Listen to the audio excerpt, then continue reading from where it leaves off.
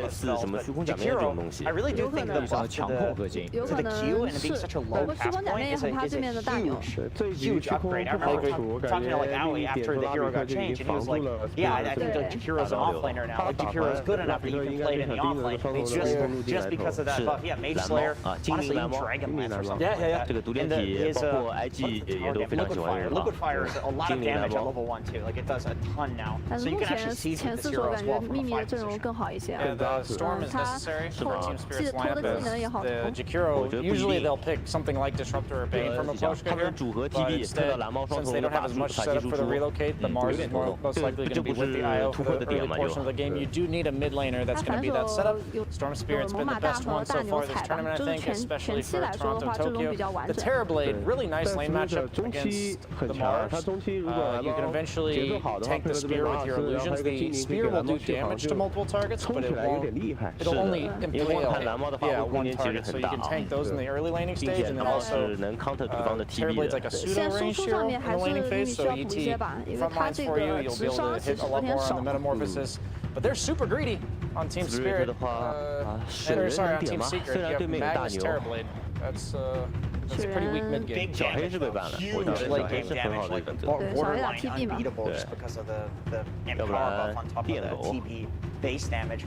I actually don't mind the idea on Spirit of sending the Jakiro against the easy TP lane. I feel like that would do extremely well. It's weird because it breaks up the Io Mars combination, but an ET is never going to run at you if he has a Jakiro slow on. And the Terrorblade, this is a hero that has really high armor and also wants to right click you, so you've got the attack slow Jakiro spell as well as tons of magic damage, right? So maybe they'll do that, but we've fought that before with some Io combination, and then teams just don't like to break up the Io. 玩家电狗全球的一个带线会让 Spirit 的压力比较大。I want to point out that this is a TB that's picked into a storm and a Jakiro, so a fair amount of magical damage in the mid game. Not too difficult to burst them down, and this could play into PSJ's point about it being quite great. There's going to be a power spike for Team Spirit that's kind of hard to deal with for Secret. 为什么会联想到此问呢？ Yeah, I'm wondering about their carry matchup because Terrorblade ET covers a lot of heroes. Usually you want like a melee strength hero that buys armor against ET because he only removes base armor, but then those heroes like Sven are pretty bad versus the Terrorblade in a 1v1. Really? Yeah. Some teams have a theory months ago. That was the patch that Sven was like, that's really busted as well. Versus band, Bucky King's band, Tiny band. 他新美都是他不好打输出，电狗是被秘密办掉了。我的想法已经被秘密办掉了，秘密办掉了。对，我嘿是不是现在站在了同一角度？然后亚特这里很开心，哎，兄弟，我就知道你要帮我电狗，但是我错。哎，其实压根就没想玩这个这么后期的英雄，我们的阵容给你打个前中期啊。紫猫也是选一个最先能打蓝猫，然后不是很胖的大招的英雄，我猫是被办掉了。贴后排。不过有一说一句，紫猫这个英雄的话，他打蓝猫属于是比较难打的。也确实我们看到更水平了。Even though her core to core against CP is good, she can't avoid it. 有点小练，小练。但是如果说细节没做好的话，就可能是剧烈。It's not quite enough to bring down a Terrorblade. Suddenly he's going to get that Sunder, turn the entire fight. The Spectre offers that little bit of extra damage with the axe that now casts the dagger, so it's an extra 300 damage damage from the Spectre. 战队拿到了这个 They rely completely on that control Team Spirit, and it's going to come down to collapse because Storm Spectre is super greedy in the laning stage, and we saw yesterday that Collapse was able to get them through that early to mid game, so that's the hero I'm looking out for. Yeah, I agree. I think Spirit wants to make sure that they're shutting down the Terrorblade because they have good ways of mitigating the Terrorblade and not taking damage from him, like the Mars Bulwark, for example. But they don't have great ways of killing him once he gets like the satanic Scotty. 蓝猫或者马尔斯飞到哪里，他就能传到哪里去支援到一个正面的战场。我觉得这个点是非常重要的。是的，他们其实本身如果拿金斯文的话，是有机会在中期拿下比赛，但是缺少一点就是斯文如果说没有大招，包括配合他们的蓝猫，其实上高能力是不强的。所以而且对面有猛犸。对他综合考虑，就还是选了一个偏后的一个英雄了。这样的话，跟对面打一个就是中期运营，包括后期的一个博弈吧。就是面对秘密的这个比较强大对手面前，他们还是选出了一个比较安全的这样一个阵容，后期能力会更加的稳健一些，把自己的容错率拉到最满。那相较于这一手幽鬼，对方那个紫猫，你觉得有形成最后一手上面的 counter 效果吗？就是让对面觉得难受这种感觉。秘密的话，我本来感觉他们中期也打起来可能有点打不过，但是最后补了这手紫猫之后，其实是紫猫跟蓝猫是一个互克的一个。是的，就看哪个中单的节奏更好，然后中期抓的节奏更紧，或者说配合酱油的一个gank打得更好，我感觉哪边就会在中期占据优势。好的，那么这场比赛的 BP 现在是已经结束了，我们把接下来的时间交给两位解说。Hello， 各位亲爱的观众朋友们，大家好！您正在收看的是第10届 DOTA 国际邀请赛的比赛直播，我是本场解说风追忆。大家好，我是本场解说尔干。接下来我们要给大家带来的是败者组决赛，由 Spirit 对阵秘密的第一局啊。这个 BP 选完之后呢，可能风格稍微有点不同。瑞根觉得那边更好一点。我觉得秘密的话选了一个打架4保1的阵容，保的是一个大和 TB， 然后 TB 这一局成型之后呢，其实打对面阵容来说还是比较不错的，在大后期应该算是一个比较好打肉核的英雄，打幽鬼的对位上他比较对有一点优势，然后 Spirit 的话，他中期应该是会有一波强节奏，就是他蓝猫精灵幽鬼一个全球流，如果说秘密的人一旦分散的话，就是很容易被各个击破。那确实，我们两个看法还是比较统一的，因为我觉得就是进攻方应该是 Spirit 这边，防守方相对来说是秘密这边，因为秘密的核心首先在后期它是比较占优的，然后其次它的刷钱速度也比较快，对，然后它是猛犸 TB 拿，它没有猛犸的 TB 本身的刷钱速度也是优鬼的，所以 Spirit 感觉前期要尽可能利用自己的机动性多进攻。对，而且就是团战 combo 来说的话 ，Spirit 团战点主要是靠这个马尔斯的竞技场，然后有一手算是团控，然后加上一些点控。后期的话，其实有一个蓝猫的 A 杖效果是比较不错的。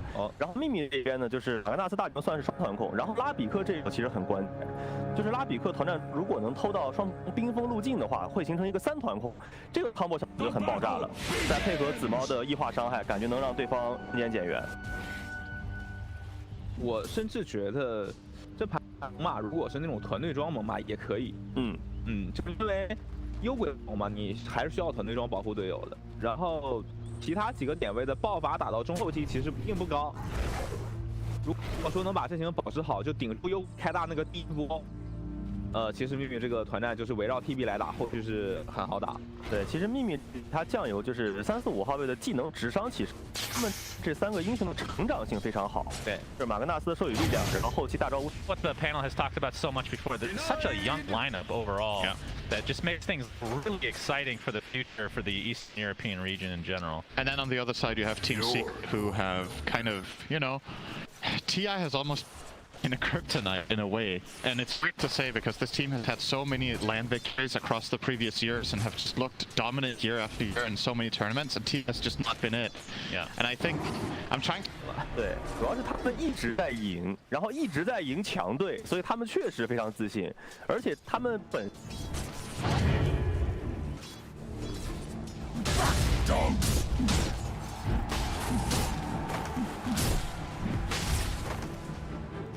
They're looking like a very hot contender for even the whole thing. Got to get through Team Spirit first. And Spirit, like they talked about, have some of their trademark heroes here with Collapse on the Mars. I believe I saw a stat the other day from the Haas on Twitter that Mars, Collapse was 6-2 with Mars, and every other player at TI combined was 7-25 outside of him. It doesn't surprise me. We've That's talked about pretty how incredible. This hero has just fallen off so much since the Animajor, except for Team Spirit.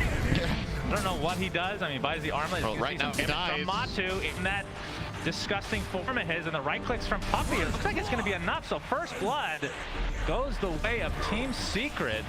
Yeah, taking full advantage of hitting level 2 first here with the ET and Terror combination, getting the reflection as well as Metamorphosis running. And they will take that. It's a nice start for Puppey. In the mid lane, Nisha is going up against Toronto Tokyo. Void Spirit against Storm. I think this is a pretty even lane. Nisha is well doing for Nisha though. Nisha's been looking incredible in lane. He was also doing great against Nothing to Say in the series yesterday in the upper bracket, the upper bracket finals. I think in many ways, maybe together with Somnus, I think perhaps standout just 1v1 mid laner of the tournament. Somnus obviously running some incredible stats, but unfortunately their team did not place very well. Yeah. And then finally top lane Zai and YapzOr. This is a classic lane for Secret to play, the Rubik +1, where both heroes have some sort of wave clear. A lot of the time what they're going to do is just push in the wave with Shockwave as well as Fate Bolt, so that they can try to pull hard camp and prevent the enemy team from pulling small. Obviously both camps have been blocked this far, but Miposhka this time is going to leave the big... Wait. It's still inside the camp. Okay, it looked like it wasn't, but it's not going to spawn either. Well, how about the lineups as a whole? Because Team Secret, they have a lot of team fight. Obviously the RP, the Earth Splitter, they have a good Roche. Well, not to kill it as fast as some other lineups that we've seen, but good counter Roche potential at the very least with a lot of these heroes. Yeah, neither team's very good at killing it. Yeah, that's true. Their lineup is more team fight centered. I would say Spirit's lineup can do it to an extent with Arena and Jakiro, as well as Haunt, but their lineup really thrives on more skirmish style play on splitting the map and then finding picks, because they do have relocate, haunt, as well as storm. It doesn't get much more global than this. Bottom lane. Telekinesis into the skewer, back into the fight for the tier 1 tower. Miposhka taking heavy damage. Shockwave keeps him at bay again. YapzOr and Zai not able to get a kill there, but you can see that Matu actually finishes up Collapse again. It's going to be a trade though. They actually kill each other, technically speaking. Collapse got the kill first, so I think he's going to be pretty happy with this. Yeah, wow. Okay. Getting some more experience, but Matu is a full level ahead of him as it stands right now, and Puppey as well as Mira have the same experience, so basically a full level advantage for Team Secret in that bottom lane. One of the worst starts I think we've seen in a while for Collapse on that Mars. Yeah. So be slightly concerning for him. Keep in mind this matchup in the lane, by the way, the Mars against Terrorblade, is pretty interesting because Mars, you know, you have one magic damage component in the spear, but everything else you have is physical, and Terrorblade has so much armor. So can definitely stand his ground a lot of the time and fight, and Puppey is, you know, being a bully as well. In terms of like the mid to late game scope here, Synderen, how do you like Spectre in a game like this? Obviously the hero comes online a lot faster than, you know, for people that haven't watched a ton of Dota in the last couple months. Historically speaking, more so a late game hero, but now you kind of get ramped up a little bit sooner thanks to the Ags that I would assume he goes for. I think it has okay conditions here. I wouldn't say it's an outstanding Spectre game. I think the primary purpose for a large part of the game will be to haunt, to give Storm vision to jump and kill Rubik or ET. I think that's how Spirit opened up the fights. In terms of just a flat-out team fight structure, Spectre doesn't fare very well against Terrorblade, but that's not what Team Spirit are anyway.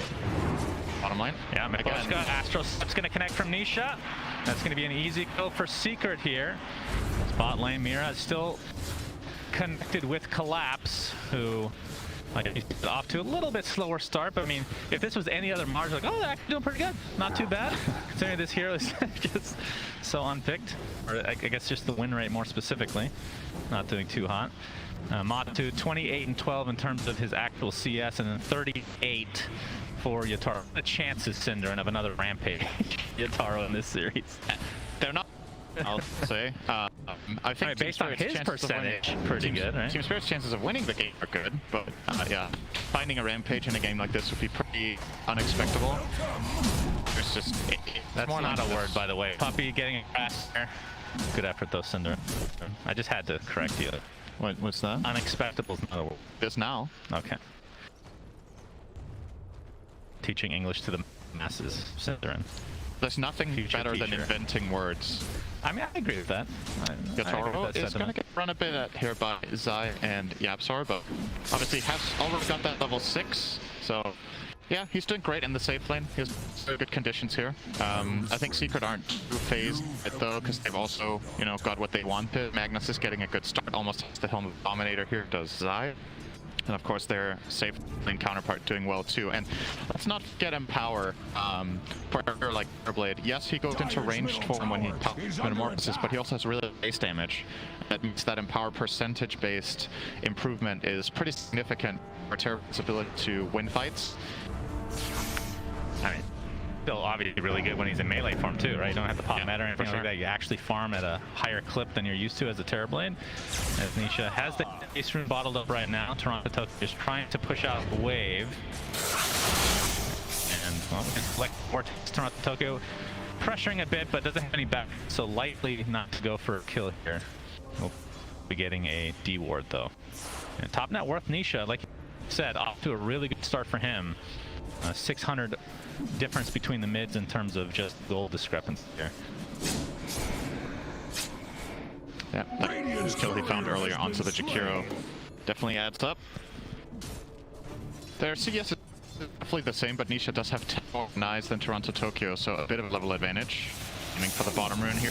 Asar's come over as well, but Toronto Tokyo still got the rune actually. Nisha a little bit off the mark with the timing on his Aether Remnant. It's gonna be very happy with that on the Storm. Unfortunately for him, it was an illusion rune, so not exactly what you want. You would have loved either a regen or an arcane rune, you would imagine there, or even a haste. Early on could be pretty nice for Storm. Double damage, basically anything else. True, true. Nisha working on a Yule Scepter for himself. Assume that Toronto Toronto Tokyo will end up going for Orchid, but obviously the Yules is going to end up countering that to some degree. Yeah. All right, when you can get a Yules and it has multi-purpose, not just for the Dispel, but setting up your own Aether Remnant, just such a good pickup this game. It's a feel-good item for Void Spirit for sure. Little detail there from Nisha, by the way. I think he's trying to fish for a ward mid. Wonder if he's going to find the one that was placed on his half as a result of that. Storm is perhaps going to make a move to Tokyo, farming up the stacks for now. Has the potential to make a move top if he wants to. Yeah, that is a pretty juicy stack to be good. taken here. Radiant's bottom tower Onto Tokyo looks like he's going to get most of it, if not all. Pressure being set here from Team Secret. Although they do have a two-man smoke on the way towards the top lane here. As Nisha ready to get some kills now, starting to ramp things up. Mira not quite level 6, so can't read top as of yet. And we'll see what the tower defense is going to be for Team Spirit, if any, because we've seen some teams just give this up super early. We've seen a lot of contests, more so than in previous patches. Zai's kind of baiting Toro here to try to go for his creep so that they can get the opener. Yeah, but will be spotted out by the illusion here. I think both or as well as Nisha might not have been envisioned yet. He's gonna charge for it. Yeah, Yatoro doesn't have mana. He has the wand to be able to successful. Okay. Radiant's if he really wants to. Nisha, all right, there comes Mira, hooked up with Toronto Tokyo, but Nisha needs to get out. It looks like he'll do so successfully now. Yatoro continuing to pursue though. Very hard to catch up Nisha for sure here as Toronto Tokyo has the whole ready to go. Full damage bottled as well, so we'll see if he wants to get active. That was a mid TP, that was pretty nice. Have a haunt coming out. Mira looks like he's gonna get dropped by Nisha. Yatoro in the meantime taking out B, so it's a 1-for-1 on just the support. In the trees will likely fall next, although Yatoro has something to say about that potentially. Coming in the downside of the trees here. So going for that Aghanim Scepter. Toronto might want to do something here with the DD. Skewer out to safety for Toronto Tokyo with that. There's your RP onto 2! Beautifully timed from Zai into the Fable. That is going to be a super easy kill, Toronto Tokyo. And now Yatoro not reciprocating the high five at all. Trying to TP out. Oh my god, how much HP did he have? Barely gets out. But still, Secret obviously would have loved to get that kill. Either way, we'll get the Storm Spirit and probably the tier 1 tower to boot. Good play from Zai, though. I don't think Toronto Tokyo was expecting that RP to come in instantaneously like that, but that just set things up. You had YapzOr setting out the line on the left for the extra damage from Fate Bolt, and this is something that Secret played 100,000 times. The Rubik 4. You can always count on YapzOr to be involved at the right place, the right time. This is going to put Secret in a very good position right now. 2k gold lead. And effectively not allowing Spirit to do what their lineup likes to do at this point in time in the game, right? Like you ideally want to find something with this arm and then haunt on it and find these picks, but Secret were kind of taking the Storm CP gets to the tower and take the D route. Okay. Fewer safety now as Nisha comes from the backside. Looks like they're just going to focus on Miposhka to start things out. Gonna be a relatively easy one for Secret to clean up. Mira attempting to TP out, will not be able to do so. Toronto Tokyo on the run with very little mana to speak of. So 2-for-0 here for Secret. But Toronto Tokyo at the very least gets a regen for his troubles. And Collapse, as we can see, has Armlet in toast and just buys Armlet on every single hero, it feels like. And on every single Mars. Every single Mars. No, he buys it. Oh, that was you that bought on Storm Spirit. My bad, buddy. Hey, that was ARDM. Yeah, true. I started building a Midas and I was like, wait, this game is way too short for Midas. What can I use my Gloves of Haste for? That was a mistake. I should have just bought Dagon like everyone else. Tryhards in a show match. Well, whatever. Yeah, Dagon tryhard. It's good in ARDM in a show match, believe it or not. Alright, Yatoro. At least I didn't copy PvP like solo. Okay, let's move on. That's true. That was pretty bad manners for sure. As Collapse in the mid lane now and working toward, I mean, he went for Blink, I won't say in the last series, but prioritizing a little bit earlier than what we're used to seeing on him, but still quite a ways away from finishing it. So but once they get that, they'll have their initiation in addition to Haunt and Zippin from Storm. Very It's quite a long time in a game like this, though. Yeah. Secret doing such a good job of just pushing out the wave and controlling the flow of the game. Both Matu and Nisha are top networks. Obviously, the Terrorblade has been largely uncontested, primarily because of, first of all the action in the top of them, but also he pushed that mid tower earlier with himself and in Metamorphosis form. Formed to TP there to defend that tower and take the DD rune, and then he backed off, farmed, and eventually that led to Secret winning the fight top because Storm couldn't connect, and that in turn built more space for himself later to just be greedy in the jungle. So, like, just kind of a domino that he started himself with a push in mid can make a huge difference. Nice cure from Zai there, just early. Yeah. Getting out. Zip is stolen from Yapzor. Very annoying to deal with as Storm Spirit. Nisha, he's going to get initiated by Toronto Tokyo, though. Here comes Side trying to help out. RP is being faked out here. Toronto Tokyo basically uses most of his mana to try to zip away there. Ends up being somewhat of a stalemate here, but Team Secret still with a pretty decent lead at the 14.5-minute mark. Yeah, it genuinely just feels like Spirit really wants to kill someone and they just can't. The heroes that are being offered up to them, they don't have the most damage in their lineup if they don't all connect together. Yeah.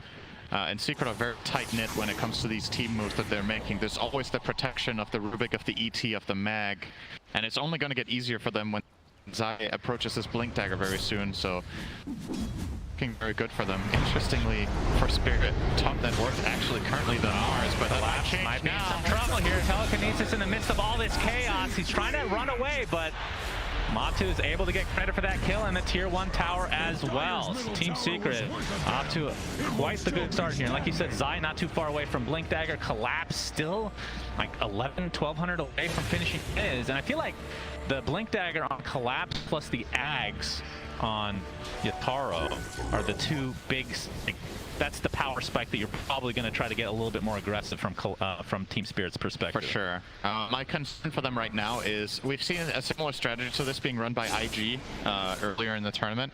I don't remember who was on the receiving end of a game where they absolutely stomped, but I don't know how well this dire strategy is going to fare from this far behind. If you're basing your strategy off finding the picks and playing quick, and you have 2 kills after 16 minutes, what could eventually end up happening is that Secret just find their item timings, group up, take Rosh, and then push high ground, and you don't get to play that separation fight whatsoever. Storm Spirit looking for the bottom rune. Will not get it. It was a regen top for Nisha, so losing the flip there. Let me ask you this question. Who do you think there's more pressure on, team-wise? Secret. Secret have all these high expectations. They have a lot of veteran players. Team Spirit's just like kind of YOLOing it to some degree. That's kind of what TI6, so I can definitely relate to some degree. And I think that's a good thing for Spirit, like that they can just, you know, they can play free. Like we talked about earlier, they've exceeded expectations already, so now, you know, everything is just a bonus and they're just enjoying Ride and doing, like, playing amazingly good Dota for the last couple of years of the main event here. And they're...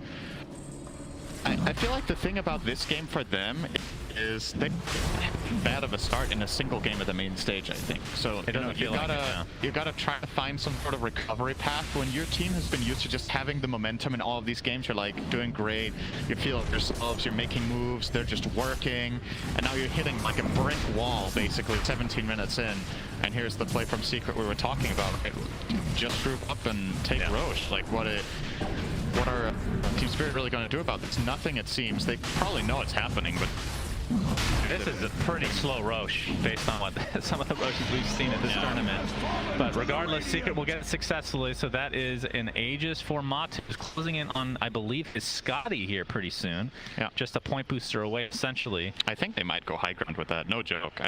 If he gets Scotty and they just go push top, perhaps they can look to end the game. They don't have to, obviously. It's not a requirement for their lineup, but they do hit a very, very strong timing soon. Lead.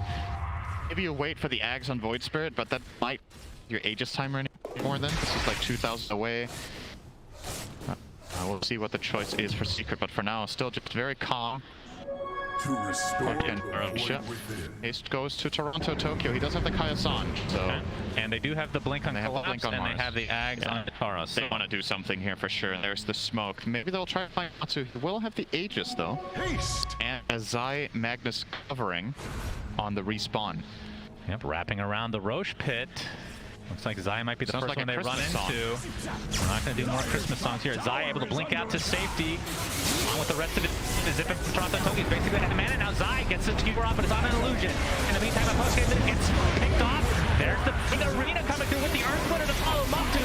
Trying to go on top of Collapse. They'll finally bring him down. The buyback down to the Jakiro. He's going to TP into the outpost. Matu still has that Aegis online. Looks like they're finally going to expend it here pretty soon. Toronto Tokyo might be happy with that engagement as Nisha. Looks like he's going to walk away safely. Matu still has that. Use that Aegis. I mean, not Nisha in the meantime. Looks like they'll pick up Taro. That is a really big kill. Away from his entire team here. I thought they were going to try to go for the Aegis and then just back up, but couldn't cleanly do so. Yeah, they couldn't get Spectre out of that trouble in the mid lane. And effectively what Yatoro ended up doing there was keep the Rubik and Elder Titan at bay for most of the fight, right? But Toronto Tokyo straight in on Nisha. That's a good nice Collapse. Can actually bring out Nisha. Gets off the Dissimulate. Nisha, another Aether Remnant, buying him some time, but Toronto Tokyo is going to get Yules immediately, basically out of mana to speak of. And Nisha, Astro Set now for another 4 seconds, actually trying to get aggressive here. Can they go back in? Zai gets in with the huge skewer onto 2, and they bring them down instantly. Team Secret clicking on all cylinders here. I think it's called firing.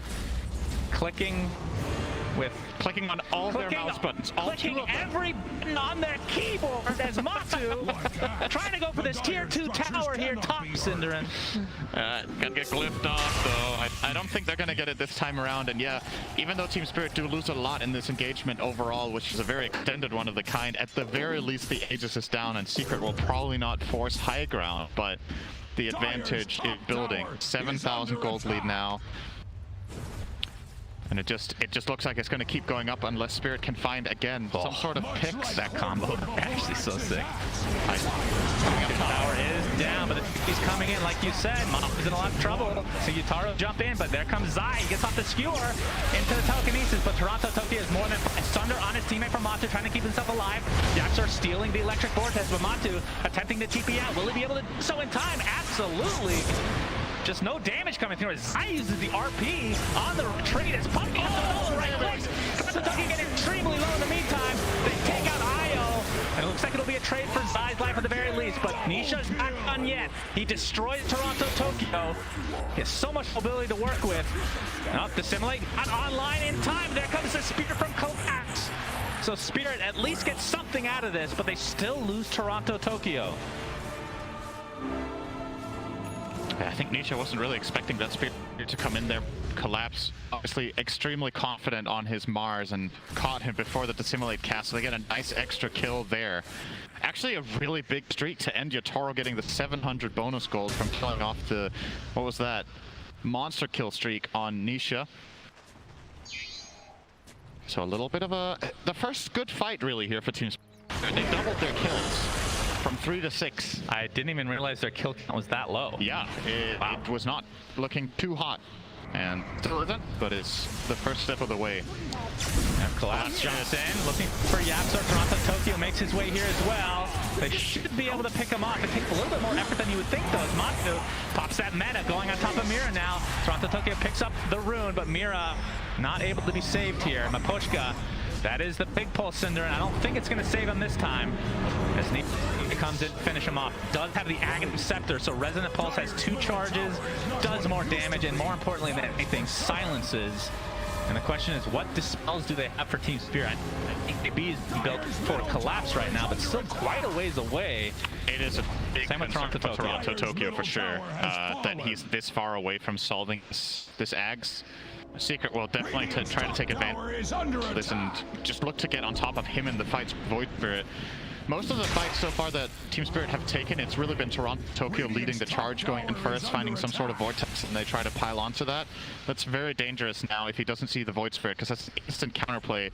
Even though you have the status resist Kaya Sanj, the double silent into RP or some sort of Rubik lift, Echo Stomp, whatever it is, will definitely kill him off. So has to be very careful how he approaches this in this game. Matu closing in on a Satanic, not that far away. Yeah, pick up the Reaver here pretty soon, and then just a 1400 Claymore afterwards. I mean, you can see he is top of the network by quite the long shot right now.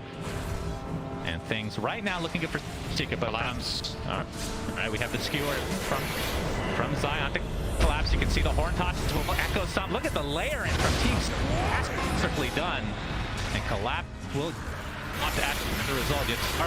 Oh, he actually uses the Haunt. It's reality rifting all over the place. That's definitely not the ability name center. That is not CK, believe it or not. Oh, we have Miposhka's ult coming in from the high ground. Yataro getting extremely low and is brought down again. Just a really weird fight from Spirit there. Looks like Miposhka at the very least will be able to live.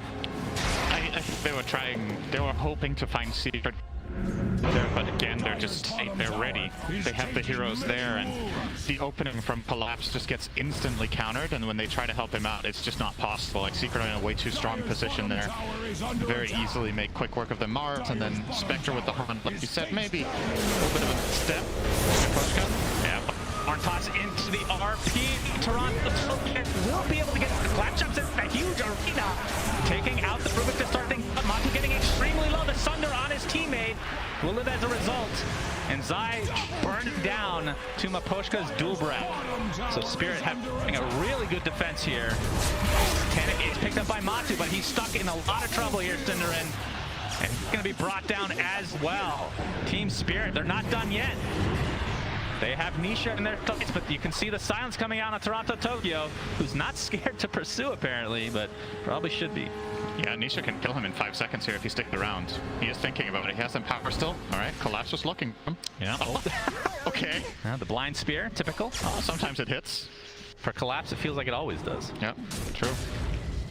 Great despite that, Spirit. yeah, that was very good with that Spectre there. This was effectively a 4-5. Obviously, Secret Zero is not in the best position, and this RP, the Ice Path from Miposhka, just saves everything there. If for that's a dead storm. They can just start piling on the kills here with the great combination. Another good Ice Path here, almost clipped Matumba as well. And honestly, in many ways, Secret, that could have even gone worse. Like, that was pretty close to losing Matu way earlier in the fight, and then they probably just clean up fully. At least now, Team Spirit had to expend quite a lot more resources on him. You know, he reminds me of the dude. Old. You've never seen that movie. Which movie? The character's named I haven't seen it. Okay, yeah, you didn't. Let me finish. Great. As we have a pause here, this is the lower bracket finals, game number 1 between Secret and Team Spirit. And I would say Secret, on paper, is the favorite, but I said that yesterday with IG, and Spirit absolutely destroyed them. Momentum is a crazy thing, something that can't be really quantified, Cinderin. For sure. Speaking of that, Secret obviously have a lot of it in this game, but the little last fight from Spirit could inspire some hope in them. According to Anki Gaben, a 3-1 favor for Secret right now, 75% win probability. It's what the algorithm gives them right now. Yeah. Obviously, the big moment we're looking forward to in this game is the next Roche, which will largely decide a lot of the potential ending of the game around the 30 to 40 minute mark. And Airblade going high ground here will be really nasty for Spirit to deal with. You saw how hard it is for them to kill him once. So the second time will prove to be very challenging, but they've done a really good job after a rough start to at least stay afloat. And with Orchid on Spectre, maybe they have an approach into this game that we should be exploring a little bit more, because he can obviously haunt, and then he can go in and Orchid either the Rubik or the ET. The Absol's Rubik does have Ghost Silver, so he's not going to kill him, but the Elder Titan, he could effectively zone out of the fight pretty much the entire way, or go on the Magnus as well, would be very strong with the Orchid. So again, for Secret, it's really important to, you know, stay close and cover each other against this Orchid from the Spectre. Okay, we're paused, Shannon. You know what time it is. We're not going to be paused for long, Cinderin. It's too late. You had your chance. It's trivia time. I get one question. Okay, go. What is the name of the passive of Grove Bow? There is none. It's a trick question. Incorrect. It's called Magic Ant. It amplifies magic. You know it has a passive. Wow, that's actually even more boring than I was imagining, and I had low expectations with that question, Synderen. Thank you. Matu in the jungle right now. See, what's next on the list for him? He has the Finnish Satanic that we already saw, has the casual Yasha. Looks like it's going to be BKB. Does he not want Manta or even SNY this game? I think it could make a case for even finishing a late SNY here to get the services, but oh, Zai was looking for him. Didn't put the Horn Toss connection there. RP was still on cooldown for 5 seconds. Maybe he thought he had seconds here. Maybe he was trying to RP, but I think he was trying to Horn Toss. Anyway, wasn't going to happen. Toronto Tokyo with the fresh BKB as well. Obviously, will be a much harder target for them to lock down now. And for Secret, you have a couple of options. I think primarily right now you want to protect the Roshan area and see if you can farm up the Terrorblade's BKB. If you line those two things up, so you have Aegis and BKB going into the next fight, crazy strong. If you aren't able to have both, I think, you know, you could probably have the BKB and the Falcon be centered around Roche, so you might need to contest for the Aegis. So your triangle area right now seems very well advised. Just stay here, make sure you get all the camps on Terrorblade. Well, you keep pushing out the mid lane as well and just leave bottom lane empty. It doesn't really matter right now at all. They're gonna make their own smoke move though. They're actually not waiting for either the BKB or the Roche. Just going for it here. 30 seconds respawn left on Roche. Maybe they want to find a pick and then try to get Roche off of that. If they do find Yatoro, he will not have buyback, so he would be a huge find, but just barely stayed outside the observer ward that Secret have down there at the Secret Shove area that sees a little bit into the lit for a little bit of a glimpse there. He went right around it on spec. Or that like Spirit are kind of aware that Secret's something obviously completely off the map, and Secret don't have vision themselves. So Roche probably has assuming the same. Spawned. Second Roche available for the taking. So whoever wins this fight will likely get. I mean, they, depending on how many are alive, it'd be pretty difficult to take Roche to line up still. Will require Matu at the very least for Secret. Speaking of Shard, keep in mind Rubik bought his. Pretty key item here, I think, to reposition people out of arena. When you get telekinesis, you get height. And if you have height, you can exit the arena, right? So that's why Slark can pounce out of it, for example, or Mirana can leap. Yeah. So I believe now any hero on Secret's lineup will be able to exit. As long as they are pinned to the wall, YapzOr can toss them out. And that is a huge amount of damage mitigation, technically, for any hero in his team. So really cool, creative approach to this. We don't usually see him buy a chart in this spot. YapzOr will generally buy, you know, bigger items. Yeah, I could be very interested to see how that works. We don't get to see it often at all in pro matches.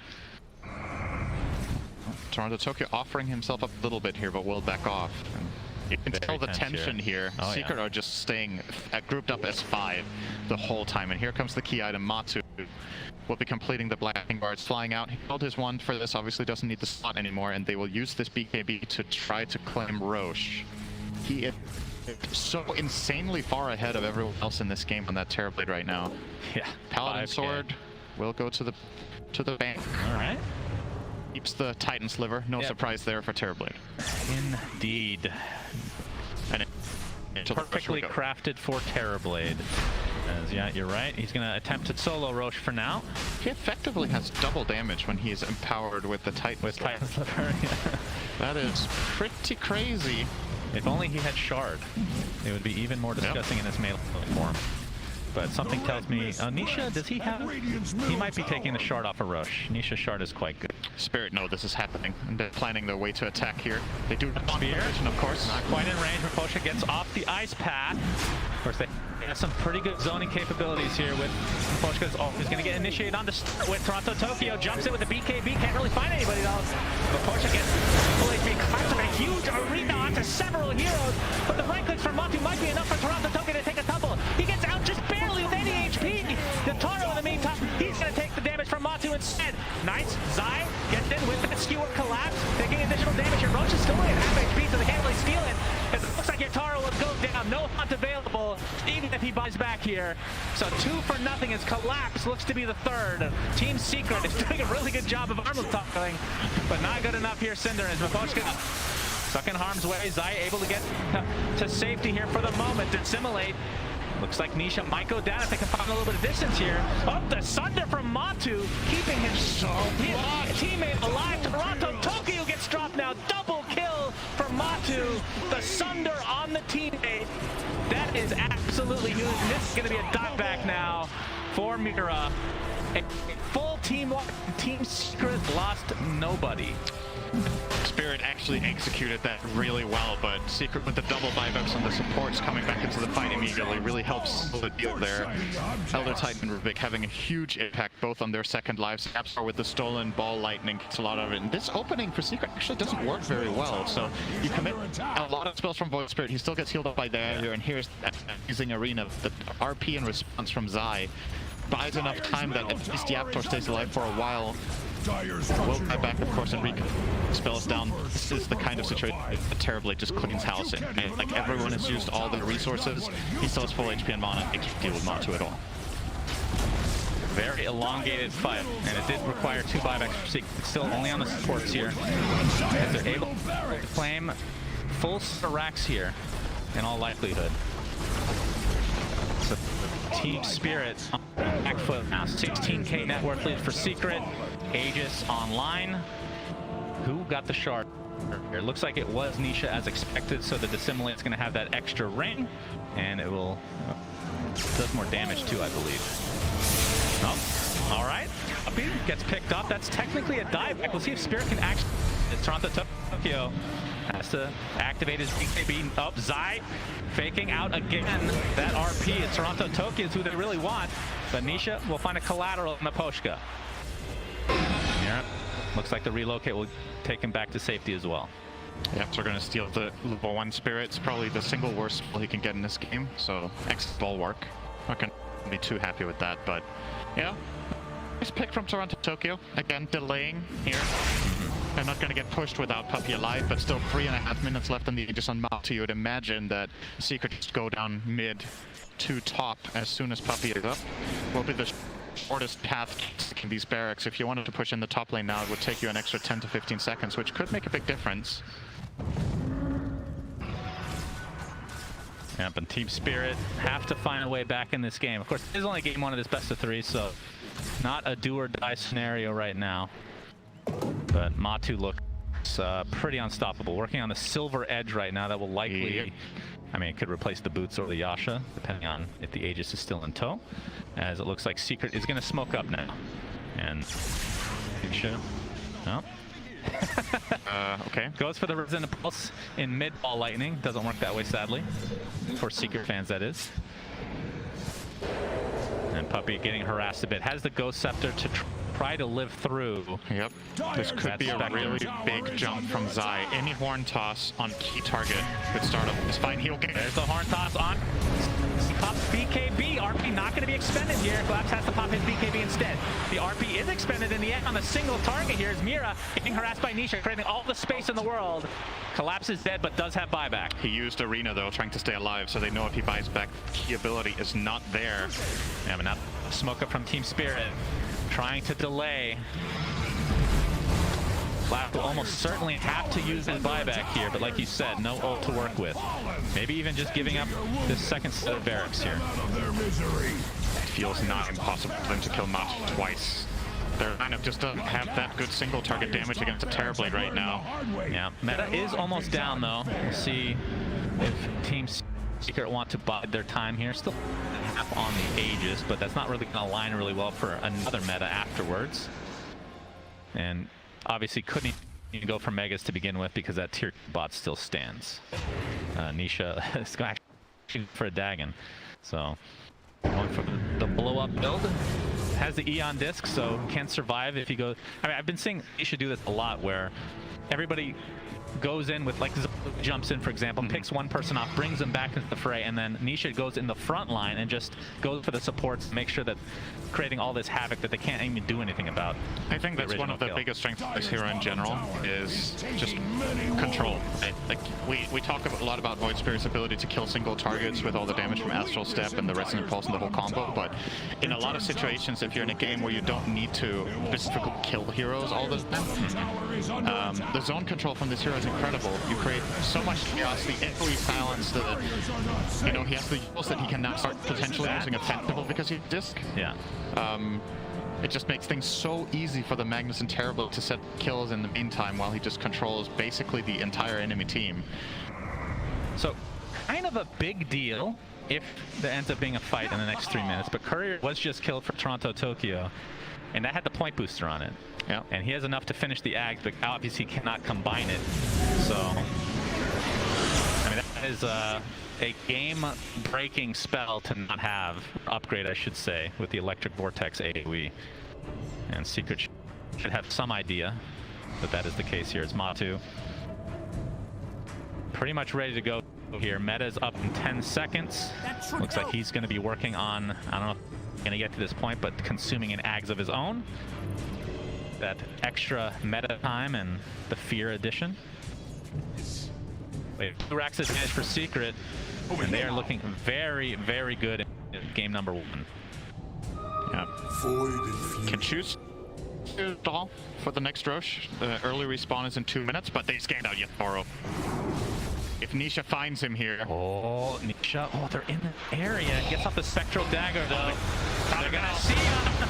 The Yules into the Aether Remnant follow. He gets off the hot, though. Gallading all over the place. Gets silenced for the time being. Silenced the second. Zeit not able to connect on the Skewer as collapsing on the BKB. Matu gets off his meta in the meantime. They're trying to go for the Spec. Break is there from that Silver Edge.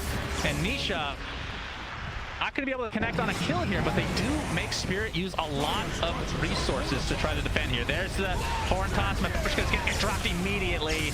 Toronto Tokyo pops the BKB. Just has no damage to work with now.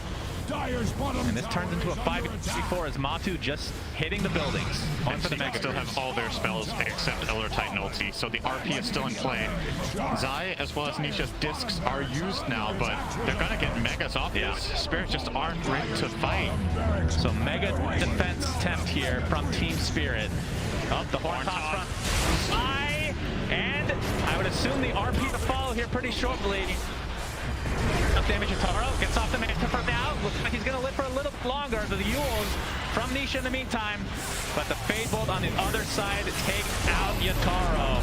And it looks like this is going to be a Game 1 victory for Secret and Sindarin, as they are looking extremely warmed up in game number 1. Yeah, this game has just not really been close except 1 or 2 fights where Spirit lined up everything perfectly. And Yaps now finally gets the Dream Steal of the game. I don't know if this is the first time in the game he's had it. It kind of feels like it, but has that level 4 Ice Path with maxed out Arcane Supremacy, effectively turning this into, what's that, over a 3-second stun. Instant chat. Okay, showing off the act of the instant kinesis. Doing a lot of damage to Zai. Looks like he'll be dropped down in the end, but Secret getting the better of this exchange as Matu pops the BKB, just going absolute ham on Collapse. There's the Ice Path again. GG's is called. Cinder and Secret take game 1 in convincing fashion. Yeah, they did. It's really set up this usually for Secret, just the way the first 5 minutes went, right? Or the first 10 minutes. They're doing great in their lanes. Spirit, when they do get their levels on the heroes that need to make the play,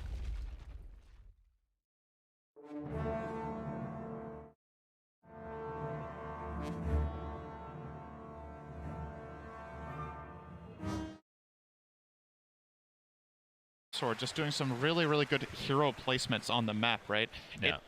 From our perspective, it might look easy because every time Spirit go for a move, they're ready to counterplay. The challenge in this isn't necessarily the spell casting, it's being there. It's reading the map, knowing that you need to cover these exact angles at these exact times, and just a masterclass from Secret and how to play around your cores, really. So, very nice job. Team Spirit's Cinderella run is at risk of being stopped here in the next game, Cinderin. But Team Secret take a 1-0 start to this best of 3 lower bracket. Let's see what the panel has to say about this performance from Secret. Thank you very much, Sunsman and Cinderin. Let's start with the draft for this one, because I think one of the things that often happens when teams are facing Spirit is they go, okay, right, we're going to target Mars. Well, we're going to target Collapse's Mars, not let him have the hero that is really his signature. Or they're going, oh, maybe we should try and target Yatoro. But what we saw with the first round of bans from Team Secret was actually targeting the Matryoshka Purge. And they take out his Winter Wyvern and they took out his signature hero, Bane. And it seems to be that that's really where Spirit's troubles began. It definitely hurt them a bit, and that's kind of a continuation of how other teams have tried to beat Spirit. They said, oh, well, we'll ban Collapse's best 2 heroes, then he dominates with Mag. And now they finally get to do it against Miposhka. Instead, they put him on Jakiro, and while Jakiro is an effective hero, he's not the laning dominator maybe that some of the other guys are. And also the other crucial thing, he maxed out Ice Path. It makes their mid game really strong. But laning stage, he just doesn't do nearly as much damage with Dual Breath, which makes the game harder too. So it was a cool way to push them on the back foot, and it definitely made their lanes weaker than they should have been. Do you think that Spirit were probably like, oh, hang on a second, we've got our favorite duo available. We can just get the IO, we can just get the Mars. This is going to be great, guys. This is going to be a shellacking from our side. Effie? I think you definitely go into every Dota game that you play with a certain idea, right? And sometimes it works and sometimes it doesn't. For me, the biggest thing that stood out was just giving away Magnus. I think after the last couple of days, you just either try to take it for yourselves or you ban it out, because it makes the way that you have to navigate fights very different. And it's all very subtle things that we can't really see per se, but you have to always be careful of your positioning, where you're standing. And that game was insane. It was fight after fight, and the spell casting was ridiculous from both ends. But I don't particularly want to blame the draft alone, but I do think that they could have changed it up a little bit. And while Jakiro is a hero that's capable of fighting a lot, it's just not that good at the moment, I would say. He has his very niche moments, but I don't know. I just want to take it back to something that was said about the first 10 minutes. I think that Nisha's ability to just control the tempo of this entire game is actually what set up Secret. They really set him up for a really good game. Nisha was having a good time in the mid lane, staying almost a full 1,000 gold ahead of Toronto Tokyo's Storm Spirit, and just playing from behind on the Storm. Yeah, they made him some stacks, but it was not enough. The movements, and to go back to the amplifying your carry, because if you look at the, you have Io. Io is not a hero that wants to play with Spectre that much compared to Magnus, who provides you that extra damage, provides you cleave when you're in a melee form, and also going for that Solar Crest, which is, kind of a big deal as well. So and you have ET on your own team. Yeah, and just to add on to that point, like, outside of not having the most synergetic kind of carry for Io to play with, if a Void Spirit has that kind of game, you're in danger all the time as an Io. It is so hard to live through such a big Void Spirit. Yotaro just seems to be having so much fun with the different carries that he's playing, though. At this stage, he's now played 13 heroes in 13 main event games.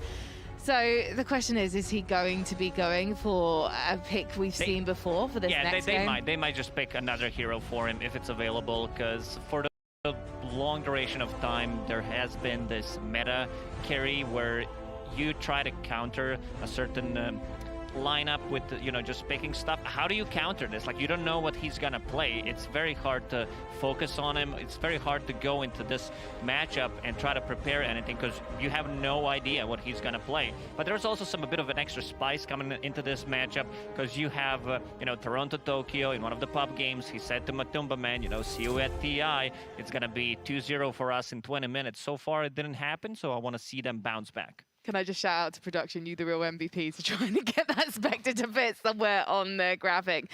It was also predicted by the draft panel that Secret just had this late game unbeatable damage. Was there a point where just Spirit didn't have the availability to come back, or did you maintain hope, Purge? The last 20 minutes of fights looked hard, because you want to kill Terrorblade, but they didn't quite have the best disables to do it. Like, if Mars gets on him and they spear combo him and they jump on him, it can kind of work, but the Spectre versus TB matchup isn't very great for Spectre at many stages unless you get really far ahead, and there's always the threat that he's gonna sunder somebody. So it's there's just a lot more danger when you're trying to get those really important kills. And the other thing was that they just kept chasing around the Void Spirit consistently.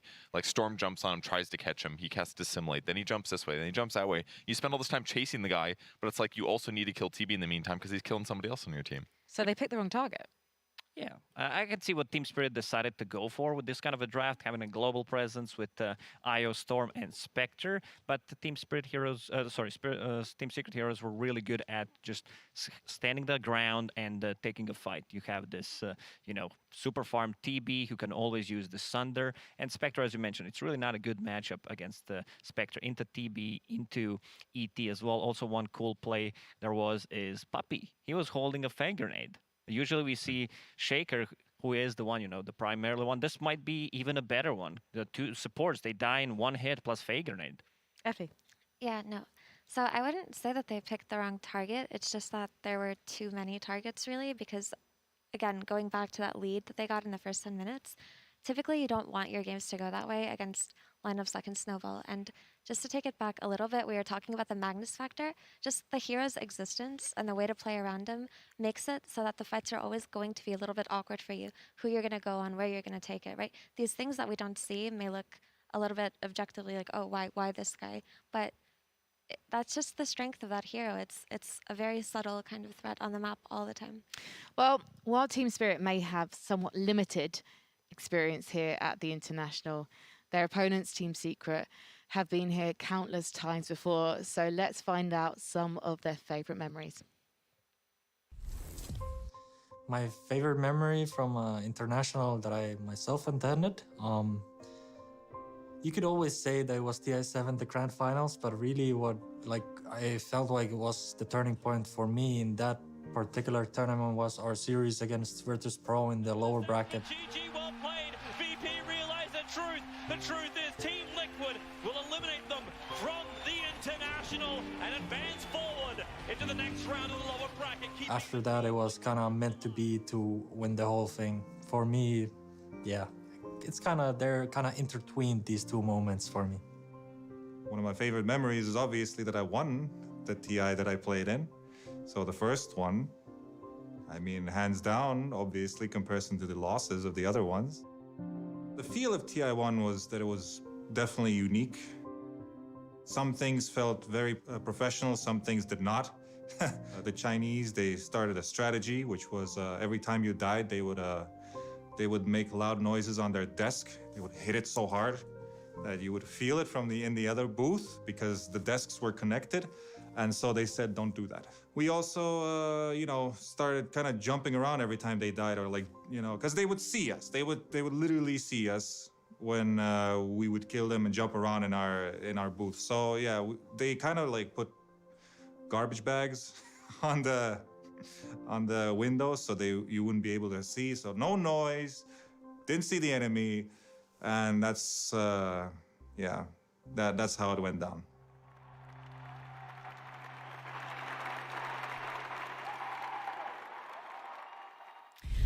Well, Puppy, don't worry.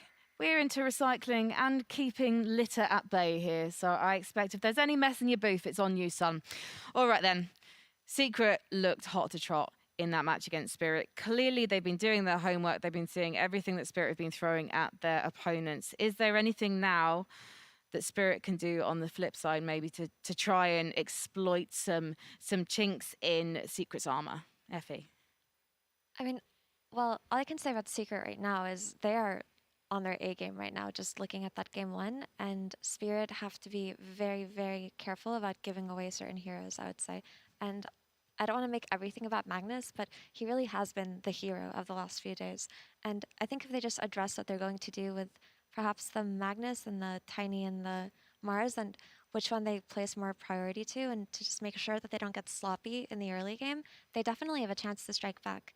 And losing one game, it may have offset their momentum a little bit, but I do think they're capable. They just kind of need to take a deep breath and regroup here. Well, the teams are taking to the stage now, casual as you like, for Team Secret, but they have the upper hand in this best-of-3 series, and they know it. They are so confident as they head into their player booth. But Team Spirit, when they came to this tournament, they were expected to maybe make it to, obviously make it to the main stage, but top 3, they surprised us all, and they would be more than delighted to surprise Team Secret today. Now, we didn't get a chance to talk about it much earlier, but Team Spirit and Team Secret boast these incredible, electrifying, flashy carry players. How do you expect this next Natu and Yutoro matchup to go, Lacoste? I mean, Matu has been looking really stable. I believe he has 4 out of 4 wins on Tiny. One of the also comfort heroes that he played really well is Ursa, even though it's only 50% win rate so far at the TI. I like the aggression that they make with the hero. Usually when they are playing Radiant, you need to ban it out because of always that Roshan threat that he provides. And Matu, I mean, it's just, Matu kind of a style where he will find the farm, he will play with the team. One of the reasons why he is so farmed is because they enable him. They enable him so much, and also their offlaner Zai doesn't take that much farm on the map. One of the reasons why Matu gets a bit more, and also YapzOr. It's an interesting point that you make then about the farm, because that's one of the things that I learned first about Team Secret is they're a team that is much more flexible, it sounds, in their farm priority than other teams, Effie. Yeah, it feels like sometimes they just kind of create gold out of nowhere when you're watching a Team Secret game. But I think that just goes back down to their strengths of being able to play defensively when they have to and being able to hold their farming areas, right? Team Secret play best in situations where the enemy kind of feel pressured because they're all farming so much and they run into them, so they make a mistake, right? And that just comes from their ability to read the map better than others, maybe due to experience, due to Puppey's leadership, but it just feels like when it comes to map movements, they have that down more than any other team. And Pej, how would you compare Collapse to Zai? Because Zai has so much experience. He's clearly one of the most intimidatingly clever players I think I've come across so far. And then you have Collapse, who we can see on screen right now. So maybe they'll talk about him on the draft panel.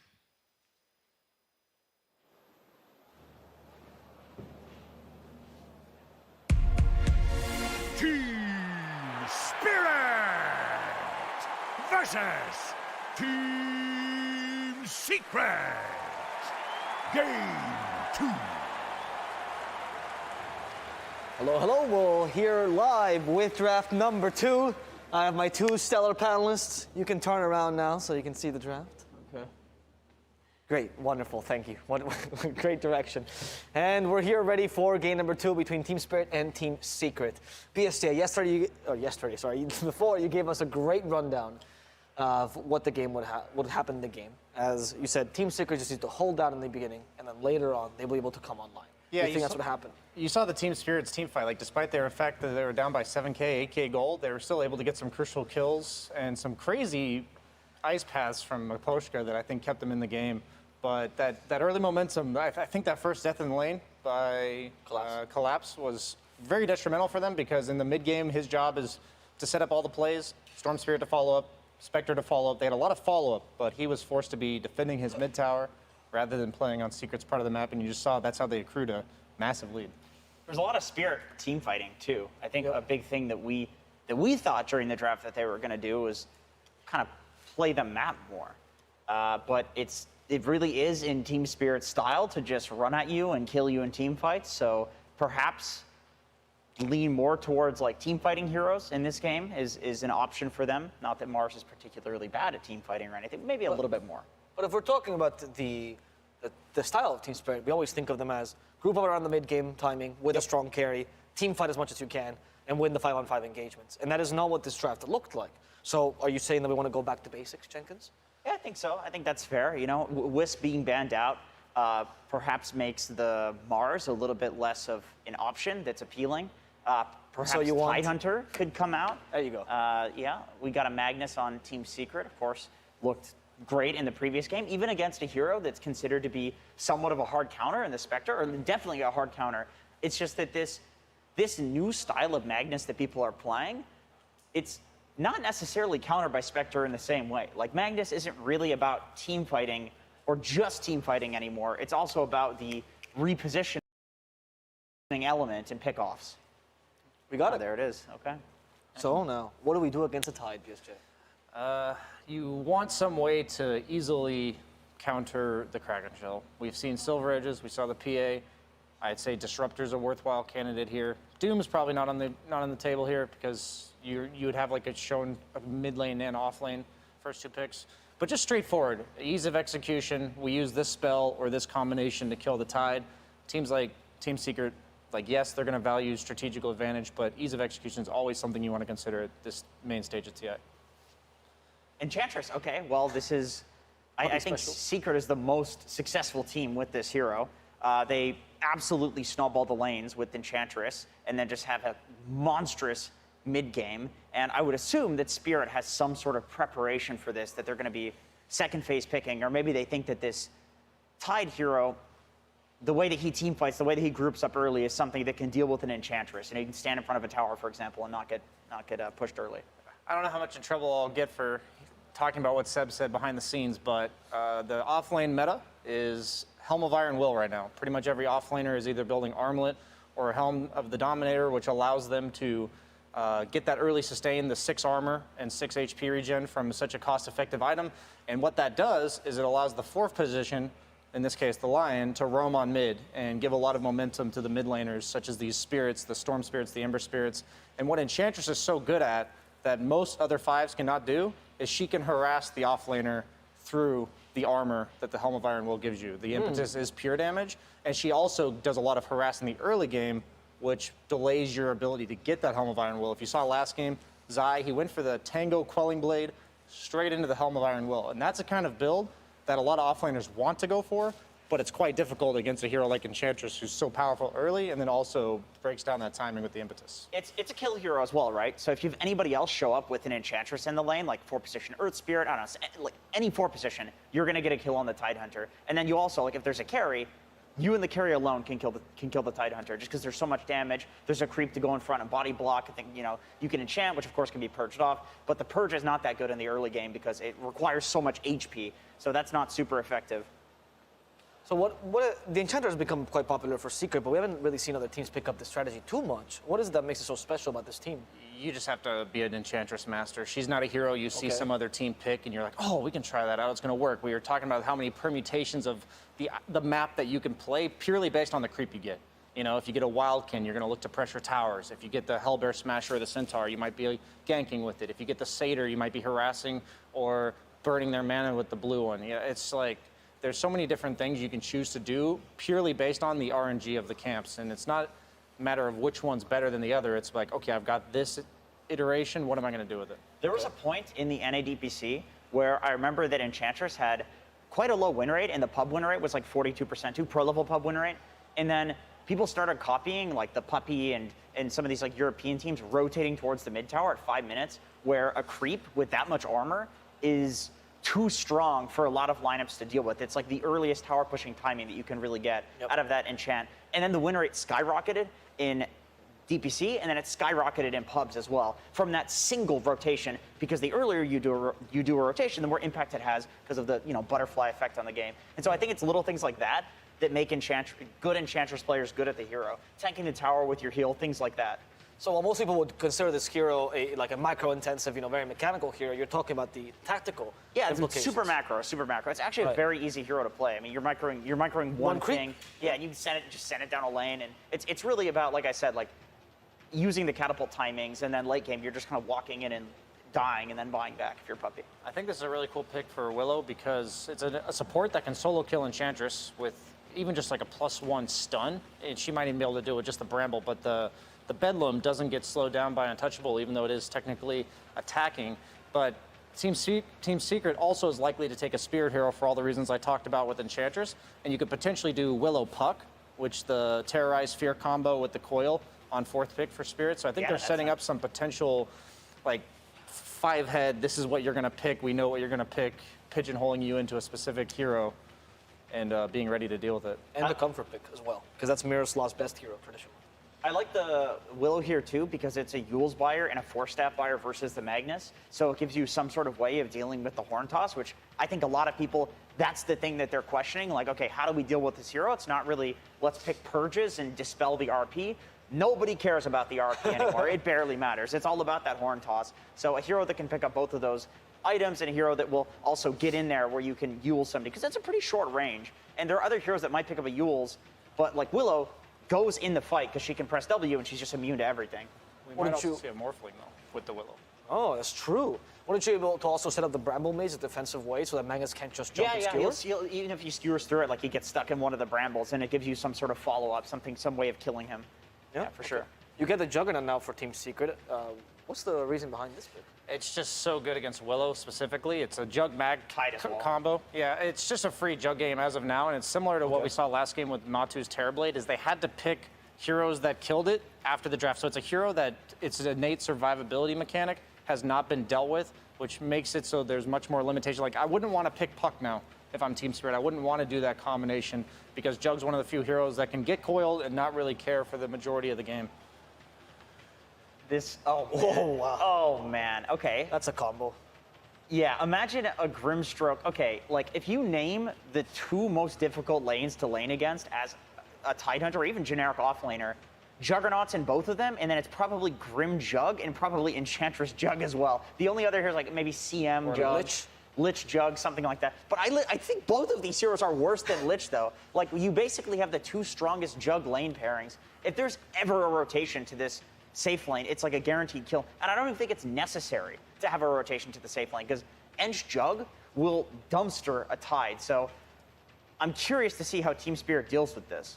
There's the Morphling. Good job, ESJ. Now that the combination's off the table, this is the first duplicate hero, by the way, for Yatoro throughout the entire main event. Something to keep in mind. He did cap out at 13. The dire straits now. Maybe the millions of dollars potential is better than the memes of picking a different hero every single game, but you mean the pride of winning TI, because they don't think about the money. Players have never thought about it. Sorry, the pride of winning TI. Thank you. And I think what I want to see from Team Secret here is that Magnus has really no way to pressure Morphling in lane as he gets like level 3 or 4. So I would expect them to start the Grimstroke top, and then when we talked about the Helm of Iron will timing, where Mag, he's not going to pressure the Morphling, but he's going to do his own thing. He's going to survive on his own. They'll rotate to the Jug lane in order to get him the momentum with that Inkswell. So that's a specific rotation that I'm looking out for Team Secret.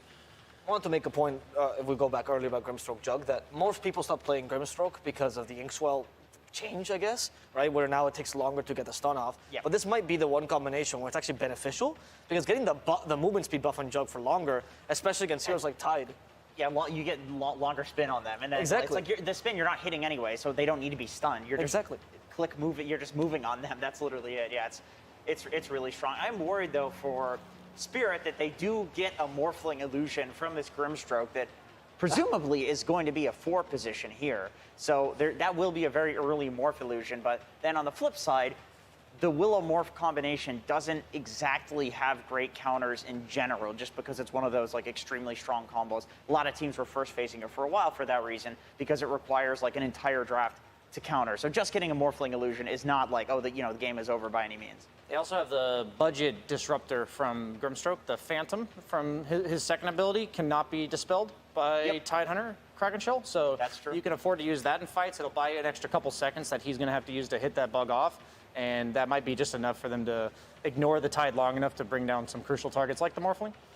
I do think with this draft for Team Spirit, if this goes to like 30 plus minutes, they could completely crush Team Secret, at least with these current heroes that we're seeing here. There is the Mag and Jug where you're gonna have the Empower, so there will be like a presumable item advantage. But if these two teams are on an even playing field and it's 30 minutes and they have the Willow Morph, there is nothing currently to deal with that. And they're gonna do enough damage to completely obliterate a Jug. Like, what is Jug gonna Omni Slash a Morphling? He's got 6 different ways of getting out of it. He just becomes the Willow and presses W, and then he's fine. I expect the Jug to probably go Diffusal this game. It's so good against both of the supports. Even though Willow, you won't be able to hit her, you can do full damage to her through the spin. One of the few carries that can do that. But then also just the mana burn against Morphling now, the fact that Morph takes mana. As attribute shift. Yeah, Tide as well, honestly. You spin on the Tide, you drain his mana, and it's like you don't even need to kill him. He just has no mana. I wouldn't be surprised by like Yasha or Falcon Blade into the Diffusal. Yep, sure. Just to ramp up the pace, like you said, because once we get to that stage of the game, Team Spirit's representing the same threat that they had last game with this immense amount of team fight, like 1 or 2 item timings. But then you saw Secret, they're all about that laning stage dominance, turning it into a mid-game dominance. There's the final Spirit here that we're talking about. Area damage against Dark Willow, pretty decent mobility, good magical burst against the Morphling. Probably the best Spirit hero you could run here against a potential Puck counter. Yeah, for sure, because you can get the Yules, which of course you can set up for the Puck. You punish phase shift with your Remnant. Yeah, 100%. It also pairs really nicely with the Grimstroke, because you can put the bubble onto Nisha, runs in, gets that huge stun duration. And then on top of that, I think that Team Secret needed an incredibly active hero. Like Storm Spirit is active, but at like a later point than Void Spirit. And between all of these heroes that they have here on Team Secret, once again, there were a lot of plus ones. There's a lot of heroes that want to do stuff, but they don't want to be the one that's going in first. And so Void Spirit is probably the best hero at doing that, at least in terms of the earliest. Your mid tower is going to get dove on Team Spirit so early. The Void Spirit was like a little bit of that oomph that they needed from the mid lane to enable the Inkswell as well as the Enchantress rotating. So whatever hero this is, Kunkka, I like that. You probably needed more of a frontliner, more of a hero that doesn't mind having heroes running him. He free farms pretty much against Void.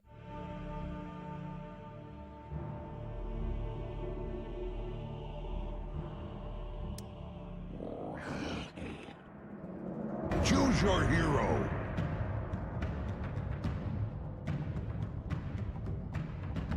To get to his Acceptor timing. And not only does Team Spirit have the lore going on, where they have Tidehunter Kunkka, and then they have the water in the Morphling. Yes. Also, very good. Tidehunter and Kunkka, it's very disruptive in team fights. I don't know if you guys have fought against Double Ravage and Torrent Storm in a game, but it feels like you're just always stunned. You can't walk into fights, and you can't even get a BKB or have Jug Spin or anything like that because it just covers too much. If Spirit goes late game, it's an easy game. Well, we're going to see what Secret's coach thinks as Reaction Slacks is there in the sidelines about to ask Heen some questions.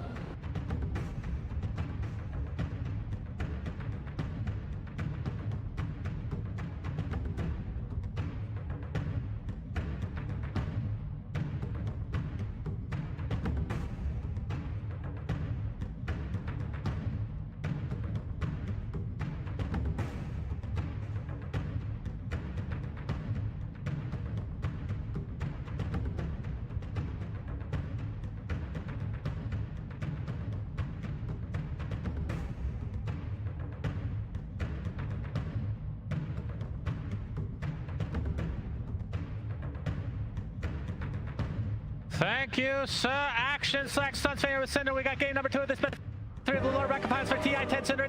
This is going to be a good, juicy game. I can feel it. Yeah, for sure. Can you? Yes, I feel it. Are you sure? Very much. Yes, I do. I feel that these two teams are going to be playing very, very differently. And interestingly enough, it's not risky exactly, but the team that feels more on a timer is now on the other side, right? In the last game we were debating, okay, Team Spirit, you know, you're going to look for these skirmishy fights, you're going to try to play fast, and Secret will eventually outmatch you and have stronger team fight in late game. This time around it might be the other way around, and Secret will need to play a little bit faster probably. The good news for Secret is when it comes to winning early games, there is a guy on a hero in the pink slot right now that has a very high impact in general when it comes to that.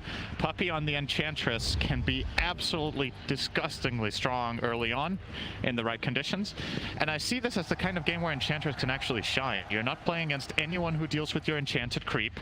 You have really good lane partners to gank for in the Magnus, the Void Spirit, and the Jugger. So all eyes on Puppey, I think, in this game to get Secret ahead. We got the Earth Spike to come out onto Zai with the Bramble to follow. He is forced to skewer, but will live through the day, Cinderman. 30 seconds to battle.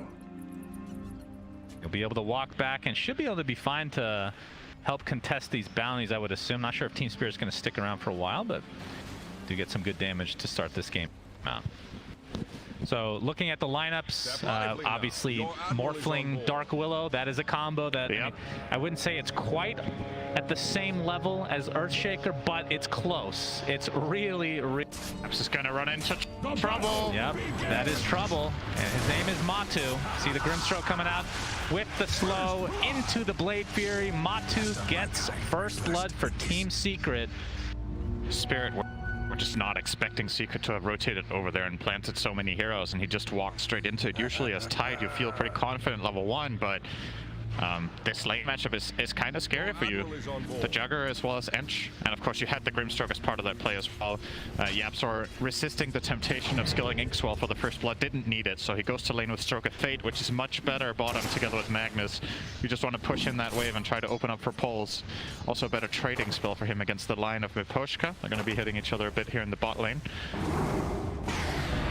And mid lane, they already discussed, but it is the Kunkka versus Void Spirit matchup. Toronto Tokyo versus Nisha.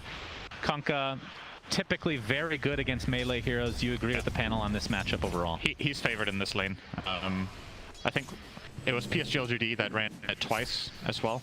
Against, I don't think it was it Void Spirit in one of the games? I don't remember, but they ran it as well and had great success with nothing to say on that mid Kunkka against one of the melee spirits. So yeah, expecting Toronto Tokyo to pull ahead here. Obviously has the added luxury of being able to very quickly farm small camps on the side. So it can just push out, take this, and come back to lane and even outscale the Void Spirit in terms of the farming capability on the side camp as well. Void Spirit isn't as good at it early on. He will eventually be equally quick when he has levels, but in the beginning, Nisha will be playing at that disadvantage. Puppet continuing to be that absolute nuisance that you were talking about earlier, has that troll creep which finally runs out, but in addition to the Blightstone that he started the game with, just very annoying to deal with on the laning stage. I think, or is he going to go all the way for the Mud Golem? Do the pull. Okay.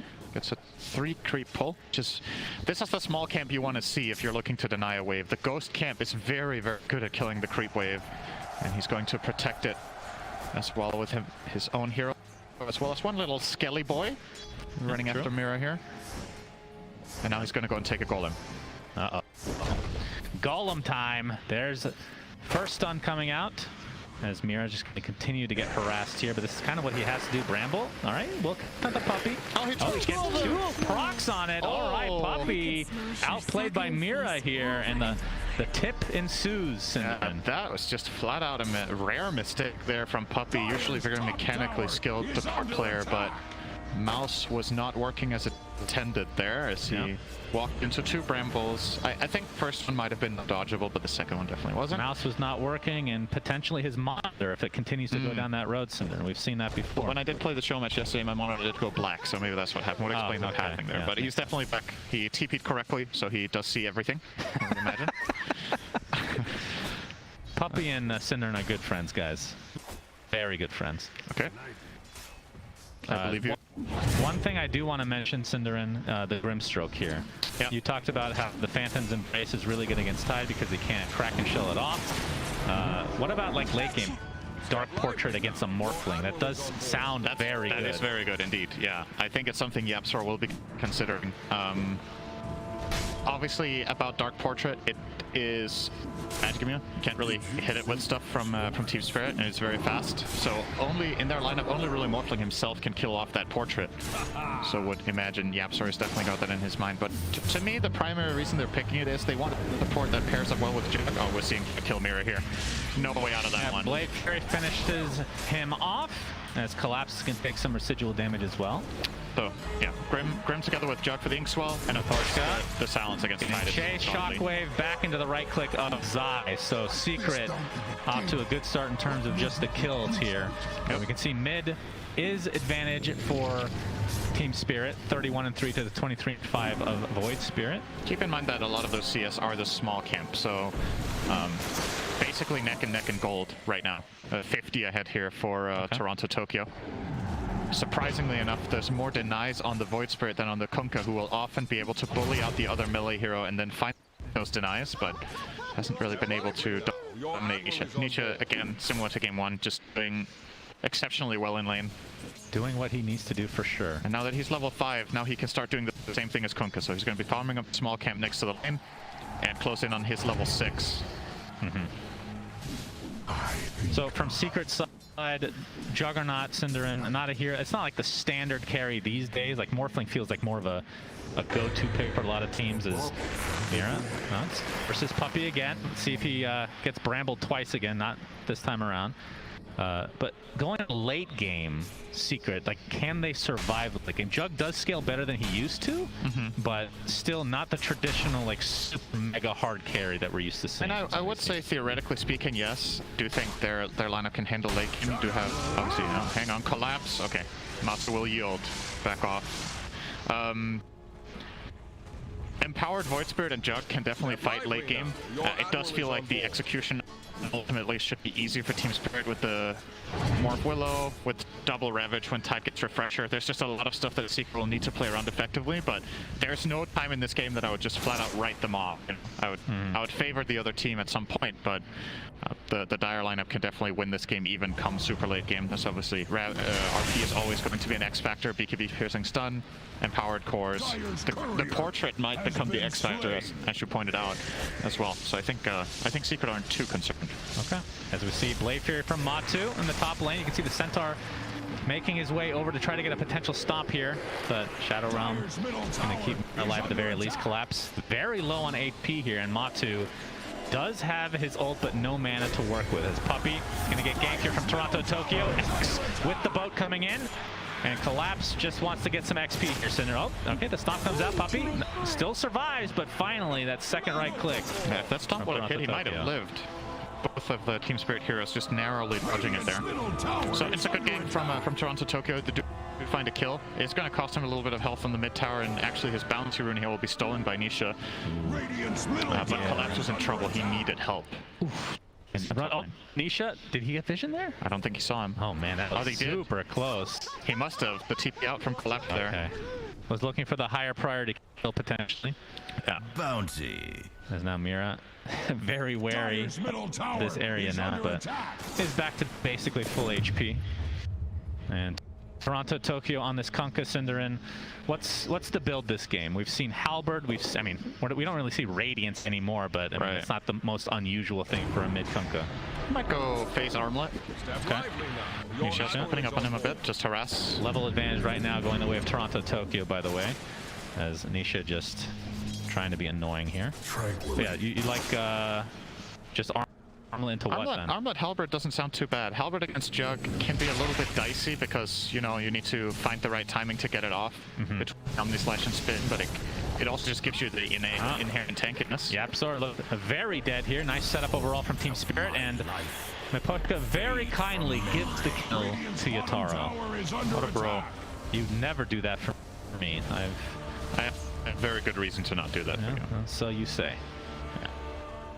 Still very I have statistical evidence that it's better spent on me. Stats lie. I'm pretty sure that's a segment I've heard of. Collapse now level 6, so Ravage is good to go. It looks like bot is going to be refilled here in the mid lane for Nisha.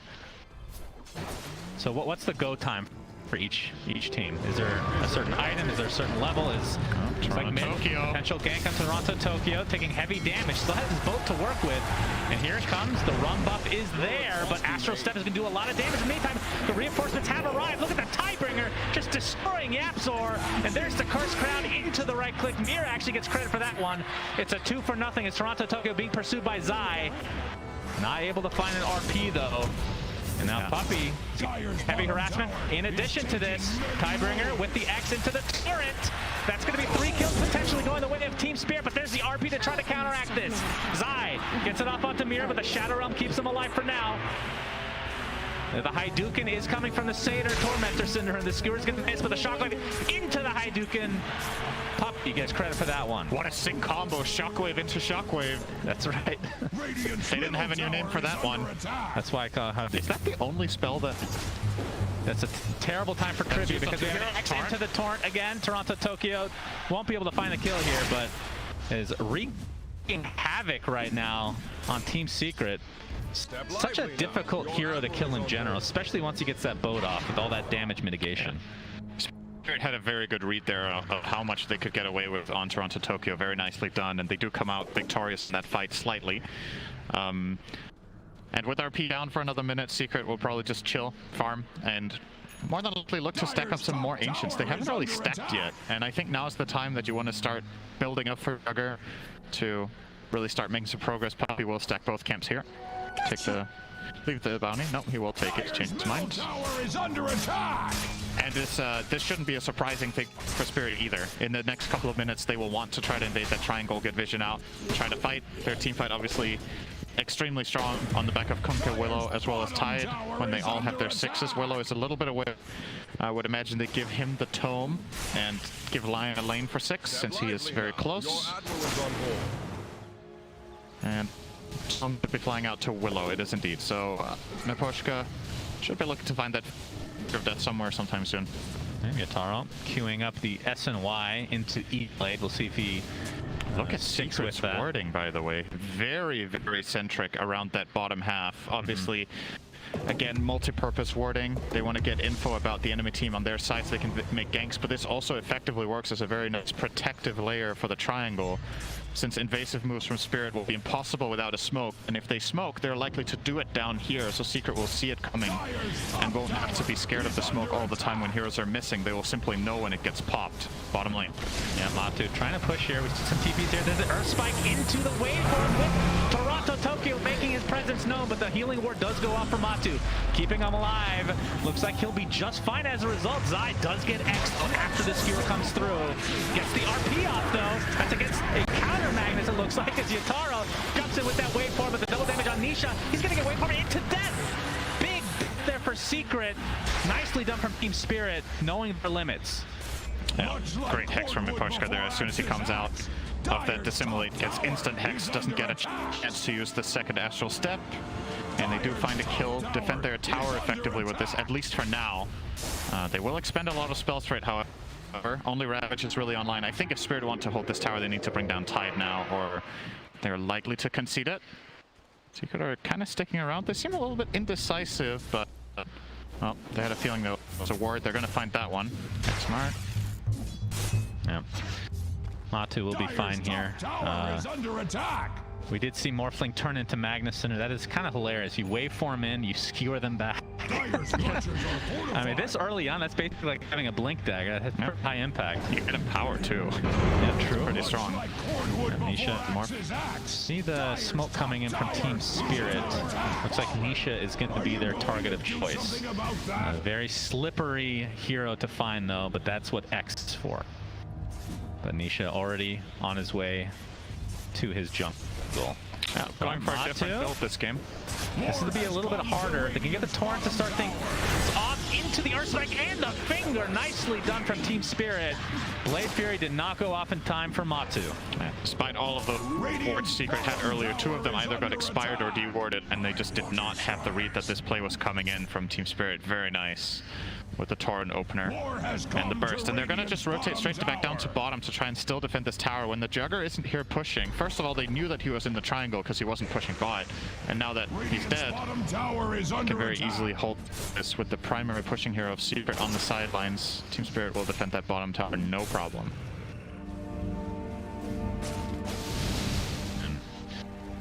In terms of item progression, Toronto Tokyo pretty close to BKB, just the recipe away right now. Going for a very early one, so double bracer BKB, extremely tanky on him. Yeah.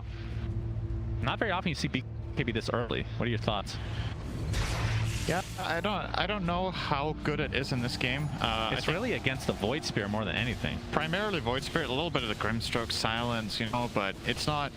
I don't think it's an obvious key BKB game. But I think what Team Spirit planning for is just to feel really strong approaching that mid game so they can just group up and go fight and have a clear front line in both him and the Tide.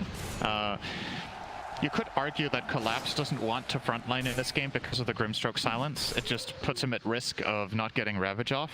So maybe Kunkka can just do the job, since he can just remove that silence. Is it also recognizing that Team Secret's power spike is more mid-game centric, and they just want to be prepared for that potentially? Yeah, it could be. I feel like you could also prepare for that with the Armlet Halberd, to be honest. I think that would also make you really strong at that point in the game. But this way you guarantee you get your spells off, and I think he might be rating that more highly. You know, their lineup has insane spell bursts. It's just about getting them off. Yeah, Matu empowered now, level 11, and going for this bottom tower. There's going to be some pressure mid from Team Spirit in the meantime, though. We'll see if this ends up being given up. Top tower has already been killed, so looking for the potential overall trade. SNY picked up by Matu, so both respective position ones will be getting SNY, it looks like, Synderen, this game. Yep, going for that extra status resist. There's a lot of stuff on both teams that you can get value out of status resist against. Puppey is dead. Jinx. Jinx.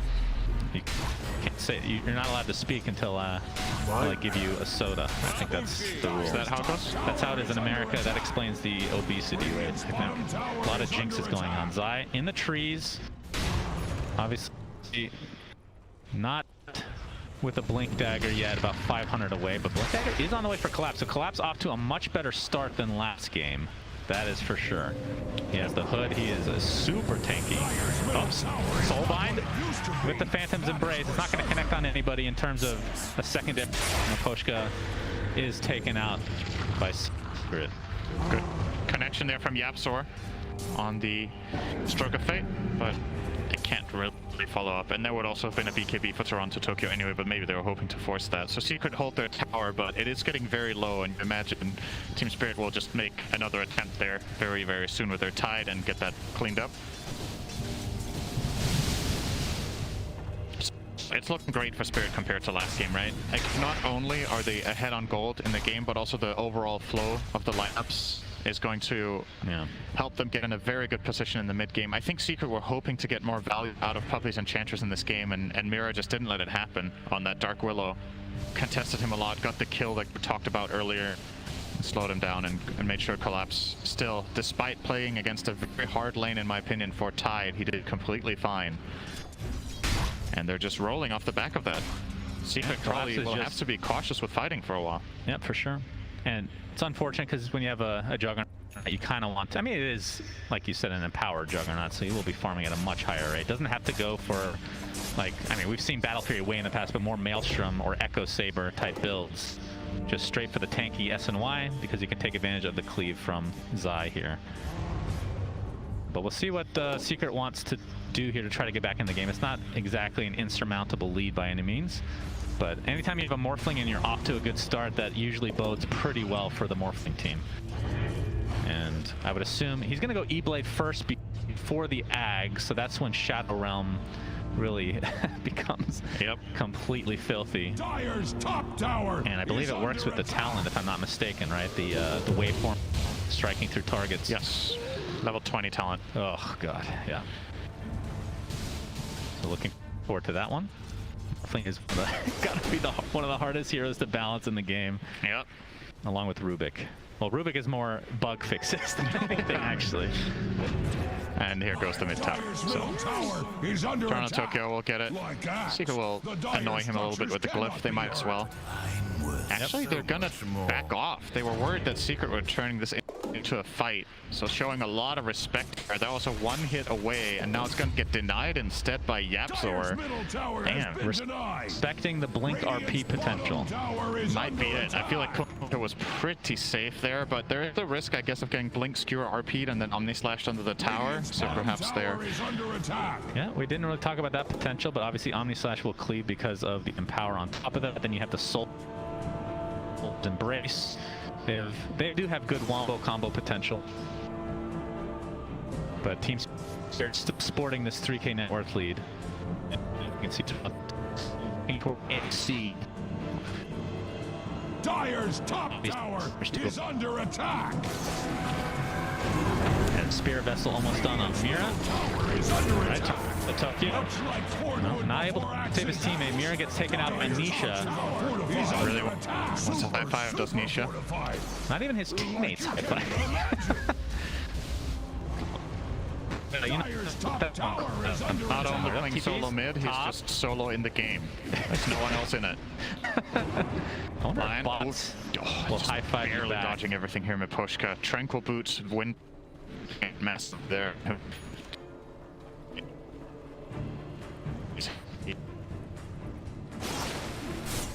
Well, yeah, Secret do get a pick on something. Still, it feels like Spirit are pretty comfortable with just farming up their Morphling in particular. I think maybe when he hits the E-Blade is when they will be looking to play a little bit more aggressively and fight. Yeah, I feel like the pressure is on Secret to start something. I think, like you said, Team Spirit more than happy to farm Zai. Inkswell. Okay, I think Dire's bottom tower is under obviously attack. The range penalty when you click the blink too far away, and then you can't really do the Shockwave Skewer combo off of that. So Dire's bottom tower is under attack. Very slow-paced game for Secret, as Team Spirit are sitting pretty right now. I thought that with the Blink Dagger on side that they would try to get a little bit more aggressive, but hasn't come to be. Is there something that, like on Matu, that they're waiting for? Because looks like Scotty is the big ticket item for him, only a point booster away essentially now. Oh, hang on. We have a smoke. Rush. Team Spirit. Oh, the Aether Remnant does spot them. We'll see if they notice, if Secret did notice that. It looks like Nisha did. Yep. Oh, he's going to get ravaged, though, into the waveform and blown up. Noticed it or not, Cinderin? He's dead. Yep. I still don't know after that whether he noticed it or not and just got surprised by how quickly they found and killed him. But it did feel like a defensive remnant you placed to avoid that exact play, and then you still got hit by it when you got the vision. But well, it is ravaged down. Secret will try to get a 2-tower bottom out of this. Yeah, Toronto Tokyo just doing the old X marks the spot shenanigans. Great kill for them, though. Already, I believe, if I'm not mistaken, Nisha with this game has now quadrupled his amount of deaths on Void Spirit in the main event. Okay. By getting 3 in this game. Wow. Very impressive as Roche is being taken out by Spirit. E-Blade was already completed for that kill on Yataro, so on to the Ags next. So this is going to be a freebie for Team Spirit. Aegis likely to go to Yataro. For style points, he's going to waveform through it and grab it on the way out of the pit. That's when you know he's really feeling himself here. Yeah. And efficiency. We have a skewer back onto Collapse, into the Blade Fury, but Matu just doesn't do that much damage right now. Needs the shard, which he is going for next. E-Blade applied to him for now. Nisha able to blow up Miposhka on the front line here. So this turns into a 5v4 situation with Secret having the advantage, but they don't have the Roche advantage. Oh, Zai, RP only onto 1, but can't really find him to try to skewer him back, but it doesn't matter. Nisha and Matu blow up Toronto Tokyo. And they're not done yet. Mira looks like he, oh, the skewer does cancel the TP in Shadow Realm form. And that is going to turn into a 3rd kill for Secret, despite giving up Roche. Win that fight handily. So that basically, based on just the net worth alone, evens up the game, which is what Secret obviously needed with this more mid-game centric lineup. Yeah. Ape's neural network still like Spirit quite a bit better from the overall team fight and scalability of their lineup, but that is step number 1 for Secret to put this into a better position for themselves. And yeah, you don't count out melee carry with Empower. It can always happen. Team Spirit need to be on their toes the whole game to avoid getting RP'd into an Omni Slash. Even a hero like Morphling that's generally considered super difficult to kill can just die in a burst. Has to be careful. Obviously that time it was the Kunkka they went for. There was no... First of all, Morph had the Aegis, and secondly he wasn't in position to really get caught. Another big item coming up soon for Spirit, by the way, the Dagger. Miposhka 300 away will definitely be very helpful for them. Because he has been getting caught a couple of times. Oh, instant Hex bottom. They predicted it. Nisha's in a lot of trouble. Boat's going to be connected with the Finger of Death, but Nisha jumps forward to try to get Retribution. He does just that. Miposhka finds his way to the grave. Nisha X marks back into the fray, though, and is eventually brought down, but at least he takes somebody with him. A choice to make there. I actually think he could have escaped. But he doesn't know that for sure that reinforcements aren't arriving, so he's going for the kill instead and hoping he can get out, but not possible there. So if you're Team Spirit, you're happy with this. Even though your Lion died, he still made progress on the Blink Dagger from just the assist gold and obviously having the good old Philosopher's Stone. AC completed now on Toronto Tokyo. So gonna give a lot more armor, some attack speed. It'll help the push as well if they really want to try to take some buildings here. This is a good time for a question for you. Okay. You're never going to guess what I'm going to ask you about. My question for you is, what is my question going to be? What is the active of Fey Grenade called? Yes! No, what's the yeah, actually, yes. You're right, that was what I was going to ask, but... You're so predictable, well, wait. actually. Hey, you didn't guess I was going to ask you about the question itself, though. That caught you off guard. Team Spirit. Well, what's the answer, then? I have no idea. Shadowbrand. Shadowbrand? Wow, that sounds painful. I feel like nobody in the world knows all of this by heart. I'm sure there's somebody. Actually, probably all of chat knows. It's just us. They've looked it up ahead of time. They knew it. To be prepared for this cast. All right, Team Spirit. You have 1 minute 20 left in Aegis. You're going to put it to use here in mid. Tier 2 tower is going to be forwarded here. Aghanim Scepter now online for Nisha, so the silence comes out with Resonant Pulse. And Yatoro, yeah, only a minute to go. I don't think they're going to risk this, especially considering he's so close to finishing Ags for himself. Yeah, it's a huge upgrade for him. And they're just going to bide their time. Not that big of a lead for Team Spirit, but they still are the favorites in this match. And Collapse, he had Vlad now going towards an Aghanim Scepter for himself, so they're going to get the AoE Gush. As was Sharp actually not picked up by Matu? I guess not. He's prioritizing going for the Shadow Blade right now.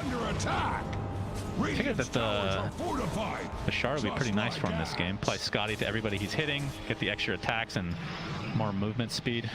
I think the thing about this is he just wants to hit as fast as possible with Empower, and you kind of stifle yourself when you go into Blade Fury. So That's true. He might on damage. He has a lot of health, so the Blade Fury defensive capability is less important. I say that now, just wait until Morph gets to lay into him with the axe, right? But I think from Team Secret's perspective, you're looking to try to win the fight fast instead of playing extended fights, because you're not going to win those anyway. So in that case, would it be worth buying the Shard? Probably not. Yeah. You want to get that very quick advantage with that Shadow Blade here. Ags officially online for Yatoro. And he's already turned into Dark Willow, just getting used to the feel of the new body, as it were. So Shadow Realm with Ags, for those that don't know, you can basically attack consistently while it's on, so you just get this extra magic damage boost. Well, seeing it put to use here. Yep, and you get the extra range. It is very powerful. Nothing wrong here. Nope. Well, it's not 2 fissures, so not 2 enchant totems with Fey grenades. That is a very dangerous way of thinking about balance in Dota. If you're like rebalancing heroes, you're like, well, at least they don't have 2 fissures, so everything is fine, right? Well, that's the beauty of Dota. Justify almost anything. Most of the ultimates in this game, like if you just look at it in a vacuum, it's just like, wow, that is actually overpowered. But that's the beauty of it. Yep. Every hero is kind of quote unquote broken in its own way. Well, not every hero. Troll's ult still sucks. Let's be real. It's broken in its own way. That's true, in a different way entirely. But no, man, Troll, I wish he was picked more in this tournament. One of the more exciting position ones to watch. The ultimate, you just never know what's going to happen, right? From a viewer perspective, at least.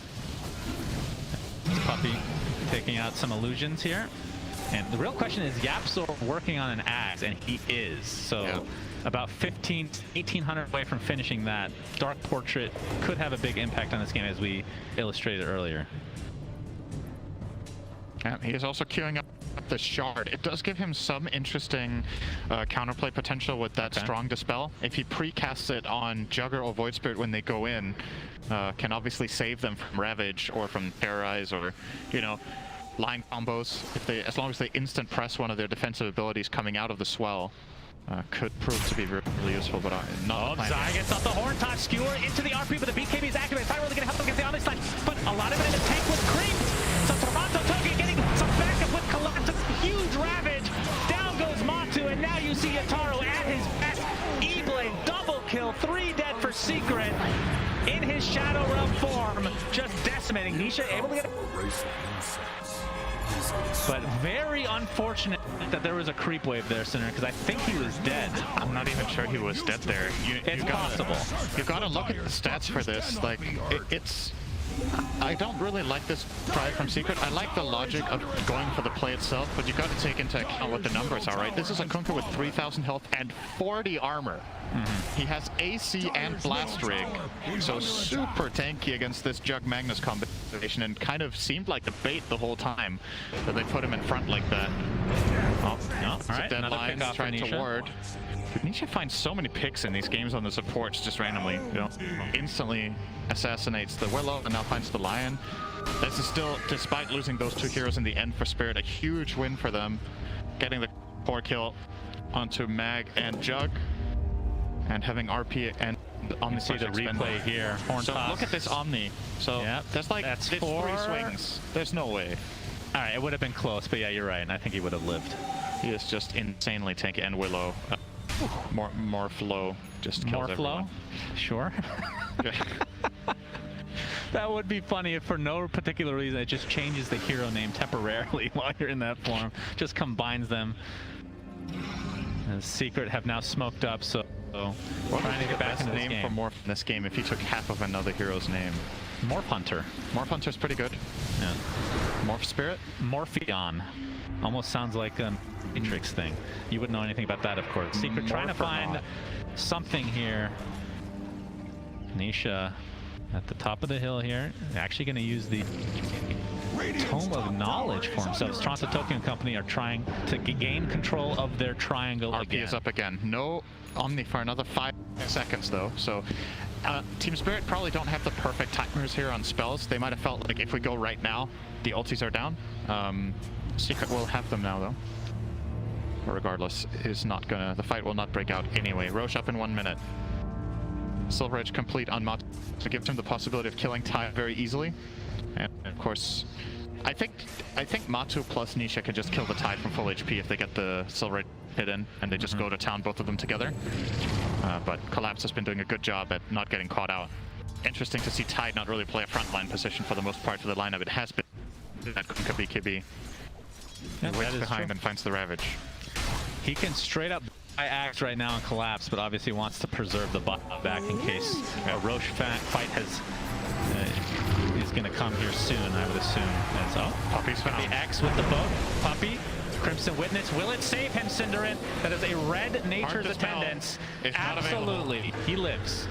Yeah, he's tanky. He's got the Solar Crest Glimmer Cape and the level 4 heal plus the Attendance talent on 15 and the Magic Resist talent on 10. One of the biggest upsides to Enchanters in the mid game as a support is honestly just your ability to soak damage. Whether you die there or not, the enemy team has to commit a lot of spells, and if you're fighting next to your own outpost, you can buy back, connect back in, and maybe your team can win the fight off all the spells that are gone. So, yeah. Didn't even have the strongest spell on YapzOr yet there. I don't know why I thought he had that. But he's obviously still working on the Axe. But that will help eventually. Yeah. I mean, Grimstroke scales so well. I mean, it's cool to see a hero that was originally kind of like, okay, we picked this hero for a double spell because of Soulblind. They don't really have that at all here, right? Right. But he's picked for multiple reasons now. One of which is the Shard of the Dispel, like you talked about, and of course Aghanim Scepter being a pseudo counter to some of these ridiculously high agi or stat-based carries like Morphling. But still a ways away from finishing that. As Toronto Tokyo making his way to Secret's jungle. Nisha's in. All right, Nisha doing a lot of damage to Lion in the meantime. We see a skew on the other side. Toronto Tokyo gets RP'd again. Into the Omni Slash again. Will he live this time, Cinderin? Blade Fury is out. He's not doing that much damage, but finally goes down. It takes so much to kill him. Great Earth Spike on Nisha, E-Blade, but there's the E on this to proc.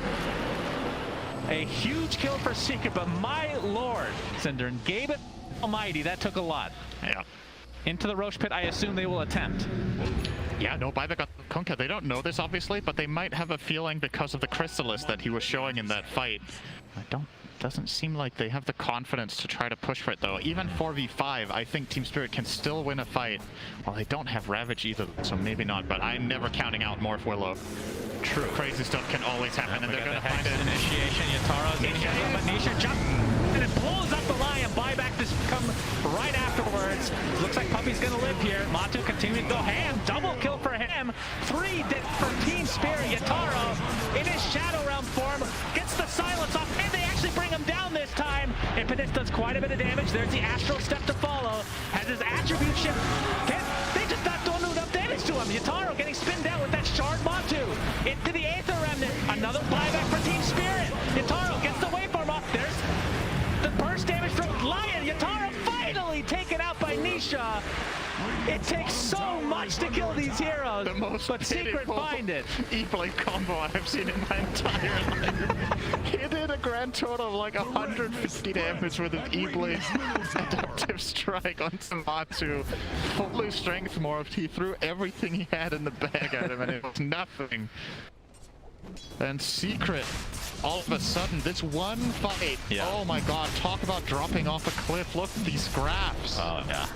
That is quite some graph there. As we see, look at this graph. The beginning of the fight here again. Nisha doing a great job. Such a good start for Secret in that fight. And yeah, you can see, okay, Matu Chard makes a huge difference here, sir. And that Blade Fury absolutely decimated.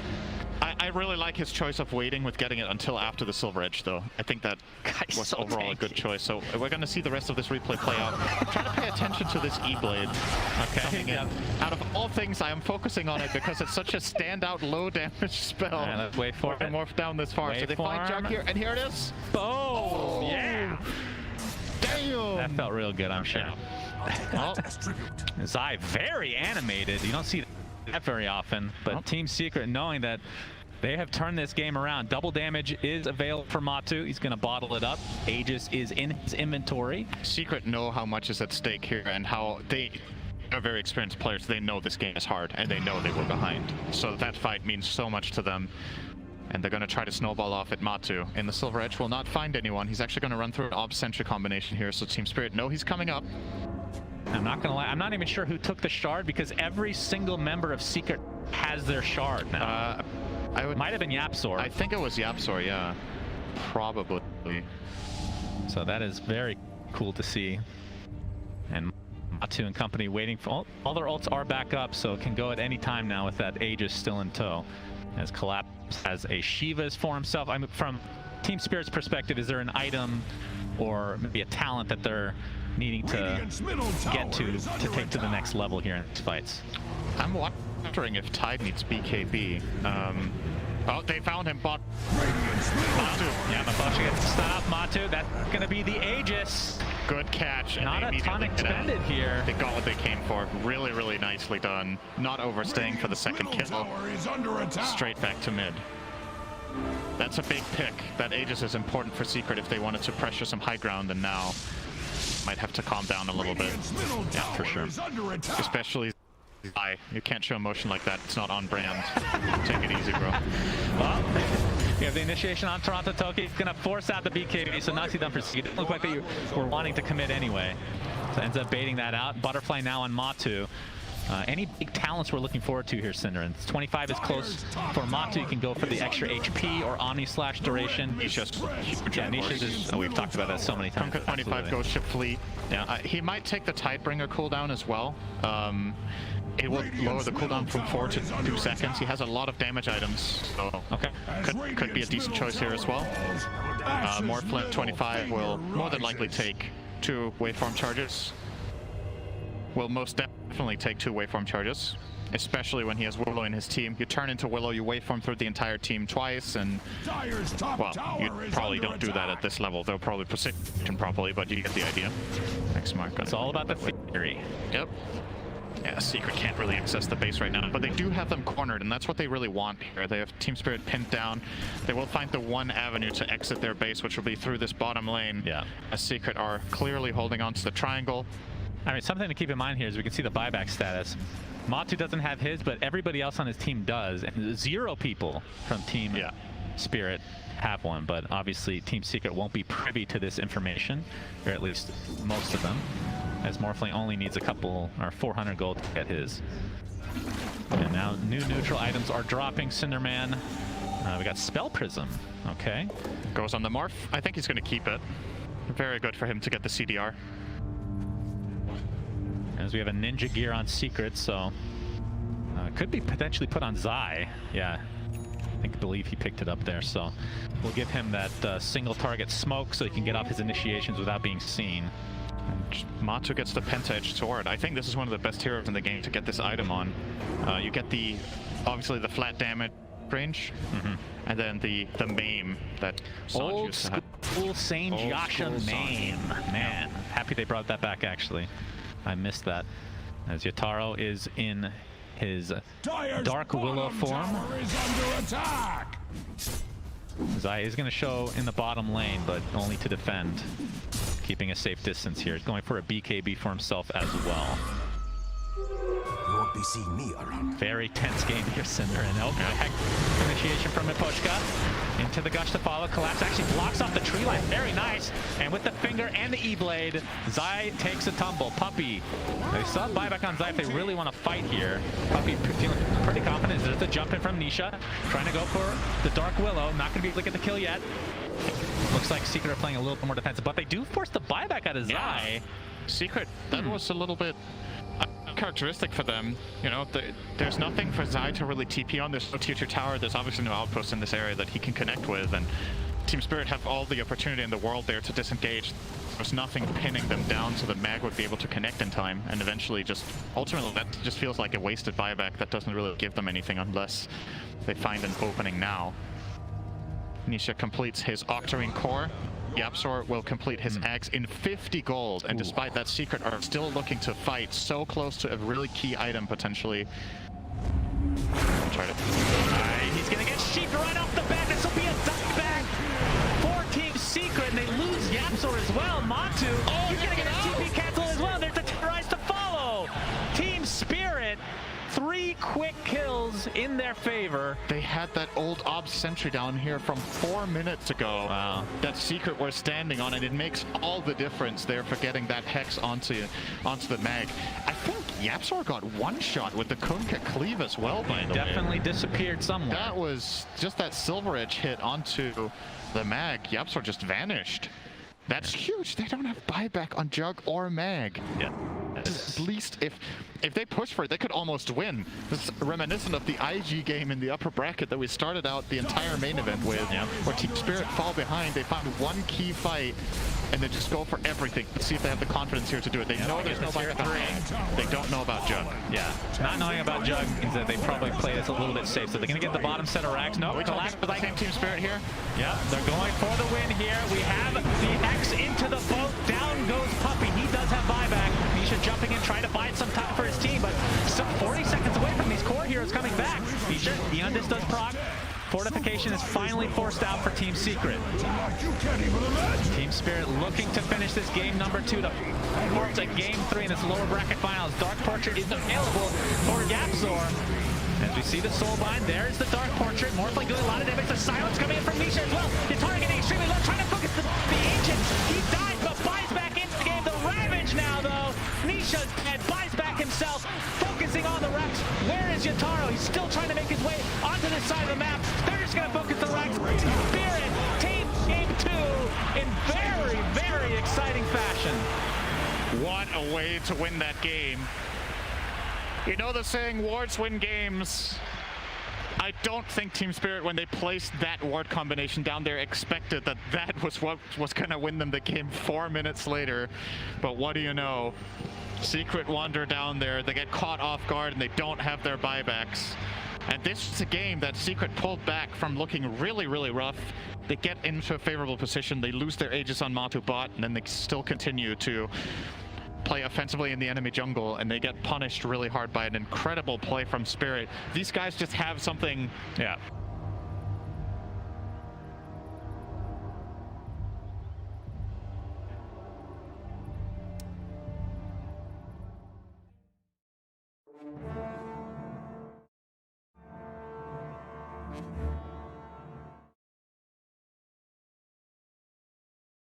Spirit, let's go to the panel to break down this game number 2.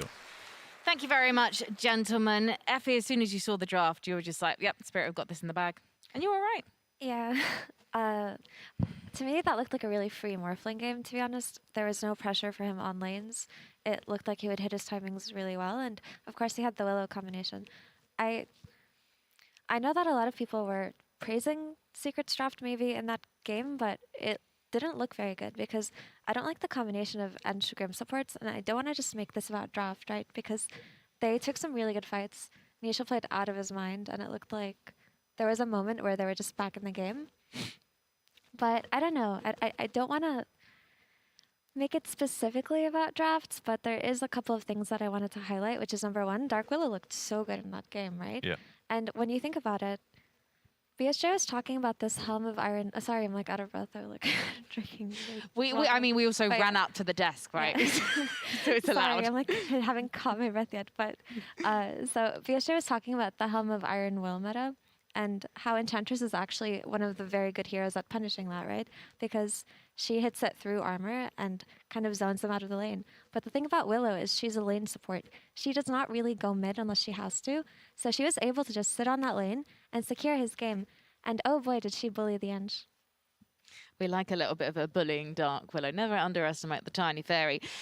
In terms of the supports on Secret side, Enchantress, and then we have the Grimstroke as well. Yeah, not the support duo that can go around the map and like do stuff. Puppey was very annoying, as he always is on the Enchantress, you know, being in your face.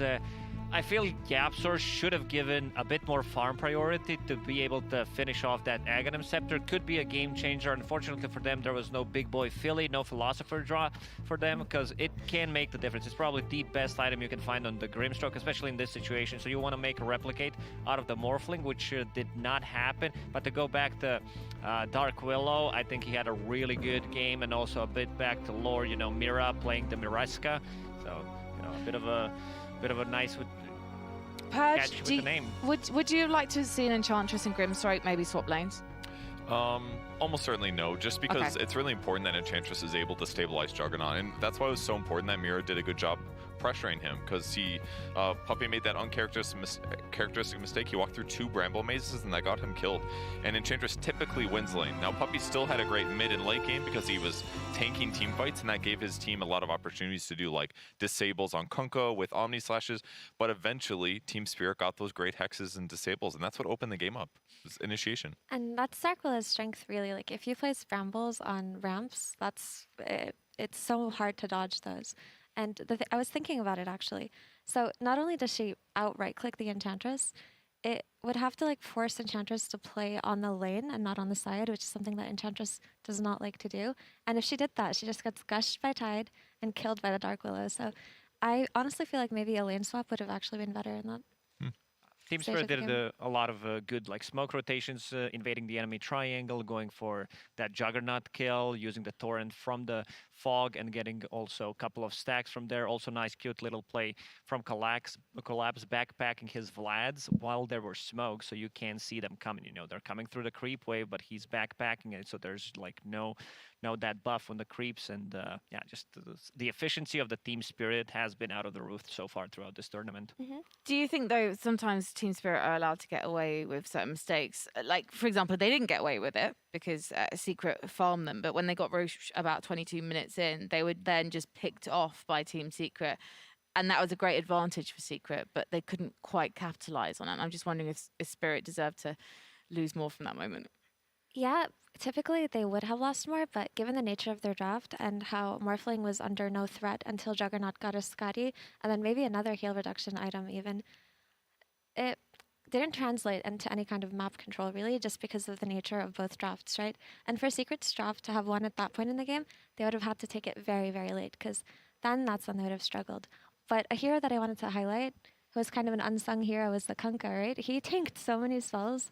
He tanked Omnislash, he tanked everything, and he just didn't die. It really felt like they had damage issues at some point. Well, Toronto Tokyo, I suppose we didn't really talk about him much in the first game.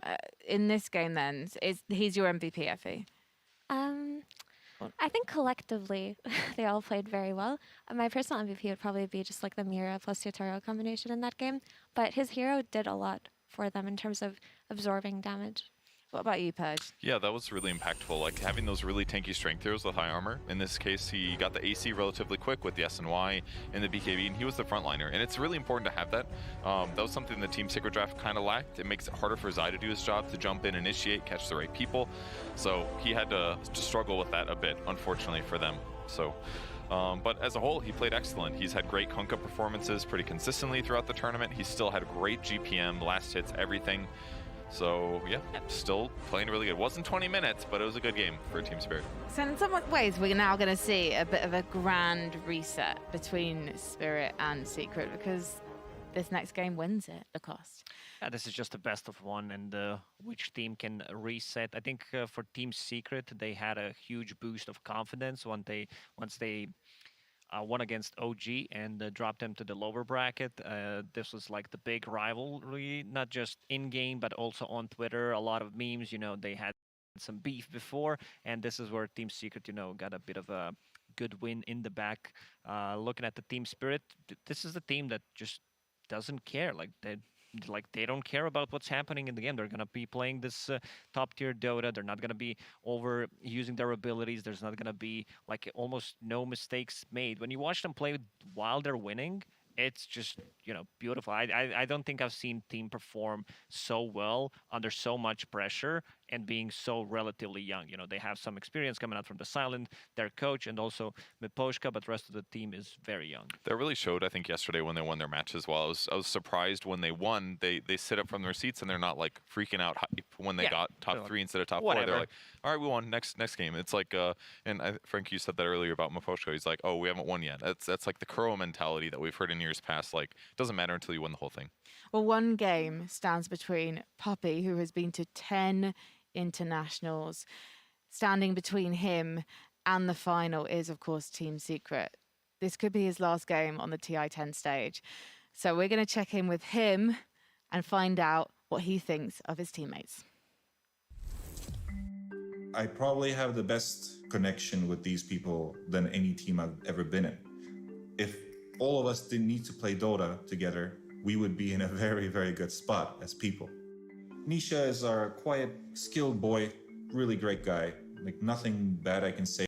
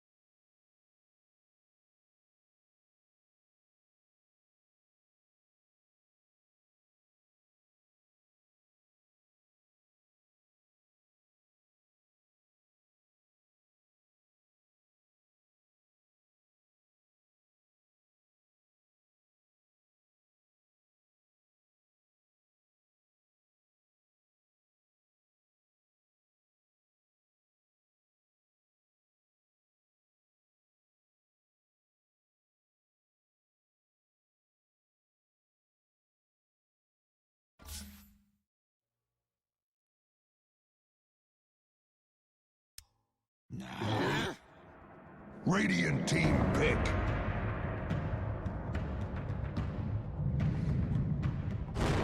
Lina.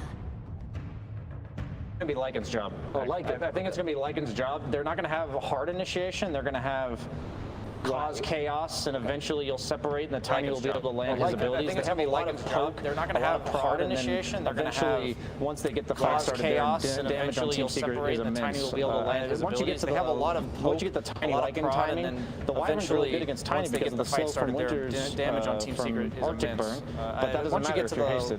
Once you get the Tiny Lycan timing, and they go for Wyvern's you really have good to go against for Tiny something like this to jump the Shadow Demon, but my emphasis is this hero is not good conceptually against push lineups. And they go you have to go for something like your this to team jump the Shadow Demon, setting up the rotations. I think Team Spirit's going to be on the back foot. I don't like being on the back foot when I have a Sven. He's a pretty strong laner who wants to pick fights on his own terms rather than defensively. If any team can pull it off, it's Team Spirit, but I think Secret's got their number on this one. I think the way Spirit wins this is through team fighting. There's always the snowball potential of a Spirit if he gets an early Orchid. There really isn't much to disable him. I was thinking maybe like a Yule Scepter would be pretty good on Nisha this game, but it's such an uncommon Lina build, and you've got the SD to set up for you already, so maybe you just don't go for that Yule Scepter, even though if the Storm does pop off, you probably need one. But yeah, I think Spirit can definitely win team fights, but Team Secret's draft is looking a lot like LGD's, and that looked pretty unbeatable, to be quite honest. But Spirit wins for comfort draft, right? This is the draft that they've played through and through. This is the bread and butter. Team fights, strong carry, Yatoro on the Sven, like even Miroslav on the Dark Willow. Yep. All these heroes are heroes they know how to play. So maybe they're just trying to go for a good draft they know how to execute. Well, the way I think they win, honestly, is being close enough in the game once Secret goes high ground to win off the skewers into base. I think that is their best option because eventually the Sven can match the Tiny, but he needs like 4 or 5 items to not only do enough damage, but also tank through what they're dishing out on Secret. By the way, interesting on Secret, they swapped Eldritine and Shadow Demon. Shadow Demon's going to be a 5 this time.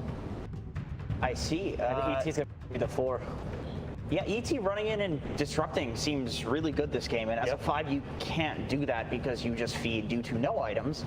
But like Wyvern and Magnus, they're looking for these ET running in counter initiations, which if you're using all of your spells to stop this like position for ET from punching you, then so I do think that actually makes a lot of sense, and the disruption is what's important from the SD as well as the ult. And now, as the game begins, we're going to get everyone's favorite casting duo here on the stage. It's Sunsfan and Synderen. Hello, everybody. It's down to this game number 3.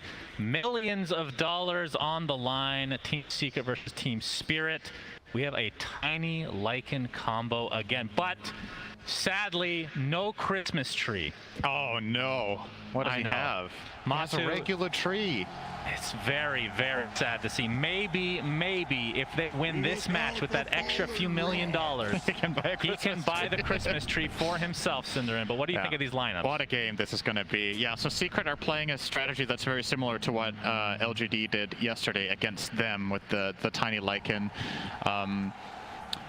I do think some key components are very different, though, from what made the strategy successful for LGD. I think the mid hero by nature, having Lina instead of Puck, makes the dynamic of the game very, very, very different. Simply, you can't really catch in the same way. You don't have the same space-making type of mid, so Secret's lineup is slightly more on the greedier side. And as far as Team Spirit goes, they have insane team fight. Obviously, Collapse on the Magnus has looked incredible this event.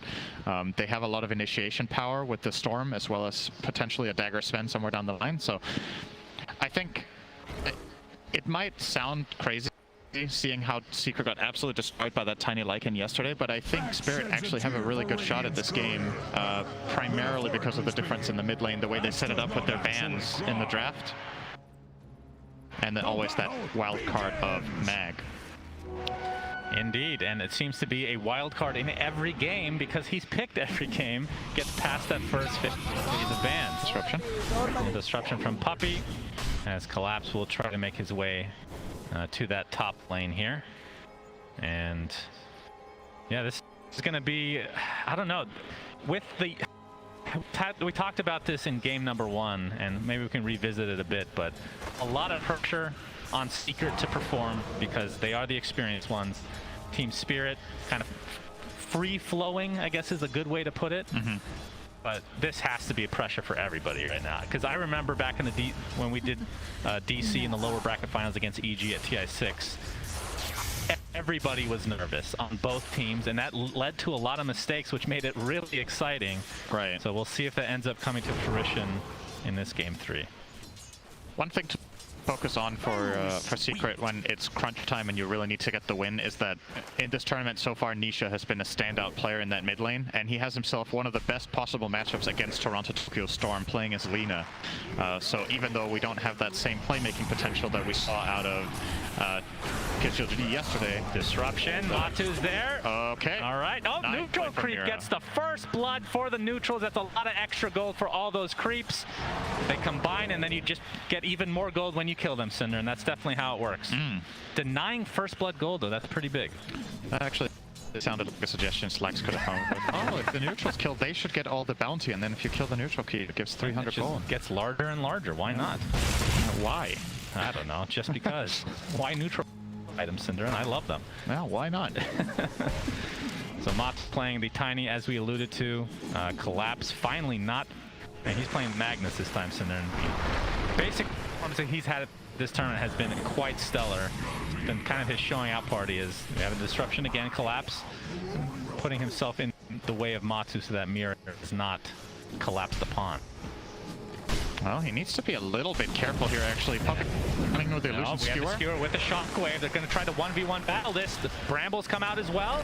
This is going to be first blood going the way of somebody, Cinder. Matu, one right click. Nope. Looks like Puppey will get credit for that one. And with the avalanche, he's opting not to chase down, but rather to straight up go up and salve Matumbaman and probably give him a tango here as well. Coming out of his own tango in a second. So, yep, Secret will get first blood there. That was very close. Obviously, Collapse playing off the knowledge that Avalanche would be on cooldown for quite a while there.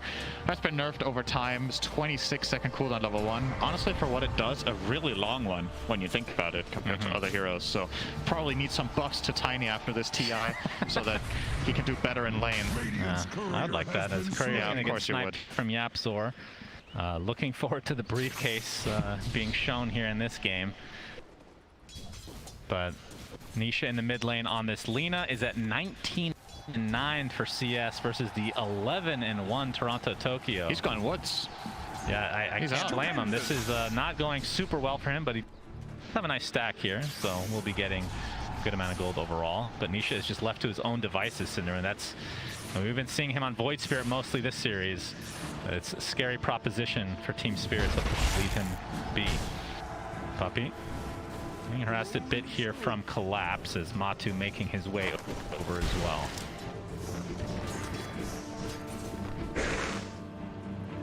There's only a 1-0 advantage in this early game for game number 3. So much on the line here. I can't even imagine what's going through the heads of every single player in those booths. But Team Secret, they have a ton of experience to fall back on, and Team Spirit, they have, I would say, the momentum from the tournament, from the beginning of the tournament, and from from the last game, months even. Right? Yeah. That was a game that they were doing well, then it looked really grim, and they just grabbed the win out of nowhere. That's got to be a real confidence booster. Sure. Not really going to follow up on it. The crowd goes wild with that shockwave. Yeah, I didn't go for the skewer. I don't know if that would have led to a kill, but definitely could have done some significant damage to the Tiny. They're going to opt to just chill here. And let's talk a little bit about bottom, because we've been focusing along the other two lanes. So it's going to be a Toro Sven against Zai Lycan, obviously with the Elder Titan of YapzOr battling up against Big Push, because Wyvern, actually YapzOr could be in a bit of trouble here, but oh, never mind, that's not actually the case at all. Sorry for the misleading information. Okay. This is a good lane for Sven, right? He's one of the carries that does the best against Lycan in lane. You have the natural building cleave when you skill upgrade cleave. You have good armor, so... And you have the power for double cleave, Cinderin. Very important. True. It puts pressure on the Lycan in lane that he always needs to micro his wolves. There's some carries that you can play against where it's a lot easier, but you just have more stuff to manage here, more things that can go wrong. CSing just flat out gets harder because your wolves can just get stunned and then you can cleave them down. Yeah. So, obviously, unsurprising to see Yatoro pull this far ahead of Zai as he is. Obviously sitting now at 34-13 against 16 for 2. Which is a much bigger lead than what Secret have in their top lane on Tiny, but the big story is Nisha is level 6.5, and Toronto Tokyo just got level. And this is without a kill in that Indeed. It's just YapzOr has raw come as farm. well, so Toronto Tokyo just getting forced out again, which means it's going to be extra damage to the tower in all likelihood. Miposhka being spotted out now as YapzOr's going to get even more damage as a result. And it's just one of those position fours that you just cannot ignore. Be able to beat the crap out of people with that briefcase of his. Or stapler, depending on what you like. But Toronto Tokyo looking for the bottom rune. He will get it, and it's an arcane. But still, not level 6, so can't really take true advantage of that. YapzOr applying some pressure to Miposhka in the meantime. The Arctic Burn is procced. Toronto Tokyo has to walk up and go into the jungle. As top lane, oh, Poppy's in a lot of trouble. Looks like he's going to take a combo, but Collapse will likely die to this poison, so it's a 1-for-1. I think Matu was out of experience range for that kill, though, so still call that a win for Team Spirit. If Matu got the experience from that kill, that would have made a difference. Maybe he did. I'm actually unsure, but Toronto Tokyo does hit level 6 now. Yep, and he's going to jump on top of Nisha, but Nisha pretty healthy. Yatoro making his way over. Mirror's there as well, so it's a 3 versus 1. Even God Strength used. Whatever it takes to take out Nisha and into the jungle, into the triangle. Yatoro stacks here, Yatoro, since he rotated anyway, so might as well use God Strength there. They're going to stack one more time and then clean up whatever they can. Indian power buff up as well here. Oh yeah. That is juice. Very nice. So how's the Lycan tags with Tiny this game? Like, is there a game where it's not good? Or is it just something, if you have these two heroes, that's something we should expect no matter what? I think we should expect it in this game at least. It's just, it puts so much pressure on the other team that they know that if Tiny isn't under control, you could literally get kind of one-shot comboed on almost any of your heroes once he has the items. So I'd be rather surprised if Zai doesn't go that route after his Helm of the Dom, which I believe is pulling out now. It's on the way on that courier, so we'll be grabbing that. Good kill here for Team Spirit in the middle lane, taking advantage immediately of hitting level 6 on Storm to punish Nisha, who was playing hyper-aggressive, obviously what won him the lane to begin with. Sets him back a little bit there with Storm Arcane Rune. Top lane, Matu's getting forced out, has the Bramble there, but will walk away. Seeker are actually pretty far ahead in these two lanes. Collapse is level 5 to Matu's level 7, and mid Nisha, even after the death, is still a level and a half ahead of the Storm of Toronto Tokyo. Zai level 6, and what is the Sven is level 8.5, so all the way across the board, slight advantage for Secret overall. And I guess that's good news for them, right? Keep in mind what their lineup wants to do. This is a similar story to what we had against LGD yesterday from Secret, where LGD worked for 20 minutes until the Avatar got what they wanted. Okay, that's not that much damage. Collapse is actually perfectly fine. Sorry, continue your thought, Synderen. Really apologize. So carry Tinies will generally not do that much damage with that combo once to get the points into 3 grab. Grab it 3 times. YapzOr. Yep, Stormhammer's there. Yatoro pops his ult, and YapzOr is going to get chopped down into oblivion. Oh. And I guess Zai's like, hey, Yatoro, you want another 150 gold? Here you go. Gets his Dom creep, as well as Wolves cleaved off in 2 swings from Yatoro. He's going to be very happy about that. And Nisha, essentially a recipe away from finishing Yule, so that'll be a nice setup for his LSA combo. And, well, it's kind of cookie-cutter build, I would assume, from Matu as well. Echo Saber, Silver Edge, maybe a Blink Dagger at some point, or BKB. Yeah, probably Echo Silver. I think it's fine. It gives you a possibility of one-shotting the Storm. You can one-shot Storm, Willow, or Wyvern as Tiny with a Silver Edge. On Willow, you need to be very quick to toss. You need to basically attack, instant toss, and then avalanche while it's in the air, or he will get off the realm and escape. But the other heroes are very easy targets. Miposhka looking to defend bottom. It is a hard defense. Behind their fortification. There are wolves. Yeah, but Miposhka dominated range. Level 6, so Curse is available here, which can be really annoying for Lycan players. All right, they're going to give it up. Secret aren't going to try to continue pushing. Maybe too intimidated by the missing Storm. And Yatoro now, Toronto Tokyo now TPing mid. They could find Nisha here. Yeah, Alex is going to connect for the Shadow Realm. Matu coming, backstabbing, gets the Avatos, but still not enough damage to really do much to Toronto Tokyo. Curse Crown connects.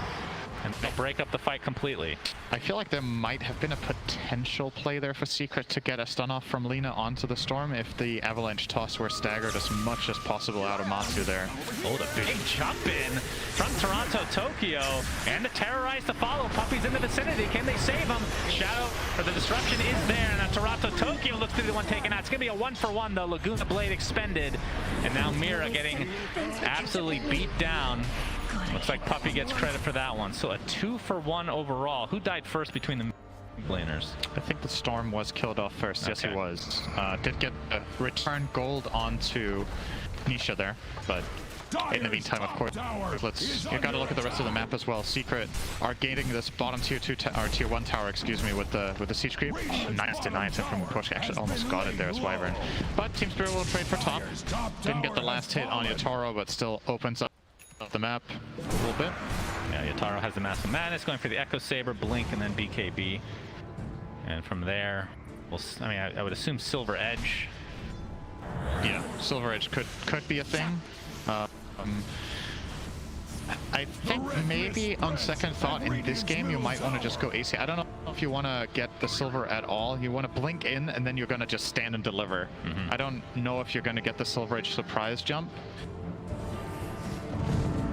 So yeah, I definitely like Dagger out of Echo and then BKB into probably AC and then either Satanic, Daedalus, you know, the standard stuff. Mr. Collapse himself, he has the mech ready to go. You can see Toronto getting close to finishing Kaya. So again, not opting for the Orchid because there is a Yules on the opposing mid. Is there any consideration for Nisha? Gets off some spells, gives him some nice movement speed, but Collapse finds the RP, and with Yatoro in the area, all 3 cores, in fact, in that top river, he's a big kill. Take out Nisha here. It's worth it. You want to slow down the Lina as much as you can. Gets caught there. The Yules wasn't able to save him. It is a lot of mana out of Storm's pool every time he does this, so you can't really farm too much out of it, I suppose, but you just want to, again, kill the Lina on every opportunity you get. You have a Sven that's totally free farming as well. So maybe in the next 10 minutes, you know, Secret will, again, they just want to build up their Lycan as well as their Tiny. At some point, you might be able to flat out just contest them if Lina isn't strong enough. Seems to be the plan. Secret Nisha here is queuing up the BKB before travels. We'll see if that is the order. I don't know if they can find him without the RP, but this would be a devastating kill onto Nisha. Yeah, that would have been huge. But still, Blink Daggers are coming soon enough for Team Spirit, which looks like that is next for Yatoro on the Sven. And Puppey puts down a ward. He can do a little bit there. Both Collapse and Yatoro should have a dagger in like 2 or 3 minutes, so that would be a really good time for them to look for opportunities that could potentially lead into Roche. I think it's maybe a little bit of a stretch for the lineup to do Roche this early, unless you get a team like LSA connects, Laguna Blade follow, but does not have the damage to finish it off the tree. Disjointed by Toronto Tokyo. So decent amount expended, but Nisha's just going to go back into the jungle with a nice triple stack. They find Collapse top. Yep, they sure do. Cinder got the Avatos combo with Puppey's ult. Collapse gets to skewer off, but can't make it to the high ground, and is eventually brought down by Secret. There's a smoke on Toronto Tokyo right now, but they are headed towards that bot area. Die. Almost done with the Helm of the Overlord, but I have to wait here, Cinder, and as Curse Crown with the Bedlam damage coming through, looks like that's going to be an easy pick-off for Team Spirit. So it's off lane for off lane, essentially. Poshka getting destroyed by these wolves, has to curse the creeps just to survive. And at least he does so. It's funny to think about how for a short while Wyvern was considered one of the strongest support counters to Lycan. And then Lycan was just like, well, what if I just don't run into my hero? And all of a sudden it wasn't fun for Wyverns anymore. This was obviously back in the day when we had Necronomicon. Made it a lot worse for the Wyvern as well. The overall mana burn and total damage, how quickly it came in. But still, even with Helm of the Overlord, once that comes out on Zai, you just pop your ult and you roll the Golem at Wyvern. What are you going to do? Indeed. It's tough. And that'll also help amplify his farm to be able to actually get that Aghanim Scepter to be able to bite his teammate and turn the Rockman into a wolf. Yataro is top of the net worth right now by a pretty decent margin, but that is kind of to be expected from a Sven. With Empower. With Empower. In addition, obviously Tiny not able to get his shard yet, but that's Yataro wants to show off his blink here. Puppey gets off disruption. Nisha on the back line. Yataro jumps in with the blink dagger, but nice Yules from Nisha. You can see Bramble is going to apply to Nisha. They're going to apply all their pressure onto him now. Our Splitter comes out. First to fall will be Puppey. The skewer into the RP. Several heroes caught in there. That is going to be a kill from Toronto Tokyo. Buyback now on the Puppey as Collapse getting beat down by the tree. So Secret get a collateral kill here. It's going to cost them dearly, Synderen. That worked out super well for Spirit, the way they did that with Toronto Tokyo and followed up. YapzOr didn't really manage to find a good stomp or splitter in that situation, so they couldn't really. That's the key counterplay that we usually have in a spot like this. Diving Elder Titan is really scary, or against Elder Titan rather. But with Puppey already using the disruption, they feel way more confident just locking onto a single target in that Lina and getting her down as soon as possible. So that was an instant cue to go. And the RP from Collapse, like you said, wonderful. So was that actually only a 2-for-1 with a buyback from Secret? Yeah. What? How did Toronto Tokyo dies? Have to admit, I wasn't looking there. Matu. Shadowblade reveal. Shadowblade, yeah, that is a huge kill for That Secret. is big. He was dominating, That so he gets 650 bonus for that. That negates that mid fight entirely. Yeah, basically, pretty it's much. a wash now. Big find for Matsu. As you see the Rock Golem come into play now with that Helmet of the Overlord. I feel like I haven't seen the Dragon in a long time, so there's always the Rock. It's a higher chance when Tiny's on your team. Shadow Realm popped to try to get away here. Yeah.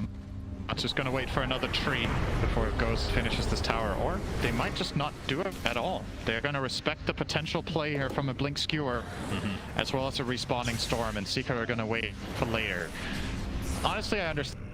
I don't think you have to really stress taking this tower. You have passive ways of slowly getting like wolves, like the Helm of the Overlord. It will fall eventually. And if at any point Matsu makes a map read that he isn't going to get jumped, he can Shadowblade it and double hit it and it's gone. So don't have to risk anything to get it here. A lot of composure and discipline there from Secret. YapzOr. Tokyo, yep, wants to find YapzOr. And it looks like he'll find him. Easy pick off for Spirit again. Yataro makes his way to the mid lane, and like you said, that Golem ends up getting the kill onto the tier 1 mid. So inevitable to fall. And that's going to give some nice gold over to Zai, as we have another Avatos killing off the Storm Spirit. Are you kidding me? Matu is just finding these incredibly important pickoffs. And it's just the Shadowblade too. It's not like this is Blink Dagger and Shadowblade to be able to come from He might even the find fog. another one here. Oh, he's going to find a ward. Okay, so won't get the Wyvern. 2 huge picks from Matu. Yeah. With those kills, he's actually tied with Sven on net worth all of a sudden. So we're going to see the replay here of, I believe, the previous one. Yeah. It's off the first right click with the Avatos and just enough damage. It's actually relatively close there.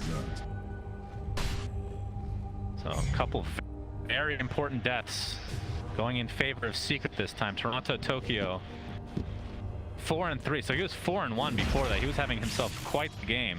But you can see just in terms of net worth, he is just right in the middle. That is not where you want to be. He is below the Lycan who was laning against Sven at this point. That puts things into perspective. But he does get an Essence Ring, so he does. That'll help. That's a nice one. It'll help if he doesn't get burst in a one-shot combo from Tiny. Unfortunately, that's what generally tends to happen against Tiny. Also, Lina, similar story. If he gets caught by a stun, might not even have time to use the Essence Ring. So it's nice in a lot of situations. Might even sometimes want to pre-pop it when he jumps in, just for safety. But it is pretty expensive to use 200 mana cost to something Storm doesn't really want to throw away for nothing. Dire's middle tower is under attack. So sporting a 2k net worth lead now. It's right on the edge. We saw that. Yep, the back up to 3k now as Yataro. He is the member of Team Spirit. A lot of pressure on him now, Sinner, because of Toronto Tokyo's Winter's Curse. It's only on to Puppey, though. The skewer back from Collapse. It looks like they'll get this one. Nice and easy. Pretty much a zero risk play with the Blink Skewer. does cost them a winter, not the longest cooldown. No, and I don't think Secret are going to be super eager to go, especially not with Puppey with a buyback on, or with a dieback here essentially, right? This was an old death that is being added on top now, so out for a minute. Don't need to worry about not having the curse. Nothing's going to come the way, most likely. As a matter of fact, it's going to be Team Spirit again going. Let's see Nisha here. YapzOr. Wow, they didn't manage to get a jump out of that. Not yet, anyway. Nisha. Yeah, Nisha. Invis rune. As the Golem is trying to create some space here, and Matu ready to go. It is 20 minutes, so expect that shard pretty soon from Matu.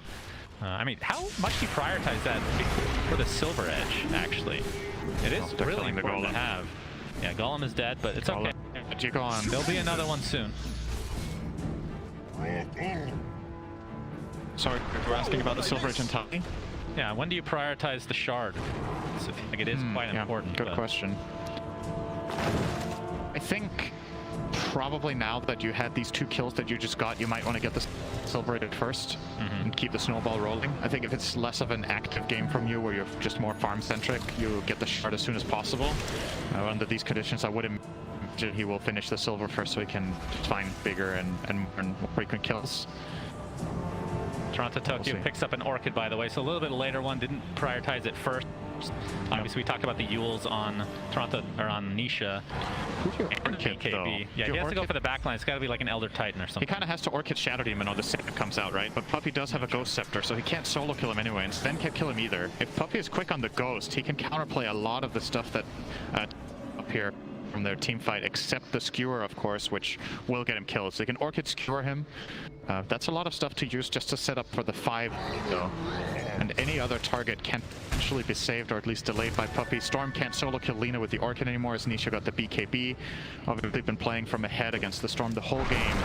And if Storm wants to solo kill Lina, you need to get that Orchid before the BKB timing. But Secret are effectively conceding Roche at this point by playing the bottom half, and Spirit will say thank you very much, get an Aegis on their Storm. Yep, very important. Probably the best hero in the entire game to get the Aegis, but it is a hero that has not that much net worth, so it is a bit of a trade-off actually this game, I'm surprised to say, just because the net worth on Yatoro is crazy high right now. Matu cleans up the wave. He did get the shard first. Okay, so has the shard in tow, so the tree is going nowhere unless he wants it to go somewhere, Synderen. Yep. There's Nisha working on the Shadow Blade now, so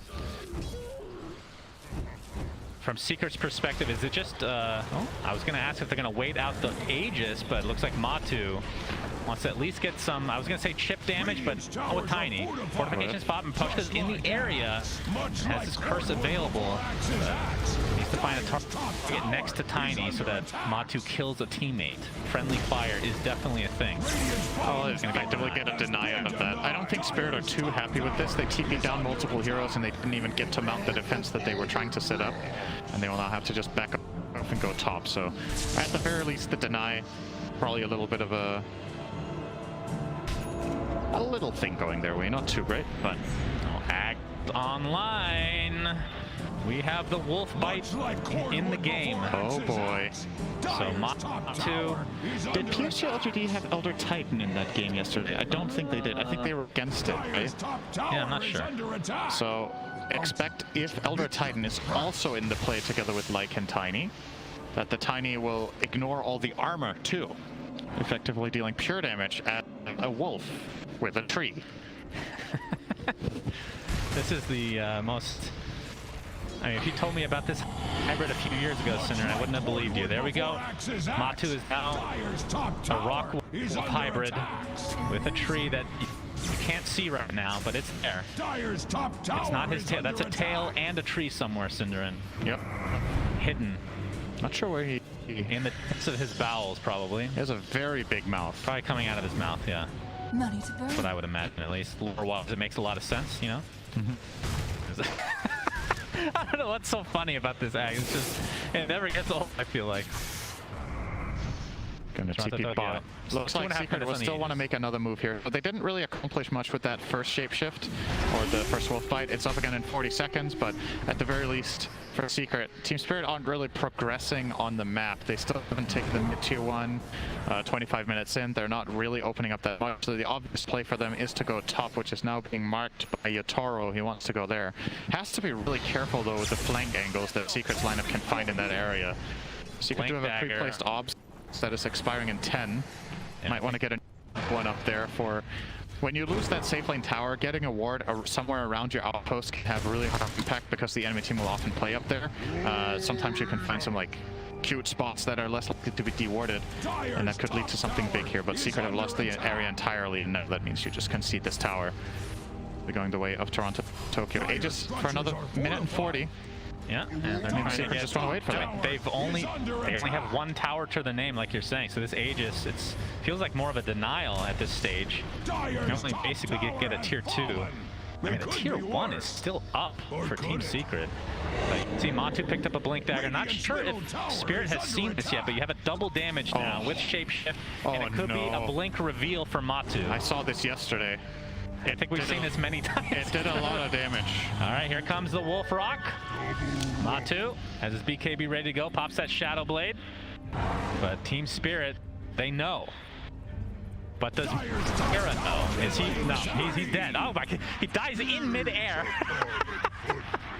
The double damage. That is actually pretty close to Little Red Riding Hood there. That was on Dark Willow. I'll take that. Oh my God, but Poshka gets off the Winter's Curse, but it's not going to last that long because he's all alone. Matu, oh, he throws the tree and destroys him. Cold Embrace saving Collapse for now, but you have to think that he will die here. Gets tossed up into the air. Matu pops the BKB, but a lot of damage coming from Yotaro. The Godsark's actually ripping through this rock. He's going to get the kill. Nisha looks next on the target. He gets inside the trees. Nice vision from Toronto Tokyo. Double kill for Yotaro. Collapse is still somehow alive here. B getting some cover thanks to the Echo Stop, but triple kill for Yotaro. He's just bringing everyone down to their knees. Out of nowhere, Yotaro. I mean, he's been top net worth for a while, Cinderin, and it's really showing in that fight. Such a heads-up play there from Poshka to not die, right? Kind of got a little bit desperate with the dive. Tum thought he could kill him no problem, but the 2 swings he got in were not critical strikes.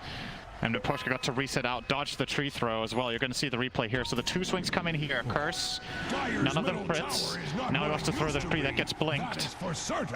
And this is where Matsu probably just gets out, right? But Nisha has committed in from the back, so they feel a little bit forced to go. Great Cold Embrace. And damage just isn't enough there onto Collapse. And then Yotaro just goes in cleanup crew, no problem. Getting another kill to his name here onto Yapzor. And that was past the tier 2 towers, and the tier 1 was still remaining until just now. Gem is on the deck. Yeah, crucial hook for Spirit there. Could question the... Easy to say from our perspective. It looked like they were just going to kill Wyvern on the spot and get more. And he's already in there. Can't really get out with his item build on Lina. He has to go to try to BKB TP, but you're still playing against RP. So unlikely to work. And Yotaro now has a Satanic. So, Blink, BKB, Echo Saber, Silver Edge, Satanic. Going for the Swift Blink next. As we see the replay on Yapzor's death here. And Yotaro is just on another level this tournament. His performance, a lot about Collapse. Again, the entire team would not be able to get this far without everybody doing their work. But Yotaro, as a position 1, has really shined this tournament. And Nisha and company looking to find their way back in this game. Still pretty even, I would say. 29 minutes in, 3K net worth lead for Spirit. And next Roche, we won't know for a bit. Radiant's middle tower is under attack. Outpost being taken. Will be successful as Team Spirit are fully smoked right now. Matsu finds a big item here. Got himself the Titan Sliver on Tiny. That's a very big pick for him. Which the status is nice. Puppy. He has to. Eon Disc procs. Toronto Tokyo to the back line looking for Zai. Looks like Puppy gets off the Ghost Scepter as well. Will be brought down eventually. But that's what we're going to play with the LSA Nisha. Do they have enough damage? They do. Matu gets the kill. Matu, that Sven. Yotaro is donezo. Earth Splitter comes out, not doing too much though. Collapse attempting to get out, but Matu's right clicks are just too much to withstand. Toronto Tokyo creating enough space there. A big fight for Secret. They do lose Nisha, but Yotaro at the very least is taken out of the game for a little bit. such a huge, like just the itemization from Puppey. Look at how much a difference it makes that he has these exact items. So he has Ghost Scepter to buy the time against that Sven, and then he gets the Demonic Purge and Disruption off because of Aeon Disc. He would have died in the stun if he didn't have that disc. So kind of offering himself up and gets the full counterplay out. Demonic Purge on Sven is such an insane counter. It was talked about on the panel as well, right? They were like, yeah, you got to pick something, and that's the one bad matchup Sven has. Puppey just showed why there. That Demonic Purge just ruined Sven's fight, knocked him down. That was some solid spell casting from the rest of Spirit, though. That could have gone way worse. There was a good curse onto the Lina to at least somewhat there for Team Spirit. Toronto Tokyo pushing out the top lane now, as we do have Shard online at Zai, so the Wolves. Mira gets stopped mid. Spawning. This could be a setup for Matu. Okay. Thunderhide is available there. Force that from Matu, but he's gonna force out his BKB. Mira saving, or getting cold embraced for now. Pops the Shadow Realm up, and there's Collapse with the initiation onto Matu, and now the Orchid on top of it. He's already used the BKB. Nice save from Puppey for the time being, but Matu's still stuck in a terrible spot right now. Has to just stand his ground, and there's the Terrorize to follow. Big kill for Team Spirit. Looks like Zai is next on their list. And down he goes, Cinderin. Great execution from Team Spirit. Oh my god, I hope we get a replay of that. What an insane force step from Collapse there. It wasn't even Mira that he force stepped. It was the Tiny of Matu. The second he blinks in to go for the Avatar combo, he immediately gets offensively force staffed. It puts him out of position. It doesn't only save Mira, but jeopardizes Tiny, and they do end up getting the kill in the end. That was sick from Collapse, and then he finishes it up with the Blink Skewer too. It doesn't get better than that. That's Collapse. World Blink class. Dagger's getting canceled perpetually by Puppey. On the other side of the trees, you see the Horn Toss finally being used. Puppey resigned to his death, and Yataro gets another kill to his name. See a little detail there from Puppey. He backpacks his Aeon Disc. He doesn't want to use the charge on it. He wants to keep the cooldown as low as possible. Knows he's dead anyway, and won't have it ready when he respawns. But Spirit, all of that momentum right now going their way from these last couple of fights. And you got to keep in mind, it's been Secret initiating these moves and Spirit just reading them and counterplaying them perfectly. Both times now, top and mid, Matu getting punished after having an insane early game. These two deaths set them back so much. And into the Roche pit they go. Team Spirit, the underdog of this tournament, could finish this game and go to the grand final. Yep, the force step there. Insane. And then Cold Embrace right after. So clutch from the supports of Spirit. Yeah, that is. I cannot believe Mira lives through this entire fight as so well. crazy. They're going to get the... Yeah, Wolf is showing this out, but not able to deny anything. So Toronto Tokyo gets the Aegis. It's and a Shard as well, so that's the overload high-stake match here. There's a lot on the line, so you definitely remember the Aegis this time. Team Spirit gonna get that. Well done. They gave the Shard to the Storm as well, right? He didn't buy this. He just picked it up and used it. So they got the active overload. That's right. Effectively improving their damage quite a lot. Gives himself some attack speed too, but I think primarily helpful for Sven as well when they initiate it together. Yeah, and he's had that Shard for a little bit on Sven, so can dispel like Yules and whatnot. Pretty helpful for killing Misha specifically, actually. As Matu is in Wolf again. And 9k lead for Team Spirit. They have a pretty firm grasp on this game, Cinderin. And Secret come back. Yataro jumps in. Puppey, that's the Aeon Disc again. And alright, he gets slept a bit here from the Elder Titan, but a big jump from Toronto Tokyo. Ghost Scepter immediately used by Puppey. Looks like he's done again though.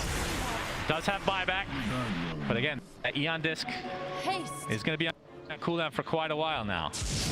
And Yataro wants to make use of this God's Strength. It is running out though.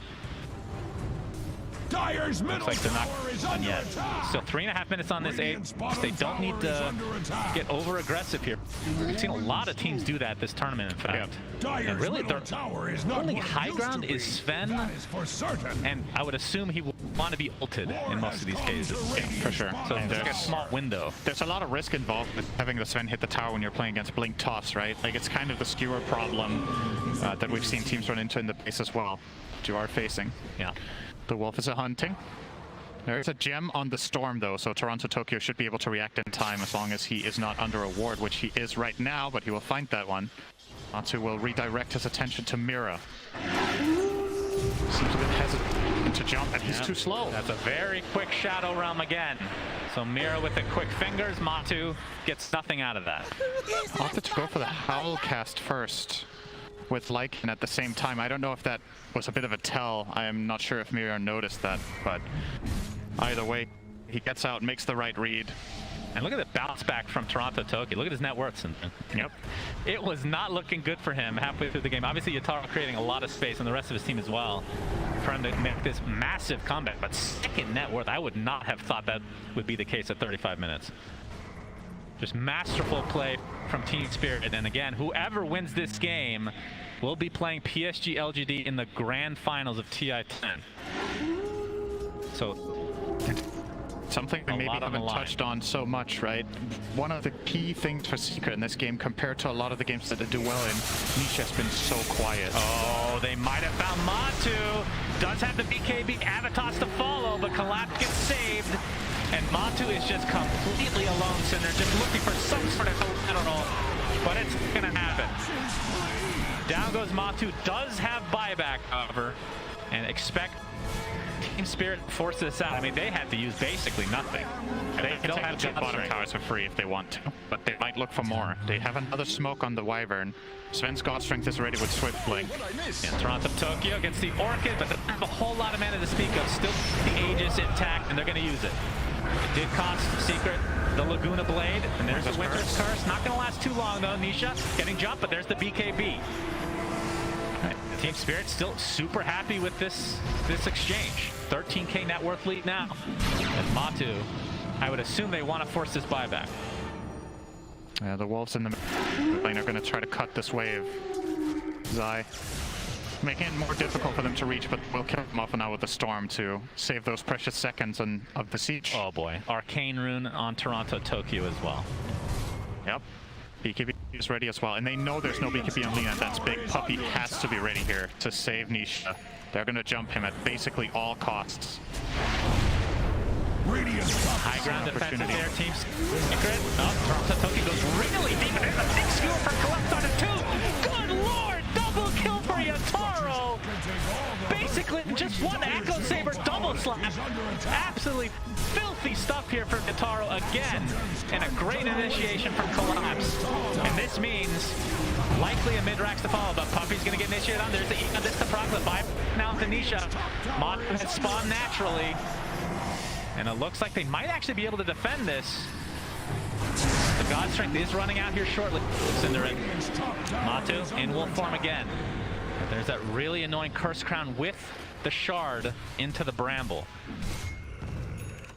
And Team Spirit, oh my, they are so close, Cinderin, to getting to the grand finals here. It's unbelievable. If you would have asked me the odds of this before the tournament, of Spirit getting to the finals, man. Matu, all right. Well, let's find Mira has the extra tosses to work with. That's 2 deaths now in quick succession in favor of Team Secret, but still the buybacks remain. We'll see if Secret can force these out. Seems relatively unlikely. It's so scary for them to go to the enemy high ground at this point with how much pressure they're under, and also their gold, right, on their heroes. So Tiny doesn't have buyback gold, Lycan doesn't have buyback gold, Shadow Demon does, yeah, or used his previously on the Elder Titan. Very quiet game from him as well on the ET, just very low net worth. He's not very farmed, hasn't been involved in too many kills. It is a difficult ET game in my opinion against the Storm as well as that Max Skewer and just general vision that Team Spirit have been playing with the whole game. Really, both Yapzor and Nisha just not having the games that they're used to, and that's what's made this so hard. Yeah, Monster's been caught off a couple of times and made some mistakes. These other 2 players just haven't found their footing in the game, largely.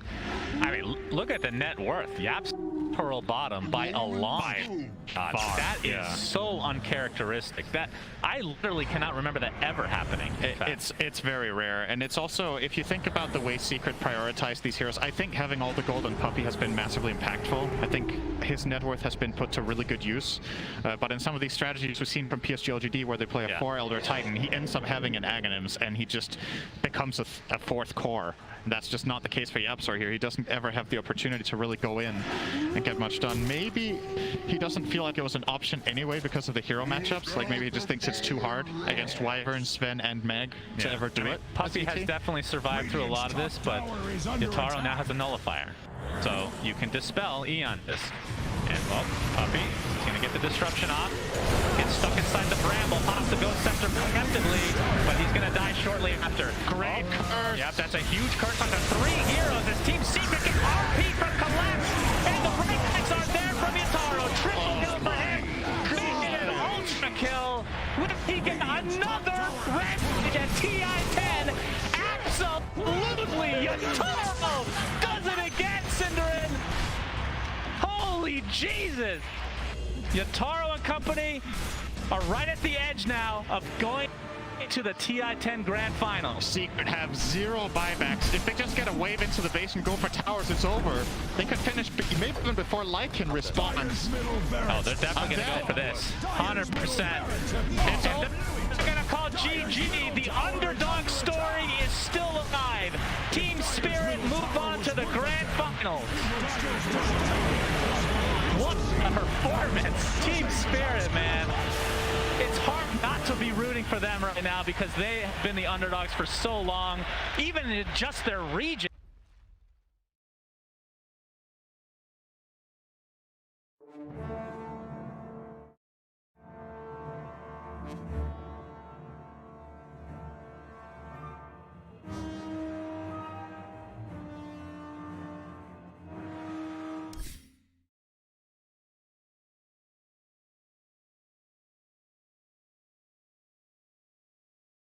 Away. And in many ways, if you were to compare it to a previous TI, I think TI6 is the most similar one. Now it's against the absolute giants in PSG LGD. At TI6 it was Wings. 2 of the players from that Wings squad is now playing for PSG LGD. That's right. I remember that vividly. Absolute giants in PSG LGD. At TI6 it was Wings. 2 of the players from that Wings squad is now playing for PSG LGD. That's right. I remember that vividly. We'll see if it's a repeat performance or not, but with that, let's see what the panel has to say about this absolute god-tier performance from Team Spirit. Well, that was a god-tier performance from our casters, Synderen and Sunsan. Thank you so much, gentlemen. As you can see, the lower bracket has been conquered by Team Spirit. And it's fair to say they have gone from 0-2 on day 1 to top 2 here at TI-10. And it's not something that we expected from the start of that group performance. Lacoste, your mind is blown. Yeah, pretty much. It's an unbelievable performance by such a young squad.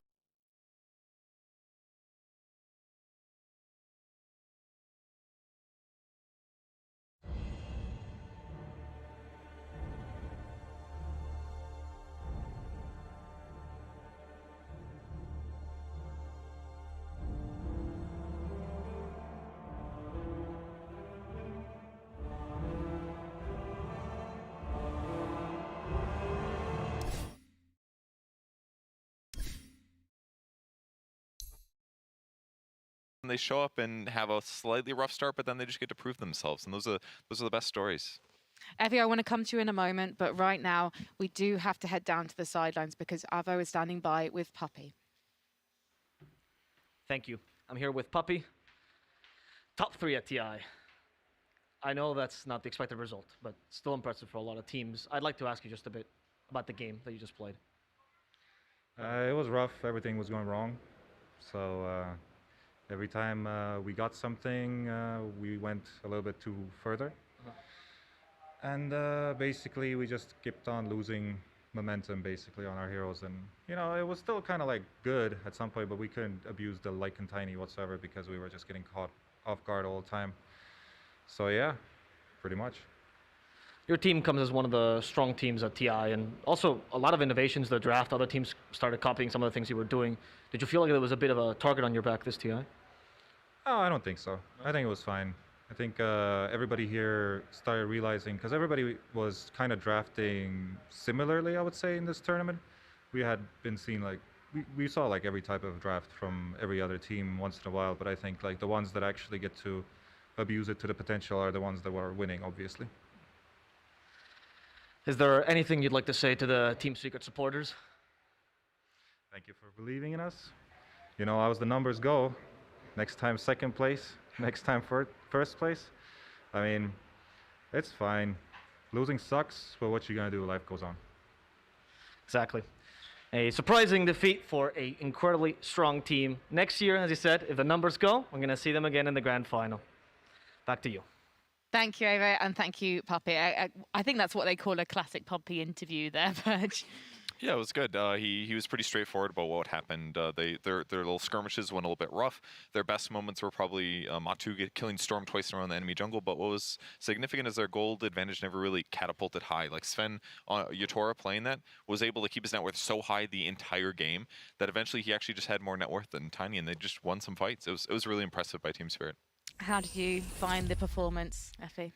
And I'm so happy for them. It's just, this team are such a beautiful Cinderella story. It's so much like DC from TI6, and it's so hard to not cheer for a team that runs through the tournament the way that they did. But for me, it's just a matter of, yeah, Team Secret had an idea, and it was a really good one, and their heroes had certain timings where they would have just been insanely overpowered. They just didn't play it very well, to be honest. And of course, like Puppy said in the interview, it felt like everything was going wrong and it just kind of slipped out of their hands, right? And sometimes that just happens, but I would like to attribute that to Team Spirit getting their comfort heroes in the deciding game of the best of three. They got Toronto Tokyo on Storm Spirit, they got Collapse on Magnus, and they got Yatoro and Sven. Like, everything that would have helped elevate them psychologically happened just through getting these heroes. Team Secret, they're getting closer and closer every single year. TI6, 13th place, TI7, 12th place. Then you have TI8, 6th place, and TI9, 4th place. Now they get the 3rd place. So as Puppy said, you know, next 2 years are gonna be big. They still go back home with the $3.6 million, which is a lot of garlic bread in the end. So I think they should be pretty happy about it. I mean, it also speaks volumes about Spirit's communication in game as well, because as Puppy was saying, they basically overextended at times and it cost them things. They got maybe overconfident and they were trying to get the most out of the Tiny Lycan. Basically, the Wolf Tiny, that there was one moment where Marty, he got the kill with the double damage onto Mira and then went to the top lane. I know that's not the technical term for it. It would be his off lane, and tried to target Miposhka as well. And then Spirit had already made the call. They'd already made the call to basically come in and rescue their position 5. And I think that maybe that's the key really for Secret success. It's that foresight and the way that they communicate that. Yeah, I think that was the crucial teamfight moment. And when he said, oh, we went a little too hard, you do that when you have a DD, because you're like, I have this little window. We just got eggs. Their timing was incredible right there, but they had great tools for it. Like the 3rd skill on Winter Wyvern, it just stops all physical damage. It doesn't matter how much damage Tiny had. It could have been infinite, but for 4 seconds, he's sitting there waiting for Collapse to come out of the cold embrace. He dodged the initial burst himself, and buying time like that and getting them to... I was very surprised Sven was able to kill the Tiny even. So that turnaround was really big, because then Sven's accelerating net worth, Tiny stops moving for a bit, and that just kind of kept going for the rest of the game.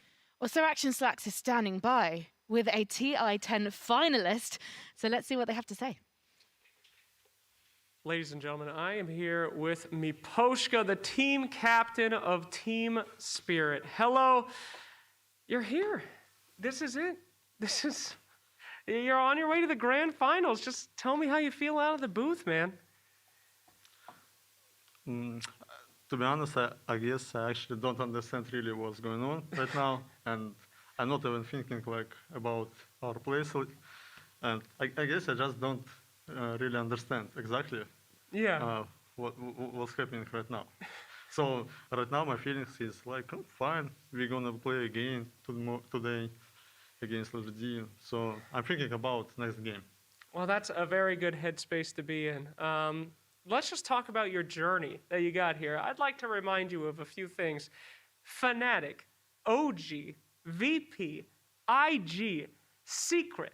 These are teams that are the greatest of all time in Dota 2. These are teams that have rocked the scene for a decade, you guys just took them out. You're an open qualifier team. You went to best of 5 in your open qualifiers. You lost all your games in groups until you started winning them.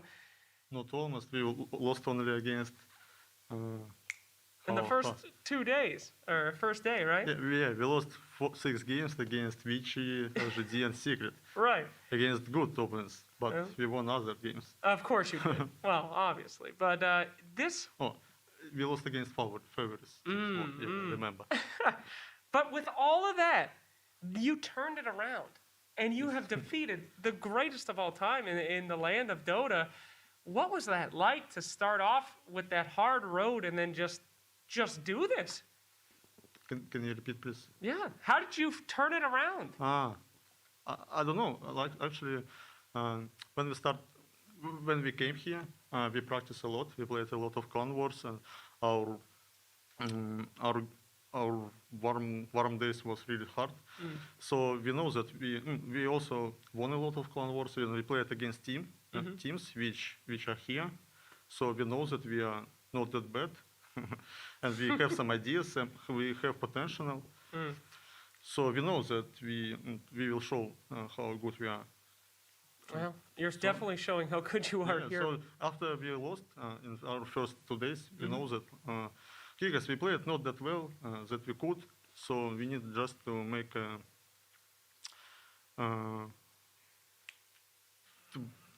I forgot word. make как это? Исправить. Исправить ошибки.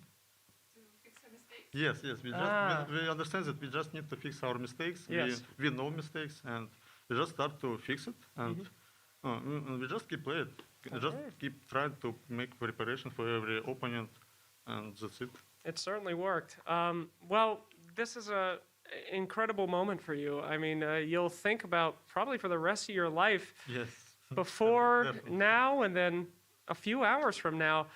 Is there any message that you'd like to give to your teams as your team as the team captain, or any message that you'd like to give to maybe even yourself in the future in a few hours? I don't really know what to say. Anything to congratulate your team or your fans that are watching, just to say, here we are. I would say that I love my team, every teammate. They are really good guys. And maybe others don't think so, because they usually play against them in public games or anything like this. But they're really cool guys, and I really like to play with them. Also, I would say thank you for every fun, for your support. So now we are in grand final. I guess nobody can believe in this, but we're here, and we will show that LGD is not that monster how others thinking. Well, absolutely. I hope. Yeah, me too, my friend. Well, there's no better place to slay a monster than this close to Transylvania and in Romania. So, my friend, congratulations. Best of luck to you in the finals. It will be a hell of a match no matter what happens. And that is Mokposhka. We'll send it back to you guys on the panel. Thank you so much. What a lovely human being Mokposhka and the rest of his teammates are. Here we go. Just 2 teams remain, LGD and Team Spirit. We're going to see them in the grand final later today. It's going to be a best of 5. Spirit will be looking to carry the momentum forward. But before then, we are going to have the match to end all matches. The games that will decide whether a team of Russians who have all been to TI before can conquer some of the greatest minds and voices and personalities from the Dota 2 community. This is the culmination of the All-Stars final that we got the pleasure of witnessing yesterday, where Team Dragon was basically beaten by, you know what, I can't say their names. I'm still too upset about it. I'm too upset about it. They call themselves Team Borscht.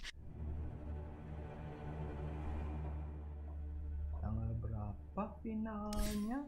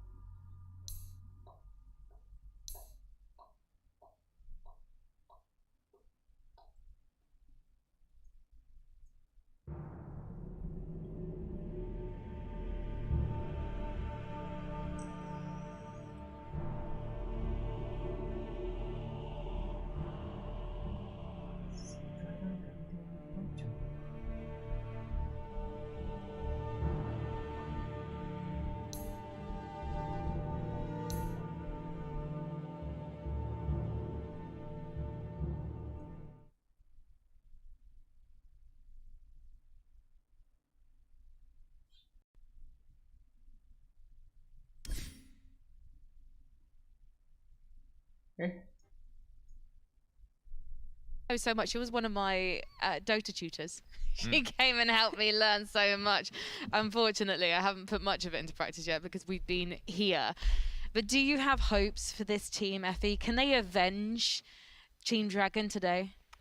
You know, I just want to see some all random deathmatch shenanigans. I want to see them run at each other nonstop, and I have hopes for them for sure. They've got the great Blitz Dota. Yes. Who Purge is intimately acquainted with. Yeah, he's a big tryhard.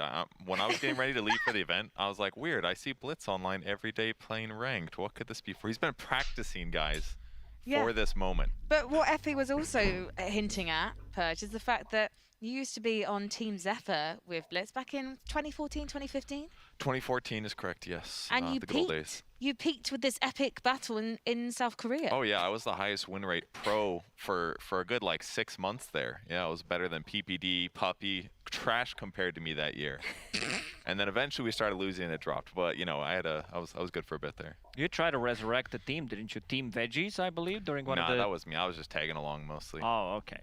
Oh, okay. I can't take credit for that one. Just tagging along for the ride. What is Blitz like in game? He is pretty serious. He gets a little high stress. Like he sometimes has, he gets nervous sometimes. But he tries really hard. Puts a lot of emotion into it. Yeah, he's a good player. And that's not what we want to see, Purge. What do you want me to say? That he yells and he gets angry, but hype. Well, he does get hype. He definitely gets hype in game. Is that what you want? Oh my goodness! Look, Sheepo, she's actually got a plan. Do you think that Blitz has given her that? Because Blitz is currently the coach of Team Liquid, which means he's Insania's boss. So in some ways, it could have been really awkward if Team Dragon had won yesterday, because it would be Insania versus Blitz. Look at the difference. The left, they seem like they've organized something. They've got notes. They've got notes. They're chatting. They've been smoking cigarettes for 20 minutes in that room. And look at Quas. He can't even fit the badge in his pocket. Like, he's struggling. They're just standing there like, when are we going to get on there? I have to give props, though, to Team Thunderhide, because they've just been in the tent next door to us, commentating the games and doing panel like we're doing right now on that lower bracket final. So they've just witnessed Team Spirit, the hope of Eastern Europe, go through to the grand finals, and now they've had to run over and do their bit for the cause as well. They're probably hyped up on that win, though, so they're probably pretty excited. I gotta say their morale's gotta be high right now. That could really make a big difference if they continue randoming heroes that they're a little bit sloppy with. I was talking to Dandy in the morning, and yeah, he says that this is a huge upgrade to the roster that we had yesterday. And that he's really afraid of playing into Excalibur, and as he said, as you said, Blitz, he's a tryhard. He's really afraid. So I think the strategy that maybe should have been executed by literally anybody in the show match yesterday, maybe we'll see it today. You get some good farming hero, and you just need a good 10 minutes, Like BSJ got that axe mid, he stacked his medium camps, and then he just died mid. It's like, well, if he had a good 10 minutes, you can get a quick Ags, maybe a fast Midas, that can propel you forward. You got to be a little bit try, not too try, don't buy a Dagon, but Effie, would you recommend, apart from buying a Dagon, because I know you would you recommend just dying if you get a hero you don't like? Or is that going to put you at a distinct disadvantage in this particular type of game mode? I mean, you don't want to give away deaths, but just have fun. This is what this is for.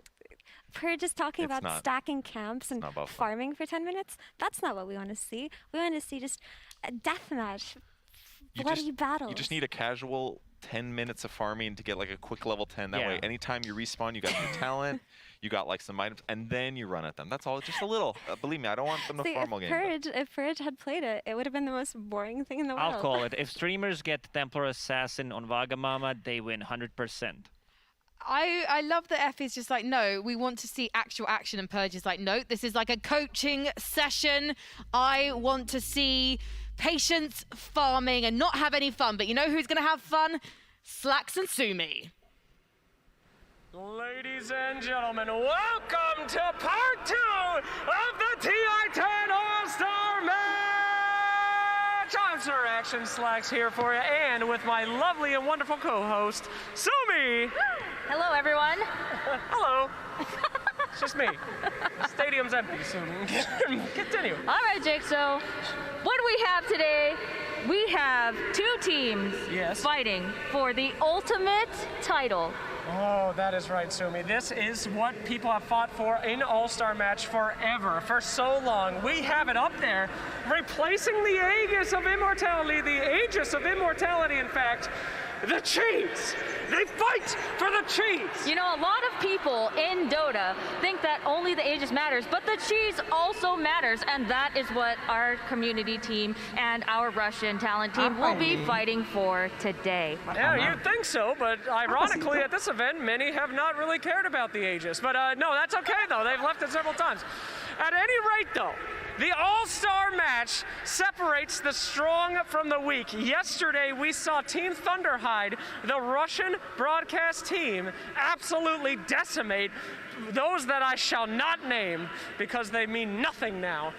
And now they're up against even harder opponents. Yes, they are. They will be fighting against Team Golem, the roster of which we have kept a secret pretty much the whole time. Kinda.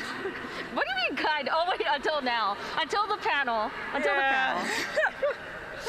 But anyway, so tell me a little bit about what to expect with this mode, because we've been seeing a lot of Captain's Draft. Yes. But what are we doing here? Ladies and gentlemen, welcome once again to All Random Deathmatch. If you don't know what that mode is, well, let me tell you. You start off with a random hero. Every single time that you die in your game, you respawn as a random hero. You keep your spells, you keep your items, but you keep only that. Your pride most likely will take a massive hit. At any rate, you will continue going through this until all of your lives are depleted, and at that point, you may not respawn again, and the game ends. Every team has 40 lives. Oh. Every respawn subtracts a life. And once you get down to 0 lives, it basically becomes permadeath for your team. A lot of math, Sumi, too much math for me. Hero die good, ancient die good, hero die for you bad. All right, Jake, well, it seems like our teams they are both ready to come out, so let's bring out first Team Golem.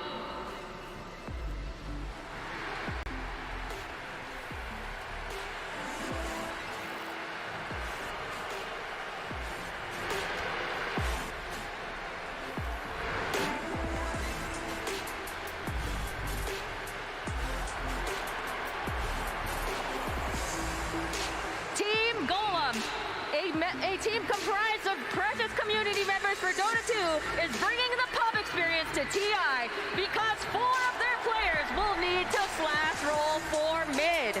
Featuring Wagamama, who played on dial-up 56K internet and DC'd whenever his mom picked up the phone. Blitz, who learned how to ride a bike at 23. Excalibur, who tried to go pro in StarCraft but got too lonely playing 1v1s. Sheepstick, who played 1,700 games of Meepo, and the captain, Merlini, who is notorious for sacrificing his bowels during a Street Fighter match. Oh my God, disgusting. All right, Jake, what's up next, though?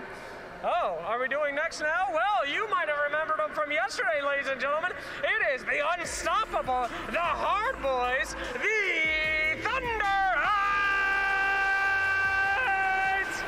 Oh, my voice cracked.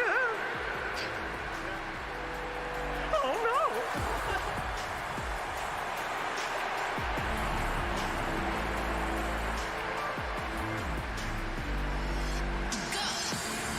That's right, my friends. We've got Havost, Dendi, Resolution, Smile, and Solo.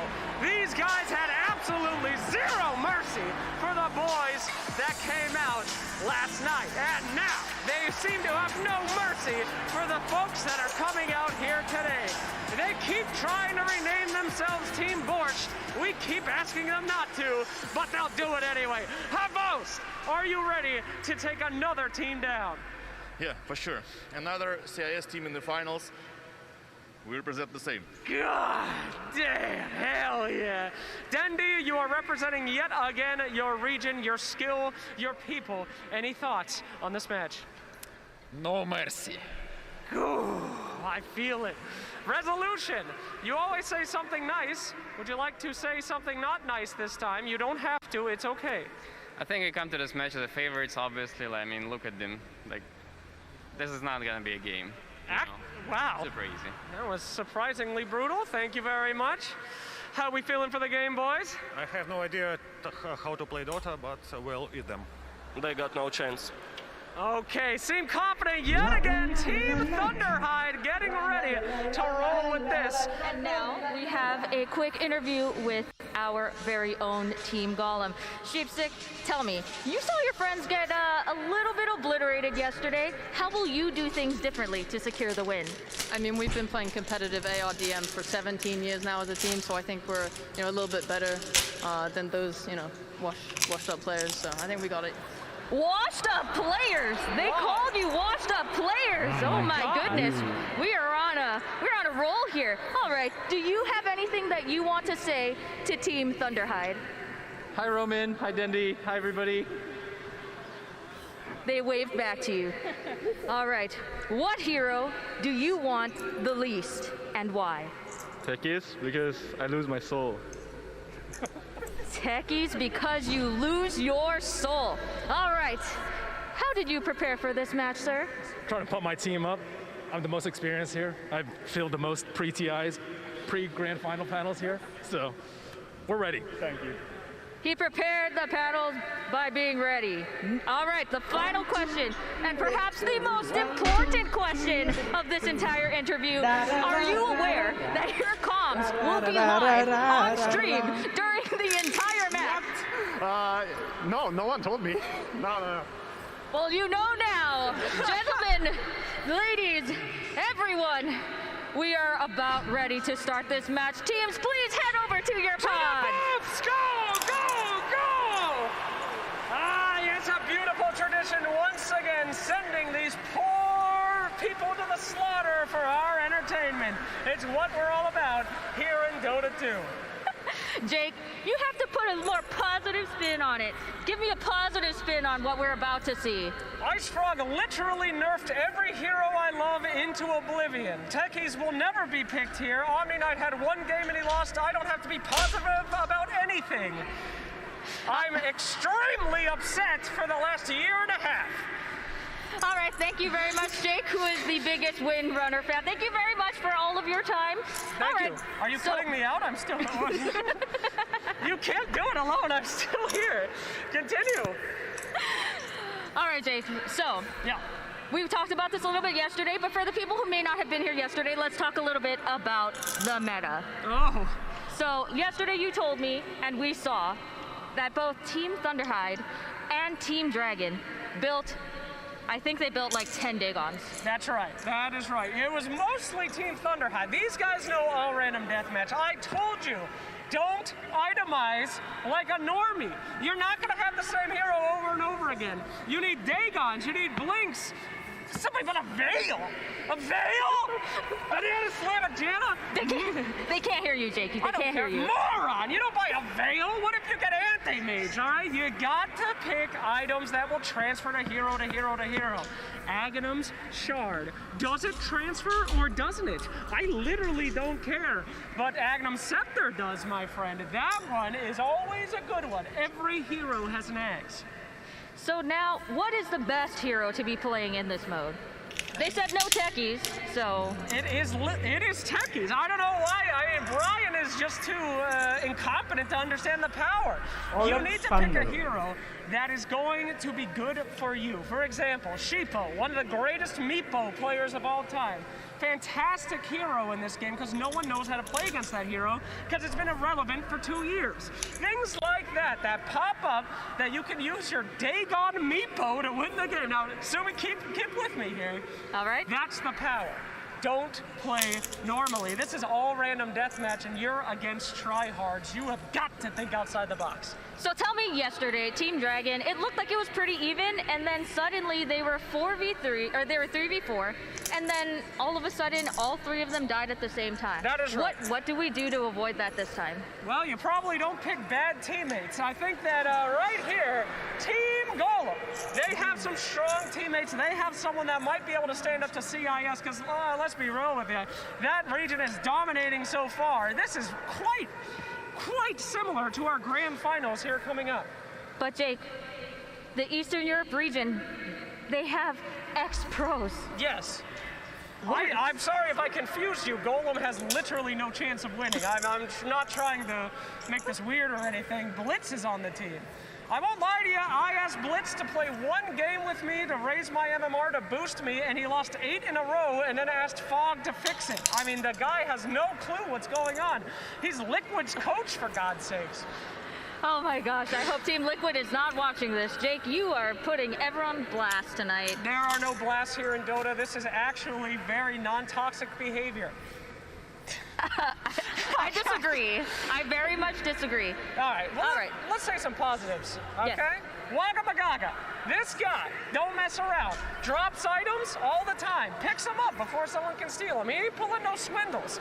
These guys play a lot of Dota, they play a lot of streamings. I mean, they have basically no lives. You can go on any kind of platform at any day and see one of these guys doing something Dota related. The only one that has a life is Merlini, and somehow we still got him back. So, I mean, it's a sickness, and that sickness will lead them to glory.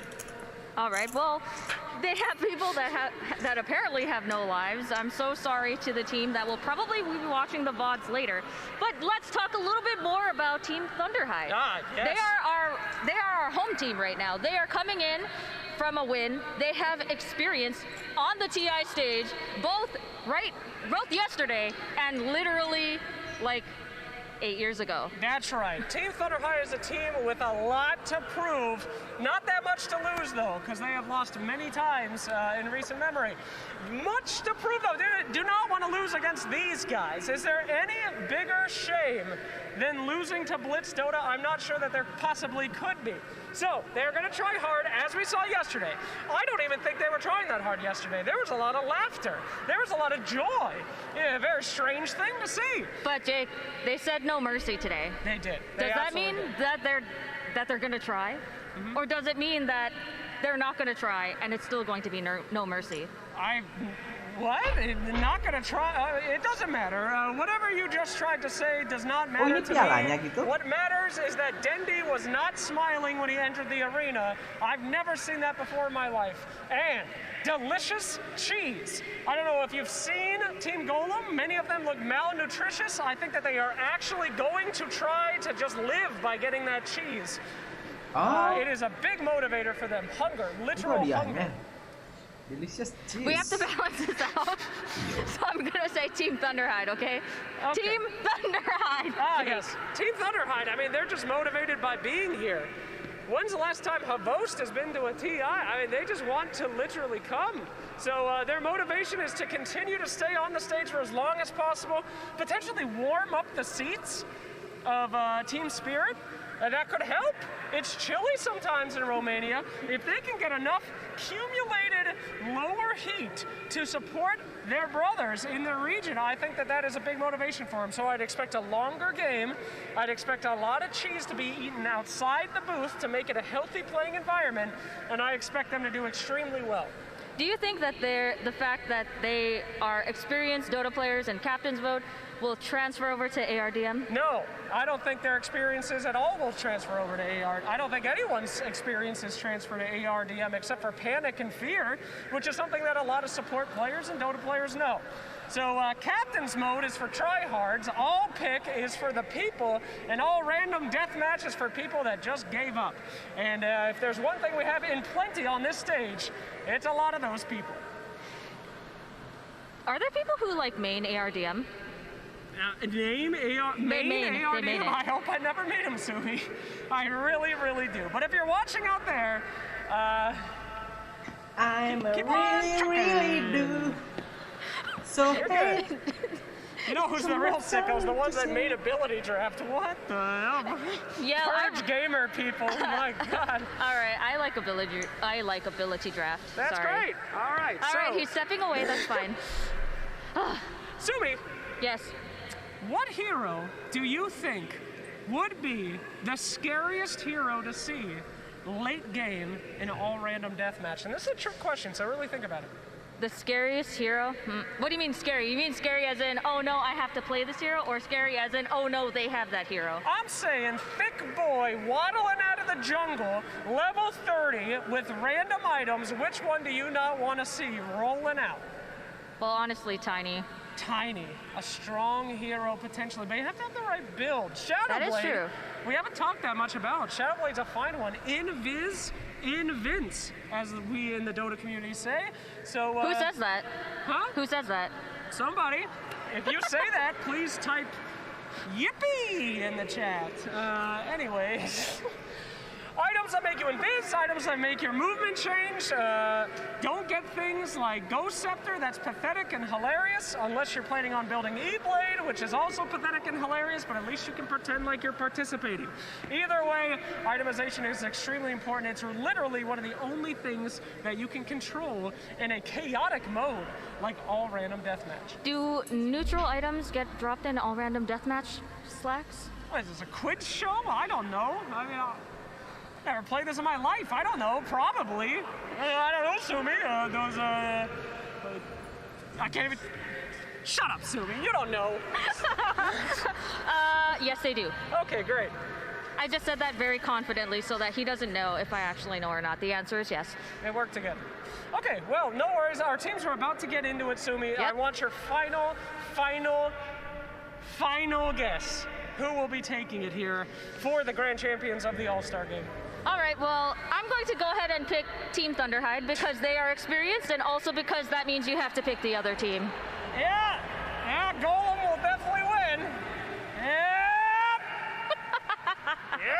Here it comes, guys. Full faith. Let's throw it in. Ladies and gentlemen, the time has come to play the All-Star match. Let's play some Dota! Wait, why is my mini-map on the right? Wait. Oh my god, I have Aiden set up. Roll for carry. Dude, no, I have Aiden set up. Oh my god, wait, how do I... Oh, thank you, sir. You're a savior. Guys, we gotta try hard. I need to win.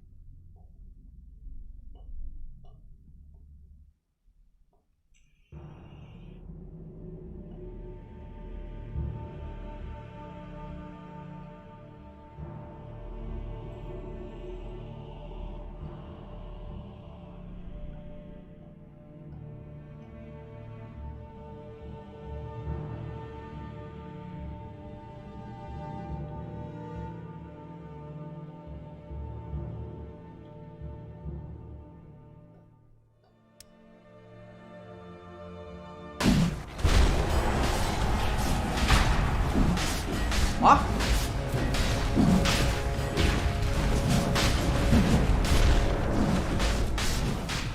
The battle begins!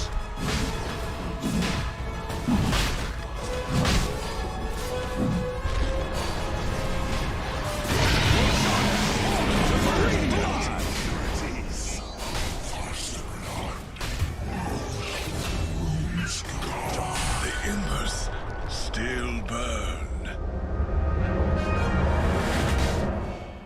就是肉伤没拿到经验发脾气了。是的，这确实没什么经验，好像是没什么经验。是，以前改过了，对，以前技术赛的收益太高了。是的，对。你会每人升一级，我记得5个人的话是每人升一级，如果1个人的话，直接是4级还是5？对，5个人的话差一丢丢经验值到，但4个人是直接2级多一点。吗？可能我错了。而且但是这个东西数值是改过，我这个版本而已，不好随便随错无所谓。 反正差不多吧，你线上就算5个1级，现在11个兵就都2了嘛，都差不多呀。反正线上肯定大优，是的，一上来1级打2级，很多人关键还有钱。是的，他还有大概每人200吧，对，每人200，现在没200，现在还没有了。100多，主要是经验太少了，现在划算，你可能贴在要钱的都赚。那蚁魔现在龙起了，一个小精灵，阵容还挺 bug 的，小牛头 A 组合。这个组合我在 T5见过，大概类似，差不多就这几个。我天天用打多少月手这个天天用，对，2打5，感觉哎就是我们2个2打5啊，可以。 就是 A 把大死了，你这看到一死，谁带线都是死。但是现在版本好像写的这边大鱼感觉中被龙骑给直接活 A 给死了，是什么意思啊？开始在拼内力 ，A 抢跑了都接个端死了。生气不足了，意思大鱼这边。我记得大鱼是一级学被动的，踩都没有。没有看到一级防对对对。踩个多少？你都不认真看他吗？是的，也太出力了。是的，你出这么大力干嘛？这边是魔力力的，还记得在录下没？是那个宙斯奥数林3杀那个吗？对，宙斯绕进反杀3个，当年画面啊，当年觉得好屌，是不是？看录下来好，真觉得好屌。对，刚开始玩都不知道有这些套路，对，都不知道。对啊，先主级人物肯定是屌的，屌肯定是屌的。当年这个没人会，好吧？学不会。那个阿萨的我记得也有个画面是第一个大哥的小强，拖人。这拖2个吸血，吸还在 A， 还在 A， 2级在秀，还在秀吗？秀不动了，人秀没了，然后小张拖快好了，所有的离开，拖2个，拖3个，拖4个，哇，拖4个，跟你我打，4个靠拖4个，刚放个淘气大，这边一个东飞。啊，不用飞吧？你要学应该不要学什么？我现在往前跑。2极端，有鞋。那谁看塔呢？这些人啊，塔呀都我仇恨，过分了，我感觉有点玩嗨了。说这边小心，还在连，不是这什么意思呢？想死！我猜他想死，不想玩这个英雄，感觉没意思。我妈，不好，都差不多，都是大魔霸，人家有经验了。是的，魔霸必买嘛，是吧？打架比较平。这样的话，火猫应该再问一下，再往前走，还是撞一个草莓。这还感觉废物呀。他闪弹用完了，2个闪弹没杀掉人。旁边一波乱。我还在多，中路哥怎么还在多？硬蹭他在，有没有？你觉得中路就像那种一开盘就开始5v5无限中路拱，中路边路只要你那个混点等级就可以了。是的啊，不能人啊。那中路等级好低啊。无所谓啊，等会去边路，大家边中路就去补呀。这样来回交替上班嘛。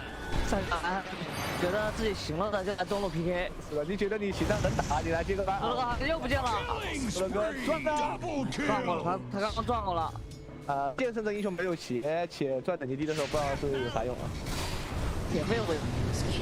好，这应该也是不讲活了。眼都塔下了，因为他有个操作叫做用眼顶塔。他顶了。肯定是顶兵，对，用眼顶兵专业，我都没有学会这招，下次我多试一下，我多带几个针眼，我冲别塔的时候，经常多带2个针眼，把攻击吸收一点。牛逼，牛逼啊！之前我还没见过这个画面啊，在我印象中好像这个眼会就是优先级比较低啊，为什么他会扛兵呢？但是你眼插的位置不行，是吗？狗哥插眼还是有一手啊。你下次试一下，你就插完眼以后，你控制那个眼，用那个眼 A 你自己。眼也能操作吗？没有 A 的那个别骗了是吧？好清楚的。来，这边屠龙被抓了，海雾三兄弟有问题。哎，屠龙不会走到这来了，问题来了。你要打大野就直接打呀，你又不打大野，你往那边拱啥呢？莫非是双误？他有可能想去中路打架，他觉得他行了5级就行了，行了够了，那秦就踢过去嘛。关键中路没人呀，打啥去？收了一个 C， 这边3兄弟冲塔毫不讲理，冲！刚才不是说好去中路打架了吗？你现在没人，怪谁呢？那可能对面不守信用呀。收了还补了，还补到。这么的了吗？2个残了。哎，这边来个巨魔，哎呦，不过这个巨魔踢下来感觉没啥卵用啊。装备出来还是对的，好像刚好。啊，对的。之前他龙骑系带有点过，而且打的当时，你再读一遍给我听一下。我学一下，我也不知道，我不读。你这样我就读没面子，知道吗？就是一般别人我做什么就什么，反过来嘛，看你心里。一个摆3个，牛头哥打他们了。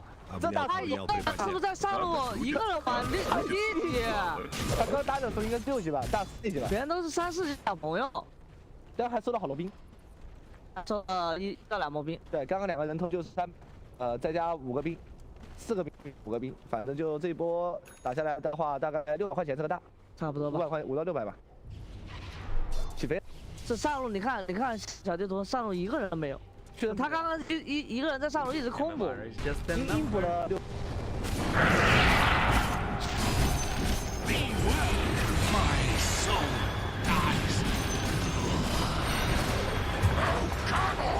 Va a poder aguantar lo suficiente para llevarse la resolución debajo del río. Aparece também Cistica aqui para você. A Festival de Nick Carrey. É bom pra cancelar qualquer tipo de controle pelo Art. Eu quero ver skin. Se vier skin, eu só vou comentar com a voz do esqueleto. É isso. Meu amigo. Tem assassinato do Dente. Bumba! Quase por o Eline por ali. É ainda. Caiu não. Tá suave. Excalibur nível 6 de... Cara, tem uns heróis apelões aqui já, hein? O Raposo voltou de andar, hein? Precisa lá vai ele. O problema do herói apelão é que ele é apelão em que momento? Ele é apelão? Como que pode? Depende muito da proposta pra isso daqui, né? O herói matou. Vai atrás do Vagabundo lá embaixo da Purinho. O Berlini também tá eliminado pelo Resolution. Então a vida vai decaindo. Quando zerar e você morrer, esquece, não volta mais. Ficar comendo um jogador. Então, essa aí é a vantagem, digamos assim. Por enquanto, não tem nada. As equipes focando na pancadaria, na trocação franca. A Shadow pendolada. A Sovico mal queria ir. O reabilitante não tem a sessão sombria, vai ter punido. Eliminada a Shadow. E quando isso tem resposta da equipe da Golem. Chega também a Catriz do Agamama. A bolsa de um lado vai pro outro. Deixa ele dá pra ganhar força, mas não é o suficiente. Solo na transfiguração ativada.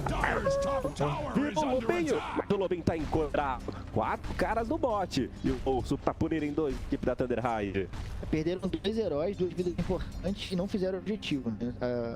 Pro outro lado, eles estavam disputando pro top, tentar abrir um pouco mais esse espaço. Eles não podem esquecer que o objetivo aqui vai dar ouro, vai abrir mapa, mas dificilmente você vai ter espaço para tirar proveito disso, para fazer uma jogada um pouco mais avançada. Eles precisam se preocupar com essas vidas. O Undyne era um pick muito forte nesse tipo de jogo, poderia ter sido um pouco mais valorizado. Afinal de contas, para decair a vida, era melhor do que o decai, né? Calma aí, isso era uma piada? Isso é uma piada? Eu entendi, mas demorei 2 segundos pra processar a piada. Que loucura!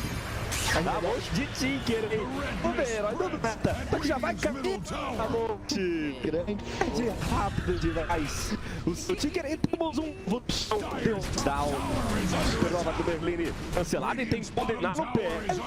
Tá, vem Resolution pro dive solo com o Illumina. Largou ali. Ó o cavalinho.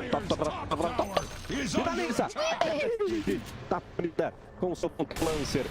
29-25 tem assassinado do Indy. Pra cima do Blitz, se esconde e leva aqui com o Resolution, que é o dive.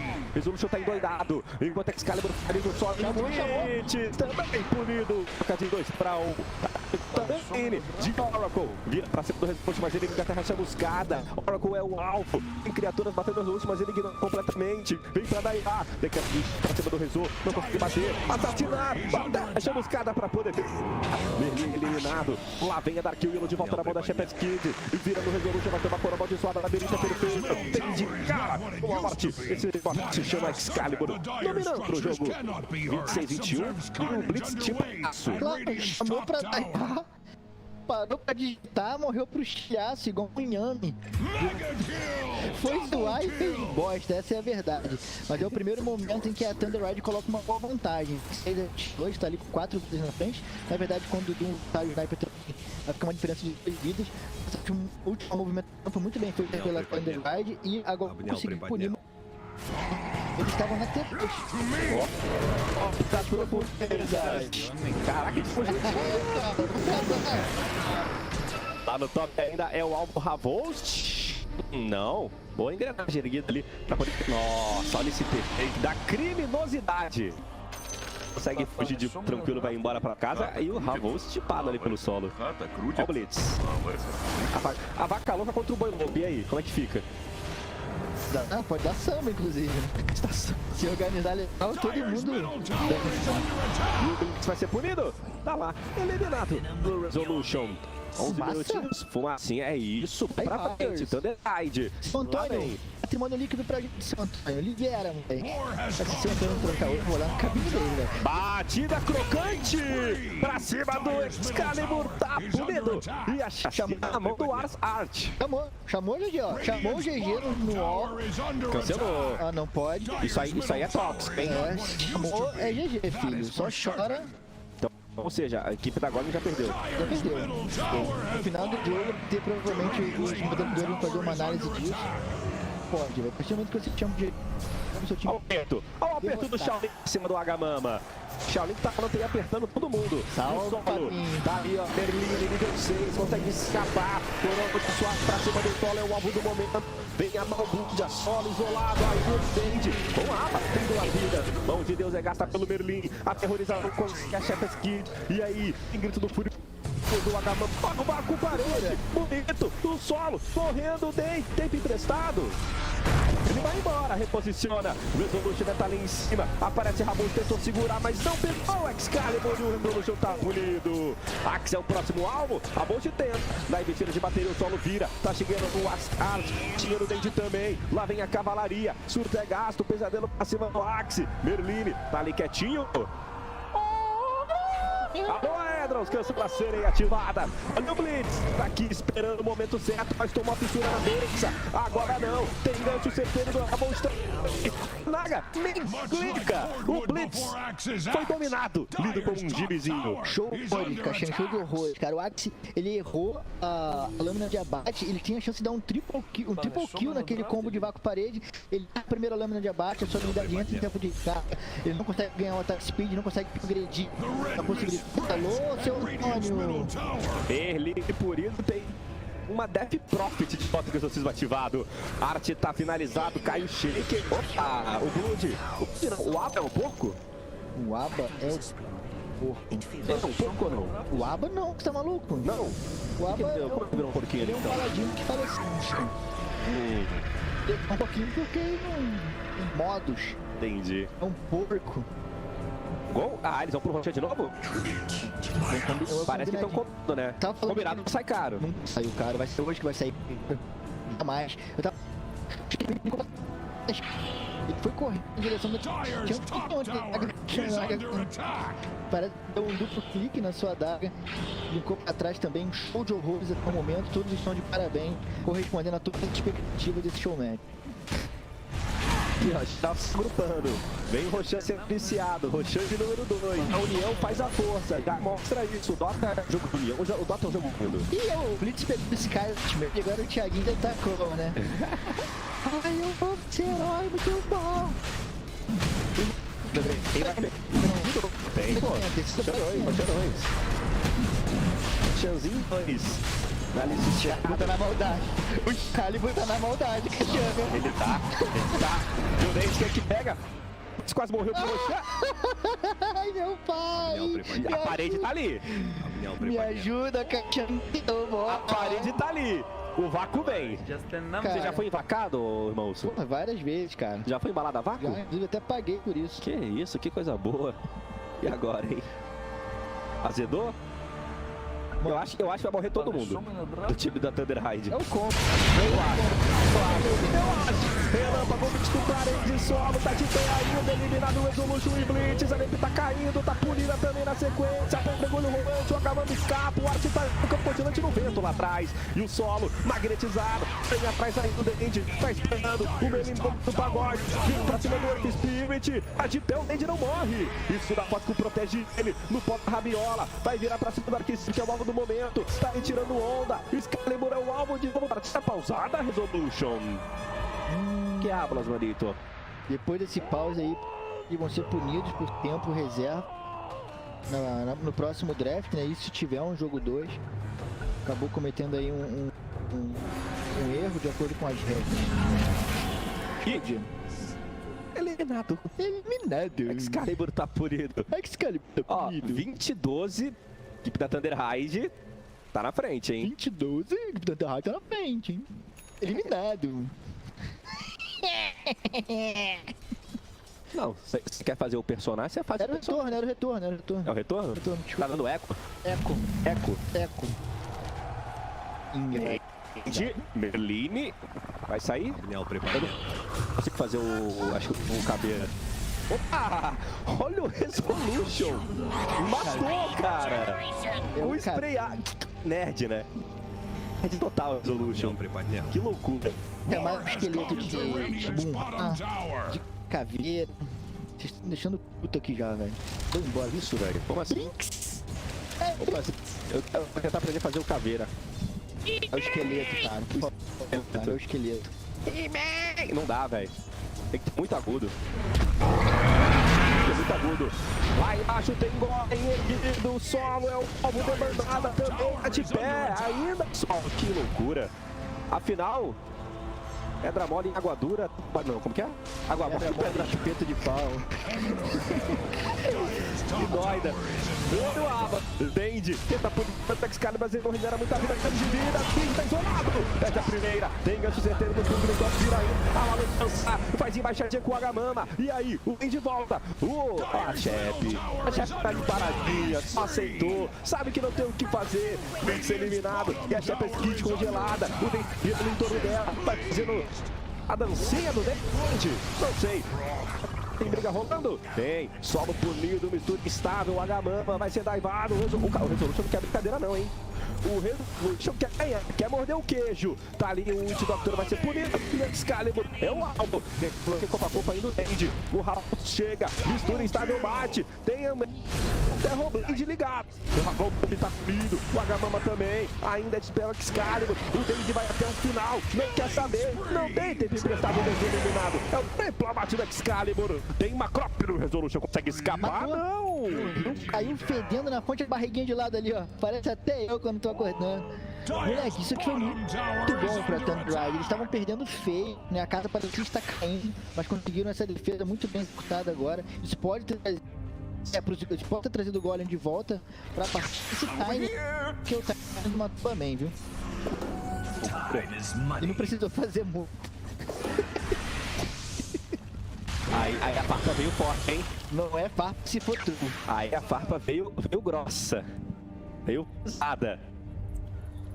Quando o Ramos quer um rampage, é isso? Ele tá pensando que é fácil assim, cara.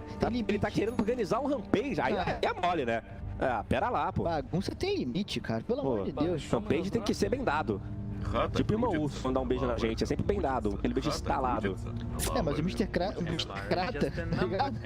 Ele falou uma vez, cara. Um copo d'água e rampage não se nega a ninguém. Será? Foi isso que ele falou. Sabe o que nas ranqueadas? Resolution! Gasta a lâmina, latão, mas é eliminado. Olha a culpa de Deus! Erguida. Mas e aí, o chefe? Não consegue bater. A Volt tá de pé ainda.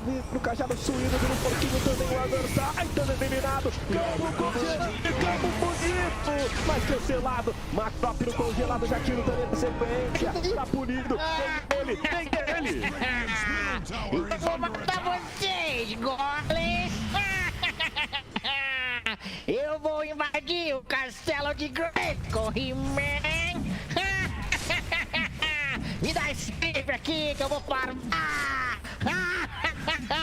Saiam da minha frente, mortais! Lindo boy, eu te amo!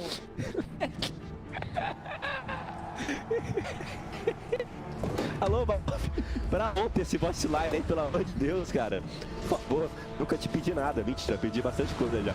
Mas, pô, boss line pra gente, por favor, cara. Por favor. Vamos nessa. Que loucura. É o caveira aí, ó. Meu Deus, eu vou te bater. Que isso? Não é o caveira, é o esqueleto. Esqueleto, pô. Esqueleto e caveira, tudo igual. Olha a petrificante Resolution, meteu uma daga. O Blitz está enfeitiçado, Resolution não conseguiu punir o Lion. O Agamama tá com a posição acumulada, solta pra cima dele, dá pro cara, é a mão do dente. Chega atrás tem o Merlin, dente, fica na trocação, não tem não, entende? Tá punido o Merlin com a... Olha que aí, alô, vem ele, o rei da surretarreagem. Conhece o truque do orifício? Tô conhecendo. Vou te apresentar o truque do orifício. 14-5 para a equipe. Thunderhide tá com gente ali atrás. Quem é? É o Face Fight. E o Ars acaba tendo tudo também. Treino de vida invertido no Blitz. É um chute invertido. Tem pressão para cima do Resolution. Zerado de mana. Nossa senhora. Serpente que criminosa. Acumulou tudo, mas ainda assim ele vai ser punido. Eliminado pelo Mama. 14-5. Tá acabando a vida dos golems. Roubado, né? E você viu o update, cara. A especificação não funcionou contra o Faceless Void porque ele não tem cara. Se você não tem cara, não tem olho. Se você não tem olho, tu não enxerga. Se tu não enxerga, tu não olha pra Medusa. Se tu não olha pra Medusa, você não vira pedra, né? Tá aí, hein? Literalmente, você vira pedra, você é fumado. Maravilha. Meu Deus. 10. 5. Tem 10 vidas ainda. Equipe da Thunderhide, 5 da Golem. Momentos dramáticos pra equipe da Golem. Ser a última vida ali de cada um, dependendo do comportamento de cada jogador. Então é um momento que eles precisam se valorizar bastante. O Agamama nível 12. Faz tempo já com esse não sei se é bom, tudo bem, mas vamos ver se ele consegue fazer algo. Matematicamente falando, Caxanga, tem 5 heróis. Se os 5 morrerem, os 5 vão voltar de novo, entendeu? Então se um morrer sozinho e voltar, aí já não vai ter mais um segundo momento com os 5 vivos, certo? Não, depois que quiser, você começa a morrer e não voltar mais. Espera. Então o ideal é que 5 a partir de agora.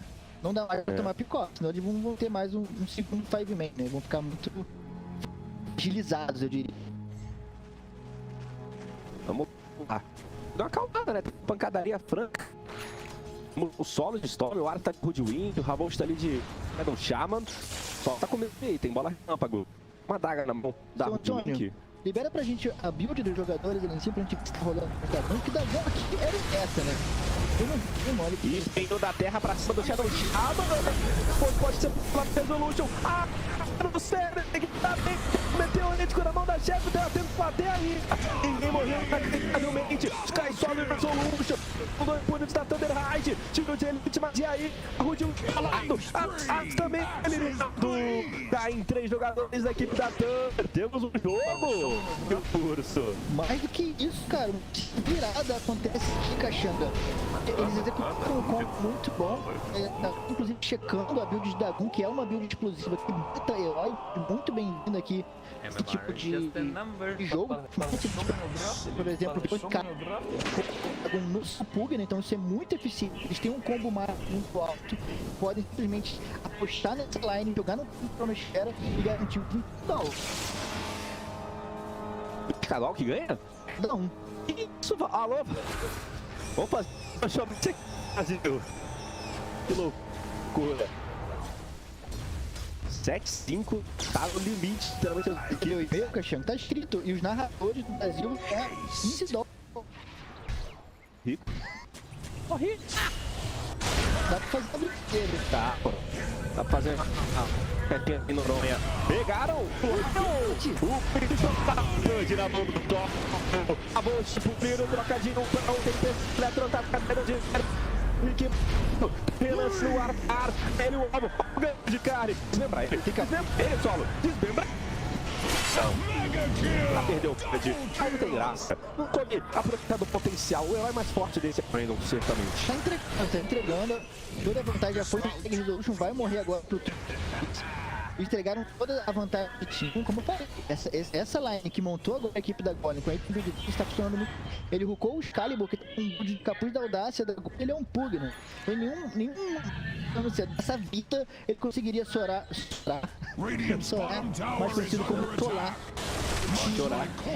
Ele é Pug, né, cara? Parece, né? A 4 tá lá.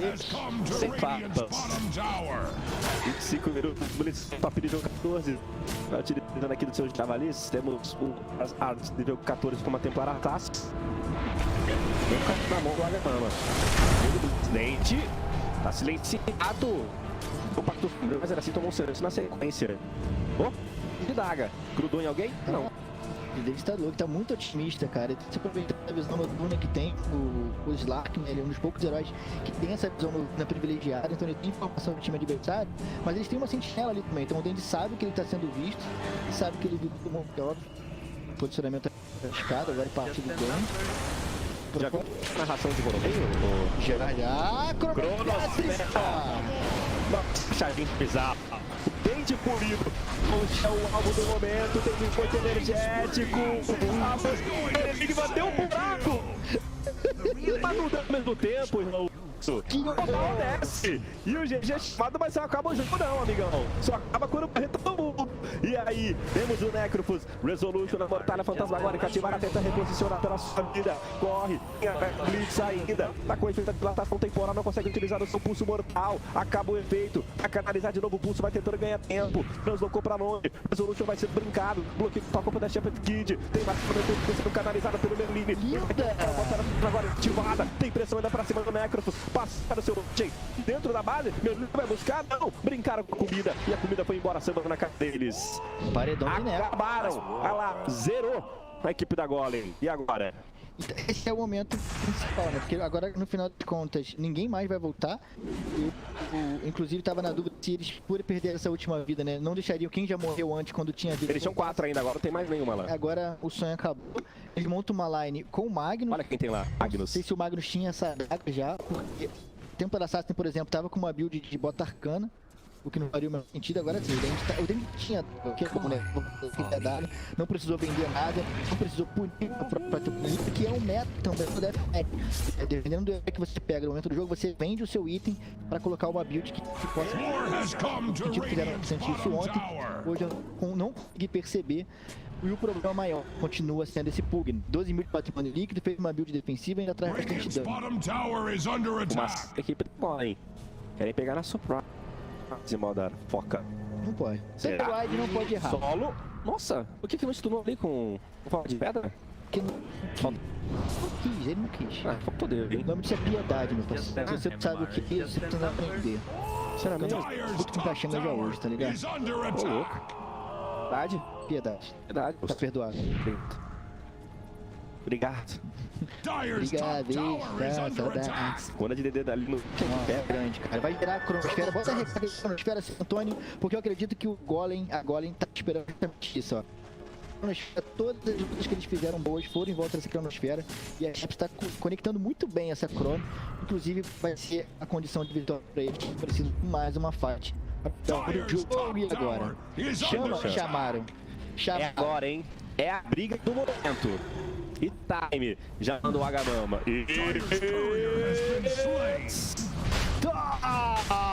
Tô sentindo cheiro de traição, hein? Tô sentindo cheiro de traição desse Rochante. O Rochante tá valioso. É agora que a gente vai saber daí todos os jogadores. Quem que é aqui que vai manter seu Rochante até o final? O Rabon já tá ali. O Resolution tá batendo em herói. Vira pra bater finalmente no Rochan. Ai, é momento. Agora chegando. Olha o Kings. Agora chega com o Dandy. De bomba das crimes. Ele não respeita absolutamente nada. Deu a inversão, falou, Rochão, caramba, eu quero é sangue. Caem 2 jogadores da Golem. Eu conheço, cara, eu conheço. Precisou de alguns meses do Dandy com os brasileiros pra aprender como que você faz um Rochão de verdade, cara. Isso. Ele tem que respeitar paredão de Dandy. É claro, cara, o Underhack tem muito mais a aprender que ele, não tem vida, ele tem que fazer alguma coisa. Ele resolveu focar o caráter dele por uma oportunidade de vitória.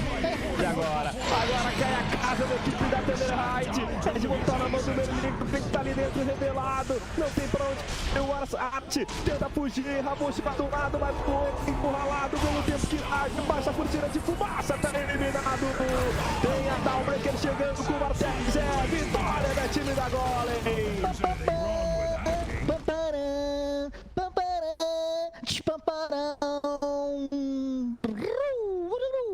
Merecidamente, Caxanga. Que vitória sensacional da equipe da Golem. Não abriu mão do seu caráter. Não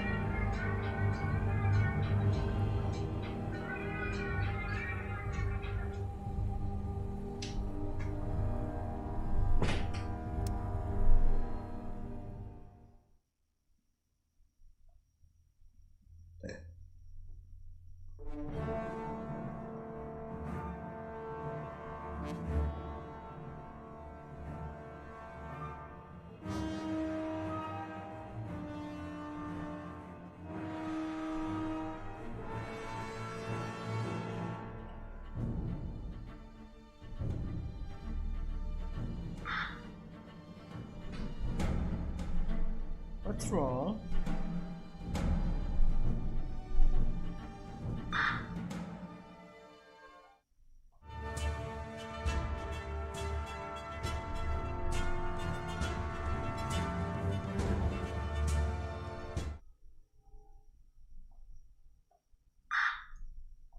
About this picture? Is this Lex? Wait, I have a question. Is this a picture of him? That's him? It is a picture of It's him. you. It's great. You look good. Would you like to keep this picture? Yeah. Yeah? All right. They may not have taken home the cheese, but they have taken home perhaps an even better prize. Now tell me, during that match, I believe it was you that said the other team was more difficult. Do you think that now? Yeah. We'll come back stronger. They will come back stronger. Also, Team Dragon was apparently stronger than you, even though you won. All right.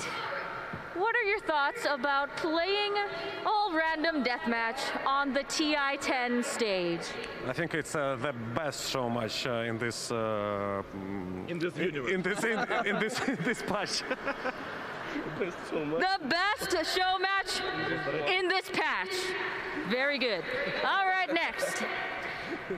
Tell me, if you had anything to say to Team Golem, what would you like to say? Well played. Well played, team. And I have one more. MMR is just a number. MMR is just a number. Thank you very much. All right, final question.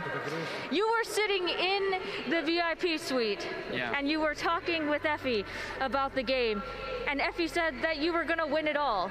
Do you have anything to say to all of your fans and friends who believed in you? Sorry guys, we let our guard down during the game and they took advantage of it, and we tried really hard our best, but it just wasn't enough this time. But we'll come back stronger next year, and we'll be much better. Next year, everybody, they're coming back next year. Final thing, can we get one more Team Borscht from the team? No. Team Borscht. Team Borscht. Team Borscht. He said no, but they did it anyway. Sorry, but I win this time. I'm on the winner's side. Is it reddish? Is it reddish?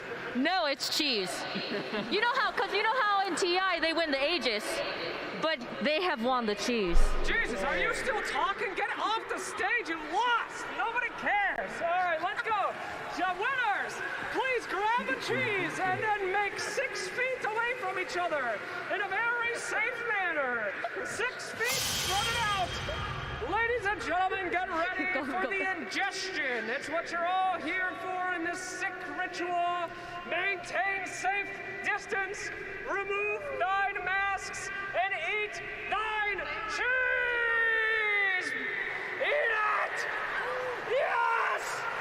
The dark ritual is complete yet again! All right, thank you so much, everybody, for watching the All-Star match. Team Golem has won, and now we will see who will win the Aegis as we throw it back to you.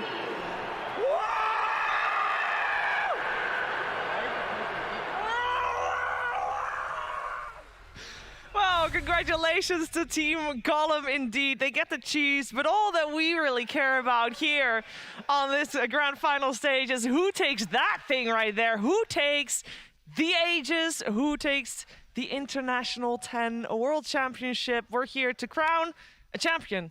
Only one series ahead of us. But before we look ahead to that grand finals, I want to look back because this is TI-10, the 10th International, and I am joined on the panel by a lot of people that have a lot of good memories from TI. And I want to start on the very end. Fogged, what's your best memory of a TI?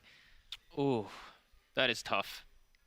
It's actually really hard. There's too many good memories, because from 90-minute games to 100-minute games where people are casting neutrals, killing each other, because we've had that was what, TI2 or TI3 actually, with AC and Draskell casting that, to just epic moments of comeback, to kind of boring ones with TI4 where everybody didn't really watch the finals, to OG doing Cinderella story runs, so I can't choose an exact moment. Do you have a moment, Gods?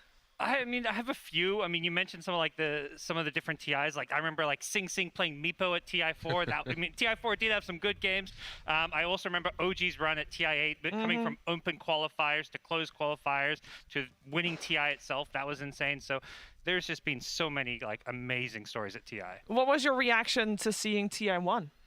TI1 was like a wow moment because I'd been playing Dota 1. I imagine same for you guys, like for many, many years, and to see like suddenly Valve pick up Dota and run $1 million tournament, it was unheard of at the time. Did you believe it?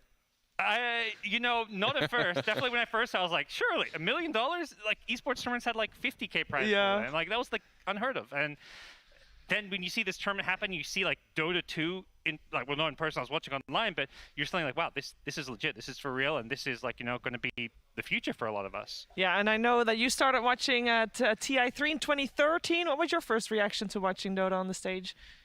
I actually never witnessed it from the stage. This is my first TI, but TI3 is the one where I started watching Dota in general, and the dream was instantly ignited. The fire was ignited. I started loving this beautiful game. Yeah, there's a lot of people with you right now. Obviously, we love everybody that started witnessing it from the start, and we love everybody that started witnessing it maybe today. Welcome. Love to have you aboard. We're going to show you a video of a decade of TI. Yes, a decade, 10 years of TI. And we're going to start by hearing from people that have been to 1 to 5 TIs. Меня зовут Данил, мой никнейм ГПК, мне 20 лет. 我是 Faith 边，今年23岁，来自 PSG LGD 战队。 Hi, my name is Dobson. I'm playing for OG. I'm 23 years old. 大家好，我是 Ori。我是 AME。 Hi, I'm Abed. 大家好，我是来自 Elephant 的优乐斯。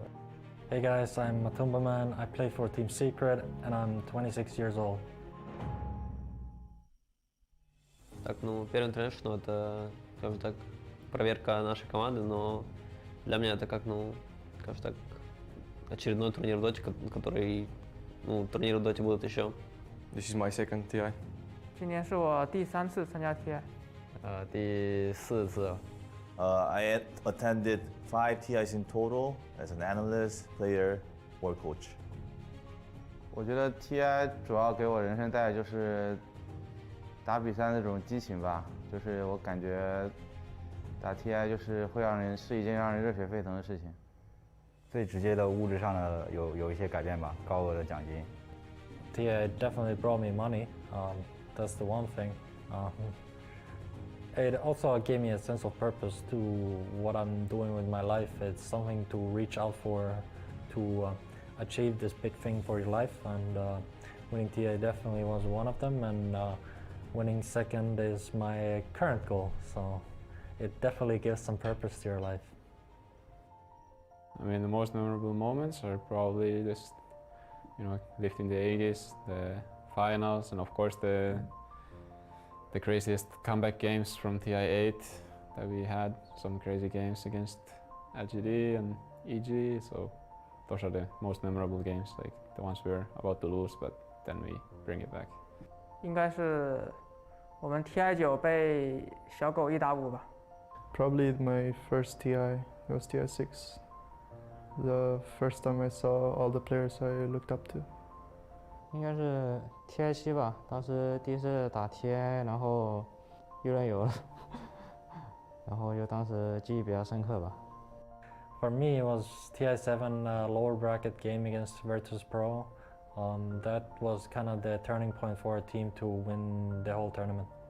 TI8, when I went as an analyst, I was just watching OG playing, and they weren't really the strong powerhouses going into the TI, but the stories they made and the quality of the games they brought was really fun. I think I would tell myself to not get so knocked down on when we got eliminated. I was really feeling down. It felt really bad. I would tell myself it's okay. It's like life continues. It's not the end of the world, and probably would try to teach me some, I don't know, humility maybe. I was young back then, so. 最好还是不要穿越回去。也许穿越回去说了一句话，就改变了时间线，改变了世界线吧。 No, I don't really have any plans how many TIs I'm gonna play. Maybe I'll take a break after this one. Who knows? 看状态吧，如果觉得自己状态好，就会一直打了，然后变菜了就不打了。Well, for now, I try to take it one TI at a time, but obviously I want to keep playing and I want to keep coming here as much as I can until I win, that's for sure. A TI win is indeed the goal for all players that gathered here in Bucharest this year as well. And I think that something needs to be said. We saw Topson in that video. Topson is the most recent Royal Roader, and that is if you go to the international, your first international, and you win it. That doesn't happen that often, although it happened more often than you think. You want to have a short quiz? How many Royal Roaders have we got, including TI1? So I give you 5 already off the boot. Fog, do you want to give a little guess? I will also tell you there are, you have Leno Hing, calculate in the meantime. There are 45 TI champions, of course, although actually you can remove 5 of that because we have 5 returning champions, with OG winning twice, so that leaves 40 players with TI winning records. Have We're I all talked sitting long here enough? doing math. I know. I gave you this us. time intentionally. I see Fog still calculating. I have no, I don't know. It's kind of just like a random guess. I feel. Yeah, I feel like it's probably at least half, maybe, or around half. A lot of them. It's probably. 18. You're correct. It's 18 Nice. Royal Roaders, and this year, guaranteed, we get at least one as well. So there will be at least one added to the numbers, and I say at least one, maybe 4. Yes. That's crazy. There's only been 2 times that a full team of Royal Roaders has been there. Of course, TI1 was one of them, and Wings was at TI6 as well. But all these stories from TIs, I mean, there's a lot of lessons to be learned, Lizard, from having played TIs. Do you think players can use those lessons once they come on stage? Because we saw Matu just there saying, like, he should take it a little, life goes on, a little serious. But we've also seen the pictures. He just got eliminated. He's heartbroken. 100%. Every TI teaches you a lot because you're working under such immense pressure. The emotions are getting to you, and you have to learn not only a lot about the game, but about yourself as you are playing and going through the main stage. Yeah, it is quite incredible, the achievement to win TI. And it's mentioned in the video as well, there's money on the line. Yes, the money plays a part because it adds to the pressure. And it adds to the relief of winning, because you heard the players say it, God, it's life-changing. It is. It's millions of dollars. It's, the biggest tournament of the year for a reason. The money plays a big part for some players. Even the ones that care less about the money, the pressure is enormous, because for so many Dota players, it's about legacy. It's about proving you're the best. But that money is always on the back of anyone's mind. And it's just the competitiveness, right? I think that's something that always drives all Dota players. It's sure you want that win, but it's just your competitive nature. Because even a lot of us, they're playing show matches, but you can hear some of the players, like Insane is like, guys, shut up and listen to me. Like, even though it's a joke match, like a lot of these players, it's innately built into you, that competitive spirit. Yeah. So we just heard from players that have been to 1 to 5 internationals. Let's hear from some of the players that have been through a lot more, 6 to 10 internationals. I'm Sumil, 22 years old, playing for OG. 我是 Maybe. Hello, I'm S4. 我是三兵. Hi, I'm Hin. My nickname is Puppy, and I play for Team Secret. My name is Johan Sundstein. I'm 27, soon 28, and I play Dota for OG. I played in 6. This is the 6th. 5, 6, 7, 8, 9. 这是我第6次参加 TI. It's 7 TIs now. Yeah. So I played every TI since TI3. So 3, 4, 5, 6, 7, 8, 9, 10. That'll be my 8th. 9年吧，我少打了1年。I think the biggest change was when I became owner of Team Secret. I think it obviously puts a lot more pressure on you when you play the game, comparison to when you're just like a kid that just wants to play Dota without any other problems. So I think that was like the biggest leap for me, at least. 就很多人嘴上说着梦想什么之类的，很少有人真正的去接触到梦想的那个舞台吧。但是就是我们这些能打 TI 的选手，就是能站在那个舞台，有机会去完成自己的梦想。对我来说最深刻的 TI 就是 TI2，因为我们是在 V 社的办公室打的，然后那一年我们把 V 社的办公室弄得超软，然后我们也把他们的杂物啊什么就吃的这些全部都吃完了，他们就每天需要 refill 很多，就是那个重补，所以那一年对我来说还蛮深刻的。I would obviously have to say the most memorable TI was TI7 with Team Liquid. I think it's the eHome versus EG game, TI6. It felt better than winning TI5, I would say. TI5 with Secret. I was playing with Arteezy. We were kind of the favorites that tournament, maybe on one other team, and losing that tournament was pretty painful, but I learned so much, so I don't regret playing it with Secret. It taught me a lot. 如果有一道时光机能回到第一年 TI， 我会跟自己说，在 TI2 的时候别吃太多生蚝，因为我在 TI2 的时候拉肚子了，因为吃了太多生蚝。If I would go back to TI1, I wouldn't say anything because I want to win that tournament and I want to change it. TI6 versus DC, I would like to tell myself not to play Brewmaster. 算了吧，感觉不太想穿越。就是发生就发生了呀，就是之前发生的遗憾不圆满，有可能是为了你以后圆满就是做的铺垫。This is my 7th TI, and I haven't thought about it before you asked, but maybe 10 TIs would sound kind of cool. So, including this one, 3 more. I do think it would be nice to get more TIs under your belt before you quit. No, not really. I'm just gonna keep playing until TI is a thing. 未来感觉可以的话，应该每届都想参加吧。I mean, I don't have a plan of any sort of type like that. How many TIs I will play, but I hope that I will play every TI. I don't know. I can't say. Maybe there's going to be a new tournament anyway. That's going to be the new TI with Dota 3 or something like that. But it's very hard. I don't make plans like that. I keep going. I keep playing. 打第一年 TI 时就觉得打了10年就应该会停止了，结果现在已经是第11年了。虽然去年没有 TI 嘛，可是我还是继续的在打这多了，所以看吧。如果我儿子需要他爸爸在的时候，我可能就会退役去花多点时间来陪他了。No, it's probably like 2. Really? Yeah, it's 2 TIs.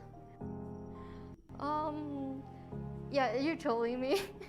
No, I'm not lying. It's obviously a troll. I've played 10 TIs.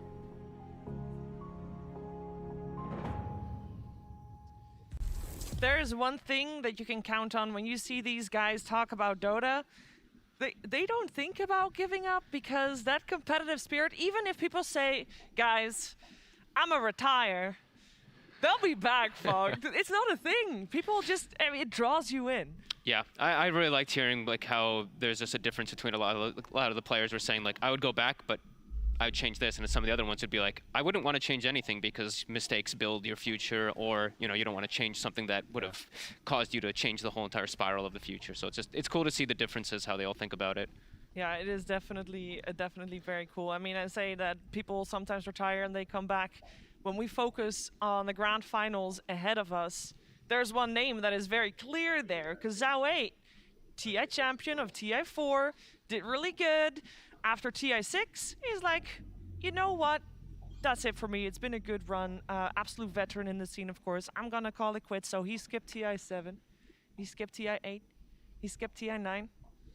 Guess what? He's back, gods. You can't take this man away. You cannot. He is the equivalent of Puppey when it comes to the Chinese Dota scene. He's an absolute legend, not just for the fact he won TI, but he's just always been regarded as the, best drafter and captain of the region. Yeah. Okay. Let's see how the teams are doing. Let's see how PSG, LGD, and Team Spirit got to this moment in time, got to this grand finals here for the International 10. The road to this place is unyielding. Paved in sacrifice and littered with fallen foes. Where a gathering of global titans once battled.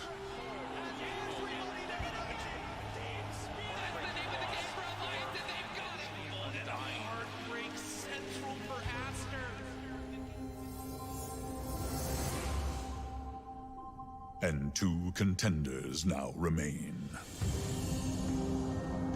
They have struggled. Sitting on an Obs and Century now for Sumail. Wait, Hortos again! They got Sumail. They don't have Chrono afterwards, but they might not need it. Scepter now inside the Found. I don't know if he fought that or not, but Figure of Death down. Usually when OG is in the Found, it's good. Not this time, as they pull him back down again. No skill time. Easy game. I don't think that was the voice line. And endured. Without the Elder Titan, this will be difficult to defend, even with... Oh, the tether! All right. Tether stun comes through with the bash. Carl takes...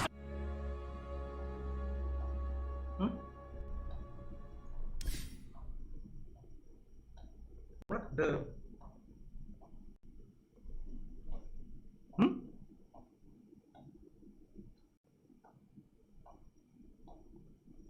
They reach now for the province of legends, to answer a call to greatness that echoes across time. Oh, dia update ini ya. They reach now for the province of legends, Yeah, to but answer a Lobby. call to greatness that echoes across time. Break on the Tidehunter, absolutely beautiful from DM, and now the grip onto Ame. They want to kill him in time. Do they have enough? No. Ame with the turn. Ame, are you kidding me? What in the hell was that? All this damage being applied to Monkey, give it Matu. If he can take it out, that's a dieback from Matu. Double kill from GQ. LGD are doing it, Cinderin. GG's just called, just like that. One team will forge their own legacies, with the eyes of the world upon them, and the Aegis of champions on the line. What comes next can never be rewritten. But tales of ultimate glory never grow old.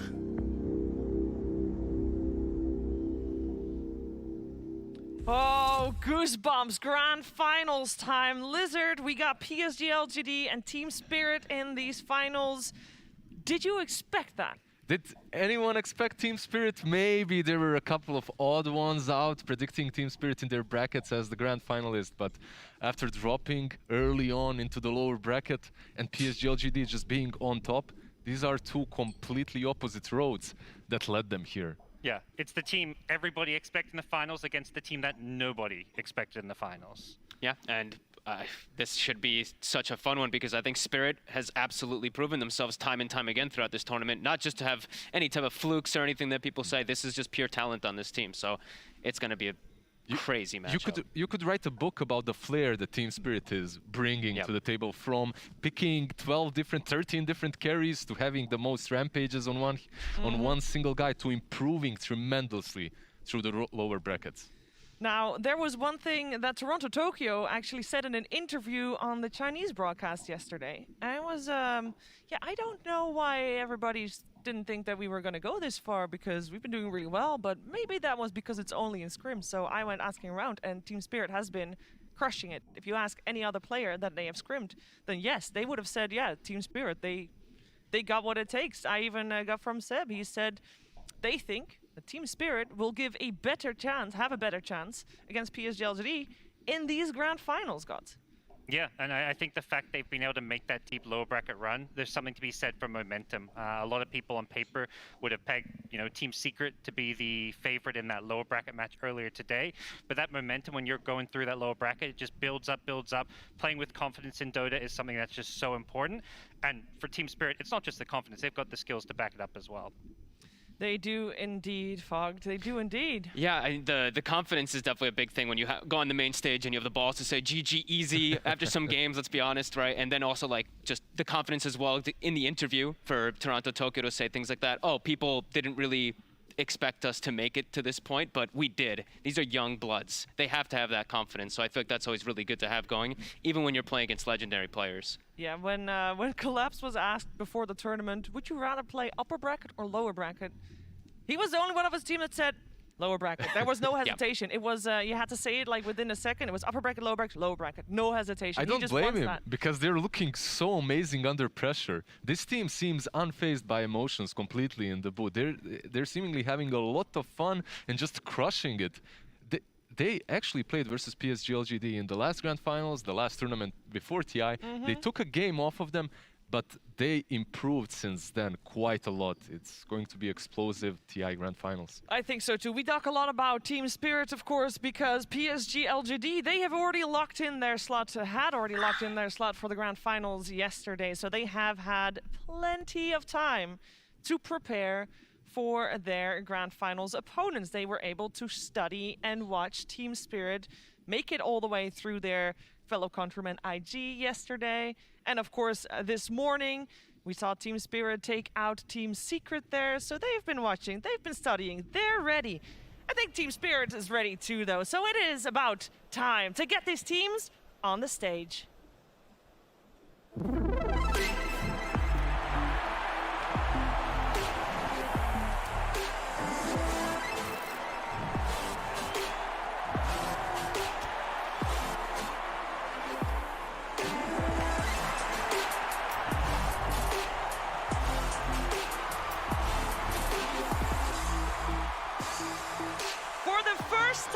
Since 2013, we have an Eastern European team taking their place here in the Grand Finals of the International. Team Spirit have wreaked absolute havoc in that lower bracket, and they are ready for their final boss in PSG LGD. Of course, Team Spirit, they got Yatoro, they got Toronto, Tokyo, Collapse, Mira, and Miposhka, led by Coach Silent.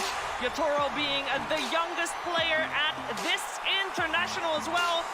You can see him here, looks a little different than his picture as he has donated his hair to the Dota gods. Let's see if it helps against PSG LGD.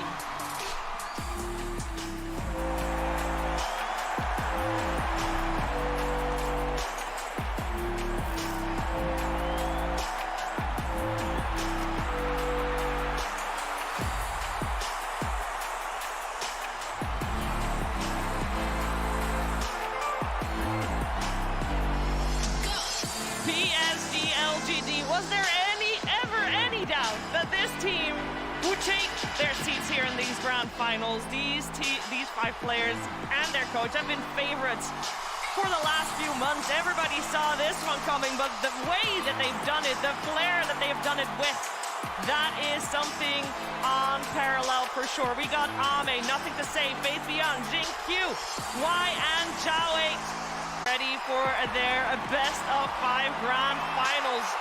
We want to quickly highlight Ame, the carry player of PSG LGD. He came second at TI8. He came third at TI9. He came fourth at TI7. I think it's about time. He has a good shot at making it a first place here. All 10 players and their coaches headed into their pods, headed into their booths. I think at this point, all focus, Fog, is going to be on that game.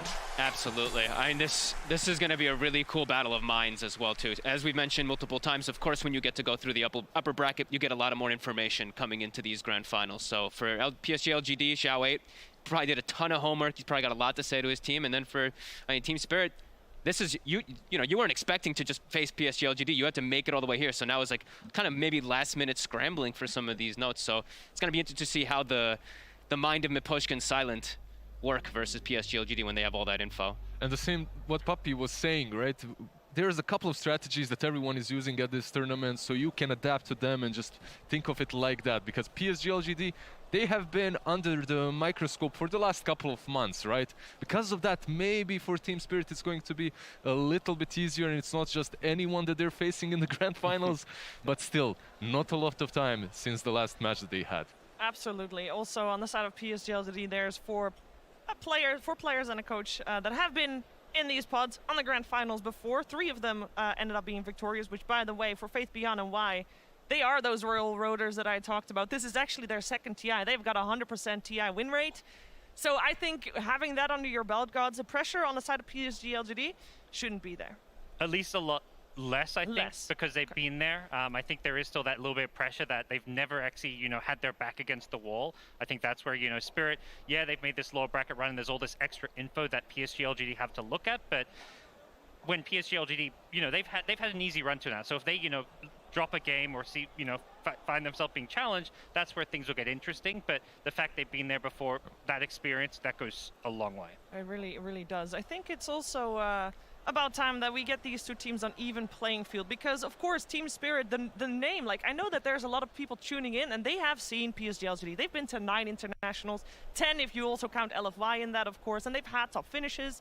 They do well. For Team Spirit, the organization, Fog, this is their first international, so there are going to be a lot of people like, who are these guys? But these guys at the moment, we can consider them on the same level as PSG LGD coming into this grand finals. Yeah, absolutely. I mean, they've proven themselves so many times throughout the year. They've grown so much. I mean, I even mentioned it, I posted on Twitter earlier. These guys almost got relegated to lower division in DPC Season 1.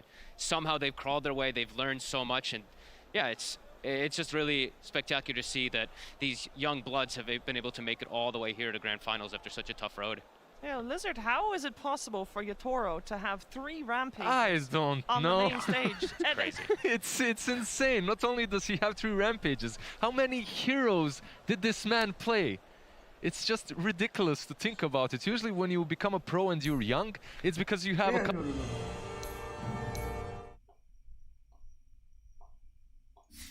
Yep. And he's not just young, he is the youngest. Yes. The youngest player in the internationals made to the grand finals with such a hero pool is incredible. Absolutely incredible. Let's take a look at these two teams and compare them head to head to see who comes out on top. Kumat.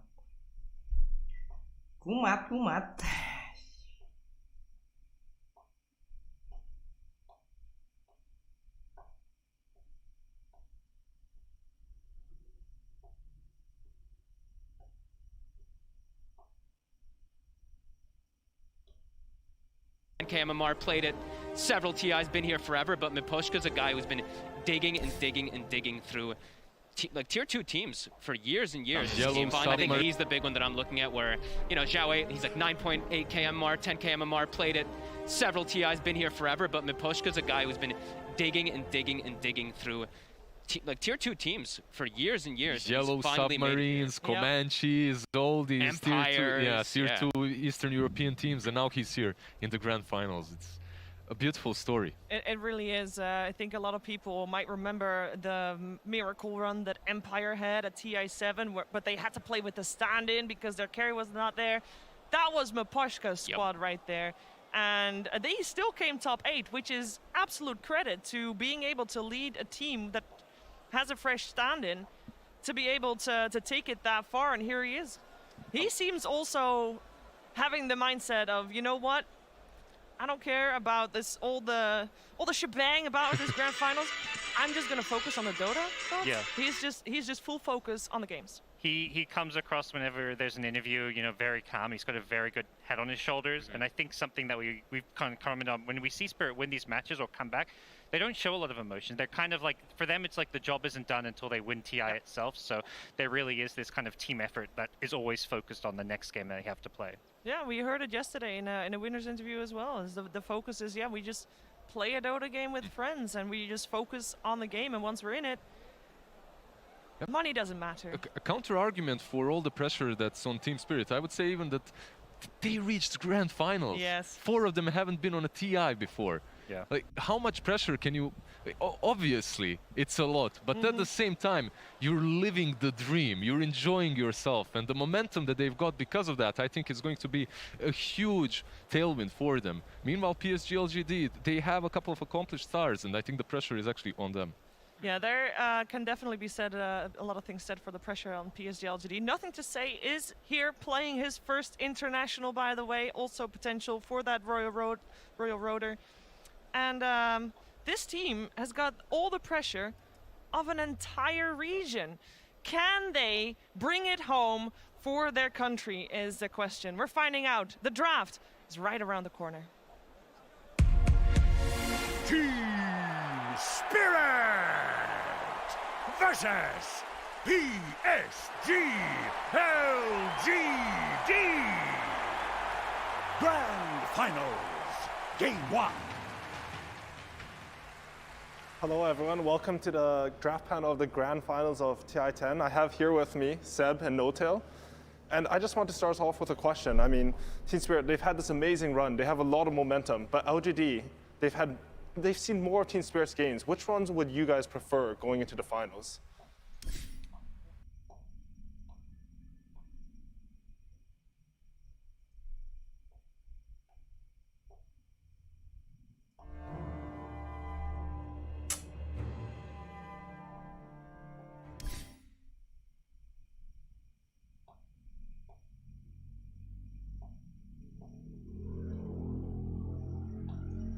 See the momentum you see.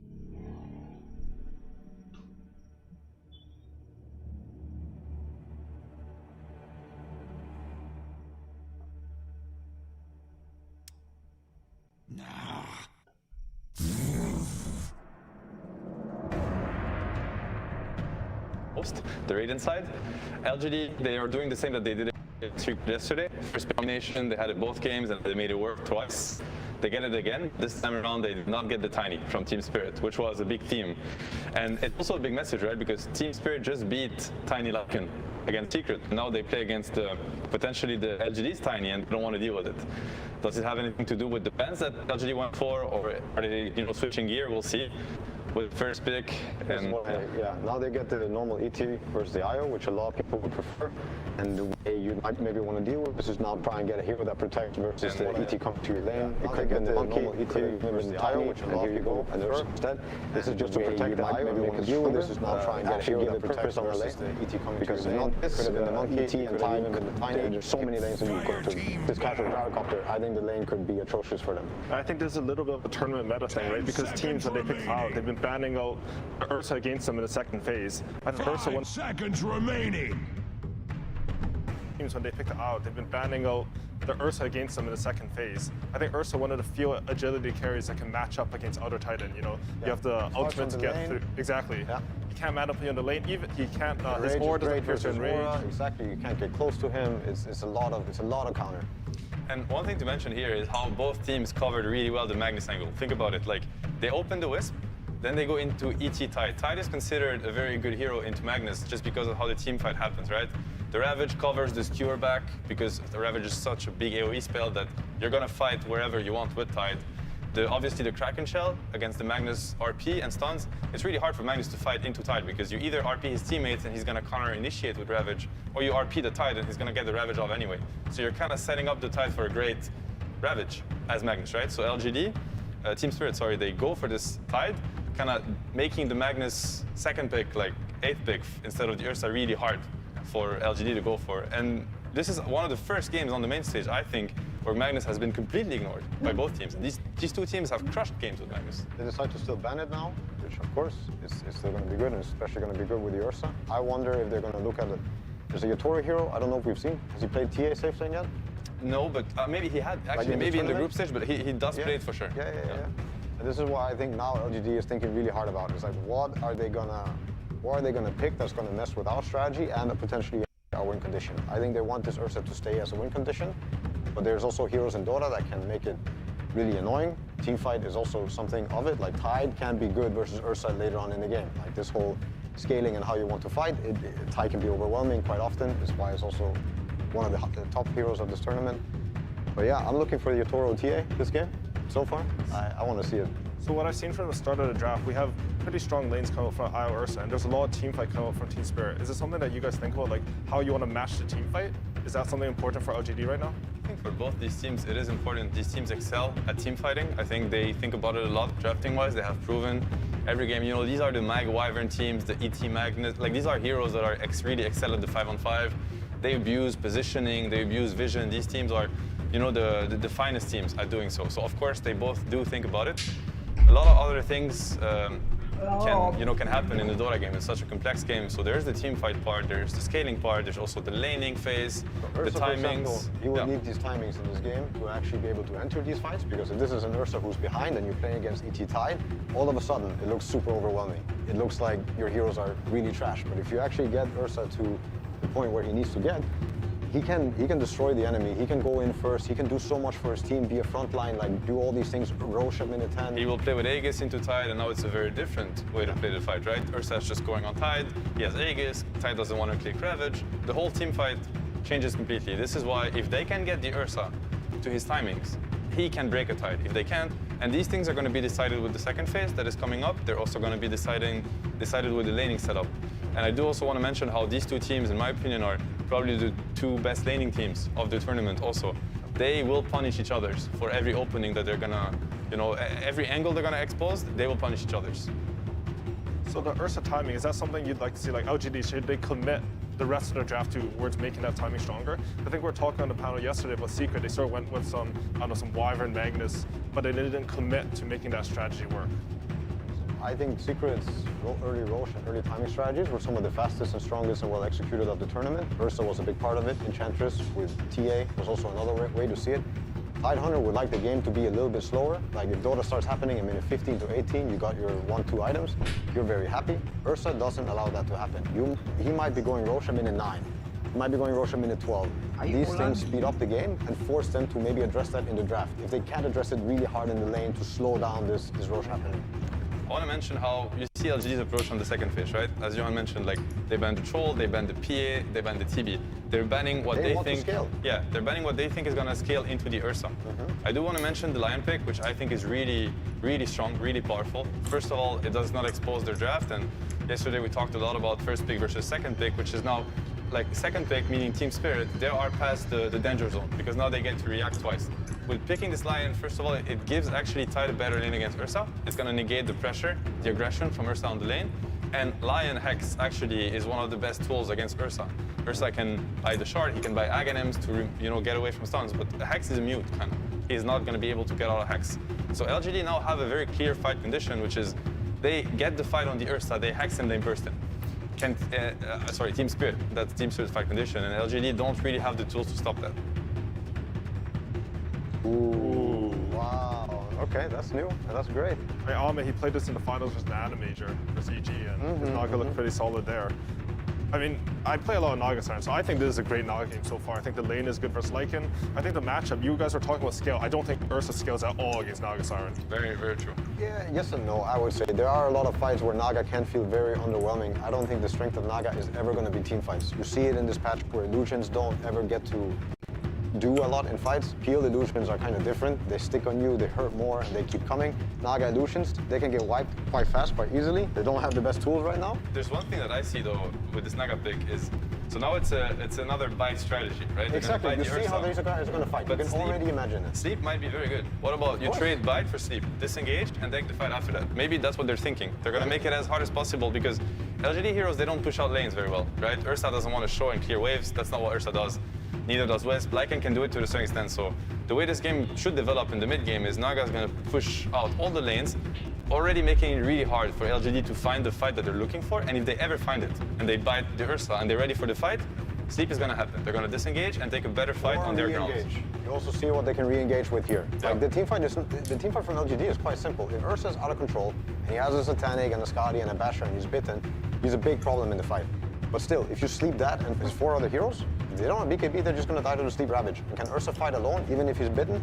I don't think so. And they're going to have the Hex, they're going to have the Net eventually, they're going to have an Anchor Smash to slow them down a bit. Like LGD's team fight is very obvious and is very committing right now. There's a few things I think that Team Spirit, they're also Radiant right now. Naga wants to live in the Dire jungle and she wants to cut these 2 waves around the Roche area and push them away. If they feel like going bottom, they don't get the Roche with an Ursa strat. This is another way to also break their lineup. I think Spirit right now, they could be quite comfortable with how they can talk and approach these fights because if LGD doesn't have this bite going, doesn't have this, it's very underwhelming what their lineup does. Disruptor, Lycan, Io is not going to kill many heroes on the map. You know, I actually thought it was LGD playing Naga. I just realized it's Team Spirit because I'm blind and I can't read. But for you guys, which draft, like from your personal perspective, which one would you prefer to play? I mean, we don't have the last picks yet, but... I mean, I feel like LGD, they have a way to snowball the game. That's how I see it. You know, the Ursa IO timings with the Lycan, I like it. I do feel like this is one of the first times where I I don't give LGD a strong upper hand on the draft. If anything, I'd maybe even give the upper hand on Team Spirit. Let's see, there's a Tinker coming now. There's a lot of picks. I don't think Tinker got removed. Tinker versus Naga, Tinker scaling teamfight. Tinker's a huge hero. That sounds good, because that'll help their teamfight scale into late game. They have a huge damage issue. They have a massive damage issue. Okay, Pango is also a hero that comes with a lot of potential scaling teamfight damage. If you get items, sleep also play. Like they cannot disengage anymore. Yes, it's unreliable now. The sleep. It's also a hero versus Tidehunter. Force bad ravages, kill him. Also good hero versus ET. Very good last pick. A bit scary in the sense that it's a mid hero that can get very punished one-on-one. Very weak laner against a lot of matchups. But you know, that's a lot of confidence from nothing to say. One of the best mid laners, if not the best mid laner in the tournament. And I'm sure their support are gonna help, you know, with the mid lane and stuff. Very good pick. Very good last pick. If I still had to choose a lineup that I would want to play, I actually have more faith in this Naga lineup. They play well around the illusion wave push. Again, I don't think Naga is the one you look for to crush the team fight. She needs to do her part.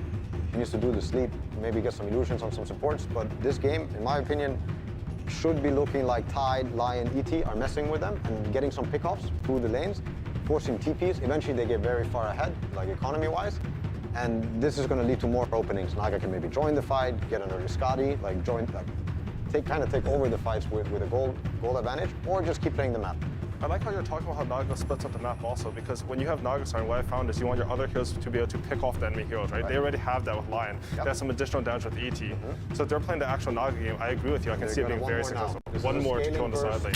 Clap them when they split up. Yeah, they split up, they try to deal with Illus, boom, the burst is gonna happen. Lion, ET, Void Spirit, any hero will die, 100-0. Choose your hero.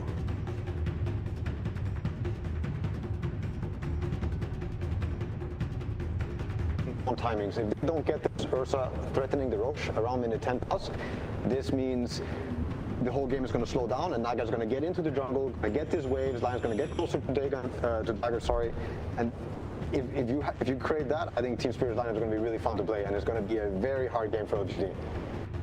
Very interesting draft. I would also say that the lanes are a bit scary. I think CT on the side lanes is completely untouched. They don't have a single stun for him. He's going to hit this pit and he's going to bottom lane is going to be fun. Bottom lane is going to be a lot of fun for this CT. Very strong lanes. Miposhka also feeling himself this tournament. Yep. Miposhka ET. Scary stuff. Yeah. Toronto getting his Void Spirit again. Full confidence of both teams, honestly. I think at this point it's really going to come down to who has a better idea going into this draft, and that's the beauty of Dota. It's the best of meant to develop so much, but they're kind of getting to know each other. You know, this is what I can bring to the table, this is what you can bring, and you know, they're gonna get to learn like what counters what. The meta is gonna evolve a lot between the series. And I would also like to point out that Team Spirit has been the most amazing learning team so far in this tournament. Like how they're adapting and how they're learning and how they're actually changing up their own playstyle into something new every game. But I would say every team fight, when there's a bug happening or a Pangolier roll, this is as a main team fighting tools. Lion. And now we're about to start the game, and we have an interview with the coach of Spirit Silence.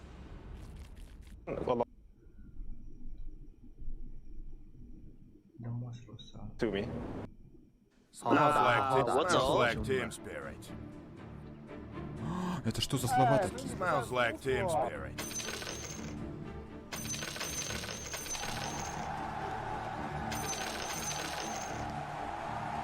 你这么菜，你的队友不会生气吧，哥哥？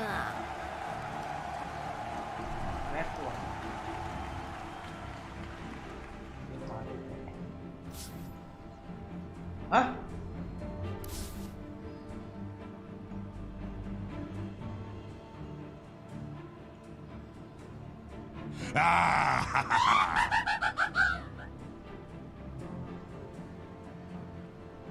Thank you very much, Sumi. Yes, ladies and gentlemen, welcome to the grand finals of the International 10. Team Spirit up against PSG LGD Insania. It's a pleasure to have you by my side once again. How excited are you to see these two teams go head to head in this best of 5? I'm extremely excited. This is bringing back memories of TI6, where you had DC make the miracle run in the lower bracket and going up against Wings at the time, and you have some of the Wings players on LGD's side. So I'm feeling TI6 vibes, and I think this game draft actually looks really, really good for Spirit. Okay, what is it in particular like about what they've done here in this first game? I mean, I feel like, as Notan touched on, the way that lanes are set up, I think they're going to have a really nice start to the game. And I feel like LGD is like really timing dependent, and they need to make sure that when they pop roll and they use the Wolf Fight on Ursa, they get a lot in fights. And when I look at Spirit's draft, I see answers. They have the sleep, they have like 10 different stuns that they can throw out, and even if they burn the Ravage, I feel like the 4-man of their draft can still fight. So if they can get the Naga fat enough, if the Naga can ever join the fights and actually have a presence, I think their draft looks really nice to play. And it's, you know, you've got to be excited to see it, right? Another game, Yatora just continuing to show off his versatility of carry heroes. This is crazy here. Here in the grand final, Naga Siren coming out. I mean, when you've seen how the man can play on all the list of heroes that he's pulled out so far, there's no reason to doubt that he can't pull out a top-tier performance on any of the carries available in the game. Yeah, absolutely not. I mean, he's shown that he can play pretty much every single hero in the game. I've been so impressed by it. And the crazy thing is how flexible he is, too. Playing like, he can play hard carry one game, and then the next game he's playing tempo. And this has led to, I think, Spirit having like the versatility in their draft and the ability to adapt the way they have throughout the tournament is, in my opinion, a large part because he's so versatile in his playstyle. Yeah, I mean, as sort of a drafter, you know, when you come into a series or against Team Spirit, what do you do about the fact that they have sort of this special power in Yatoro's sort of hero pool? Like, do you sort of ignore Gary? Do you still bother banning them out, or do you look elsewhere? What is the best way to tackle this team? I mean, if I knew the answer, I would have probably known how to beat them by now. But I feel like the thing is, they seem to... You deal with collapse, then Yatoro goes out of control. Aim for Yatoro, and then you have collapse and Toronto Tokyo going out of control. And I feel like a lot of this is heavily due to the fact that they play so well around vision. When I looked at the teams of the tournament, I feel like what Spirit has done that no other team does nearly as well as them, and I would even bring LGD into that category, is they control vision. They're really good about playing around wards. They understand when they can fight into wards, and they understand when they have to avoid it. So I think for Team Spirit, this game is going to be a lot about can they deward LGD, remove LGD's information, and have more information to play with. Sure. And for PSG LGD, of course, they've managed to charge their way straight to the finals through the upper bracket. When you look at what they've got here in this first game, what is it about this lineup that's worked sort of with the play style that they've been able to just destroy teams in their run up to the grand finals? I mean, this looks very similar to any sort of draft. You're going to have this one core that's going to be unbeatable. They have this mid laner that's provide control and lockdown for them, so that he's going to be able to output damage. You have the to bring people back to the Ursa. So the concept for LGD is very much like, we're going to hit our timing, and once we do, you cannot touch us. And I think for Spirit, the problem will be if LGD is allowed to freely just get to their timings, get that Aegis on the Ursa, where they can start ignoring the Tide Ravage, or even hitting without bite from the Lycan, that's when they're going to be at their strongest. So I'm expecting all hell to break loose after the laning phase. Absolutely, and I can't wait to see it. Here we go, ladies and gentlemen, finally getting into the action of Game 1 beginning between Team Spirit and PSG LGD. Let's see if that chaos starts coming quick and fast. We know that both teams are very much able to bring it with some of the fantastic performances they've given us so far on the main stage. Yeah, and straight away Yatoro's coming out with a really smart play. He sends his illusions within the tower range, but he puts them in an area where the tower doesn't have vision, and by doing that he will scout out the ward immediately from LGD. And this is the thing, right? Spirit are so on top of all of the small things that will give them any sort of information advantage, where they will have more vision than their opponents. Let's see if they're able to maintain it throughout the edge of the game, where it's very likely for those movements to be coming from lane to lane. See both teams avoid one another here for the bounty runes. Bit of a poke onto Miposhka as Tura will still be able to grab that bounty rune. In fact, as you can see, 3 bounty runes to start things off here for Spirit, so a bit of a cash bonus to begin the lanes with. Yeah, and that was nicely scouted out by the ET. They find information of where and how many heroes has LGD brought to which runes, and they can split up their heroes accordingly, make sure that let's look at some of these matchups. The mid lane, Pango versus Void Spirit, Toronto Tokyo versus Nothing to Say. What are we going to have going on here? I think most likely it's going to be a pretty farm lane. I don't think really either of the two heroes are going to aim to kill each other. Probably going to be trying to push out the waves, control the runes, and then around 6 minutes when the real stalls, that's when you'll see both supports collapse. I think Pango and Void Spirit really rely on that rune control. I'm looking at both the carries, Arma and Yatoro. Who's going to have the easier time? I think if you take a look at top lane, you see Ursa against is generally a pretty good lane matchup. Period stack up on it, and they have sustained to tank the harassment from Team Spirit. I think actually they leveled up on the top lane. I imagine the Whisper, so will do fairly well up top. But with that said, I think Collapse is still going to have a decent game. I mean, Collapse has definitely been that solid rock of a player for Spirit time after time. He's been the one that they have.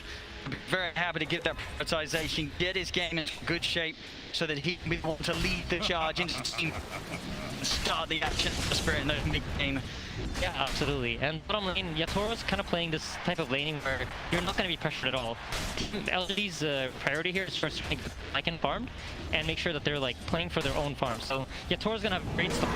He has the ability to farm the jungle. He has visions that can both push out wave and smoke. So I expect Yatoro to be leading the network first as soon as we get into around the 5-minute mark of the game. Yeah. One of the reasons Sora's been as scary as he can, even if lane was a tough one, he always seems to be able to recover. So the fact that he's going to have a decent time to start off things show that he will be on track to hit pretty insane CS. It really is going to be completely down to how PSG LGD can find in terms of getting their others involved in the kills early on. Yeah, absolutely. Just some trade-offs going on, but you can tell already the network perhaps that Team Spirit set up their lanes to have very fun on all 3 of their cores. Certainly showing so far in the early CS. Both side lane cores for PSG are just struggling a slightly bit more. Very early days. But a lot of love is coming in LGD's way because like he's doing surprisingly fine. He's not really getting pressured that much with Naga and DT because he's managed to get the lane control. Yatoro's shoved out the wave, but yet hasn't been able to get the lane control back. So Lycan's getting a lot of farm while Y is able to just rotate around, moves to the mid lane, opens up the small camp. And like we talked about, the middle lane is going to be contested in terms of like who can put out the wave the most and then go from the small camp. And Y of it runs over, unblocks his mid laner small camp to make he can stay even with the Void Spirit. And when you look at sort of the tools they have available both sides with their supports, do you imagine once the 6 is there for the mid, they're going to have sort of a collapse on the mid lane to try and get the objectives? Or do you think it's going to be all about reacting to the side lane, say for the Pango and the I think it's going to be important to get the rune. Whoever gets the first rune of the game is going to kind of get to decide what happens. You get your bottle refilled, but you also have the ability to make a rotation as Mira. Trouble, trying to hold back the bear. He's got the idea, but he's going to run down here by RA. One more hit will do it. Can he close to get That's going to cost him his life. Not the start that the Mirror was hoping to have here in the grand final. A whiff to penalty. The first blood to PSG LGD. Collapse isn't out of the woods quite yet. Up is hungry. And a bit of awkward position now, Collapse. Behind the tree line, we'll see how he gets his way out of it. He doesn't be short on the map. Have it back up now. Should be able to walk his way back ground, but a great bit of aggression there from PSG, just opening up the space for Army to return to fight. Absolutely, and notice that LG are keeping lane control up top, so this puts top under constant pressure, and you never know when they might make some sort of move and try to kill him. And that forces Mira to stay in the top lane, while if you look at Y, you notice that he's just sitting around constantly. He has the freedom to move wherever he wants on the map, because the lane is so pushed out by the way that Naga plays, and the Riptide shoving out the creeps, so the lane can freely farm under his tower, and the Disruptor has the freedom to decide what he wants to do. That call's going to be coming mid here. Tokyo taking a bit of harassment. I thought going nothing to say. Right up to him. There's a remnant at the ready though. Toronto Tokyo. 2 seconds. He's got to check the resonant bolt. And great usage there of that armor. He uses the health damage and pulse to block, make sure that he's not within the kill range of the Flashback from Tango. Some good early pressure there from PSG LGD, forcing Toronto Tokyo to be very cautious in that mid lane as early as it is, just 5 minutes in. Yeah, absolutely. And I think when you think about Elder Titan, you kind of think of him as a dominant hero. And both Nokia and Set Thunder, right? You want to use the fact that they have no stuns. But because of how this lane with the Naga lane constantly being shoved into the Lycan's tower, the Elder Titan hasn't really been able to abuse his presence. Oh, look at this now! The micro from Faye grab himself a free courier. Wolves chase down poor old baby faceless Rex. Up top, Collapse is also taking pressure now. So again, the freedom of Y, he's just allowed to rotate to mid, set up some pressure on the Void Spirit. Now he's up, making just in their face, forcing them to react to his movement. He's all over the place, Y. Yep. Spirit definitely got to try and do something in return. Yeah, they themselves bring the supports up to the top, just figuring out what to do about this roaming this.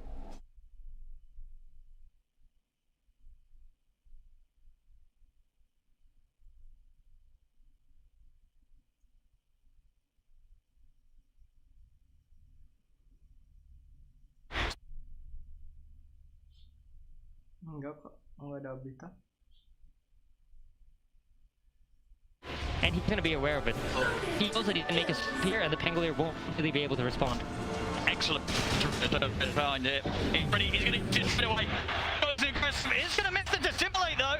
A couple of hits will do it. Can he quite close? No, he's not going to get that second hit. Nothing to say. I'm such a kill for him to find. He's got the dream for it, but he couldn't quite get the job done. Yeah. It's unfortunate, but you know, that's still up. Is under attack.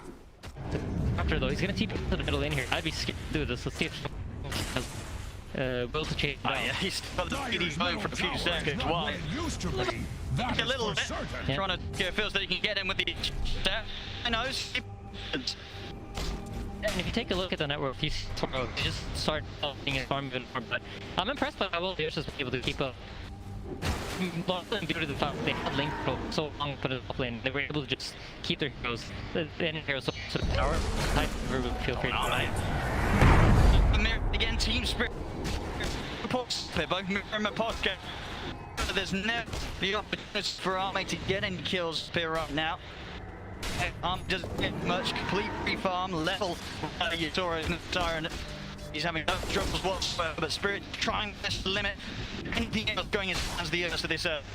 Yeah, and you notice Naga in the bottom lane now, she's just gonna put her illusions on the lane, push out the waves, while she farms the jungle camp spot, and try to get ahead of the Earth doing this constantly. And LG are gonna try to match by using Whip Overcharge to allow the Earth to farm. And we notice both these things are so good at stacking, and here we go again. I'm trying to the focus, quick one point for the Rolling Thunder. Okay.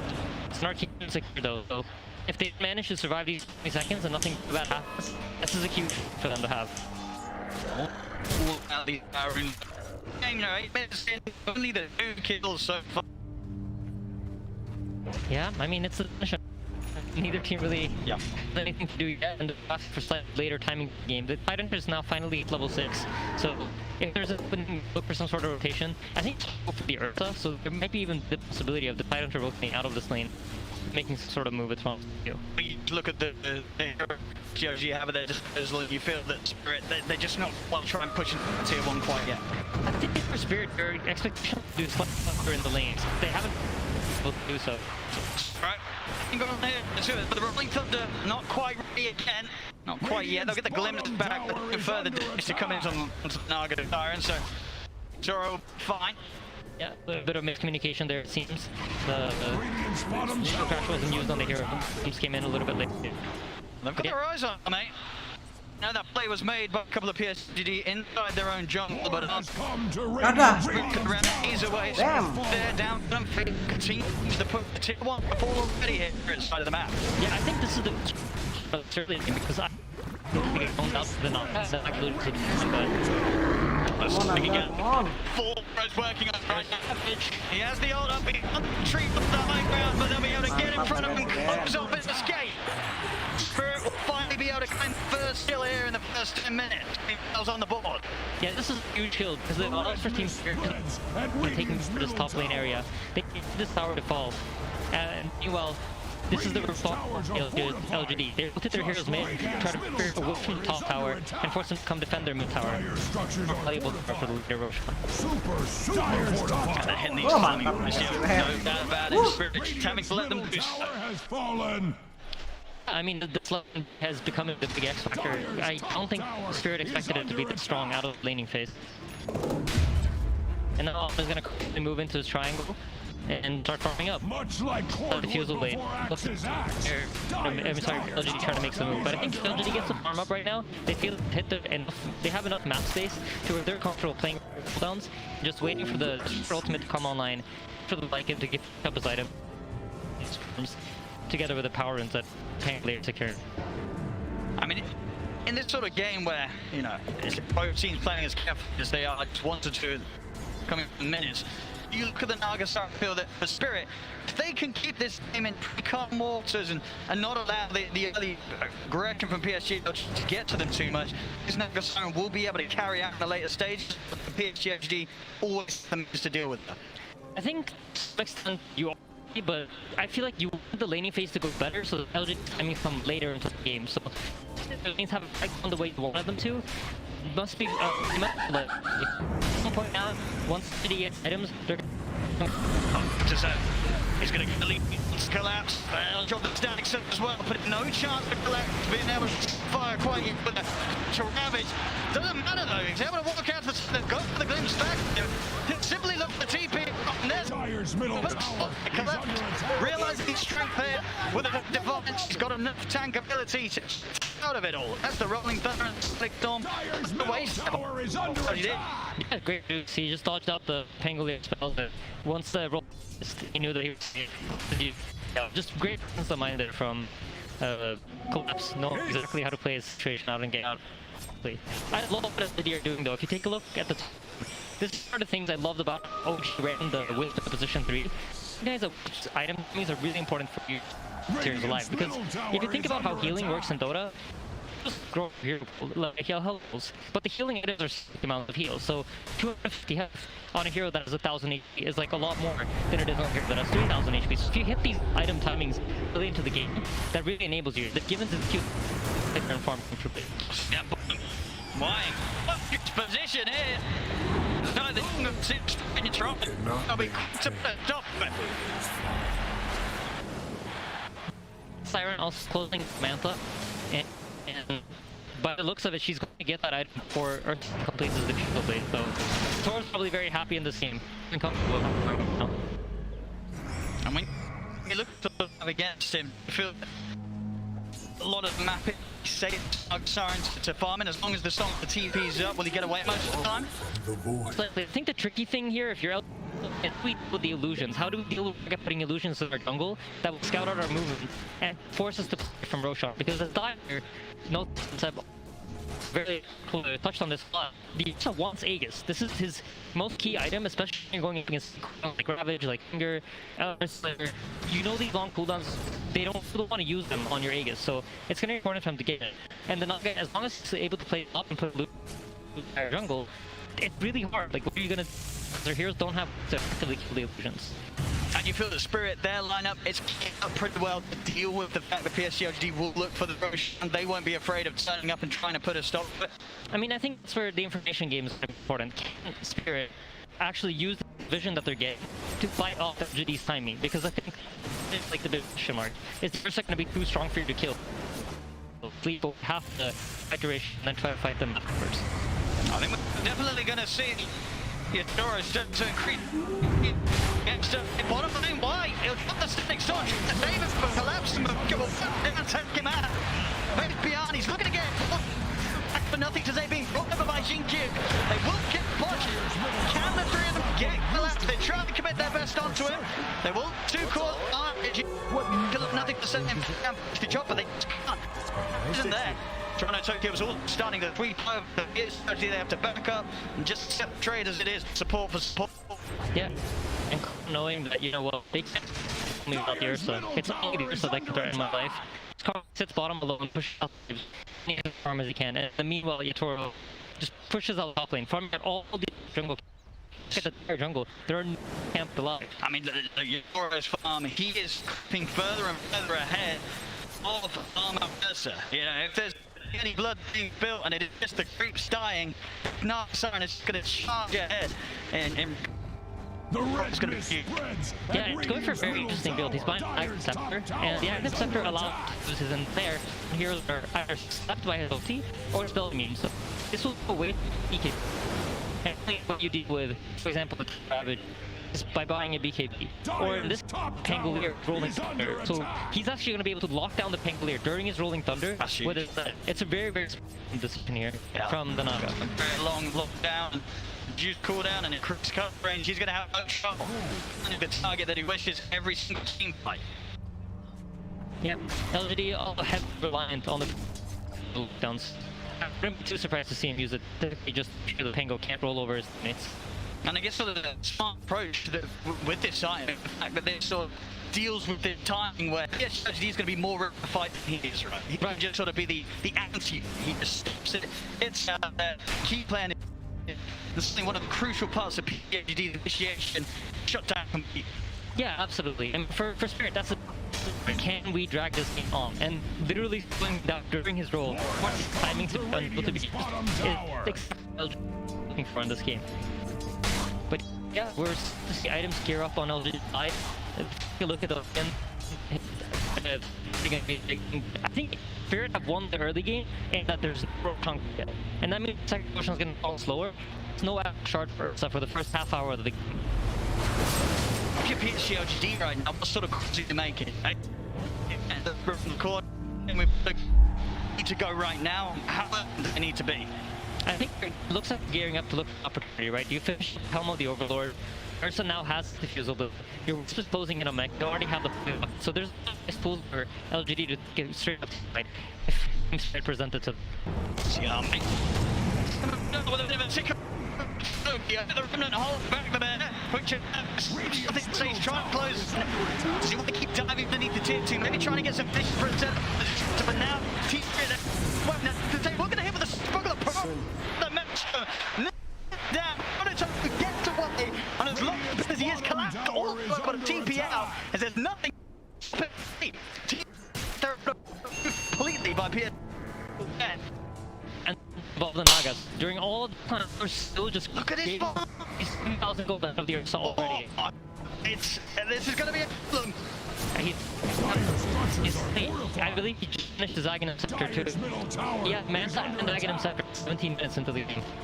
He's crazy. This is, it's alright, it has been whole tournament and performance Spirits of late. That's the mid gone, nothing to say. Gone down your top right, instant. The response will be there from PSG. They cannot catch. Yatoro will continue to fire. Yeah, this is really important. But forcing the Naga Siren to TPL, LG now the option of potentially taking back control of jungle. So this is going to be their objective for the next minute here. As you see, they're going to try to contest this tide under. They know the Naga Siren is about Collins. Burst Collins. She's holding up for the Ravage for now. Standing strong step. Collapses it down. Up to the Lava Boy. It's leading up with PSG. Also got GQ. That's absolutely massive. My goodness. Team Spirit is so aware of everything. They know that this is what the LGD want. The Naga TP'd out. They're going to contest us. They positioned it perfectly.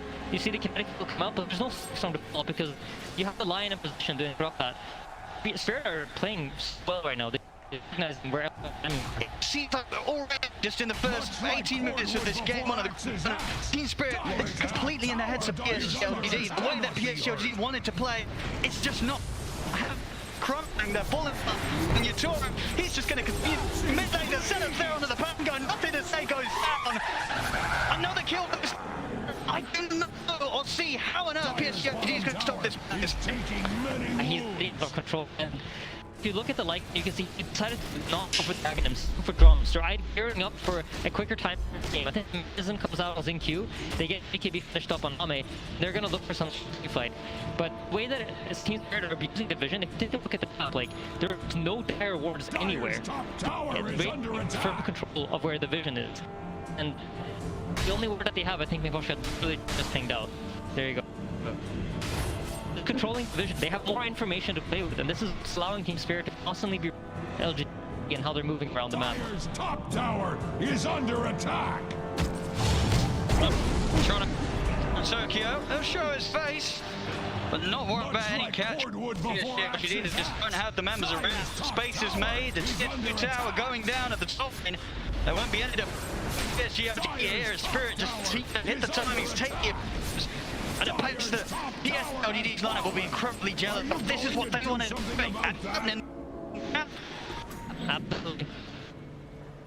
They're starting to finish up some key items though. You see now has a dagger, so they have an easier form of initiation rather than just trying to put them with a. So if Spirit heroes start getting caught playing alone, there is a way for LGD to respond and punish. Very close to this mechanism on the Wisp was just 100 gold away, and really is the Wisp timing.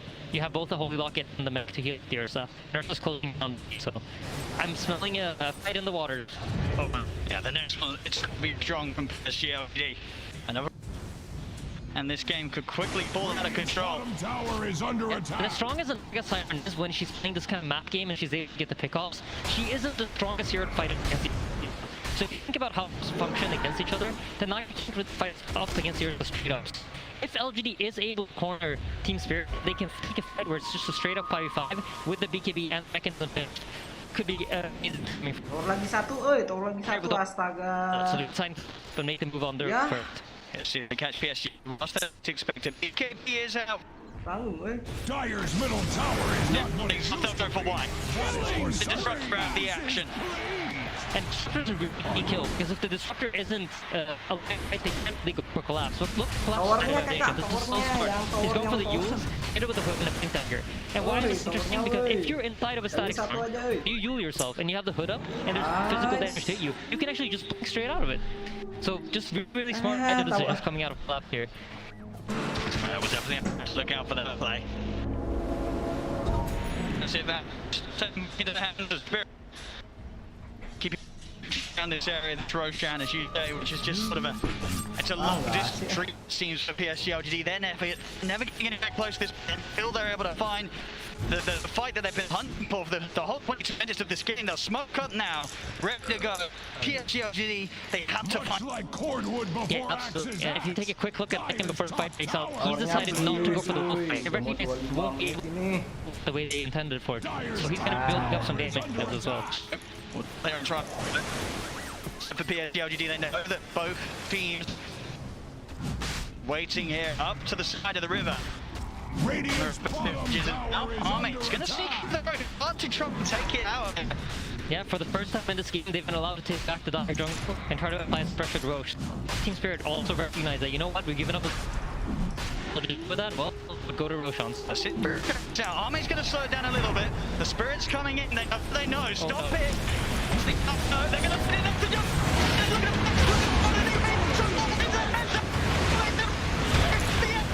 they're going to stand in front of the run of control from Tokyo.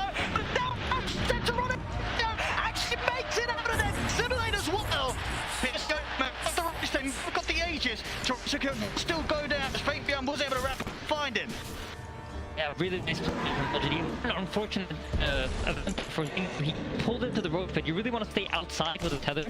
Stay tethered to Ahmed, 1, 2, and then the Wisp comes inside of it, which gives Spirit an opportunity there to go in, but I think they were quite expecting the BKB, so all in all, I think they're happy with it. So they get 20 minutes there. So Roshan number 2, which really is Ursa's key timing in this game, that he can play most fights raged, is going to come much later than they expected.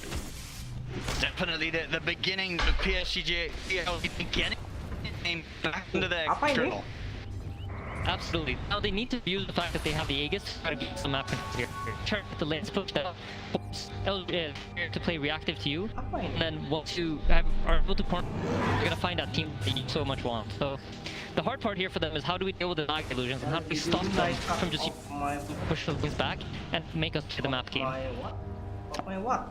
Yeah, which I mean, they picked the Pangolier as an answer, right? And if you look at it, he's going for the Maelstrom. He's trying to have some more damage and have some more presence to keep illusions. And luckily for him, Yatora hasn't really bought any items to tank the illusions. He's building his hero up so that he's able to fight the He's going for the Thorn. Looks like he's going to follow up with a heart. So he's also gone for some sort of hybrid build and actually get solo kills.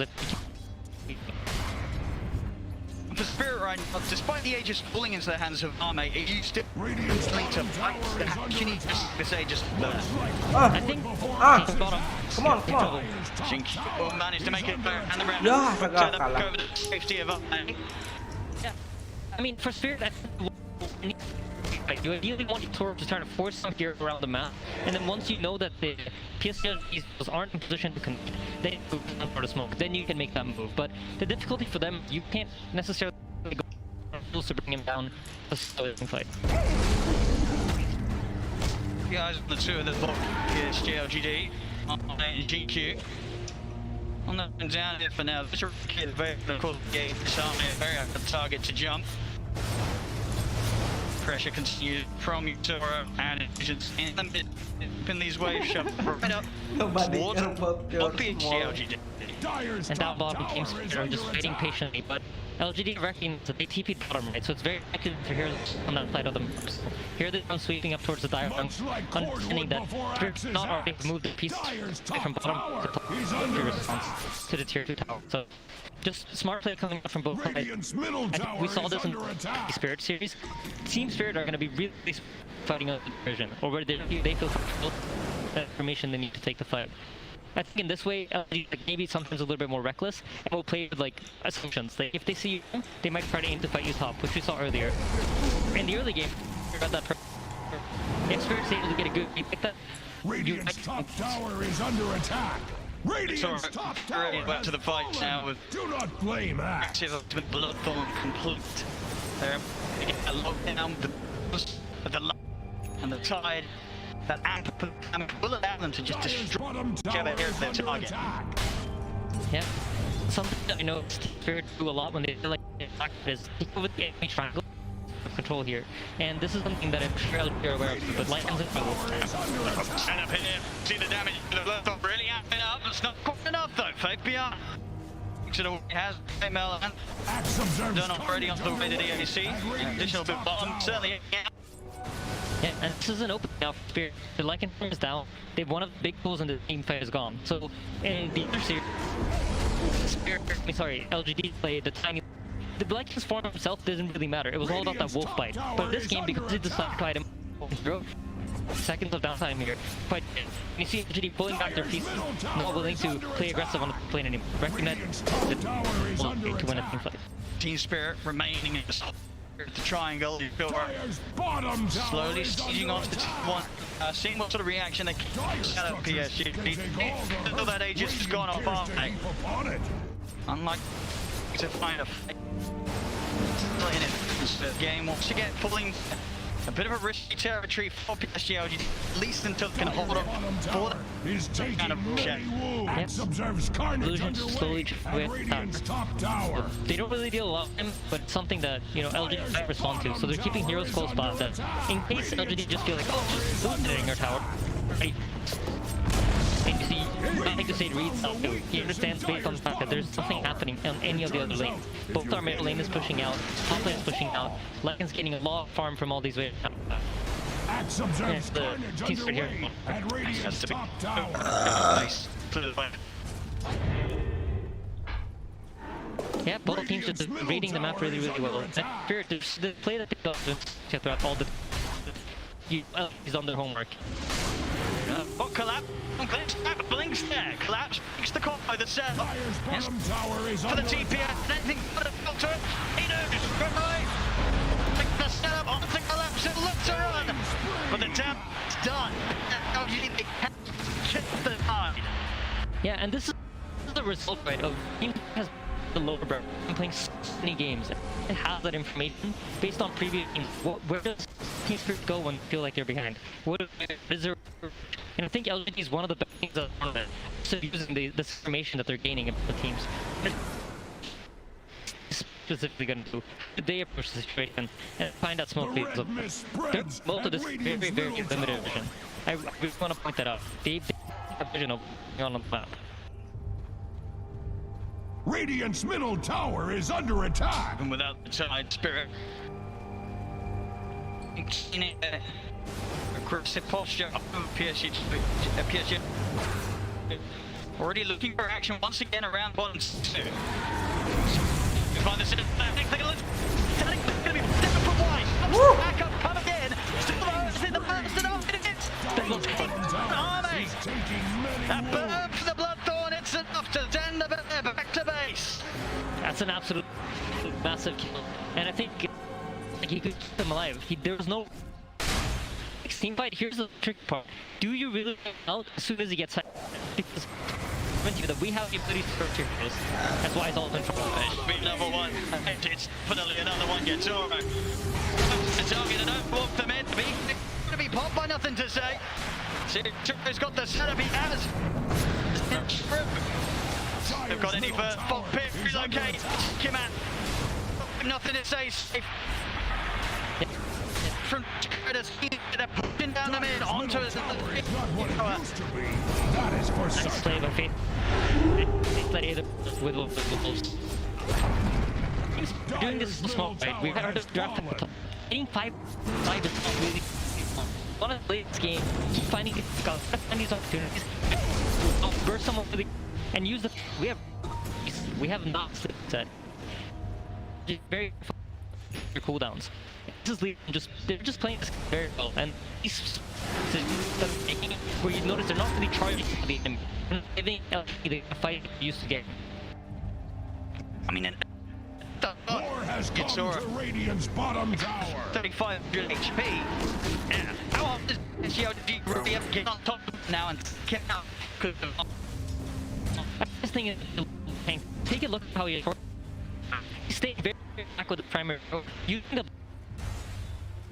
and I think he loses the damage and really don't have heroes that want to hit him or want to sit on top of a hero, like just keep hitting him, keep hitting him. When I hit the loop, I get 5 to 6 hits and then you go switch one. That's a way of making the overpower fair just ability.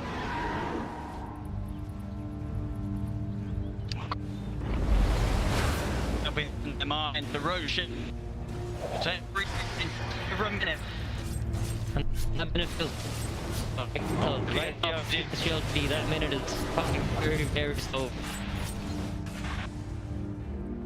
We see starting to eye up Shiva's Lord. That's gonna make it even harder for the Ursa to come up and do damage. So spot Blue Titan. He's backing. You know what? Not if we're just able to kite out these. And that's why you know nothing is spotted to be.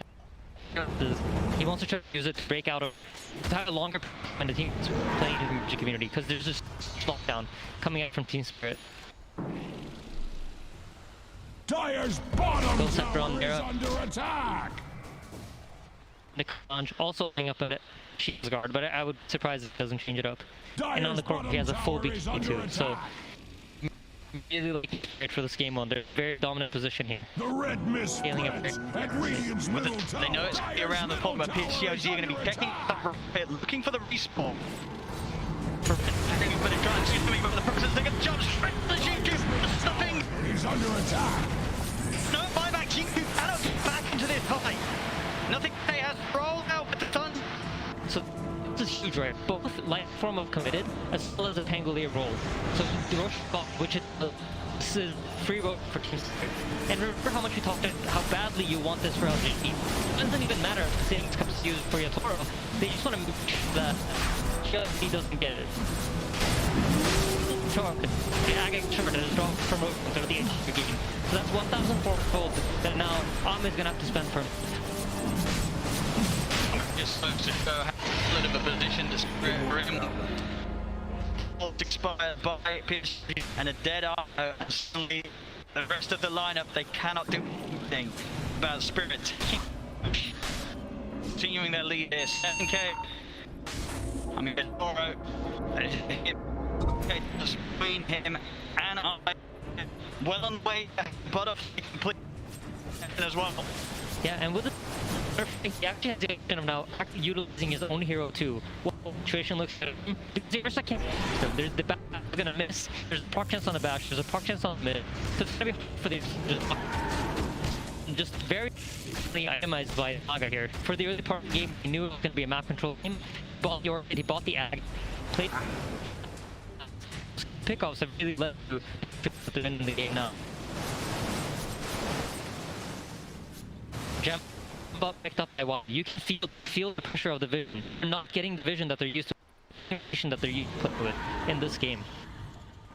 Cutting them down. And first up. Stay well on Spirit. Oh, very scary minutes. On to PSG, they do not want to fight into this, but every minute they can't look to brawl. There's going to be another minute of pain here, increasing the momentum of mass of the Team Spirit. Yeah. Yes, discussing how do we take the fight? What that we need to do? Dire's middle tower is not what it used to be. Team Spirit off call. And for Team Spirit, I think a lot of the communication, like, we do not let it come out on the map. We don't want them to get out of farm as we keep the walk into their base. Get we get the fight we want. Everything's happened on our terms. So see, you rotate over to the upside here, expecting a run out of upside. And time to look at the PSG. Execution has to be matching. Yeah, scouting for the Wolves. They're looking to try and start the class, but can't be able to quite lead. Turn their attention over to Vittorio, but he is there, looks to hold him back, but is able to get out of it. The static, the illusion thing is forcing back wide.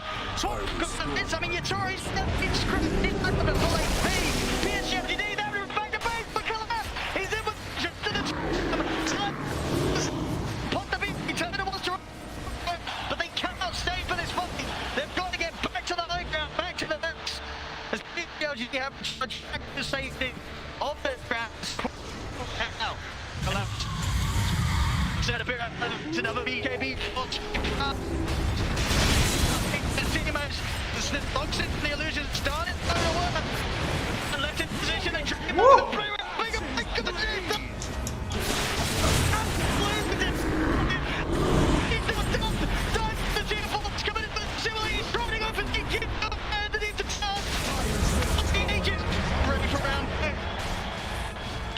I mean, it's just the decision making from Team Spirit is so beautiful to watch. I think every time he drove off, second, there's a Naga flying at it. And you saw Ahmed Pops BKB to try to man up and fight. And then the net comes. Like you can't even imagine. He uses rage when he wants to. First, he uses it defensively all the time. Just That's what's not involved. Trying to clear out these illusions now. It's impossible. The Rex dying. The fall.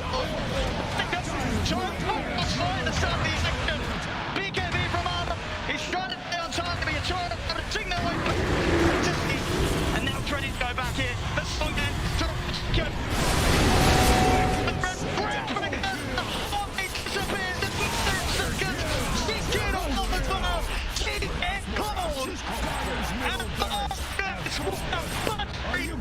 Star to the ground.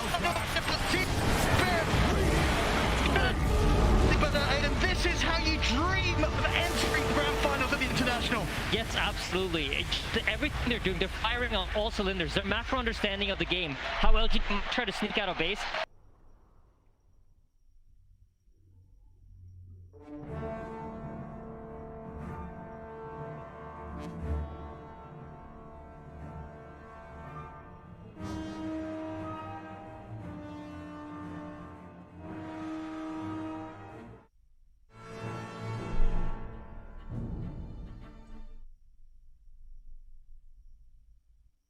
I mean, we all talked about Collapse so much throughout this tournament, but we gotta give Yatoro the praise he deserves.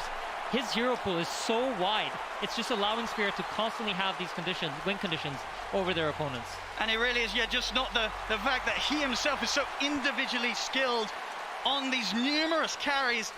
It's just that the team, they seem to have a strat to play around every single one that he's willing to pull out. Yeah, absolutely. I mean, the Team Spirit are so strong. They look like a fierce opponent, and I think a lot of people might have expected LGD to be the stronger team, but, you know, they just proven you wrong. These guys can beat LGD for sure.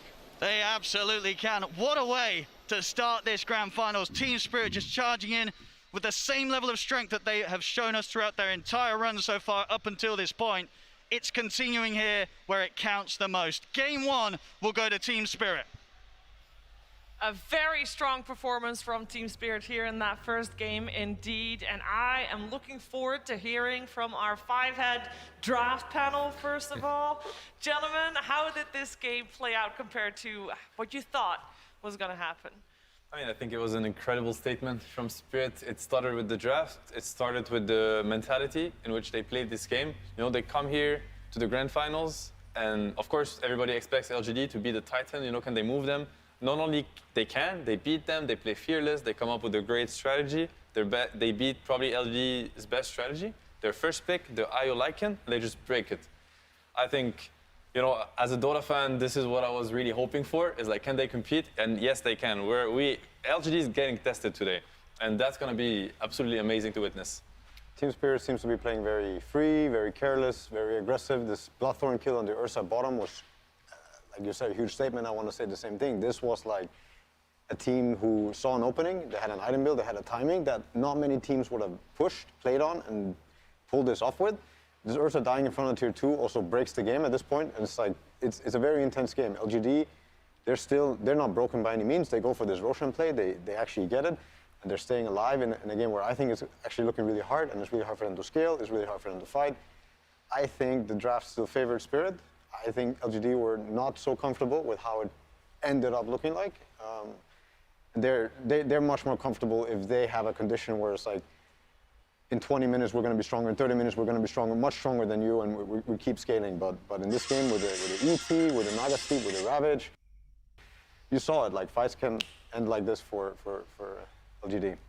Yeah, and I think this was almost a bit of a wake-up call for Xiaowei and LGD, because I think they came into it supremely confident. I think we were even saying like maybe they might have even prepared for Team Secret. They weren't expecting Team Spirit to like just roll through everyone. And I think LGD, they can make a comeback, but at Spirit, they looked really good in that game. Just everything they wanted to do during that game looked really strong. Yeah, thank you very much, gentlemen, for that insight. Love to hear more, of course, from you during the draft of game number 2, and that is where we, of course, will be heading next, because it's a best of 5. It's all about learning and adapting. And you heard Curtis say that maybe PSG LGD did not know that they were going to face Team Spirit. I will tell you that not a single person on the planet has had a correct bracket prediction. A little bit of extra information there. So there are 4 people on the planet that have had 20 out of 21 predictions correct. So that's very nice. And actually, this morning, there was only 1 person on the planet that still had a correct prediction, but they thought it was Secret that was going to move on. So, hey, it's all up in the air from here, and Team Spirit take game 1. Lizard, it's been an amazing opening game. It's been incredible, especially when you go back and listen to what Silent said after the draft. He's like, yeah, we're just gonna play the game. We didn't prepare too much for them. We had Secret on our mind. It definitely didn't look that way. The way they set up the team fights, the way they moved across the map, draft aside, the way they anticipated PSG LGD and what they will do and prepared for it and counter-attacked them. It was incredible. Yeah, PSG LGD end the game with 5 kills. That is like, and with an Ursa draft, like that's just kind of unheard of, and exactly how their draft is not meant to play out. If you're playing an Ursa and 25 minutes in you have 5 kills, there's a big problem. Yeah, and I definitely want to piggyback on something that Notail was talking about. I think every single game that I got to either cast or every single game that I reviewed, looking over PSG LGD, even for months now, they always drafted themselves a win condition for later stages. This is one of the few games where I think as soon as that Naga's picked, they're like, we actually need to find something to counter this, to play fast with. I think that's why they went for this Pango, and I think it was just a genius idea, a genius draft plan from Spirit throughout the whole thing. A genius draft plan, indeed. It looked so strong from them. Was there any chance for PSG LGD to defend high ground after it went so awry in the early stages, God? I felt like once things started going wrong, there wasn't a comeback. They needed to get ahead early and then snowball from there, going from Roshan kills to hero kills, and just really, get this massive lead that just kept on growing. So once this Naga, illusion started coming online and pushing out waves, the game was kind of already slipped away by that point. And even though PSG LGD, they had a beautiful plan in this Pangolier last pick that can perhaps take over the game and deal with the Naga later on, they answered it. They answered it with Yaganims on the Naga and just completely killed their only chance. It's just beautiful. Yeah, PSG LGD has, been the final boss, as you say it, for this grand finals. And what is that? What is that? Tsunami? Yeah, you're right. I mean, it's final boss. I've been crunching the numbers, and I think I finally understand. This whole time I was preparing as if Secret were going to be the representatives of not just Western Europe, but Europe in whole. And I was so ready to show you the differences between Secret's playstyle and LGD's playstyle. Things went a little bit differently. I was trying to say that, oh man, LGD, they are the magnum opus of China. They have combined all the best parts of their compatriots, Vici Gaming, IG, Spirit. They're all grinders, actually. Secret, they only played like 27 ticketed games. Meanwhile, you've got I-Leagues, you've got Pinnacle Cups. both these regions are known to grind out games publicly. So that's one thing that was very similar to them. Next up, we've been talking time and time again about how LGD is the fastest average game length, and they are. But Spirit is hot on their tail, not that much further behind. This is no fluke, my friends. After that, I was like, okay, well, surely the ward efficiency, and there is a little bit of a discrepancy. This was the average centuries used per D ward. LGD is still the kings of this whole thing, but you heard Insania at the beginning of this cast. You saw how the Naga illusion usage was used. Spirit understand vision extremely well, and they also understand drafts extremely well. 5 more unique heroes picked throughout this entire tournament. Maybe LGD have been holding on to things, and also it's a big credit to Yatoro, obviously, on the side of Spirit, because Ame, he's no slouch in his own self. He's been putting up some solid numbers. All you people who went in on Team Secret for your fantasy, I feel bad for you, because Ame, even in a losing series, will still be doing work. Though, granted, that's only after he matured a little bit. I think previous TIs for Ame, he's had some issues picking the right items, knowing when to use the right items, knowing when to buy the right items, but he has matured ever since. And this should really come as no surprise that Team Spirit has won Game 1, because this is a rematch from the OGA Dota Pit Invitational just from a month ago. And you know who won that Game 1? It was Spirit also. Yeah. After that, they lost 3 games. Wow, a lot of confidence for Team Spirit coming out from Tsunami there. And yes, that was indeed how those grand finals went. However, since then, I think it is very safe to say that Team Spirit, over the entire 2021 year, Fog, the most improved team in Dota 2 on the planet. Yeah, and just still playing like it's not TI, I guess you could say. Like, not feeling the pressure so much is what I mean. Because I watched them, I got to cast them and watch them throughout both of the seasons, and I was big fans of them. Tokyo was playing with super confidence. Some games, maybe a little bit too much confidence, but being able to see players go up onto even grand finals doing this versus a team like LGD, it's amazing. And you could see there, they were still taking risks in a lot of this game. They were committing a lot of spells, like even over-committing at times, and it ended up working out anyway. So. Yeah, I think we've seen that multiple times when Team Spirit seemed a little down in a game.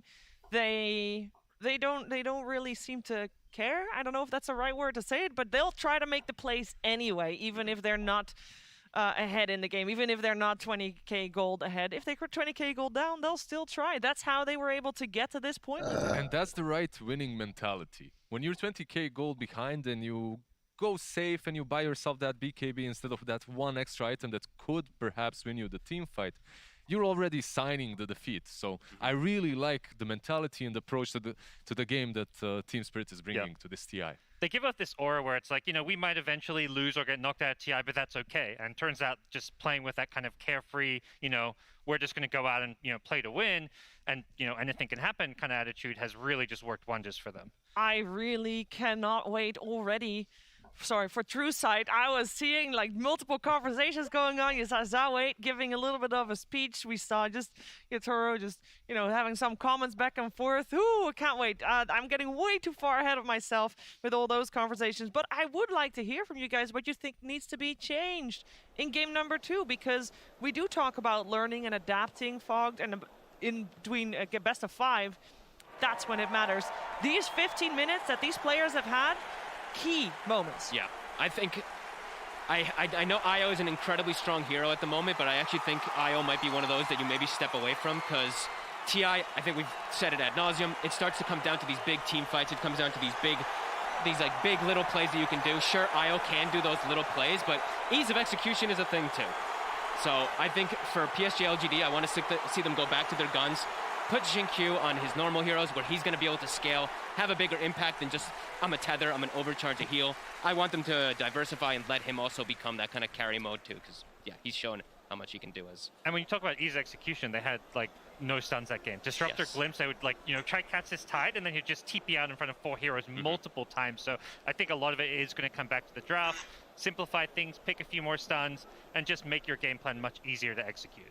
I completely agree. Just a little bit more team fight for PSG LGD, and what they really have to get is that late game potential. In the last game, they truly didn't have it. And when you're on a timer, that 20-25 minute mark in which you need to break the enemy and you're under pressure, under emotions, you're bound to make mistakes. So just play it safe, pick a hero that scales well into the late game. Yeah, I mean, if we take a look back to the first 10 minutes of the previous game we just watched, I mean, both teams were taking it very safe. It was actually a fairly slow start to the game, which, based on draft, we were not really expecting, Gods, because that Naga Siren just had all the freedom in the world. Yeah, I don't think PSG had a draft that was going to scale late game if they didn't get ahead and play aggressive. Usually it's their style to just go around, run at their opponents, look for these kills.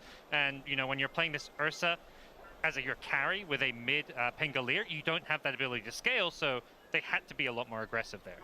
They really did. And we know that PSG LGD can recover in a series, so I'm very curious to see what they bring to the table in this game too. Of course, also, this will be something that Silent and Miposhka will have discussed at length, because they know PSG LGD will come up with a new plan as well. So it's, you know, it's one-upping each other constantly in this best of 5. I want to just also quickly remind everyone that it is so phenomenal that we have 9 out of the 10 players on the stage being only the first or the second international that they're at. We are seeing, I kind of feel like the new generation of Dota players here on stage, Fog. Oh God, don't say this. What? No, it's time. No, this is true. But then the older people are going to start retiring, and then we got like No, but 7 they've no-tail coming altered- for our jobs. So Okay, no. well they are already here, Yeah, and you're it's too still late on for the that. panel. It's too late, Too late It's for too that. late. Savor the moment. No, it is truly beautiful. I love when you see these young guns and just having this confidence. I think that's the biggest thing that everybody's just said is confidence. Love Spirit's it. just been oozing it. Yeah, the future of love Dota is bright. When you have all these young players coming out of multiple different regions, it really means, you know, the next TIs in years to come are going to have some amazing new talent. Yeah, are you a little bit jealous, Lizard? I'm very jealous. I'm super emotional. Watching Team Spirit in particular, because I was in that Eastern Europe Tier 2, Tier 3 teams. This was a dream that for some is happening at the moment. It's becoming reality. All I'm you also need to very do, happy. yeah. apparently, is on day 2 or day 3 of the event, you're like, Dota gods, they need to be worshipped. You shave off your head, you donate it, and here you are, grand finals. There you go. That's your Toro story right there. In case you're wondering why you look so different from all the pictures that you're seeing, that's the reason. He literally said in an interview, I felt like I needed to sacrifice something to the Dota gods. My hair. I like how they're doing all these like little things too, where you're saying like I even saw when they won the last game too. Mira's like waving at somebody in the crowd, right? He's just like, hey, yeah, we won, guys, cheer for us. It's like, wait a minute. I am very sad that this is not an actual crowd, because of course we have the LGD crowds coming in from our sound sweetener, but now Team Spirit doesn't have those crowds, because I know, like you've probably seen in a lot of different streams that, for example, the Eastern European audience right now, all-time high. Like, they are incredible. They are, of course, big fans of the guy on your screen right now and his whole squad, and they are rooting for them. And if we could hear them in an arena, we would not have been able to hear anything else, Gods. Every crowd loves an underdog too. Like, you know, wherever you are in the world, this Team Spirit team would have won the hearts of the fans. Wherever you go in the world, there's always a huge amount of supporters for PSG LGD. You know, obviously a crowd is missed, and, you know, we hope to see it again in future years, but, you know, these two teams still producing amazing Dota with or without a crowd. Yeah, so what do we want to see in this game too? Like, are there any heroes that we feel like Yatoro still has to play? I want to see a collapse Mars. You talked about okay. the IO maybe going through. Give us IO collapse Mars. All right. Well, we are going to find out if we will get a collapse Mars, or what else will he play. We're finding out right now. Team Spirit versus PSG LGD. Grand Finals, Game 2. Hello again, welcome. Final Game 2. Yeah.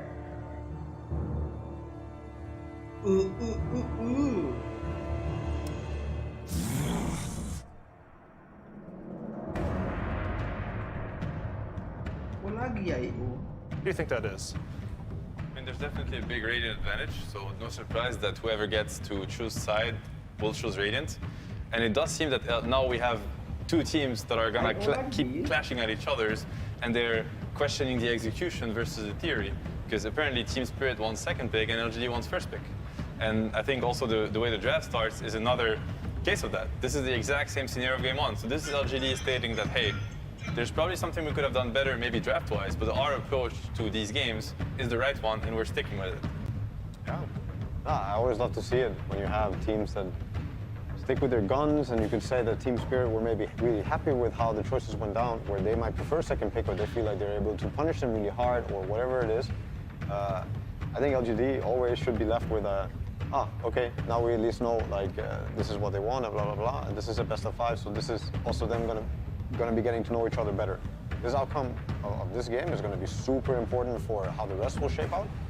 LGD, they might feel something if they're winning, or if they're losing, there's always a chance that they keep going back to the same thing, but then, yeah, like this game, we're gonna probably see, I'm predicting, Team Spirit going for something new again for Yatoro. I think they're feeling themselves a lot and are drafting a lot also on feeling. You also heard Heen talk about that, they're drafting on feeling. And you also see now LGD decided to switch it up, or kind of go away from what happened last game with like lack of AoE, lack of team fight, and they instantly lock in Elesh with the IO to give the IO that. I want to say that, so Team Spirit, right, they really shook LGD. Like they proved that they can beat them at their own game, and I feel like no team so far in the tournament has done that. And I was kind of sad as a Dota enthusiast, is like, come on, like if you're gonna lift the Aegis, somebody has to, you know, make you kind of work for it. And Team Spirit did that, and it's awesome. And now we're gonna see, you know, can LGD show us, you know, the level 2, the level 3, and then it's gonna bring even better Dota. What I really love about what Team Spirit did, they had the same opener open to them. They could have ET tied again. Yep. And, you know, they respect LGD. They respect them so much that they expect them to be ready to punish them for the same draft. So they don't like, you know what, we're not giving you what you think we're gonna do. You're gonna have to think on the spot. We don't want you to come to this draft with, you know, XIO8, 1 hour of preparation on how to do even better. You have to think on the spot, Bane Magnus. It's beautiful approach, it's mind games between the drafters, and props to Miposhka and Silent for pulling this one out. Yeah, I think it's amazing. This is like a big mental game.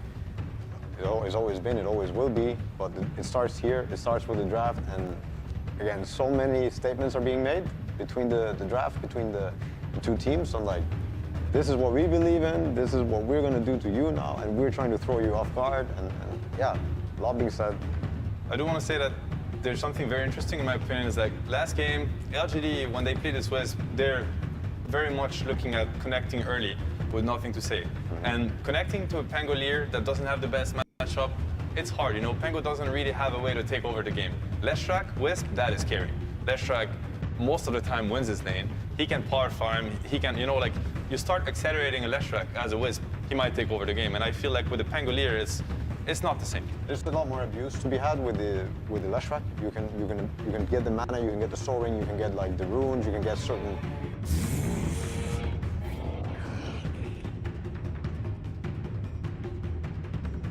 The base, this not being able to dive, IO can fix all of it for you. He will take the tower, he'll kill anything, any camp. He'll take the entire game if he has to. And that's something very beautiful.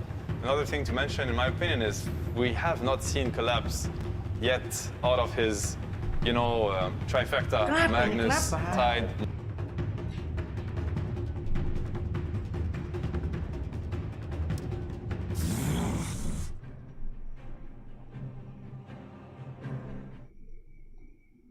Better than any team in the tournament. And I think you're spot on with the read that you guys have about Leshrac, because they're just banning to protect their mid Leshrac, right? We see the Lina coming out, the Invoker, and even now an Antimate. I mean, I don't know if that protects a Snowball. But when you have this hero, I think you pretty much want to play for nothing to save time. I think that's what has found LGD a lot of success in this tournament. I got like, you know, they're not diverting so much from their West. They think this is the strongest hero for them, but they're adding on to that strategy. There's something I think very important. Astaga. What's wrong? To show the Leshrac that early, because no matter what, first pick cannot protect the mid matchup. You know, Team Spirit can just delay the mid pick for as long as they want to. In this case, LGD is like, you know what? We're committing to this Wisp Leshrac. We don't think it's countered. Or maybe they think it's only countered by Lina and Invoker that can match the pace of what Wisp Leshrac can apply to a game. And now it's like they're happy. No matter what Team Spirit is holding for the 18 or the 24 pick, for the mid lane, it does not matter. Does that mean you think that Team Spirit should pick their mid out of the phase just so that they don't reveal anything more about their draft? Or it makes a lot of sense. There's always arguments for both. Like if you wanna, depends on how you enjoy playing Dota sometimes, depends on what types of players you have on your team. If you see the mid matchup, theoretically, of course, there's many arguments for revealing your mid matchup or trying to address this and have a stronger win condition if that's what you're going for on your carry. There's also another way where it's like, yeah, you love your... Radiant team pick. 10 seconds remaining.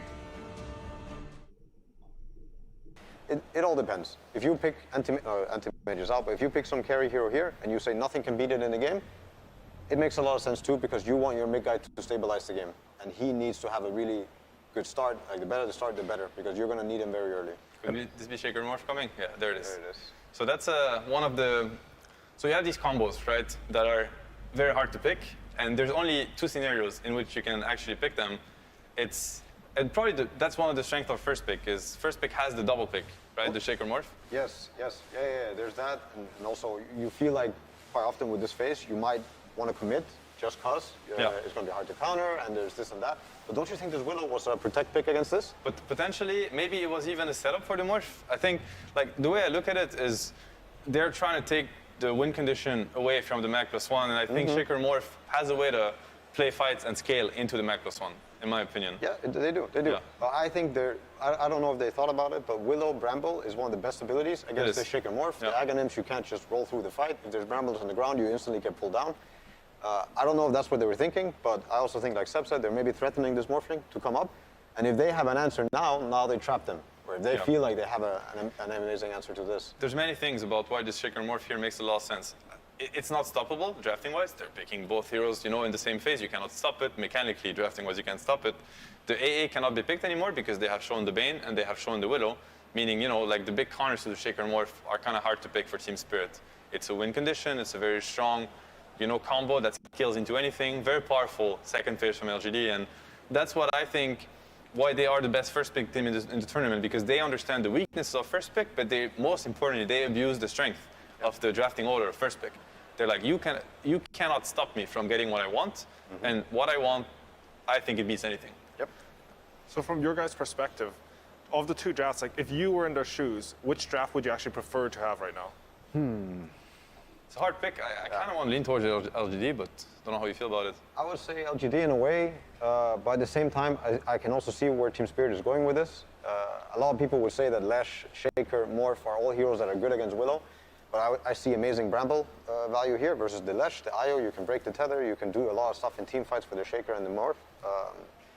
And it's a quick lineup. The Luna is able to hit these timings where Roshan is threatened, where towers are threatened very early. And Shaker Morph, they need a lot of time. They usually don't come online until 20-something. So I'll make the case against... so Johan is vouching for Team Spirit. I'm going to try to vouch for LGD for what they have going for them. I think they're one of the best teams in the world, understanding how to make a Leshrac scale also through the Leshrac shard. They have abused that in the online tournaments prior to TI. And now this Shaker, plus the Morph, plus the Lesh and the shards, like the scaling, the stun, AoE stuns in the team fight later, it's going to be crazy. I think they have the Wisp Lesh, as we talked about. They're covering it so much. They ban the Invoker, they ban the Lina, they ban the Void Spirit, they ban the Kunkka. There's going to be very few mid laners that are going to be able to deal with this Lesh running at you with the Wisp tethering to him, overcharge and whatnot. So they do have very powerful things going into the game. Of course, they have the pick-off, the map, Leshrac shoving the lanes, relocate, the Shaker threat, bursting you out of fog on the map, Shaker Morph scaling.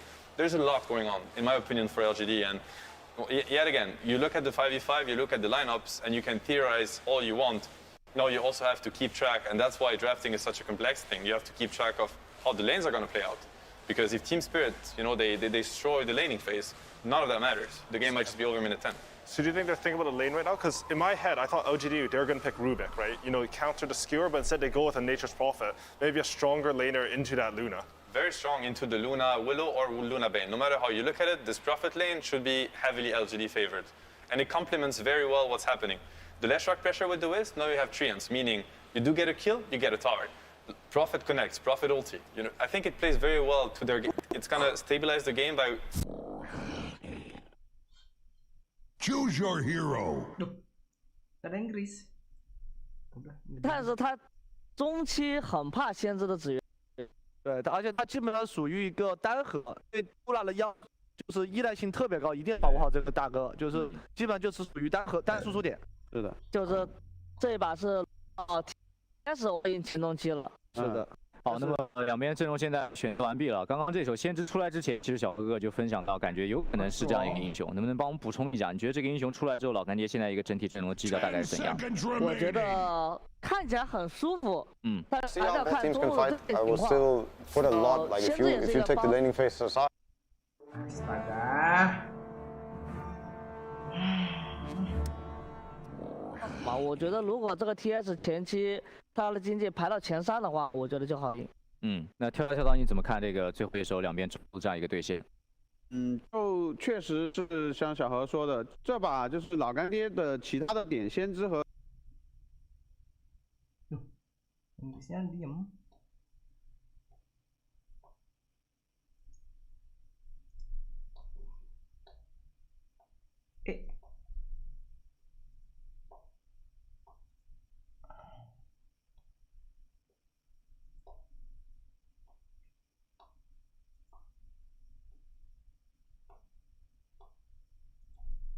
Da partida, tudo pode acontecer, mas a gente vai conferir depois da narração, então a Edron Zilil é com os senhores. Muito obrigado, mesa de análise. Vamos para o segundo jogo. Por favor. Compra óleo de peroba. Deixa guardado aí, porque se a equipe da Spirit levar essa International, alguns casts vão ter que usar. Vão ter que usar, cara. Vão quebrar, cara. Cara, mais uma vez a equipe da Spirit... Caramba, vou quebrar, cara. Está na o Magnus do colar. O Drake também tá muito bom, né? Obviamente. Mas... a Spirit tá motivado, mais uma vez. Vamos ver na execução. Dota jogado. Então vamos pro jogo, galera. Vamos pro Dota. Segunda partida dessa série. MD5, 1-0 para a equipe da Spirit. Smoke por ambas as equipes. E vamos que vamos, fogo na bomba. Manda sua torcida aí. Você que está acompanhando a transmissão, tá torcendo pra quem? Quem é que vai ficar aí com a mesa de análise no quesito de GLG, tirando o Raon, né? O Raon é o cara que tá ali. O Raon, ele tá na emoção, né? O Raon, ele tá no hype. E Toro de Luna, rapaz do céu. Cara, eu gostei muito dos dois drafts. Acho que é 50-50 no draft aqui, cara. Eu ficaria feliz em estar em qualquer uma dessas equipes jogando esse jogo, porque os dois drafts têm maneiras de lidar com o que o oponente está oferecendo. Concordo plenamente com o que o Sherlock e o Batini falaram. O Sherlock mencionou muito bem. A PES LGD está jogando no timing. Eles precisam segurar as pontas até vir o timing da Ganin do Morphling. Então, Morphling Shaker, né, o combinho contra o infame, né, o famigerado Magnus do Collapse na Team Spirit. Esse Magnus, cara, esse herói no International tá dando o que falar. E vamos ver se vai dar lógica mesmo, ou o que vai ser aqui agora, hein? Briga pela runa. Voltar, briga pela runa, não vai ficar ali... Mais uma vez, hein? 3 runas pra Team Spirit. 3 runas pra Team Spirit, exato. Por supersticiosos de plantão do jogo passado, 3 runas pra Team Spirit, 1-0 Team Spirit. Assim, eu não quero dizer nada. Começou. Mas olha, Note 6 jogando. A equipe da PD tá na sua zona de conforto também, né, cara? Tá. É o Army de monstros, os melhores monstros que a gente tem aí no mundo. A Note 6, talvez o melhor leste que a gente tem no competitivo atualmente. Esse cara é bom. Do Note 6 de leste, fez um estrago na Major. E o FFBian de NP. Então ele fala, bom, não tem como unir muita coisa, né? Elder Titan, Magnus, Elder Titan e Marte e tudo mais, eles vão ter uma certa zona de conforto, então vamos trabalhar na nossa aí, né? E vendo o que vai dar. Então, Note 6, leva o Mago, de boa, Trototóquio e Puck. Puck apareceu muito nesse torneio, Leon? Apareceu bastante. Então, é um herói, é esse tipo de herói, situacional. Você olha pra sua rota do meio, você olha pra sua composição, precisamos de um herói rápido, um herói que rotacione o tempo todo, que ofereça esse controle. O tempo de recarga da Espiral dos Sonhos é um tempo de recarga bem baixo relativamente, então ele tá sempre ativo, né? A gente viu aí, destruindo diversos jogadores durante a competição, fazendo ótimas performances.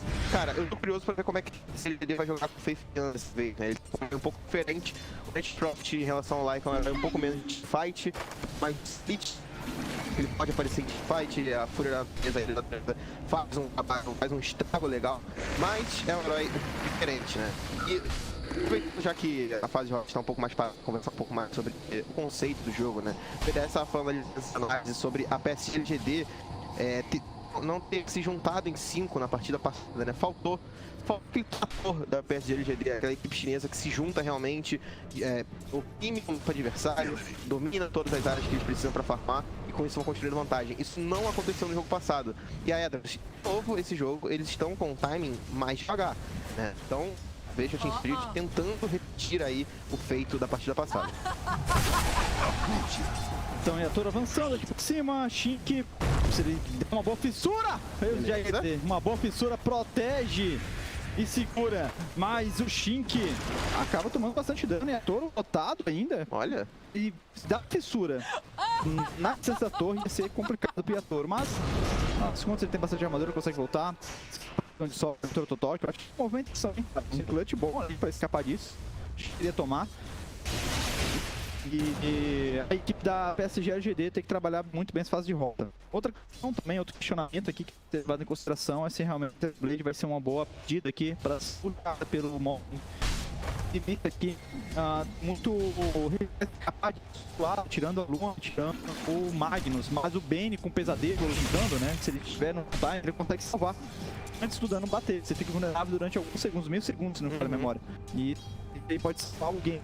Então, o Blade é um item para stop. Não é de uma execução tão fácil. Eu não sei se vai uma matéria, porque é uma build um pouco mais cara. Geralmente a gente vê um machado ilusório ou sandiate, dependendo da partida, dependendo do cinto que precisa. E conseguir bem o sandiate, né? Vamos ver, depende muito do jogo, depende de como está o homem. Sem dúvida ele precisa ser um pouco mais presente no jogo, não viu nem ativo, porque não é herói de participar de briga, mas ele precisa se mostrar, ele precisa mostrar serviço, porque na partida passada o Ami não jogou, o Ami não clicou a partida passada. Nossa, você vai voltar. Tá ali no Ami, se for necessário, bloqueou o campo, mira, era o objetivo desde o início. E nossa, é isso. Mas deu muito pesadelo, muito. A Runa vai ficar, divisão de solo. Tem orbe do solo e o primeiro abate! É do. Mais uma vez, né? A gente vê essa movimentação. Runa de número. Runa de minuto 4, runa de água. Vão ali os suportes da Team Spirit. Com isso, o Miroshi consegue um bom auxílio de eliminação do adversário. Pensa bem a Team Spirit mais uma vez. Magnus do Colapso, hein, cara? Esse Magnus do Colapso, que mais isso, cara. Eu achei que ia ser permaban no Magnus. Ele joga muito, né? Ele mostrou que joga muito bem de Magnus. Eu achei que a galera ia banir sempre. Ele não ia conseguir jogar com o herói. Está. É isso, né? Da PSG LGD tá tentando. Você lembra que no. Exato. De tudo LGD contra o OG, a PSG LGD fala, geralmente quem ganha o jogo, é isso? O que eles falaram no site? Não me recordo. Cara, eu lembro disso, mas eu não vou lembrar exatamente, galera. Se alguém lembrar aí, sabe o que eu tô falando, né? Só pra audição, vi se tava ali pra equipe da PSG ou não. É o carro, exatamente. Acho que não, o carro, a moção é foda. Não sei, é isso. O carro. Tá que eles falam, ó. Time do primeiro jogo geralmente perde no final. Que ganha o primeiro jogo geralmente perde. Porque o OG iniciou a série ganhando o primeiro. Se a profecia se provar correta aqui, eles estão bem. Ou não, né? Ele ganhou aquela. Entendeu agora? Entendi o X da questão. A Mifosca tá ali. Vai conseguir pesadelo. Olha, tem uma rodinha na que ela tem a espiral dos sonhos disponível. que pode buscar fazer uma rotação caso ele se sinta confortável. Ele colocou nenhum ponto na troca de fase, né? Build padrão de Puck hoje em dia. Inclusive, contra um Dragon Knight 100 pontos na fase, né? Pra você ver como que é importante esse dano. Mais uma fissura bem encaixada do Shinkyu, mas o Yatoro vai se desligar para a floresta ali. Próximas árvores ali, fica difícil mesmo. Bem, então tá formando muito bem, cara. A de rota da equipe da Spirit é impressionante, cara. Poucas vezes eu vi equipes ganharem de rota da PSG LGD, mas é o segundo jogo que eles estão na vantagem da fase de rota. Finalizações, pressão, movimentação, ward. Joga muito bem, cara. Bloquear. É absurdo. E olha, isso aí que a gente tá falando, o que vai ser o diferencial desses últimos minutos vai ser, mais uma vez, a rotação dos mid laners. Uma Puck e tem um Lash, né? A Puck é um mid laner que quer matar herói, e o Lash é um mid laner que quer matar herói e converter em torre. Então a F2 pega 2 pontos no decreto diabólico e vai andando para o top. Começa a apresentar o PSG. Radiant's bottom tower is under attack. Vai roubar esse stack. Windows ali pra eles. Que estou protegendo. Decreto diabólico. A demolir todo em cima. Massa possuída cai pra lua. Coração do oceano também. Dois itens excelentes pra massa possuída ainda. Agora pra farmar stack, farmar jungle. Build da Luna também. Fazer a Madness agora com essa máscara, talvez ela pode puxar direto uma lança icônica, que ela vai ter o Life Steal. Que tá fado, que antes era pra ela estágio, agora é um valor fixo 7, mas mesmo assim ajuda bastante ela a fazer tempos menores. É o jogo dos stacks, né? Já as árvorezinhas, né? Estreante. O bot é que são small. Ami, Lorde acordou punho. A desconexão, Ami. Você consegue escapar lá ali. Na perseguição ainda, mas não vai conseguir matar, não tem dano pra isso, tá nível 6 ali o Morphin. E a Toro finalmente farma esse stack, porque já né, pode ser ali roubar esse stack, esse terrível Luna, e tem o stack no central aqui. É bem pouquinho. Então de fato é o jogo dos stacks aqui rolando. Por enquanto bem poucos acúmulos.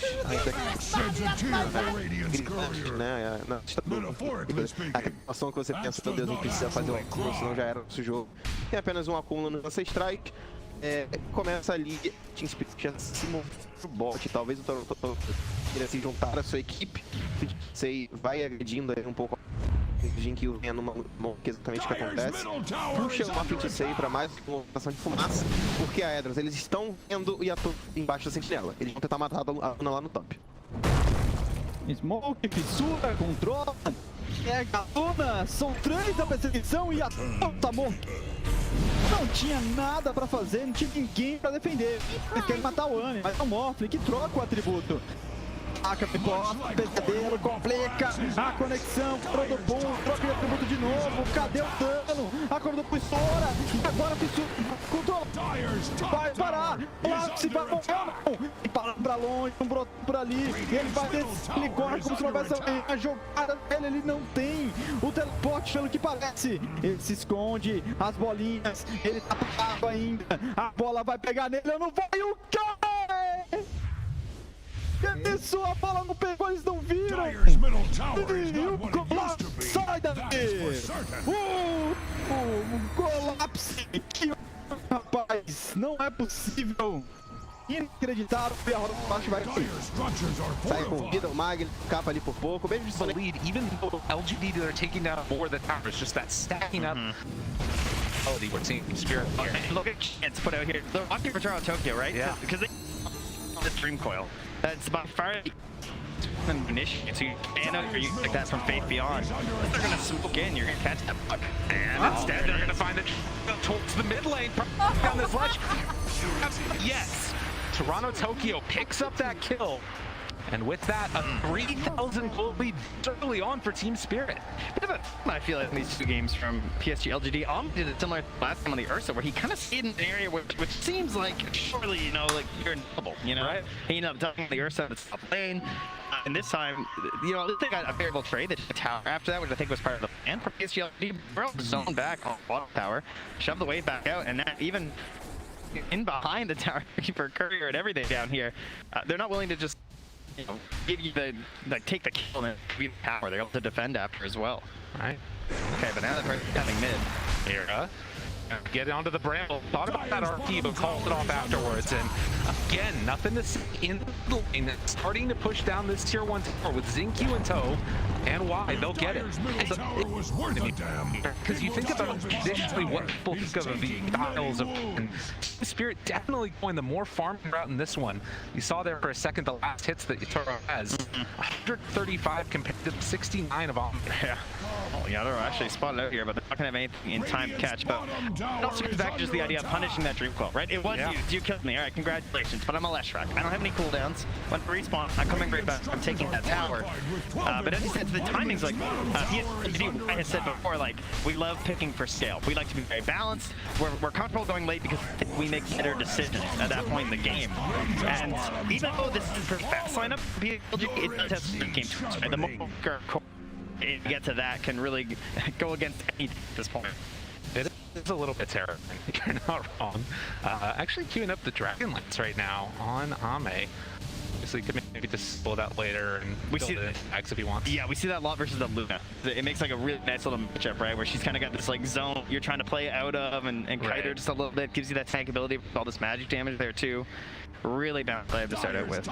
So it's under attack. Spirit nerfing that 2k gold lead as the other side, LGD trying to keep the pressure onto these buildings. Up top, nothing to say is there. The 4 points in each forces out the glyph. That was a pretty easy glyph to get, not gonna lie. Didn't have to commit hard at all. I mean, Collapse had already TP'd up there too, so can imagine. Go for another one soon. And as we approach, you know, sort of past the laning stage, we start thinking, you know, how's the Roche look in this game? They could take it relatively early, right? You get an early DD with this lineup with Nature Dolphin and Morphling. They might opt for it. And look at this movement in before the blink to the ground. Oh, Nightmare! By the potion and dodge the stun! Nightmare still in trouble as they run him down. It was good, but it wasn't good enough.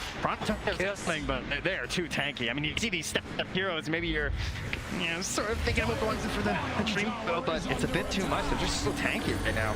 And instead, they here. Nothing to say. The rest of his friends look ways away. XinQ making the move over. They're going to get the Terran. That's going to get this tethered now. And afterwards, ulti coming from Willow, but nothing to see in Regents. Why? Keeping his core player alive.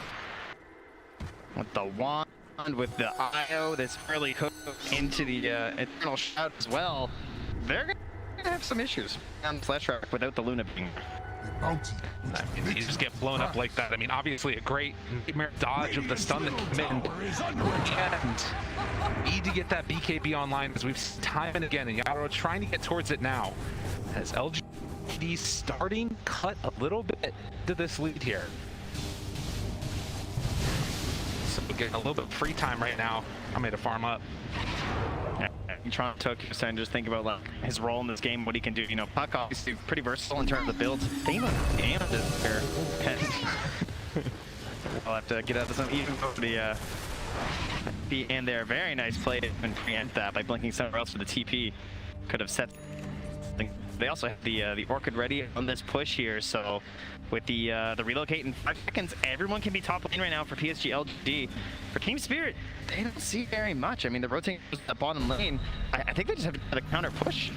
Yeah, there's no other way really, and they have a glyph still on LGD as well. This blink can collapse before they can do. Be too much otherwise, and you can see very close. Just gonna firm up the rest of the here. Well, bottom. Toronto Tokyo, he's got the Veil. He's got the. Okay.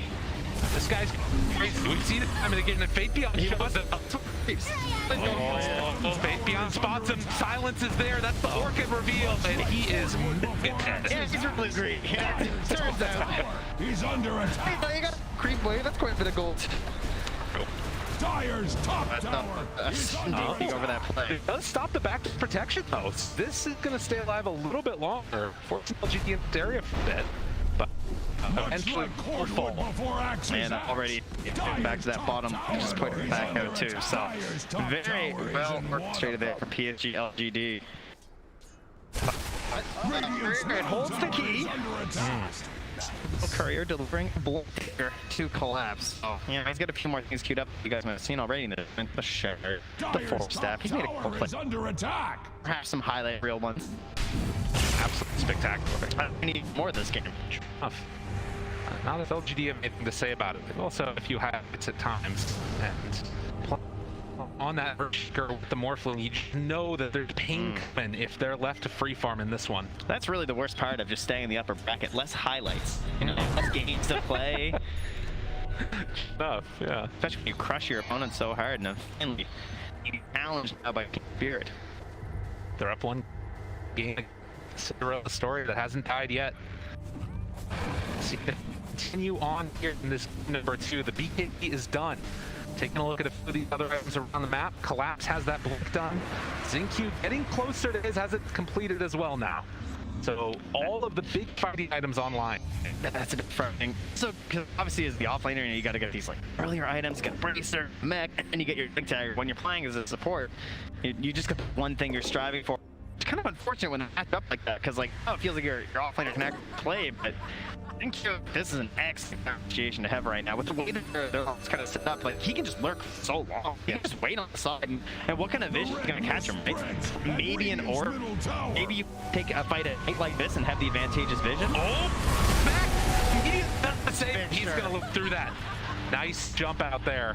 XinQ saving the day, even under that ward. Relocate, they hit Fisher. They're burned. That is the top one, but at least the relocate gets burnt, right? Yeah. It's something for them, but immediately into the Roche. Oh, MLD. Make a bit of a sneaky play. He knows what is going on. Where's DD, guys? They're going to have to push. I mean, this is down to about half HP now. Spirit, it's really well covered by the vision of LGD. They're going to smoke now. Can they get there in time? It's super low now. They pull back onto XinQ. Going to try and take him down first. And they will get that kill, but it comes at the cost of the Aegis on Ame. The red mist spreads. Nope, leaving it in the pit this time for the other teams. No. For IG, everybody knows. At the very least, you do get yourself a kill from that, but or at least happy, you know, XinQ. That's basically an exchange. Sometimes you trade a Roche for a tower. Sometimes only he's going kind of feed with the smoke. And okay, that's just a small feed to help things here. So another game where the kills also stay pretty low. True. From game 1 and game 2. It's like teams are being very picky about their engagements. So much on the line. Incredibly tense for these teams. And again, you start to wonder how much the pressure is going to be affecting these plays. We'll have to keep our eyes out for it for sure. But Ame with the Aegis, another 4 minutes for this. And I believe this is going to be the pit coming out pretty soon for him. Well, he can start to play with a little bit more freedom potentially. Really already with amazing vision. You can see this ward just staying on the high ground here. Got a court straight left, nothing to say. Feels confident enough to be out there. You already control the outpost. That's here too slowly. Team again forced to try and hold on and try and build everything up in the counter of the game. Does of course have this up-carry mentality that we're looking for. Pretty much every team can have empowered Luna. Well, it's not the tiny. Gotta do some heavy. Potentially a nightmare and the walk away. They actually relocate. Just relocate. It's probably, you know, it's very scary. You don't have a really quick burst. You don't really want to take it right now, Spirit. But they forced us. At the very least, they gotta try to hold this tower, or else this really wasn't worth it. No, I'll save this time though. That's dangerous. Relocate. Nothing is outside of vision. They don't see him. How they do the pullback. That skewer. They're not quick enough. Enough that the city goes down. Now looking for more. May have to be careful. XinQ as well. Oh, Ame! What the fuck through it? Brilliant play on this gap for other chase. Can't control. Do they have enough kill? Terran comes out, but he got the spring for ball. Faith Beyond jumps away. The skewer back. Down 2. And he'll feed. Oh, Blast did it to him again. And look, they're just running it. Help. I have the shaker, but there's nothing else left in the for Ame, although try TP out, but the stun comes through right at the end. LGD, another for Yatoro. And why will manage to escape from that one, but a huge win for Spirit here in game number 2. That's massive. Oh, what an amazing defense. Collapse does it twice in the fight with the skewer. Actually, nothing to say. Like, you know, you talk about this idea with like the Aegis and the, what are you supposed to do with this Aegis? Push towers? Is that the goal right now? So, you know, did it be Morphling? You know, right? Doesn't he kind of feel like the hard target in the first place, and instead you're sort of hanging up? Like he gets one skewer, no chance to save him. Yeah. Again, that is also the decision to stick around after that relocate was used. That's probably part of their idea behind it. Yeah, I mean, that's your easiest long-range save, right? Unreal. 5-6. Team Spirit playing just absolutely great Dota. Yeah, I'm sensing a smoke up Echo Slam here soon. You know, this is what you do. You lost your Aegis, and you're like, okay, guys, this is fine. This is fine. Move out, smoke. We've got our other tools back. Let's go down. So often it's been the playmaker for this LGD lineup. Whether it's the Snapfire, Surfshaker, whatever it is that he's playing in the big boots. 21 minutes in now, and Arrow continues to farm. I think it's really scary, right? Like, we've seen these Lunas just get completely out of control and then just walk higher than Aegis. And now it also feels like they have some of those tools with the links on to actually win those Aegis fights as well. And sometimes they leave that high ground. It just takes one sort of there and it's over. Part of the patience, you know, that's something they're very well known for. Scary inches, and then the smoke up afterwards. Team Spirit looking on the hunt, but LGD sensing danger coming will retreat out. Is he gonna horn pop him again, Merkel? Don't tell me he's gonna horn pop him again. Oh my god, he got him again! Trent, they did it to him! And they find the pickoff! Oh, too good! Oh, smell. Real. Good at just finding that one kill and like waiting for this timing too of just this. Oh, got him on the zip. They pull back in afterwards. Why? It's skewer, a little bit off mark, but the Brambles there for round 2 of it. Team Spirit, they came to the finals day, taking down Secret, now looking to go 2-up in the series against LGD. Meanwhile, you know, something back, right? Yeah, go grab that out. But man, losing to just like take over the map right now for Team Spirit. Axis middle finger. That's what they say, right? They look like they're having fun. No, Voshka looks like he's having fun. For someone playing Bane, that's as much fun as your face gets, I think. We're on top of it, killing it. We'll see now if GD can pull this back. I mean, again, we've talked so much about the effect that pressure has in the lineup. In a lot of ways, built to try and just win the Aegis. Not a whole lot else acceptable for and the sort of standards that they set for themselves. 5-8. You see this Synth they put outside the base too, because I had the same thought. Where was that ward? Like, how did this man do that? No, and just nothing. Just clap. He just feels, he just goes. That's a lot of centuries. All over the place. And, you know, that's because they also have the gem, I believe, on Toronto, Tokyo, so they know that they're in trouble when it comes to the vision game, and so you get into this play, you're spamming them everywhere. And I know you heard our lovely draft panel as well as Insania, but like the sustain and everything, and Insania pointed out how much more valuable that healing is on the front, right? You know? Yes. It's trying to get as many of these like mimics and these lockets. Game when you have to spend on sentries, that's tough. But at the same time, you have a Shaker on your team, so you're making a sacrifice in terms of the goal to ensure that the Blink Dagger is going to be there. Unfortunately, they haven't really gotten much out of the Shaker. A couple of saves, but Zinke's still waiting for the moment.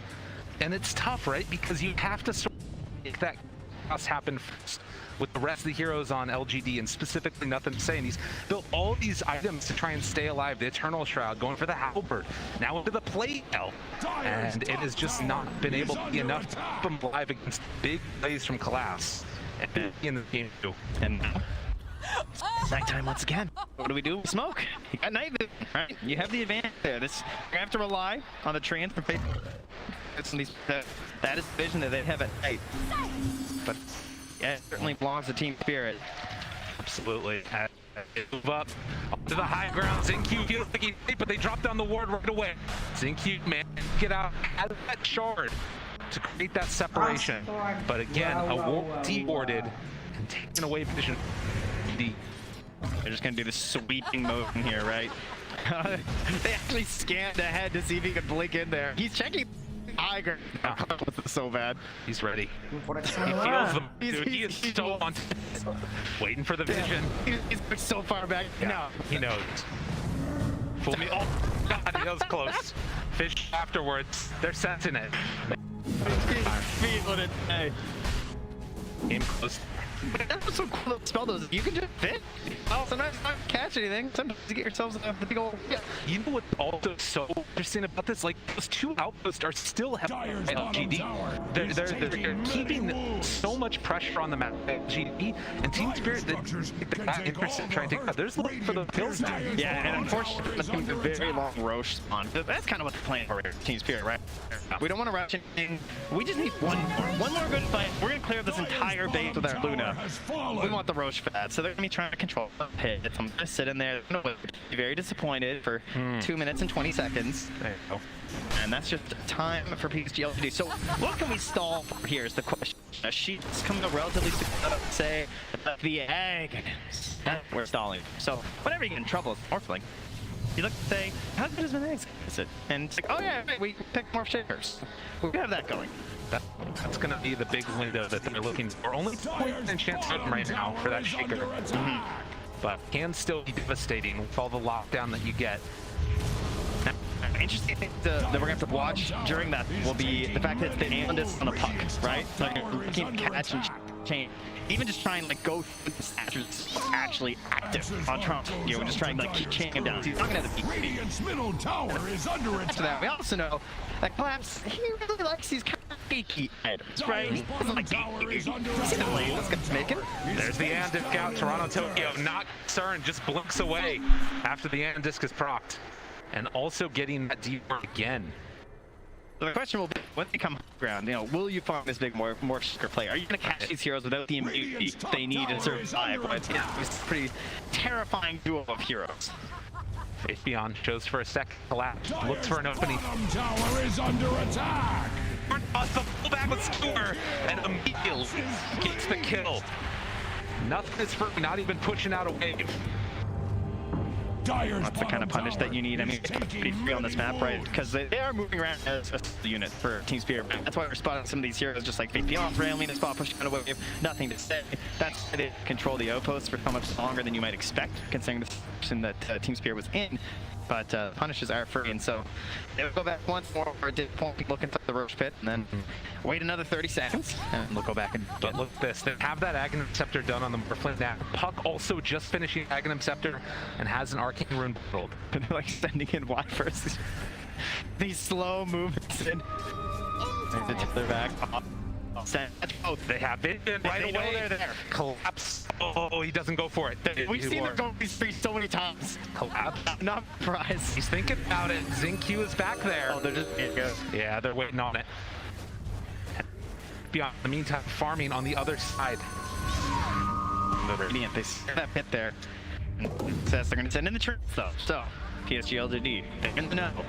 They've got the Morphling, with the Aghanim, with the shit. A team that really wants the Roche. They have a. This could be LGD's comeback here. They make it happen though. And how long do you sort of control and force focus? What do you gain?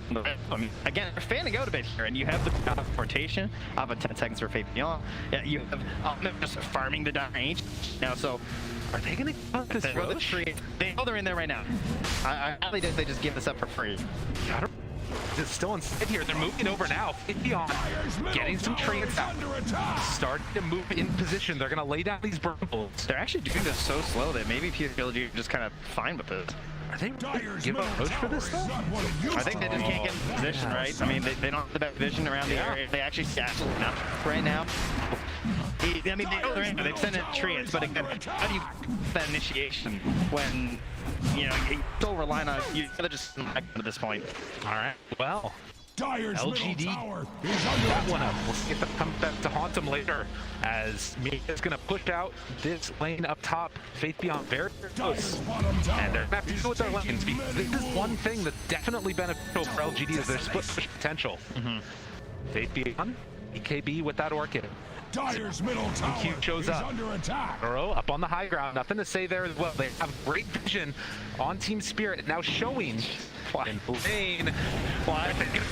They pull him back in, and he is done. Can they go for any more now? They have full control onto the Luna, but Luna just walks away. Dyer's middle tower is not what it And used yet to be. again. That is for certain. Yeah, I don't know. I don't know if he's thinking about, like, is it a buyback play there? Because that's a pretty bold sentry to place down. Just like Team Spirit, the Aegis in hand.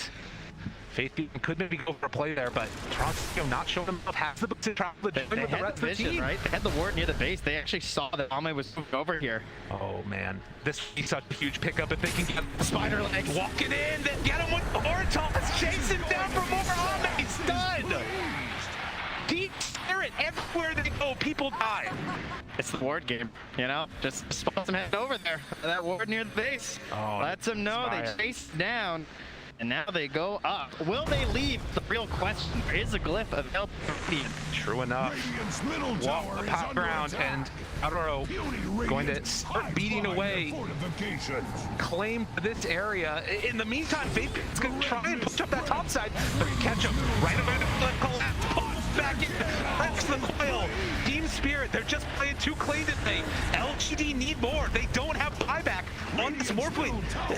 Can't get 2 racks at the very least on the side of Spirit. I mean, they need 2 racks? I don't know. That's a good question. Well, maybe Faithbeyond is actually starting to take this one. Now the jump in. There's the BKB Faithbeyond. Still have that Orchid available. The turn off to the side. Oh, Orchid to interrupt, and that will be enough to get him out. That was really well done. The BKB TV. It's like there's one answer, right? Yeah. Finds in there the Orchid. So well done indeed. He will take a tier 3, so that's something. But of course, there's still lots of time. You know, 2.5 minutes for Luna. Just run back through there. She's pretty fast. You're not wrong about that one. And start pressuring down these other towers. There's no more glyph either. The Team Spirit another run at this with the Aegis. They're just so far ahead already. 10k gold. It does not get close. Yeah, the Toronto Tokyo, so he's just push bottom lane. He can be there in a flash too, trying to match some of this global capability that's there from SGLGD, but they're still waiting for their shining moment. Up Morph Shake. They are in this game, believe it or not.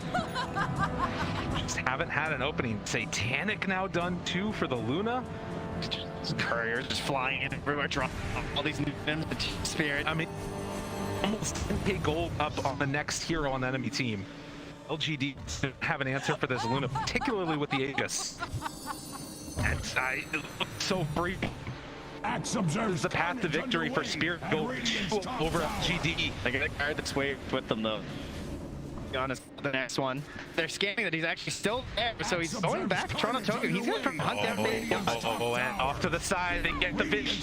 Tries to chase him down there. There's the silence, the coil afterwards. Still hits pretty hard on Faithbeyond, but with collapse the area to break the coil and kill up. How fast they need to buy back is the question. Can they actually like force it here? I mean, it's gonna be a walk the lanes, right? That's kind of why you're able to stack your life some natures. But I don't think they can put this. Probably by the speed which walk. So it'll be a little bit more time for LGD. But what are you gaining in this time? You know, there's gonna be a Scotty done, so that is pretty huge actually. Scotty more versus this Loon. Yeah. I mean, it's one-sided partially because LG hasn't taken that fight yet, right? Like, and there's still going to be that window when they have the, you know, Ag Shaker and can go once together. It's just a perfect fight. Still have to be careful of that one seems fit. With this Aegis, you would have to imagine it would come soon. All collapse, you know. He wants his per game here. It's the only one who hasn't died so far on Team Spirit. Absolutely carrying out of that offlane. No kills too. So giving, you know, such a terrible offlaner. That's the way it's supposed to be, absolutely. Ooh, also that ether lens for range. So much range on absolutely everything for him. But we're gonna get set up again. More sending it Kerr. This one might get scouted here. And it's on the way. Yeah, using the Lucid Beam and well the shard. played. That was that the Scotty? Oh, yeah, that's Scotty. 3 minutes of God, even. Okay, they don't actually see enemy. They just see enemy creep waves. Right? That's the goal right now. Okay. The creeps are the true enemy. So that's why Faith Beyond, he's not up top where the heroes are. He's down bottom where the creeps are. Just keep pushing them out. Keep them away from your base. Trying to extend this as long as possible and then force Team Spirit into a bad position. And you know, in the last couple of minutes, they you know, you look at that one. Just keep clapping. Will be enough though. They can make the most of this, dodge fights, and then possibly get another fight around that next stage. That might be the window, the BKB on Ame. I think what's very impressive from Team Spirit is how long they have just kept this single ball rolling around together, and they're not panicking. Because a lot of times it gets to this point where it feels like you've been roaming around for so long, and like now the Aegis has gone, so you'll say like they fan out, they farm, right? Yeah. Morph Shaker will punish that with relocate, you know, with an Aegis Prophet. They will find you. They will kill you if you try and go it on your own. But with all the lanes pushed out now, Team Spirit, without that Aegis, still trying to walk up and hit this a couple of times. You have 3,200 HP on Yaro, as well as the butterfly down. Ward on the high ground. Dire's bottom you don't know tower is that. under attack. So often he's been the one to make those big plays. They're continuing to push in the bottom lane. LGD hoping for overreaction. Team Spirit, as they walk up, start to hit these reps. Likewise, bottom lane is being pushed in. Well, actually, he fully committed. No more. Afterwards, Paul was here in the horn. Pull back. They've got nothing to say. He's so far away. They had no way to get to him. He is going to die here as they keep the Fiend's grip off and the eventual right click down to death. Oh, trying to get his back. He caught one on the way to the window. Oh, Q, he's as well. They find themselves a potentially here. ZQ, nothing else left, and the tank falls down. That's there, it's up there from Toronto Tokyo, just nothing, just get away with offering up the sacrifice of the lab track. No, just go. We're gonna take what shake your cow? There you go. That's right. Yeah. They're keeping these lanes pushed out. The only thing, we've seen a couple of teams back at Quincy Crew able to keep the lanes shoved in constantly and actually win with an all-in put. And that might have to be what we see from LG as well. Maybe a relocate play with Morphine or something like that. No. Not saying it. I won't allow it. You won't allow it. Here. Not some DD relocate Morphling. There's a chance. There's potentially a way. You gotta be careful of your Team Spirit. With its global potential that they have in LGD, anything could happen. Radiant's bottom tower has been laid low. Tower. LGD. It's beyond AC done. And Team starting to sense Roche could be back up. 10 seconds. And with that, it could be the window to close this game out for Team Spirit. All right, refresh your eggs. What are we getting? I'm down for either. As it will respawn right now. Eggs. Interesting. LGD, is this the fight that they feel comfortable with? They've been sitting on this Ag Baker for so long. Or Ag's Morphing rather, with this Baker. BKB no done to boot. Yeah, that's a good point. Gets into a Baker.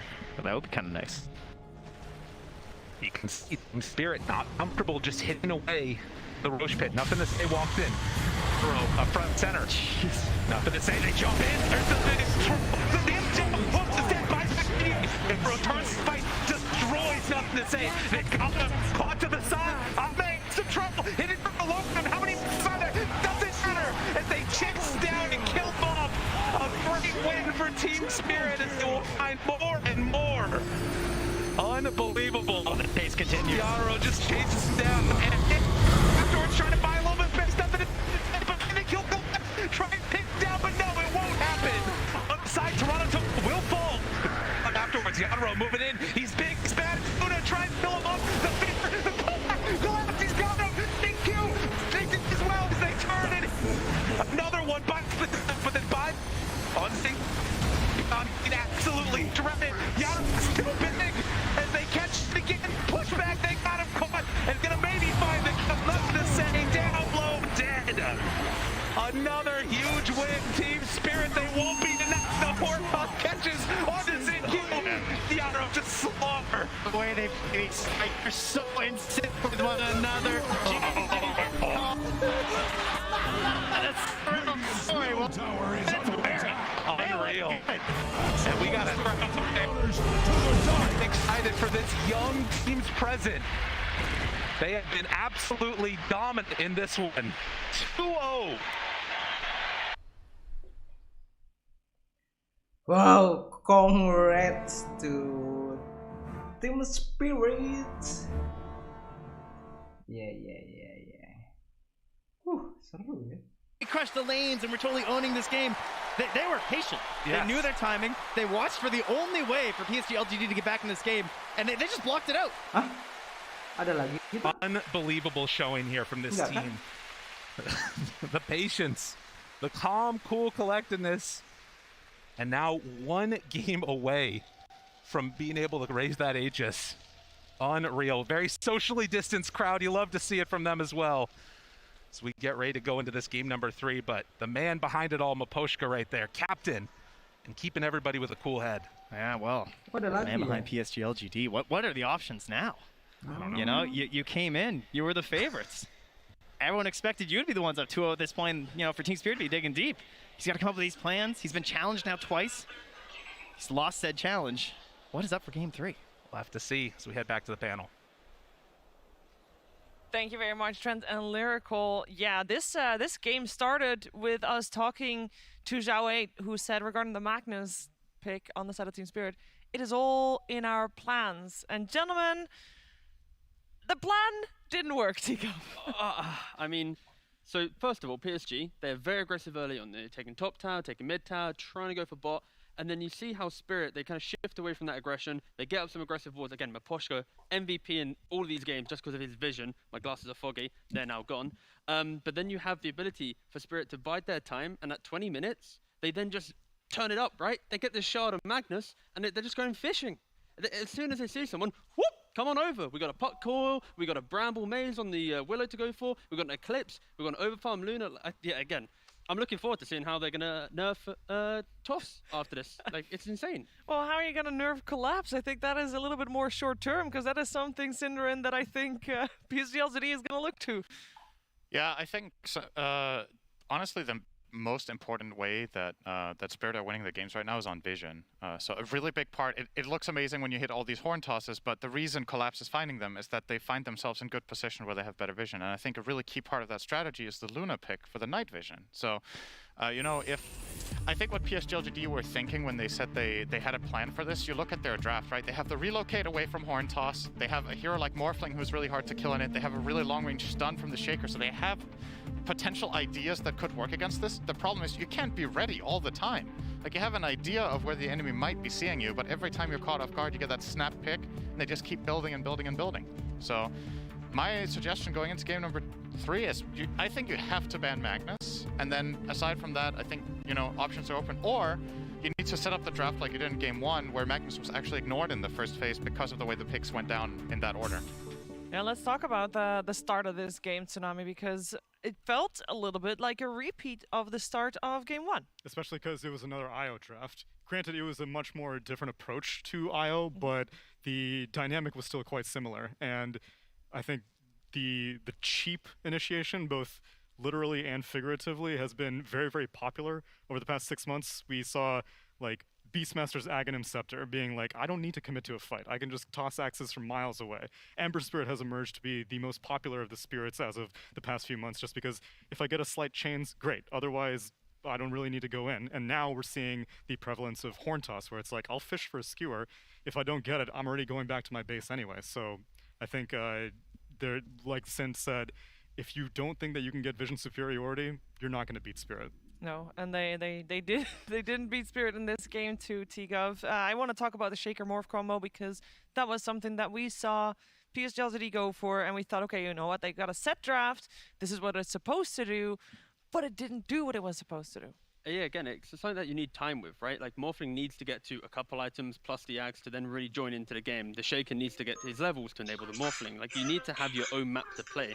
And I think PSG early on, they were really breaking down that map. They were taking these early towers, they're utilizing that Fury, and like, they picked off the puck at this tier 2 siege top. Like, it looked pretty good, but it's the fact that Spirit are able to kind of shift away that kind of map movement, and they're over farming on their heroes. Like, a very small thing, and probably wasn't really noticeable, but Yotaro, like, after fights, there was like double waves coming into him. He wasn't even farming the lane. He'd go to the jungle, allow other heroes to take that farm. And it's because you have even distribution of farm to some degree, you're able to continue taking fights every single item timing. You're not waiting an extra 2-3 minutes for the Willer to get a vessel, or, you know, the Bane to get, you know, a 4-staff, whatever. It's the idea that you are being ready at all times. So it doesn't matter if you're playing against Morph Shaker, because you're going to have that 1-2 item advantage the entire game. And the key thing for the key component for Morph Shaker is similarly, it's vision. It's about seeing the enemy team first, so you can get that fissure combination. If you, in all of these like OS Frog moments we've had in the past, we're like, man, this shit is so broken, you know? It's like out of the fog comes one fissure, then the other fissure. It's like X marks the spot, and they both jump in and kill someone.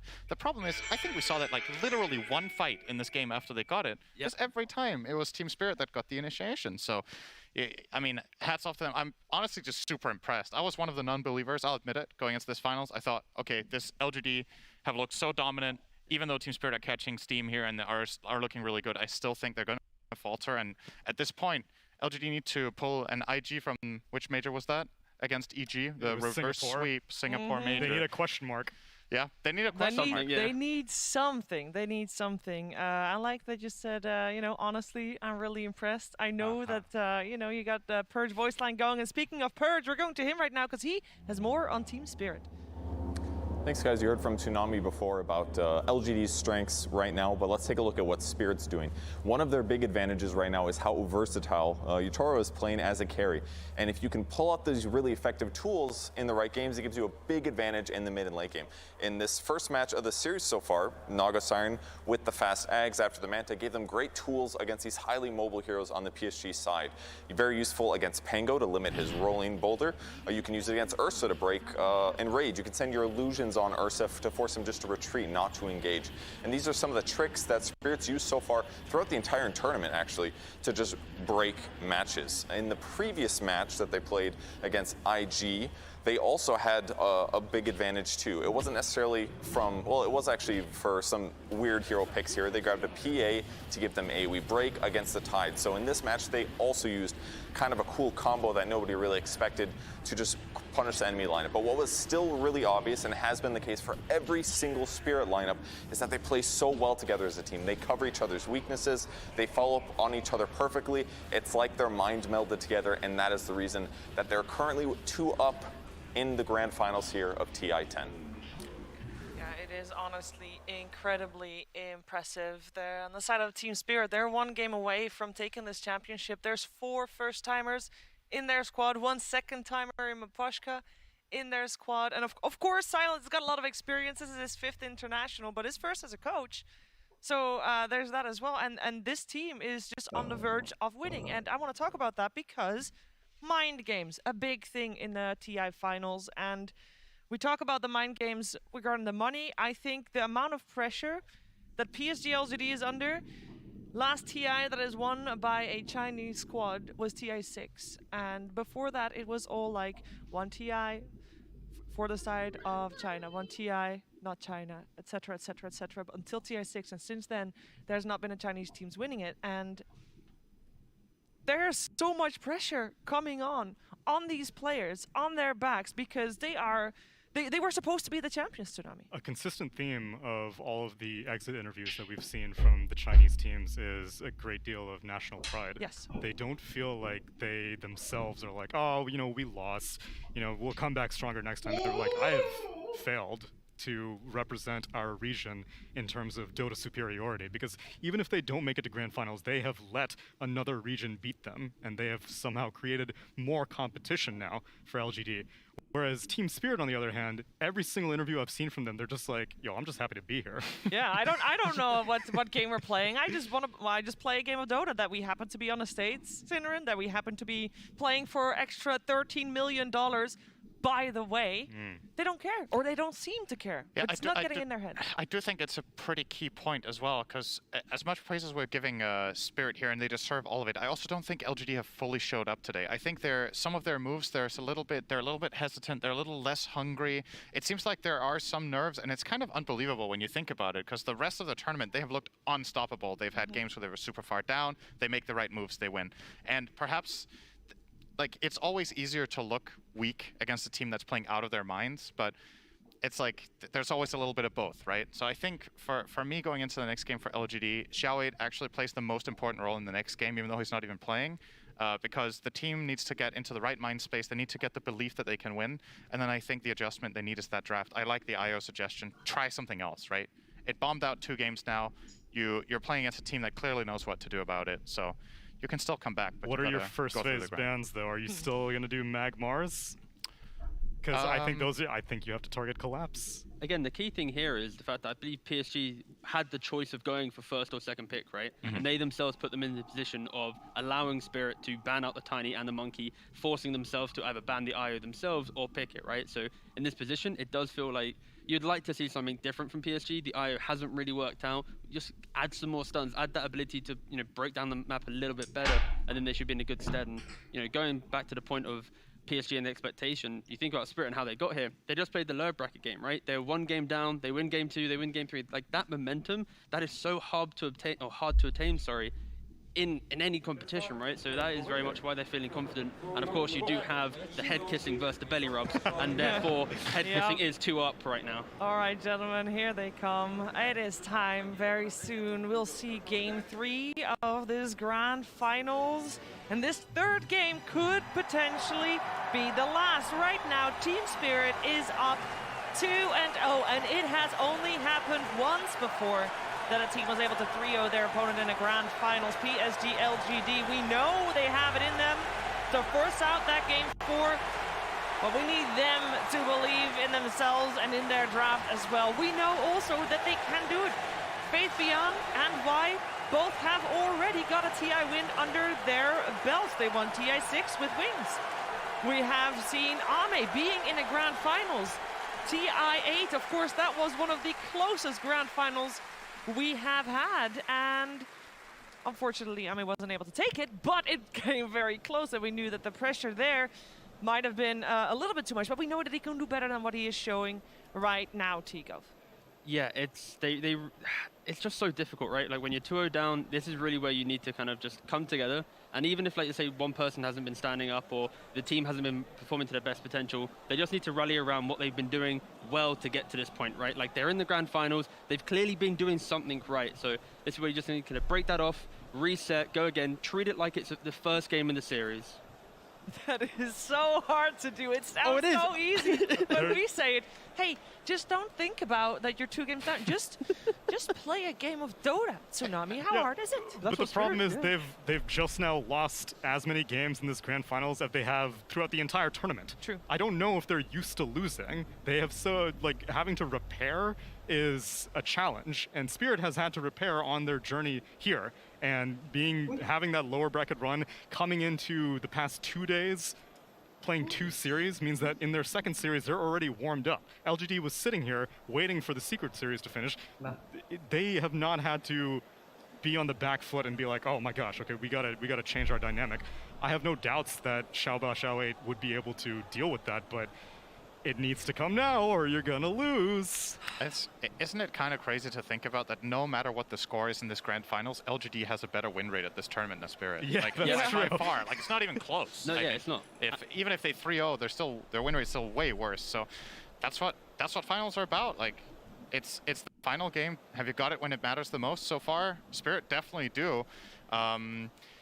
Yeah, for me, I'm just super excited to see the draft because I think this 3rd game is very telling about the mentality. When you're kind of broken like this, when you're down 0-2, there's like 2 approaches to take. There's the crazy approach where you just throw everything out the window, you do something completely different. And there's the one where you're like stubborn to the, like almost to the limit, right? Where you're like, no, we can still win with this damn IO. We're gonna try the 3rd time in a row and we're gonna adjust some of the bans. So I'm really curious. And I honestly, depending on your perspective on it, I think I can see both approaches as a sign of strength and a sign of weakness. Sure. So it's kind of hard to just say out of the first two, but I really, really, really want to see what they're thinking right now. But do you want to be the team that potentially loses 3-0 in the grand finals to the underdog, just going IO every single time, not really changing it up? I think that's something you kind of have to nod in your head, right? Yeah. You're gonna have to shut that out. I mean, as repetitive as it sounds, you gotta treat this game as a fresh game, a standalone game, not having the pressure of $13 extra million on your head, not having the pressure of an entire region on your head, and not having the pressure of Coach Xiao on your head, and everything that comes with winning the international. And you just gotta play a game of Dota, play a pub. And you know what? Nothing to say. He's been playing so many pubs. He is the world ranked 1 player. I feel like we haven't really seen him step up that much yet, Tsunami. Is that because of his heroes that he's been playing today? I think partly the heroes that he's playing, but also the heroes that his team is playing. I think that he hasn't been given the correct draft to let him pop off on a thing like Ember Spirit that we were talking about. Give him some cheap initiation that he can get in and out. Give Spirit a taste of their own medicine, because so far, every time you're running an IO strat, it's more on the shoulders of Ame to finish the game off, and that has not been happening for the first 2 games. So to beat Team Spirit, you gotta pick a Spirit, Tigo. Maybe so. I actually hate spirits. Don't forget that. But no, you like to break a spirit, though. I do like to break a spirit. But yeah, Team Spirit. You know, their second pick, right? So in both the previous 2 games. So in the draft order, that simply means that they get to pick the core after seeing 4 heroes, and the mid after seeing all 5 of PSG 2 times in a row. So we mentioned the idea of the impact of Ame, the impact of Nothing to Say. It is a product of the Lesh was a sacrificial type pick in the draft. You know, this Pangolier was kind of thrown out there, you know, not a comfort from Nothing to Say. So I would really love to see either they shift around their first pick drafting style to enable the players a bit more, or take that second pick one time and just give it a go where they actually get to go, okay, this is our best core in the game, this is our best read on the game, and give it a go. Because right now, Spirit is utilizing that 18 and 24 very well. Yeah, let's see what's gonna happen. It is time for Game 3 of this grand.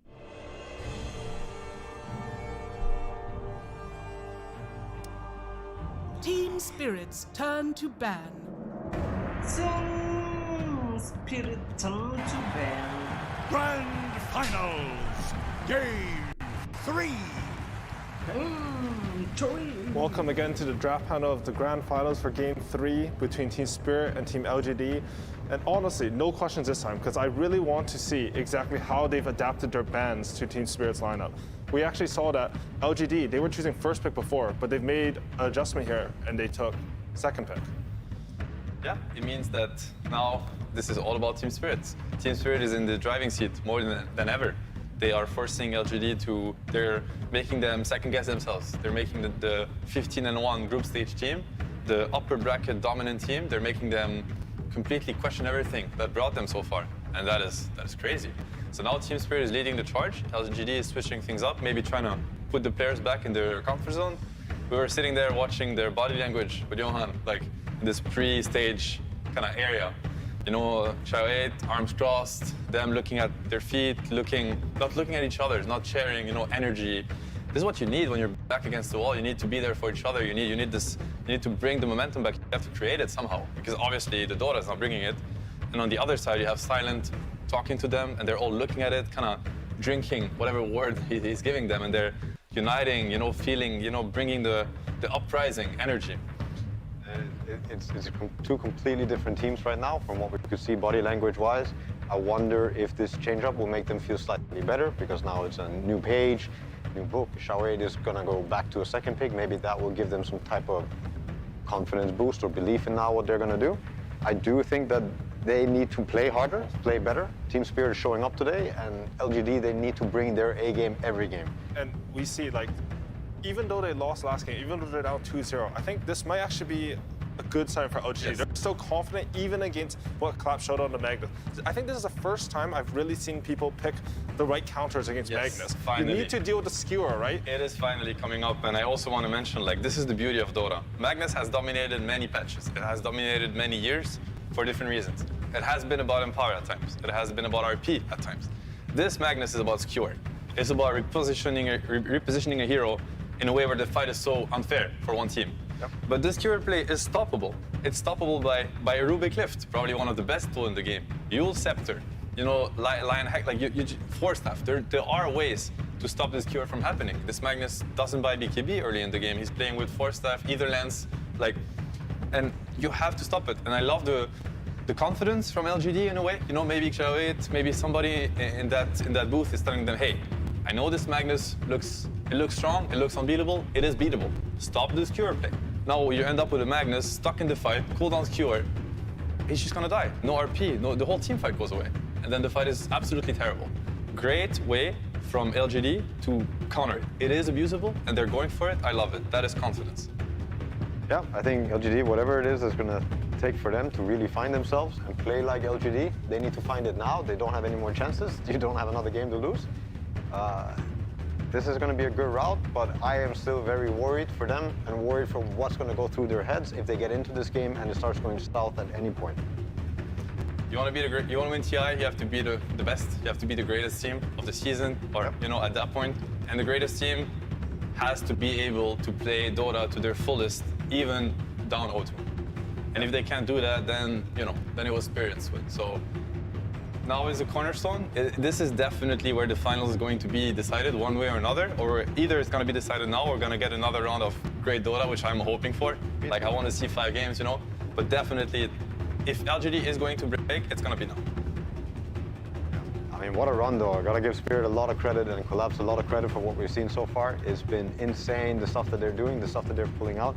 If you were to go replay analysis, Spirit before today, you could pick up something, but this is still a different team than yesterday. They are better, they are more confident, they're more free, and they are picking whatever they feel like picking and doing whatever they feel like doing. They're blossoming. It's beautiful to see. It's I beautiful think we've to see. seen that the entire lower bracket run. I mean, they're a team like, oh, maybe it can beat this team. I mean, unfortunately, they eliminated you guys, but throughout every series, I think, as you said, like, they're bringing out better and better Dota, and all this momentum, like, it's come crashing into LGD. Like, they were by far, I think, the favorites of this tournament, but now they're down 0-2. I want to mention this Undying pick. So in my head, like, Magnus, he repositions the fight, so maybe Undying, he has troubles with that, but is it just like because of the Rubik lift, they're so confident in stopping that, you can like anchor a fight with a Tombstone, or like what do you guys think about the pick? It is possible. It's also a very good hero against Magnus on the lane. There's that too, and you also have to keep in mind they're playing second pick, so they have to kind of show cards. You probably better show an Undying card than another card. It's like strong laner, probably gonna allow Ame to pick out of a very wide pool of hero because he knows that his lane is secure no matter what. They also run out a lot on Faith Beyond. Yeah. So that could be a possibility. Could be a possibility. Like the way I look at it, and I think strategy-wise, what could be very interesting from Team Spirit is like, okay, they get it. They're gonna try to stop this cure. But Magnus has been dominant for other reasons, as I mentioned. Maybe you can play an Empower strategy, where you know you can play like you can build up on top of this Magnus, you know, get a hero to, you know, the Mag Jugger, for instance. It's not as much about this cure than other things. You get this Jugger to a very strong moment. The Magnus can play without blinks. We've seen Magnus win games without Blink Dagger. You just build on top of, you know, he goes back into Blink, he can decide to go back into Greaves this game. Back into Greaves, into Crest, and put that on this one hero that's just gonna, and then this cure is never gonna happen. And now you're stuck with the Rubik that's just looking at the, it's like, it's sure happening, guys, because that's my job in this game and it's not happening. I'm just fate bolting. Which is also where the Undying pick, I think, comes in to maybe secure that these are fights that are going to happen. So now if you're playing on RP or playing on Empower, you're at least fighting into the Tombstone. Yeah. I get the pick, and also what you said. I think he suffers a lot from the Skewer play and the fight being repositioned. Already now, LGD are probably thinking about objectives together. They want, that's how you're going to enable this Tombstone. That's how you're going to enable your two heroes to kind of punish this Magnus. Makes a lot of sense. Yeah. But we'll see. I'm still worried for LGD. Now I'm seeing things, and I'm seeing this Morphling ban. I think it would also be a good pick for them. They're also worried about like a Willow Morph combo, but it's good against Mag. It would be good with Undying. Is what they're looking for forcing objectives and things like this. I wonder if they're going to have a solid plan going into this, if they're drafting free, or if Xiao8 is also dealing with all this pressure that they might be feeling, being the favorites, having not lost many games before, and now losing games for like the first time. Ooh. Again, this is, I think, it's dealing with the Magnus Blink again. They're worried about that skewer. I really like what you said, Seb, about maybe making a pivot on the Magnus style. I think the other thing that this hides is whether Undying is actually a core or not. Because I think that's really what they're thinking about here. That's one thing. I think there's two ways here. If Spirit can play Mag mid, I think it's very interesting, this game. The Mag doesn't have to go into the Undying lane. Mag mid is Echo Saber Mag. He's just gonna blink, RP, kill. He doesn't cure back. you know, and he is not going to care as much about what's being built, and they get also to counterpick the Spectre greatly on the lane. It's a possibility, but they could also decide to double down. They go for the Mag PA. I mean, I think they're thinking about the... This dude's playing everything. Yeah, everything. And the PA shard versus Spectre, crazy. You don't scale into this. He will pop him in a second with Empower and with the shard. And I'm sure, you know, Yotaro PA, for those that don't know Yotaro well enough, like, he is one of the greatest PA players ever. If you encounter him in the pub playing PA or watched him, this is his bread and butter. He's super comfortable. He played it here, I forget who was playing it, so he got Rampage in that game already at TI. So I mean, he is playing everything. He's literally playing every hero he can. And I want to mention how LGD, I am scared for them. I want them to bounce back. I want to see more LGD Dota. I want to see game 4, I want to see game 5. But they have played so far Tiny on crack, you know, Tiny Ogre, Tiny Mag. They have played ET, you know, enabled ET that is also crushing the games. They have played Lycan. They have played these really powerful strategies. And so far, I don't see the multipliers here. I see the one Spectre, I see the one Undying, I see the one Bloodseeker, but I don't see the multipliers that LGD are so good at. They're creating these strategies and they're buffing them so much that it just breaks the game. I'm maybe missing it, but so far I don't see the game being broken from LGD's side. So to me, Team Spirit has successfully pushed LGD out of their trademark this tournament. I think Team Spirit's lineup also looks like it has a lot more potential. When you look at these fights and when you look at what's going on for LGD, tell me about what their gameplay is going to look like this game. How are they forcing a tower? How are they forcing a Roche? How are they forcing a fight this game? I don't like what's going on in the draft right now, where I already see that they're just addressing, oh, they pick PA, oh, we feel bad, oh, we need a Rupture to try and deal with it. It makes not a lot of sense with the Spectre. It makes not a lot of sense with this Undying and Rubik. Maybe with the Rubik for the lane, but still, there are picks in the game that could maybe make this come more together, find a way to scale into them, win the fights, get the Roche, play some team fights to actually make it happen for your team. So is that what you think they're lacking on the LGD side? They just need some so it's damage for objectives and maybe some more team fight. Some way to force the fight. It can happen through objectives, it can happen through Roche, it can happen through catching them with a good Spirit hero. As for the last game, I'm going to try to make a case for LGD, for the LGD fans or the ones that are hopeful to see a game 4. They have very strong lanes. I mean, Bloodseeker versus PA, you know, I speak from experience. Like, as an offlaner, I can tell you this is a free lane. Yep. He's going to have the lane of his life, especially with Rubik on this lane. You know, they did see the Magnus, and they decided to go with the Undying and the Spectre, so I can only assume that they're happy with this lane too. So now these are 2 side lanes, they're going to get the last pick for nothing to say. He has proven that he can, you know, truly dumpster a lane if he's given the tools for it. Tinker's still in the pool this game. Yeah, that's very interesting. I think he plays an insane Tinker. They also have a way to force these fights. I mean, at the end of the day, they do have Rupture plus Tombstone, and that is a way to fix the fight somewhere, you know, and force them to fight into the Tombstone, give the Rubik freedom to position himself around the fight how he wants and gets his spells off. And, you know, and we all know what Xingqiu can do when he's enabled in these fights. There are ways for LGD to make that happen. I see the Tinker, then the Tinker would actually, you know, Tombstone, Night Vision, Bloodseeker amplifying, yeah, that's you know. Crazy I would just be worried about how are they forcing a fight with this Tinker? How are they actually catching a hero? It has to be the Rupture, it has to be the Lift. I don't think it's the best and easiest ways to force fights. Early on, Rupture, ATOS, they have to build on it. ATOS would be a really good, it would be a really good timing for them. They have to build on top of that. And I see how the Tinker makes all of it. Nothing to say, one of the best Tinker players in the world. Incredible Tinker, actually. So good on the hero. You get the Spectre with the Ags, you get the Dagger Vision, meaning you get the enemy hero's vision. So Tinker's gonna see everything. He's gonna be amplified by Blood Rage and the nighttime Tombstone Vision. Everybody's tanking the Tinker spells. Very beautiful pick, in my opinion, that can, once again, it might enable their entire lineup if they are willing to look at it. What's left for Toronto here? So there's a lot of heroes that are banned. You have. Do you feel like he needs like a preemptive Tinker counter though? Because when you guys are talking about Tinker, I feel like it seems so free. I mean, you guys. It's very free right now. He it's has a very to cover free the Tinker angle. He has to. But no Puck, no Storm, no Void Spirit, no Ember Spirit. I don't know, man. Like most of the heroes that he would want to pick are kind of gone. Okay, that's a Toronto hero, but it's not an inherent Tinker counter. No. You can catch him, but you don't stay on top of him. And nothing to say, he was a Tinker spammer. When he was like a C pub star, he was one of those guys. Yes, give us the NTS C Tinker. We want to see it. Don't go out without it. He is, you know, he is the king on this hero. Come on, make it happen. Here it is. Okay, perfect. Does this make you just favor LGDs? Because I think this is the first game I've seen like their draft that looks cohesive with this last pick. I'm a huge Tinker believer. I believe that if you play this hero to the limit and you find ways to push his timings this game, I think he's going to shine. I think you're going to see this hero popping off. and he's gonna be making Team Spirit run away. They're gonna be dying from rockets. It could be a massacre. It always has the potential. This hero is so strong this patch, and yeah, one of the best Tinker players. I hope to see like, fireworks. Yeah, regardless of what I want to see with TI, I want the game 4 at this point. So for this game, I'm all in LGD. I want them to take it. I want to see more Spirit. I want to see more LGD. I want to see more Dota. That's all I care about. I want to see more Dota too, but I would be very happy to see Team Spirit win. I think these guys have shown the world some incredible games, and the beauty of the game and the beauty of these heroes and what you can actually make happen. So either way, I'll be happy for Team Spirit.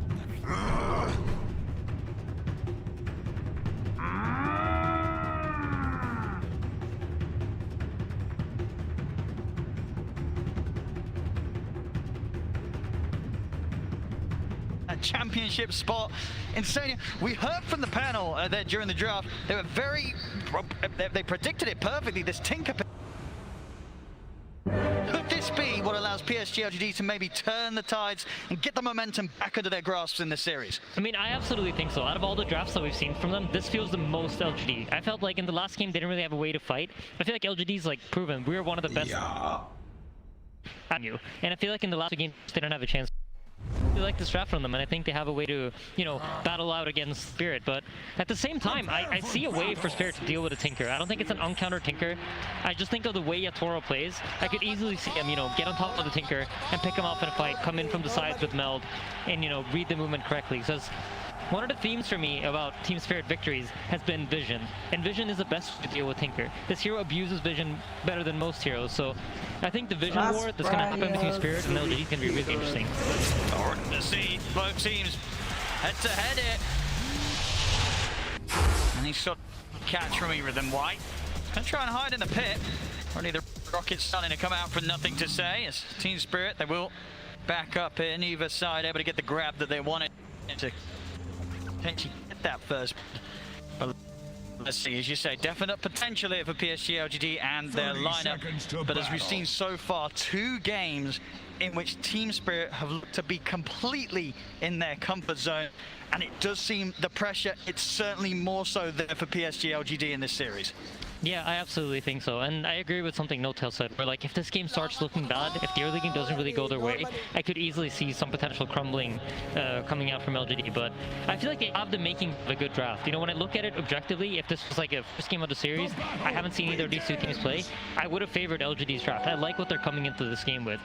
They're setting up strong lanes, and they have Tinker to like kind of provide the damage for later team fights.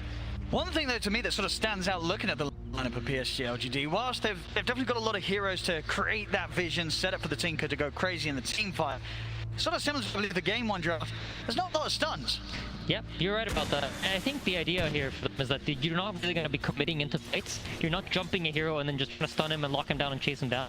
You're rather trying to burn somebody really quick and resetting out. So the idea of using Rupture and dropping Tombstone is going to be their key way of fighting. And then you're going to use Rubik primarily for counter initiation. So when somebody comes into your backline, or when somebody chases down the Bloodseeker, that's when you'll see the Rubik coming with lift. That's when he's going to come in with a clutch tornado or something along those lines. Let's see how these lanes end up in the early game. Yatoro on his PA, as we said, that he has already pulled out on the main stage. I love this. Or if we take a look at the bottom lane, he's so good at doing this. As soon as you see XinQ run for this block on the small camp, he doesn't care if he misses a creep or 2. Just immediately runs over, make sure they get that pressure. XinQ's immediately forced to TP out. So that's mana. That's a fate that he's not going to be able to use on them. Plus he doesn't have a TP. So just really nice gameplay from Yatoro, helping out his position 5 player win these trades. Not even stepping up there, trying to get connection onto XinQ, but smartly keeping his distance. We'll have to watch out when the level 2s are hit. I mean, this lane in general, when you see the Bloodseeker Rubik, do you feel that that is a lane that the PA can struggle against, or is it not too bad? I think it's the kind of lane where they can kill the Rubik. Oh, and here we go. This might be first blood. They get into Thunderstrikes there, Miposhka. First blood for him down in this lane. The trades favoring them here between the supports. Yeah, so if you think about how the lane is structured, Bloodseeker Rubik, they want to slow you out of the lane. And if you think about Disruptor PA, it's a similar story. But Disruptor PA have kill threat on Rubik because the silence from Bloodseeker is so slow that he can't really save his Rubik if they go on him. My goodness, look at this aggression in mid. Toronto Tokyo really pulling back, nothing to say. Yep. He does have his bottle though, and the water runes are up, so he should easily be able to run to the top one and pick it up for himself. Yeah, up top, Collapse is taking a lot of pressure here from the Spectre Undying. I think the Spectre Undying is an interesting lane because you won't really see the Spectre connecting as much as the PA is to his carry and helping him, but he'll provide the vision from the dagger. It'll always be that slow that enables Undying to get more hits. Sure, and you feel it's unlikely for the Mag and the Willow to ever really get on top of the Spectre in the lane? I think, so the idea for the top lane is that the Undying's going to tank a lot of damage. He's going to be in your face. You're going to have to be hitting the Undying and dealing with his mana for the first portion of the game, and that will lead the Spectre to get a lot of farm for free. However, the Undying has an issue because he runs out of mana at some point and he runs out of healing. And that he's forced to reset back. And then Spectre can take some pressure, but so far it seems like Wyatt's doing a good job. He's just blocking out these camps, providing vision. But you see this, Mira's immediately on top of deordering the ward. He reads it perfectly. Yeah, knew exactly where it was heading. Right, we'll go for the quick trip back to base here. See mid, Toronto Tokyo is going to have to take the walk back, so a bit of space given 2-0. Starting to get ahead in this matchup, getting a good few denies in against the Invoker. Yeah, and the Invoker's going to lose full creep over experience here, plus the bottle refill from Wyatt. This is great gameplay from LGD, and I think this is characteristic of LGD, right? You expect to see them do these things where they're optimizing everything that's happening. Wyatt runs in, drops a ward, denies himself the tower, blocks the Ancients, TP's mid, refills the bottle for nothing to say. This doesn't look like a phase team to me, you know? We were a little bit worried that maybe they're going to be feeling a little bit of tilt or pressure, but the way they're playing right now, looks like their head's in the game. A solid start on the lane so far. Tokyo wants to try and play for the 4-minute rune, but managed to do so. Extra backup was on its way over for PSG LGD to keep control of that. Yeah, so you notice both fours are rotating for the runes, right? And in this situation, the Bloodseeker's pretty fine bottom. He can't really be harassed out of the lane because of how the Thirst functions, and he just keeps regaining HP for every last set that he gets. Meanwhile, the Mag up top, who's laning against the Undying, runs into this impossible block where he can't really rock up to the lane and get gold. And I think as long as they play this rune game, where they force the position for Mira to rotate towards the middle lane, LGD's going to come out with a little bit of an edge out of the laning phase. Right, their core is definitely looking comfortable so far. Yep. You see Miposhka rotating over mid, setting up vision. There's so much vision around this middle lane for the Dire side. They don't want the Sinker to go down. Yeah, almost impossible to close in on nothing to set with this sort of setup from the team. It's going to ensure that he does get this good start. Yep, absolutely. And if you take a look at the CS, you notice the Invoker really falling behind. The Tinker almost has as many denies as the Invoker has last set. So, like Notail and Seb mentioned, right, this guy's one of the best Tinker players in the entire world. He's living up to that praise that he received on the panel. But would you imagine that, even though it didn't get through as the last pick, do you think it was something that Team Spirit would have had in mind? They knew this was going to be, there was potential of this coming up as the last pick for PSG LGD. If I'm being honest, I don't feel like they really addressed the Tinker in their draft. I think this Invoker was more like this is what we're going to go with, as Miposhka's in trouble. Try and chase him down. He doesn't get the kinetic field off. Yutoro tries to turn towards Fabian. The backup's there from White. He's trying to commit Yutoro, but can he get the kill in time? But stick charges. Yutoro's going to try and run him down, but Fabian is out to the side. Yutoro's not got the further vision. He is going to be able to jump out of the blood right though. Over the creep wave. The zombie gives vision. If they can chase him under the tower, they can't. Oh, they can! The zombie vision. They still managed to see it there. Jinkyu reached in with a hard-hitting Fate Bolt. Actually, I do believe that was a Thirst vision. And now Miposhka. This is going to be potentially one. Can they get him as well? There's so many on the roof, but he has boots. I mean, Jinkyu, he wants to dive in for this. He is taking quite a bit of futile here. Toronto Tokyo will TP over. Jinkyu will get punished for this dive. See, Toronto Tokyo can find anything more here. Why still under the tower? No TP, no mana. So do dive in to get an extra kill on the Disruptor. Miposhka lose 2 heroes for it. Toronto Tokyo, pretty nice kills for him as well, considering the slower start he was having in comparison to nothing to say in the mid. So being able to make that move and pick up 2 kills on the Invoker, that's going to get his early game back on track. Yeah, absolutely. But we touched on this in the VP versus Team Spirit draft, how it's very important that you get burn charges on the Invoker, right? This is what enables the Invoker to play and be faster on the map. Unfortunately, he has not yet bought his Urn, so despite getting these 2 kills, he doesn't fulfill the objective of getting to Urn charges in the early game. While it is good for them, it also has its drawbacks, and this is in large part due to how well Nothing to Say played his lane out. Been a lot less Focus now around top as Collapse happily farming here in the lane against Arme, getting just as much as the Spectre. And that's got to be, after Game 2's performance, probably something to fear if you're PSG LGD. Collapse, I believe ending 2-0-20 in Game 2 on his back. Absolutely, middle lane, nothing to say is getting pressured. But you see here, Seb and Notil talked about, they don't really have damage to punish him. They don't have the tools to really kill him. The Invoker's good at catching him, but he's not a hero that can stay on top of him and keep outputting damage, because as soon as you use your spells, that's kind of all you have in the tank. And in the bottom lane, you notice here how Yatoro doesn't feel as safe sitting on the lane. When the wave is pushed out, he's forced to move away from it because the Rupture's up now and they have the ability to go on him. So you can look at Team Spirit's positioning. They're expecting something to happen down here. They certainly are. Yatoro just trying to farm with a dagger from the Blur.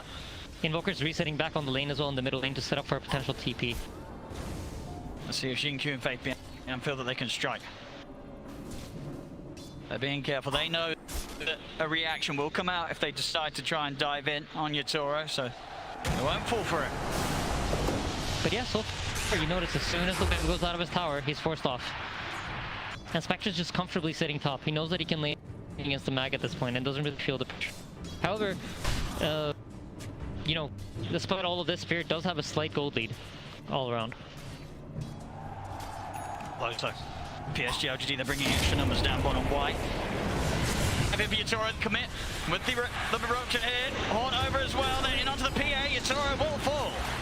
So they can get Maposhka as well with the four of them, and Tombstone now they can the pressure amounts PSG down on this bottom lane. They know that they can get in and get it, especially with the global backup of Armor. Yeah, absolutely. And this is one of the strengths of Undying in the early, because once you place that Tombstone, the enemy team doesn't really want to TP in. They couldn't really respond with their heroes if they wanted to. Mirror started this TP, immediately canceled it, recognizing that, you know what, I can't TP into this Tombstone. It's going to be a good fight for me. See Collapse trying to play around with Xingqiu. They do have further members coming up. Team Spirit off the back of those depths down bottom. You know, he'll move himself up to the top half of the map to farm up here. Tier 1 tower will be lost. An early objective. Yep, they're just evening out the map, swapping sides here. You see even a scan going out on the trees, making sure that nothing's here setting up. And one of the best ways to deal with Tinker is that you want to try to get these early towers, because Tinker abuses the towers on the map in order to fight. It provides him with safety, a place that he can free to come in and out, use all of his mana, go back to base, do it again. So it's important for Team Spirit to try to get the towers early, because once Tinker comes online, it's going to be very difficult for them to do it. Let's see what they look to head over next. Spirit staying together. I'll take some of the jungle away from PSG LGD. Yep, so Tinker just finished up the blink. This is going to be their first timing to fight. You have Rupture up. Look at that some combination once more with a Tinker TPing in and dropping lasers and rockets. Will have to be done without the Horn. That's still out for about 50 seconds. It looks like they're playing it patient. They don't feel rushed to make this move yet. And this is another of the nice part of flying. Most 5s, he has the ability to farm jungle camps quite easily, because he just drops a Tombstone, and the Tombstone deals over time and spawns these zombies that allow him to farm these camps and get some extra. He's closing in on a 6.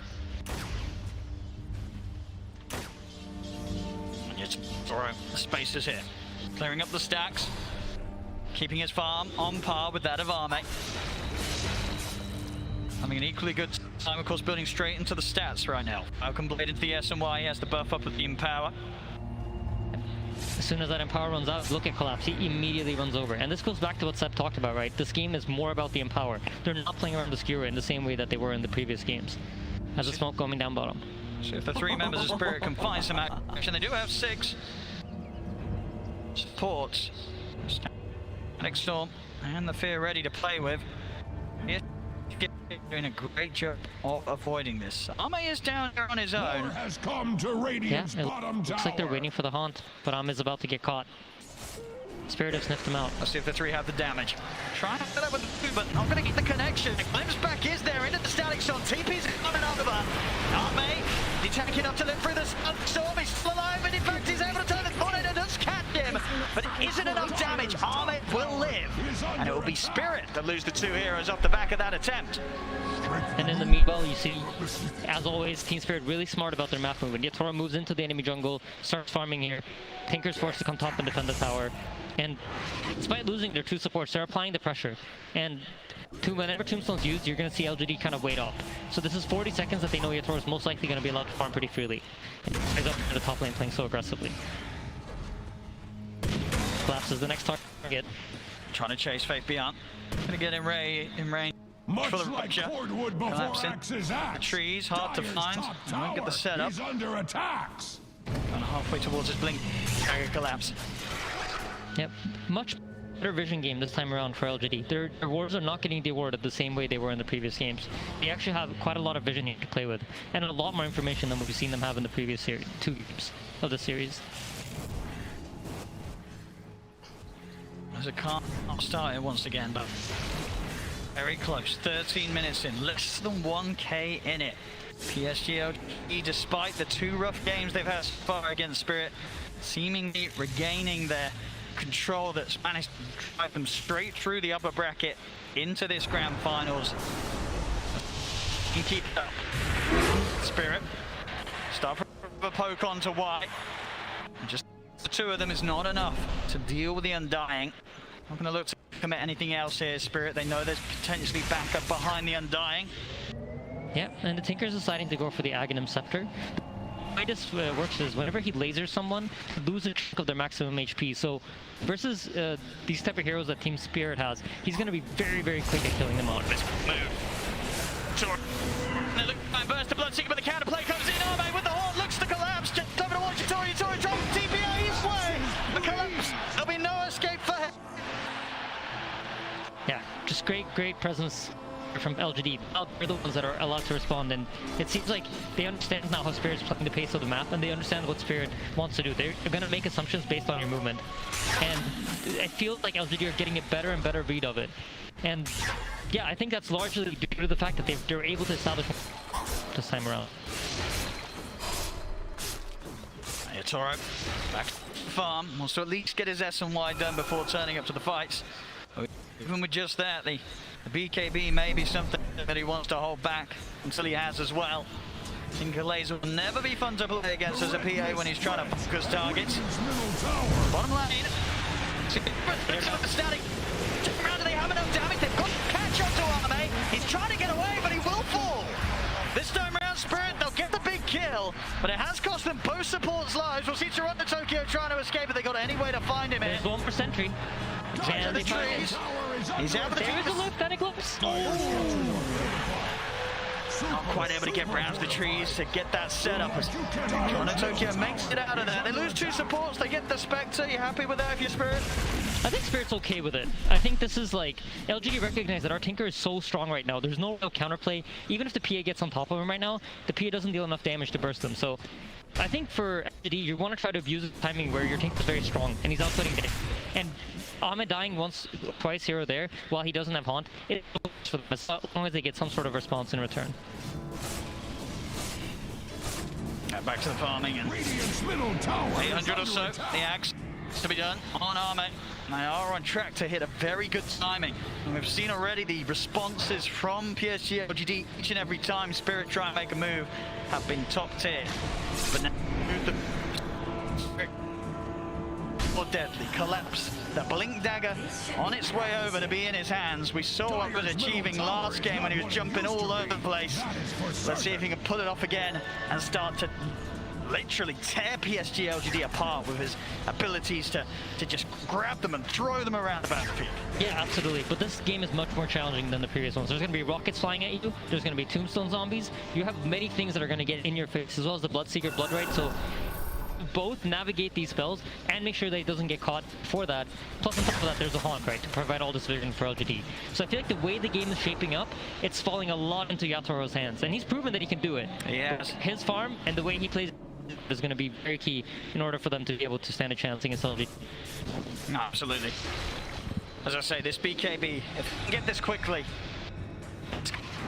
there's not too much they can do through the Rupture being the main one. Setups there and collapse for Pochka. able to hold the heroes in position. This PA is not going to have around the fight too much. As long as they're able to stand in position and get the hits in, they can have the heroes brought to them. Absolutely. Put up his Aghanims, and once they get timing coming, you see LGD immediately smoke up. They're checking for wards. They drop a sentry to block. They know the PA is playing in this area. Unfortunately, they just made the wrong guess. So you're going to assume that he's at the 2 camps up in where they are right now, or that he's playing the Ancients. But look at Yatoro. He sniffs it out. It's so hard to catch this man. He's just always a step ahead. I mean, the way they're reading the map is just very intelligent. I think they realize when the Spectre runs back to base that, hey, something's probably happening, right? He's not just running back to base because he wants to.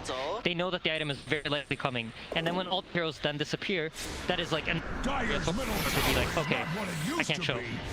The attempt onto Toronto Tokyo down bottom. Azame, he'll jump over, Sentry still down. Toronto Tokyo try and hide himself. Same top, same time over towards the mid. They'll lose faith beyond. The counterplay was made by Spirit. See the speed out as well. Mira gets back to safety. 1 for 1 across the map here. 2 seconds for the skewer. Glimpse. Skewer back. They've got the dagger slow to set it up. He's able to dodge the decay 9.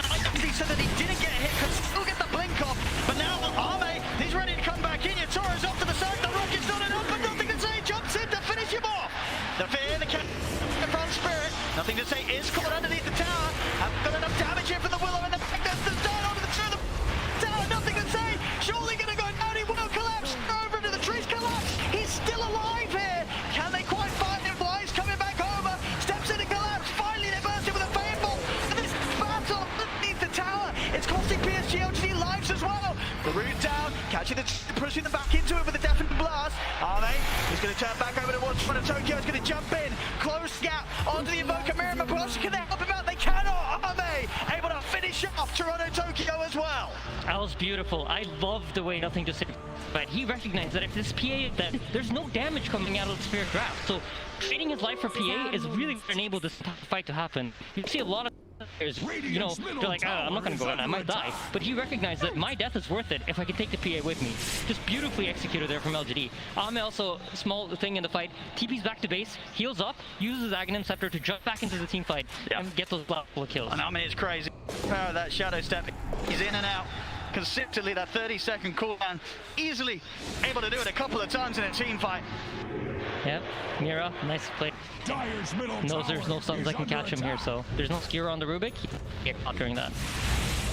We have another bit interesting item coming up. There's going to be the Holy Locket for the Undying, and once he has Soul Rip maxed out, okay, maxed out, together with the Holy Locket, this healing is ridiculous. So basically the way it works is the more units there are, the more you're going to heal. And with and the way it functions, you just spawn a bunch of extra units. So you're almost always going to get that maxed out heal. So any sort of healing tool, together with Spectre's Dispersion, just deals incredible amounts of damage in the team. I feel like LGD's draft is really coming together now. Yeah, absolutely. So in a way that we just haven't seen on this series. Mid lane, they're looking to jump onto Toronto Tokyo. We'll be able to turn with a quick tornado. The attention from PSG LGD will turn over towards Mira. Into the Shadow Realm though. They still want to dive this, dropping down the tombstone. Full aggression from PSG LGD, diving past the tier 1 town. The Rockets, they come to get up, but they can't, Arme! He's in straight on top of him. That's just beautiful. They're abusing these vision tools so nicely. You have the Tombstone, you have the Bloodseeker. There's so many ways to get vision in these team fights. I mean, this Arme Spectre's looking pretty spooky. He's picking up the kills, the involvement here. PSG LGD just fighting in a way that we haven't seen from them so far in the series. Fought onto Faith Beyond, underneath the tower, we call, but the hill comes out. The Sixel trying to run, but the Thunder Strike finishes them off. TP's coming in for Spirit, why? Trying to dive it onto Yatoro, and Soul Rip healing way up. He's going to stay on top of the PA, but the hits come out, and Yatoro takes them down. He's able to get away. Oh, that was close. See if they can pick up Mira as well, they can. Nothing to say, in with the laser. And out he goes as well, picking up the action. 2K lead now for PSG LGD. They're starting to break down Spirit. Yep, they absolutely are, but a very, very important item is about to come into the game, and that is the PKB. He's 100 gold off of it, and he's going to have it in the next team fight. And the way this changes the game is the Tinker can no longer just laser the PA and force him to reset out. Yatoro's going to have 9 seconds where he decides what he wants to do. And if those 9 seconds get him the right kills, that's going to be everything they need in order to win the fight. And during that time, you know, Yatoro Where's he looking first? Is it sort of this Tinker? Does he have to just commit onto nothing to eliminate the threat from for the rest of his team? I mean, ideal scenario, right, is that you kill the Tinker with the PA BKB, because the only thing really covering you against the Tinker is that BKB. Once that BKB comes out, you're gonna see the Tinker laser you, rocketing you, refreshing, laser rocket again. So the ideal scenario for him is he's allowed to meld and kind of hang around the fight as it breaks out, and then once the Tinker commits in, that's when he jumps. We've got a smoke coming in from PSG LGD. They are very ready to fight, especially with Arme heading back to base to reset. He's ready to shadow step in if he's needed. Tombstone on the high ground. Collapse is just seeping out. Excellent kinetic field from Miposhka. Stops them from being able to chase in. Put a stop to the escape here from Spirit. Looks like Spirit want to chase into this though, but they should recognize that Tombstone's been dropped on the high ground, and it might be a hard fight for them. It's Oro. The BKB goes to work straight away onto Y. They should be able to get this. Yeah, Y's dead for sure. The crit comes in. Y will fall. LGD are hanging around though. They recognize the importance of this BKB. Yeah, they've got a bit of a window now to maybe punish if Spirit stick around, but they won't. Back behind the tier 2 tower, Spirit will hold back. Yeah, tense game. This BKB really is going to be important. So using the first 9-second charge for the Undying, it's okay, but it needs to lead to something. You know, this will have some time. This gives them some time to farm. Hopefully they can deward some of the vision that LGD are playing with. And if they manage to do these things, and they can reset the map to a position where they can farm up and they can get to the PA shard, they can get these items that the PA needs in order to punish the LGD draft, then it's all good. But if those BKB charges get wasted for support kills that don't lead to more, then it's problematic for them. PSG LGD, they try to sneak the Roshan. Won't be the quickest though, and already actually deciding that they don't want to spend any further money committing. Spirit potentially around the area, and they are. Spirit more than happy to fight. Blink RP at the ready. The big old Sarah for PSG LGD though as well. Horn good to go again for Arme. Fjundra got away from the Manta style as well. Yeah, Y leading the charge. All he needs to do is get that Tombstone on before the fight starts, and he's going to do it as soon as the smoke pops. He's going to pop it down immediately to see what he can find. Will just be Mira. The Shadow Realm and the TP out will get him away from this, and now no Tombstone for the fight. But he does have that level 10 talent. This was recently added. The minus 15 seconds Tombstone cooldown makes it less of a committal when you use it. Toronto Tokyo. He's going to end up walking, but looks like commit Faith Beyond. Just turns straight away upon him. Toronto Tokyo was not prepared for that at all. Just standing there in the mid, and Faith Beyond finds a very tasty surprise. And now, if the Undying would have had that Tombstone ready, he would have had that ulti ready, you could have seen LGD potentially poking at the Roche. What they ideally want is for okay, you have the Mantle Inspector, so never mind. But that is a big under attack. Take Mantle Inspector, you have the Desolate to deal true damage to the Roche, and then it goes on very quickly. But they're happy with the pace of the game right now. They're happy with how it's playing out. Shard finished on PA. He's coming across this tree line. He knows that Nothing to Say is playing here behind the tower. He's going to try for the catch, won't get it. Goes for the attempt, but Nothing to Say out of range. And power stolen by Rubik as well, by the way, so the Spectre is now matching the PA's farm speed. About 2k in it at the moment between Arme and Yatoro, but definitely having that ability on their side as well will help him close the gap. Online for the Skadi next after the Manta. Yeah, intense game, both teams just holding the high grounds, understanding where they're strong, neither of them willing to fight into the other team's vision. If you look at how Y is positioned, he's standing right outside of that ward until he's ready to run in. Do they want to fight? On the low ground, Tombstone dropped. As soon as it's out, Team Spirit, they'll retreat. Yeah, I think this is a very intelligent thing that LGD have recognized in this game. They've been dominated division for 2 games straight, and they feel like, you know what, maybe they're better starting than me. How do I solve it? Collapse. Pick vision. He's gonna get around the face. Look! Couple Sunstrike comes in! They kill off Faith Beyond! The static storm is up to Arme, but Yatoro's gonna look to bail out. Collapse as well, go for the TP away against all! They all get out on Spirit!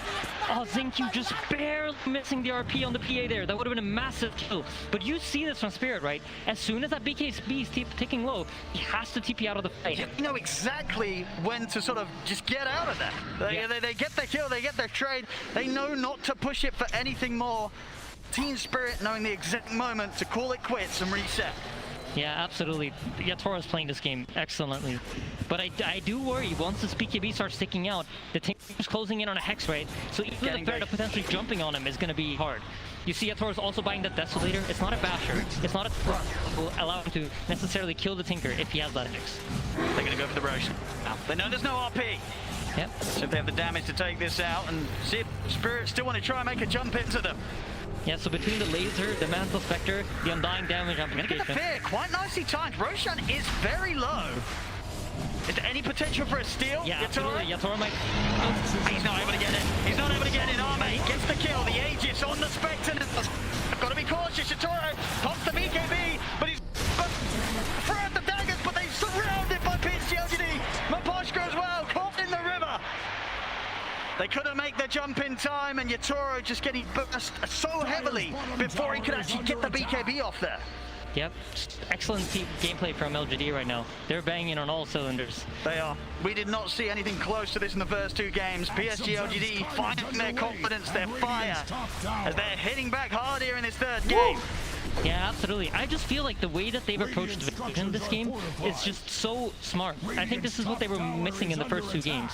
These tools that provide them with vision, and the adaptation to recognize that is amazing. Just up. Collapse this time around. The damage too overbearing from Arme and his illusions. All right. So for the side of Spirit here, I think it's getting increasingly difficult. You're starting to feel the pressure of the Tinker. You recognize that, you know what, there's that Hex, there's that Aghanims, and once my BKB's out, I'm not really sure how to fight into these heroes. And we haven't really seen Toronto Tokyo in this game. He hasn't really had a game, so this Tinker pick from PSG LGD is played out beautifully.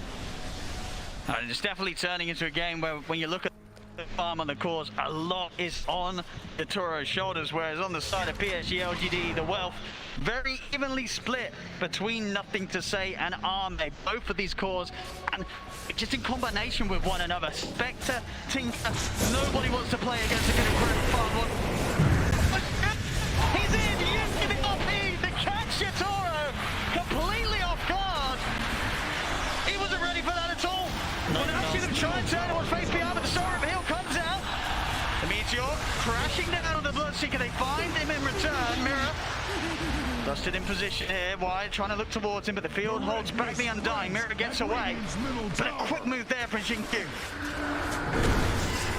Ready, they want to look for more. See, jump over the Bloodseeker. He's out of mana, he's out of luck. Oh, hey. Continuing to be an absolute beast this game. The team fights are just so hard for Spirit, and especially if Yatoro isn't there to play fights for them. They really need him. What a beautiful initiation from the Rubik there with the RP. You know, whiffed the one earlier up top, but gets more important one here mid. I mean, they're down 8k at the moment. How on earth do they just approach any sort of team fights now at this stage with the Spectre just jumping into their faces?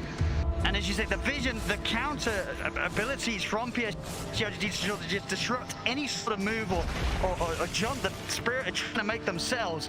It seems that this time round, Spirit, they're the ones in the impossible position. Yeah, I think they're off balance, right? They probably played this entire tournament playing off of vision advantage, having advantage. And in this game, they don't. They have one Tinker can't really punish Tinker. That's far up top. They're not really going to bring their heroes to that side of the map.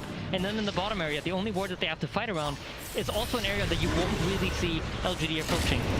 Mid, Atos, into the rupture, the Tokyo intro, they put the BKB, we'll see Armin heading on top of him, we'll get glimpsed back. And we'll get the space for Toronto Tokyo to stand his ground, the rupture wear off.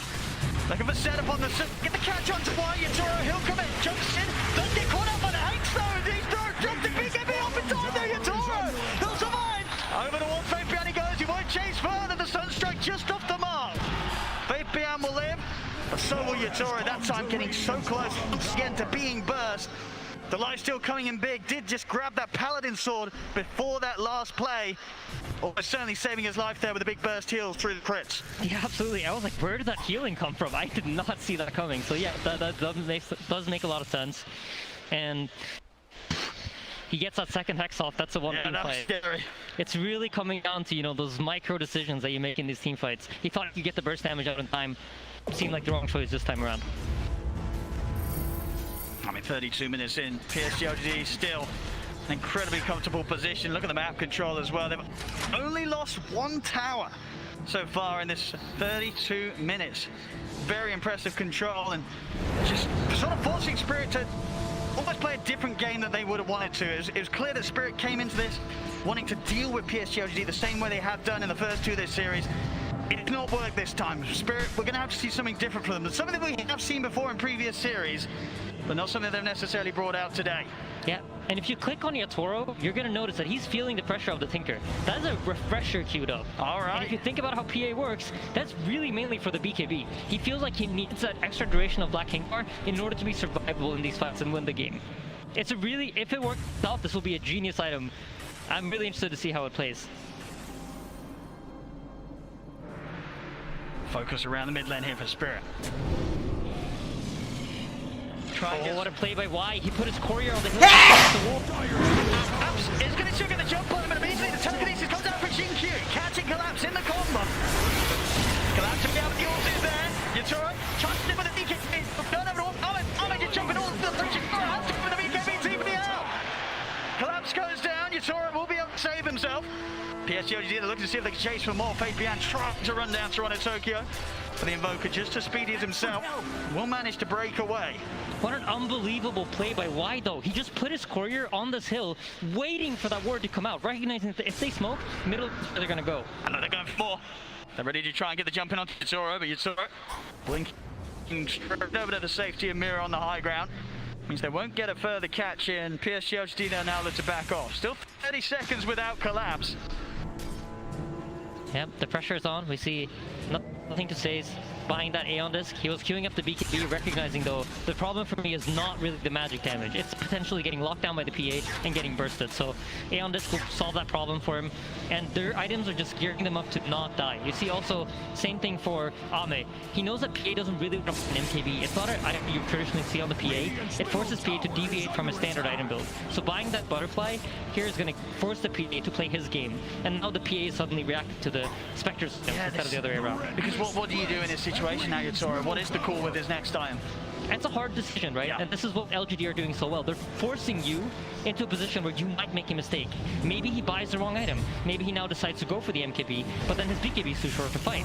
Or you're just making this problematic for Team Spirit. You want to make it as hard as possible for Yatoro to do what's right. And he's even thinking about the Ags as well. A lot of options for Yatoro. Yeah, it's a difficult choice. I don't know what the right one is. We'll see if he does either. A very tough place to play from. Yeah. 13k. Both nothing to say, and Ame's power just continuing to grow. And we've talked about this a lot, but you know, Roshan's about to spawn. Heroes start moving over to the top side, secure that area. Y already has the ward down. Notices there are no heroes there. That means we know where Spirit are, and immediate smoke over. Collapse. Ooh. He's up the blink. Same can't be said for Miposhka though. Dropter will die. Mira and Yatoro, this is a bit of spinny. Yeah, they'll have a poke and then immediate be out. They're not messing around. They know how quick PSG LGD is going to be with these responses. Collapse, he's on the cliff. Nothing to say, he's quite happy to join him. Not really quite sure what was going on there. Maybe he was attempting to D-ward while he saw the hero's bottom and saw the TPs on the tier 1 bot tower. But Roshan has spawned. Click on Y, he has everything ready. Tombstone ready. Oh, this push is going to go down extremely quickly as soon as Ame connects over. I mean, in 50 seconds without Collapse, it's unlikely they're going to be able to do anything without him alive. Is there any world that they buy back to contest this, or do you just let this go? I feel like based on the way they're positioned, it might be hard to get there in time. Yeah. So the buyback option probably is not there. It seems like Yatoro now has seen this Tinker flying the Aeon Disc, so what does he do? He buys the appropriate item for response. He's gonna go for the Nullifier. All right, so many choices, and Yatoro, he's got to make the right one. I think Team Spirit have recognized that as long as this Tinker's alive, there's no way that we're gonna win the long fight, and we're gonna constantly be forced to TP out as soon as Yatoro's BKB ends. And for our Team Spirit, I think the way that you need to fight here is you need to set it up in a way where you initiate, force the Tinker to show himself, and then have Yatoro go in. And at the same time, flip side for Team Spirit, for PSG LGD, you know that your 4-man is stronger. If both Yatoro and the Tinker stay out of the fight, you have the advantage. So just don't show nothing to say too early in a team fight. Allow your team to play the game 4-4, and then come in and beat the PA as soon as he commits.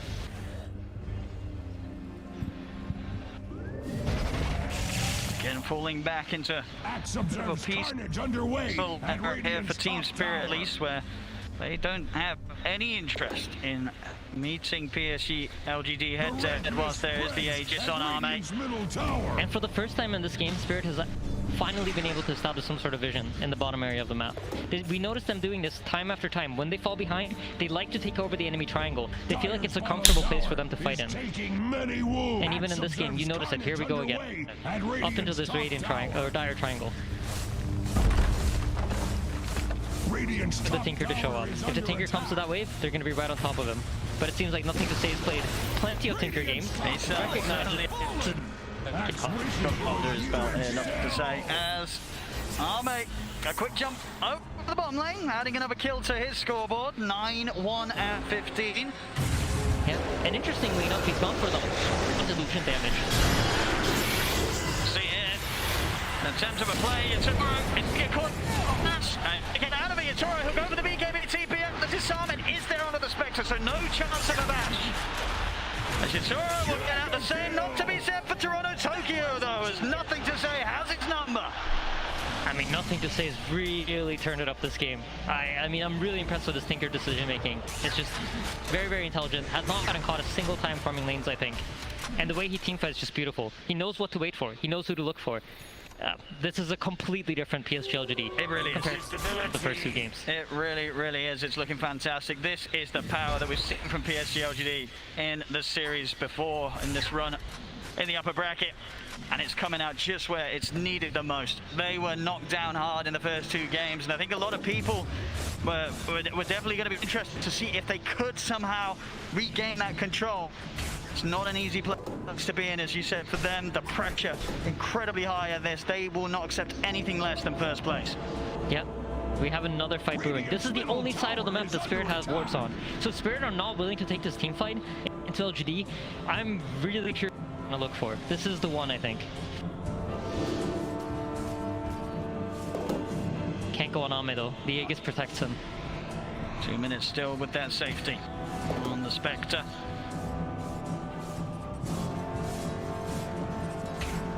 But yeah, if we think about the mentality of LGD coming into this game, right, the pressure was definitely on them. I mean, Johan and Seb talked about what they saw backstage, what they saw in their expressions. I'm sure this kind of momentum for them is huge. And it's something that you need in order to win TI, right? You need to have that attitude of champions. The shot. The jump from Arme, it's going to bash onto Toronto Tokyo. Let's push back with the deafening. But they're in with the grab. Nothing to Say. He's in with the nukes. He's playing with so much confidence on this team. Talking about how he needs to wait out for the PA, but he recognizes, you know what, there's no way the PA is welcome here, and just full commits into the base. He's level 26 on this Tinker right now. He is incredibly farmed. He's gonna finish a Bloodstone too, or Octarine Core, sorry. I mean, without a doubt, we saw how much Collapse could do last game when he was just in the lead, ahead, just playing. He's got to make some big moves here from the defensive position as he is losing teammates around him to the consistent dives from PSG LGD. He'll try and get the grab here onto Arme. It's not going to happen. Forced back to the fountain. The PSG LGD, they've got all the space in the world to push in onto the tier 3. Can Team Spirit get them out of here? There's no buyback on Toronto Tokyo. They're still down for 30 seconds. And with the out mirror as well, they'll have to, by the looks of it, at least let one set of racks go down here. There's no defense to be had quite yet for Spirit. That's so hard to fight into this tombstone. So we're kind of thinking about it. He was looking for that potential wraparound, but recognizing that, you know what, my team won't be able to support me. Even if I can catch the Tinker in the back line, I don't have the power to kill him on my own. Look how much he's got. 6k gold in the bank here. Nothing to Say. He can really start picking up whatever he wants now. Just filling up those event slots. Yeah, absolutely. Finishes up that Octarine Core. Just wants that mana pool. Ooh. We'll have a momentary pause here. 15 to 30. 24,000 net worth lead for PSG LGD. The numbers looking very good for them right now. I have a hard time. I'm trying to think of scenarios for Spirit. It feels difficult to find a way to do it. But I really like this choice from Yatoro. I think this refresh could be genius. It could just be the thing that they need. I mean, the problem is, even if they get these kills right on the defensive Team Spirit, it's a Spectre and a Tinker. You kill these heroes, they're buying back, their boots are traveling over, they're haunting in, they're shadow stepping back into the action. Killing them once is not going to be enough. PSG LGD will use the opportunity to get in and destroy you, even if they lose a core at the start. Yeah, absolutely. I mean, you're totally right about that, Owen, and that is why they are so far ahead, right? They have all these options, they have all of these tools, but if anything could potentially catch them off guard, I mean, PA Refresher, when have you seen that? I think once the BKB runs out, expect Nothing to Say to blink in to be ready to hex. And if he gets that Refresher off, if Nothing to Say didn't click on a PA, that could mean his death. I mean, it would be quite something if this build does have the impact possible. But will it be enough? It seems like a pretty big ask here when they're as down as much as they are in this game 3. Let me tell you, as a player in this position, these kind of pauses, it's the worst thing that could possibly happen. It throws you off your momentum. Well, for who? The team that's ahead or behind? I mean, I'd say for both. Yeah. I think it's really sad for both sides. I wouldn't say it's like, oh, Spirit's getting an advantage, but when you are playing like a pressure, you're playing with the way LGD are, your mind is so zoned in into thinking, what are they doing now? Where are they moving next? How far could they have potentially gotten in the time that it's gone from me last seeing them on the map? And all of these small micro senses that you have where, like, let's say Yatoro shows on the top lane and then 15 seconds passes, you know where Yatoro approximately could be because you know how fast the hero moves. Everything like that, it's thrown off by this kind of pause. And that's why usually, if you think about it, after pauses in pro games, you see somebody getting picked off or somebody making the wrong judgment call. And it's because this like micro senses that you're used to playing off of gets thrown off. Especially in a game such high stakes here as the grand finals, the International 10. Spirit, as you can see, up 2-0 right now in this best of 5. But as this game 3 goes, looks like PSG LGD will be able to stop the potential of a 3-0 clean sweep here for Spirit. I just really hope there's no initiation in the next 30 seconds after this pause, because that would really suck for both sides. There we go. Ready to get the action back on its way, ladies and gentlemen. I can feel my heart pounding with that on-pause there. You know how the players are feeling. Yeah, absolutely. Yeah, looks like hopefully there's no initiation here, so everyone we survived the pause. Pretty far away from one another. Yatoro just a rest away from the refresher. So certainly want to get that done. Ideally maybe hit the 25 if he can before the next fight is forced. Which talent do you pick though? The coup de grace is great, you get more damage, but the tripling stifling dagger might just catch out a support on one shot while you're not paying attention. I feel like the coup de grace might be it because you got to kill someone. I mean, one of your items is a refresher. You're not maxed out on the damage. Yeah, you're making sure right. that the crits are hitting harder. Could be pretty essential there for Yatoro. But then again, the triple is nice if you know like mega creeps are going to be coming in if you feel like you're losing some lanes of barracks and you need to push back out. I'm also thinking for the team fight, right? How we know that Yatoro has to wait out. He can't fully commit straight at the start because then he'll be forced to waste his BKB. And they do have, of course, the Empower. You know, the triple stifling daggers with the Empower on them. That's pretty... Quick fingers from... They've got to catch him. BK, walk away. See if he's able to make it out. He's been ruptured. He's going for the TPR, but the BKB comes to an end. And so does his escape. He'll try and hold them back with a tornado, but there's nothing more to hold them back with. Yatoro, he's going to be the new focus. Static Soul from a get down into the trees to try and stop the champs. Rapier coming in with the BKB. And Yatoro will manage to pick it up. Apostra as well in the trees, hidden out as he TPs. Yeah, beautiful reset there from Team Spirit. I actually thought they were going to have way more casualties, but quick fingers from Yatoro, blinking on top of Apostra. Great team play there with the Static Storm to cancel. Tinker potentially chasing for more kills. So yeah, he has taken the chance here, hamming up the damage. The gold for that refresher of just a few hundred away. I'm so excited for this refresher. Just if some sort of big brain play comes out. Exactly. I want to know how it plays out. And now he has it. He does.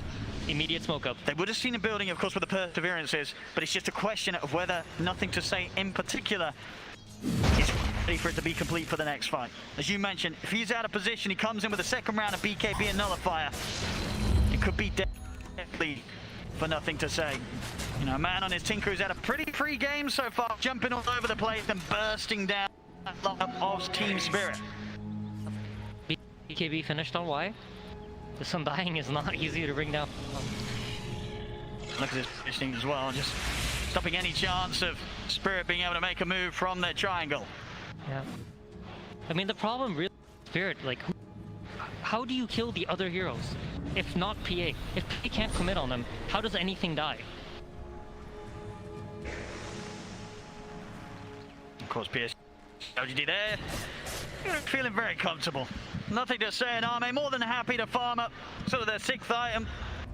Looking for the Orchid into the Bloodthorn here for Arme. Nothing to say, getting close to having the comfort of the overwhelming blitz, maybe even holding on for his buyback as well. He's caught, he has been caught, he needs help and he needs it now, the big he comes out. That's being ruptured though. He's in with the illusion, surrounds him, no way for you to get out.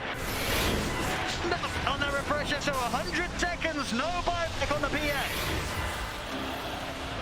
Yep, LGD firing back strong. What a catch from Faith Beyond.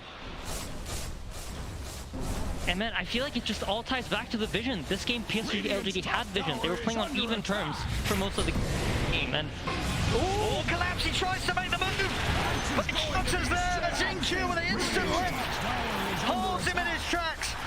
As if another core out of the game, Collapse and Yatoro, no way of returning for this defense.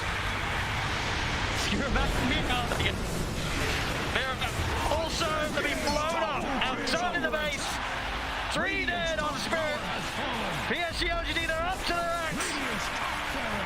That's gotta be so satisfying for Xingqiu. Oh yeah. Collapse with that mag, just constantly skewering him back. And now finally he gets to do it himself. Yeah, Collapse giving Xingqiu the respect as well there. With the words of Purge in the tip.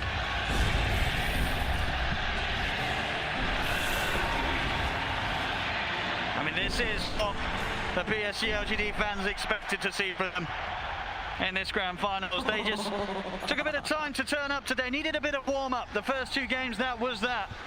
But this game, full power here, even just into the base. Arme just killing off poor old Miposhka.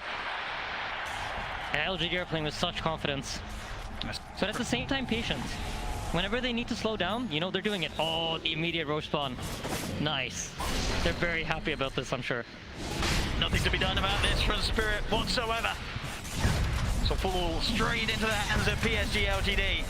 As we'll see, poor old Miposhka has tried his best to defend against the creeps, and suddenly an Arme appears on top of him, disappears as quickly as he appears. But the job is done. Miposhka taken out. No place is safe right now from this Spectre. Yep, and the Rubik gets the Aghanim's shard, or scepter. This is probably one of my favorite Aghanims. So it's a great feeling when you have it as Rubik. So one of the cool things about this that I don't think we've ever talked about is when you spell steal, and most teams aren't aware that you have an Aghs, they can't think, all right, Rubik used it. You hear the boing sound, and then you're, okay, I can use my spells however I want. But with the Aghs, that throws it off. That just makes it easier for you to get those big steals that you want to get. So highly doubt Team Spirit to be ready for this, but to be fair, they've had a lot of time to sit in the base. Usually what you do during this time is you're starting to discuss everything. What is it that LGD can do? How do they approach this fight? What are they going to be looking for? What are we looking for? What are our objectives here? Which heroes do we need to go on? What spells do we need to save? All these things could be discussed for Spirit, and they should have a structured fight in mind here, because you can predict what's going to happen. I mean, 40,000 gold down right now, Spirit. PSG LGD. It looks like a pretty smooth sailing here to the... Is there really anything to pull off past this far behind? I mean, it's a matter of finding the Tinker. I really think so. Of course, you can always win. In Dota, I feel like you always have the option of winning. And especially in late game, yeah, there's 40,000 net worth differentiating you, but there's no amount of net worth that will make up for a bad positioning, or, you know, the clutch play. So formations is really important here for LGD. And if Yatoro finds sort of a kill, that could open the fight up entirely. Radiant's middle barracks are under attack. The fun set of barracks. TF4, they're in on Miposhka. He's gone. Collapse will try and jump in with the skill. Onto Arme. Yatoro is coming in on the balance with the BKB, but he's been disarmed. Gets the Phantom Flames off. Now turns everyone's wide, but look at HPY's got Yatoro. Refresh. Nothing to do. Yatoro to fall. from Spirit. Mirror. Set things up with Curse Craig. Get the glimpse. Give it the skewer, but he's actually able to get out here with an answer. Arme won't be grabbed back yet. Steps back to the safety of his team. PSG LGD still respecting the playbacks here from Spirit. They won't instantly push in onto the Matherax. The rocket spam begins from nothing to say. You talk about the base. Jumping off the dick. He's gone for nothing. Back out of the high ground to the upper spot. Arme trying to Arme, he's in the fountain. They've got him into the fountain. Get him. He cannot. They've done it the once. Can they do it again? It's just the three of them. The meatballs going down. Arme. He needs it. He's in the fountain and it is in his own. Oh, he was attempting for the Yules in there to stop. Arme getting out of the fountain at last. GTA is called. And PSG LGD will take this game free. I love Dota so much, Owen. Oh, so beautiful. Everything happened. He was through to the fountain. Oh my goodness. The fountain. They try to blink the skewer in again, but no, the Yules, and then the stolen skewer, and you pull out a hero of your own. They did.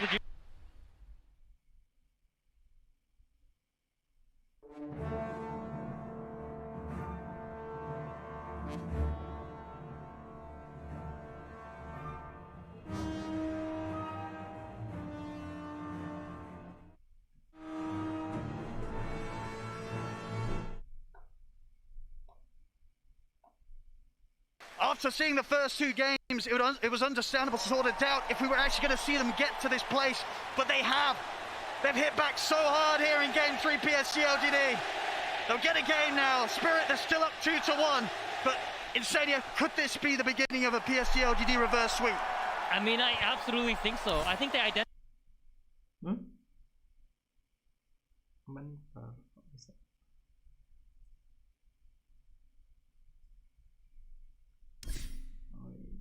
To fight back. Wow, well, there we have it. We've had two scary games from Spirit and now one very scary one from PSG LGD. We'll see if Spirit's able to turn back up big time in the fourth game, or if PSG LGD have maybe figured them out here at the all-important point in the grand finals. As PSG LGD, they'll take game 3. Thank you very much, ODPixel and Insania. And indeed, we are going to a game 4. It will not be a clean sweep for Team Spirit. And you heard it from our commentary team. They think maybe PSG LGD has figured something out. Well, I know they figured one thing out.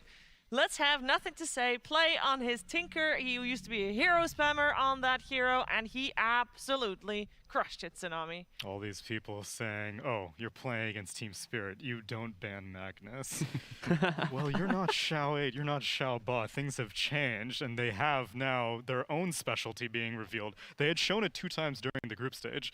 In fact, it was against Team Secret. Whenever they had lost the first game against Secret, they whipped out a last pick, Nothing to Say Tinker, and they won that game. Oh. It was with a completely different lineup outside of that, but this time the problem they were trying to answer was the Magnus. We were getting vision from the Bloodseeker. We were getting instant cancels with the Rubik and the Yules.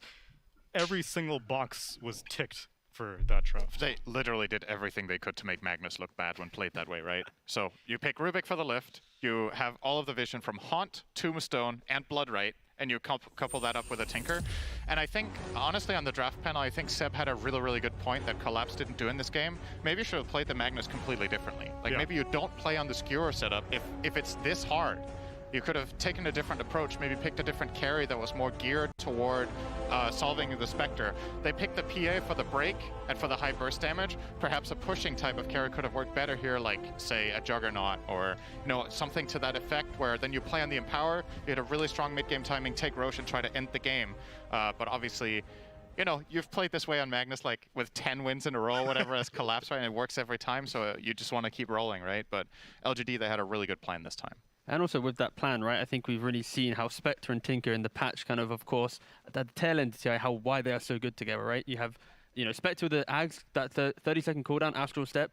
Before, you're always playing on Haunt. You're a big cooldown, guys, got to wait it off. But no, now it's just every time you see a hero, you're instantly jumping. If a support shows underneath a ward, if like an Undying just walking around and find someone, bam, Spectre's there. And of course, Tinker as well, equally can match that. And is tanky enough to also get into the middle of these fights. So yeah, PSG, they now have the confidence that we needed to see them have to be able to bounce back in this series. And you see like both the cores, right? On the screen here, you have Nothing to Say, 14-1, 15, sorry, I can't read, on his Tinker. And then you have Spectre as well. You know, I think he ended the game like 15-1, 23 as well. Like, both cores really came out into this game and just said, no, we can come back into this series. We can show off on these, you know, signature heroes. To me, what's interesting about this draft as well, we're talking a lot about the Tinker because he popped off and had a really great game. I actually don't think this pick was necessary for them to win the game. I think it was the best pick for them in the given situation, but if that would have been banned, I wouldn't have been like, uh-oh, what are PSG LGD going to do? Because I still think the integral parts of the strategy is getting that vision. Tinker obviously plays amazing around it, so it's an awesome pick,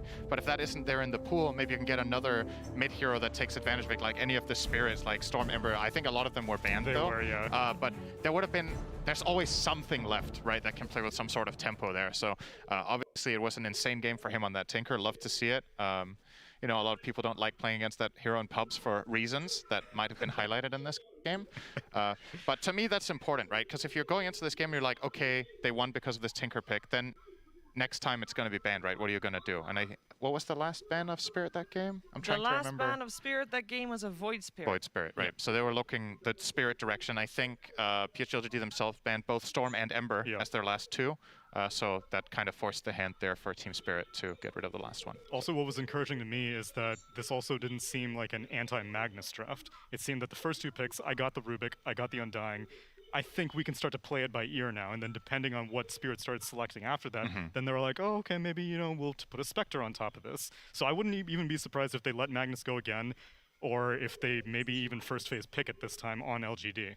Well, that's the thing, right? It's now Spirit have lost with the Magnus after crushing the first game, or the second game set technically with the Magnus, and everyone now going, whoa, Collapse is amazing. Now, the second game he plays it, he'll probably say to the guys, right, if they draft like this and itemize like this, I can't play the game that we've been, you know, coming into this TI with. So potentially Spirit might even be questioning themselves on Magnus. And this is the beauty of TI and like the mini meta of best of fives, right? It's because we spoke about Io being the reason why PSG was unable to really capitalize in the first two games. Magnus, why they won game 2 on Spirit. And now suddenly game 3, we might even question if they want to even go near it because PSG feels like they've discovered it, understood it throughout this, you know, 3-game series so far. And I feel like it's also, you know, something you could be concerned about with PSG LGD after those first two games is like the whole, like, you know, the confidence, the mentality. They third pick their carry, right? Yeah. It's not like, okay, we need, oh, these guys are good, we need to go late game, play slow, get Ame the perfect game. You know, they're willing to open up and do some different things. They identify, this is the hero we want for this game, we have a strategy, and it worked great. So, has me pretty hopeful for them going into the next game. And for Spirit, I don't know. I don't think they're going to be too phased by a one-game loss. They've been here plenty of times already this tournament, so they're going to have something else up their sleeves for sure. The Mars was even uncontested previous games, so we know the Collapse has got some backups there as well. I want to highlight the mental game you just mentioned because I know that there's a lot of people on lines like, oh, Ame and Nothing to Say. It feels like maybe they're crumbling a little bit under the pressure, and I think this third game proves everybody that said that 100% wrong because they were both on fire. And this mental game we highlighted so much, Tsunami, because it is so important in a best-of-5 grand finals with $13 million on the line. Yeah, on both sides we can see maybe the nerves of, oh my gosh, it's all these Royal Roaders on this side of Spirit. It's all mostly a bunch of first-timers, but then they are joined in union with that lack of tension or extremely high tension depending on how they've been reacting to it. Meanwhile, on LGD, you have Nothing to Say in Xinkyu, who may feel out of their element whenever they're paired up with Faith Beyond and Y and Ame and Xiao8, but both of them have different approaches to the mental game. And so far, Spirit's lower bracket run inspires confidence that I don't think they're going to be shaken by a one loss here and there. Same, and you mentioned Xinkyu there, of course. This is his second international, but definitely his most successful one to date.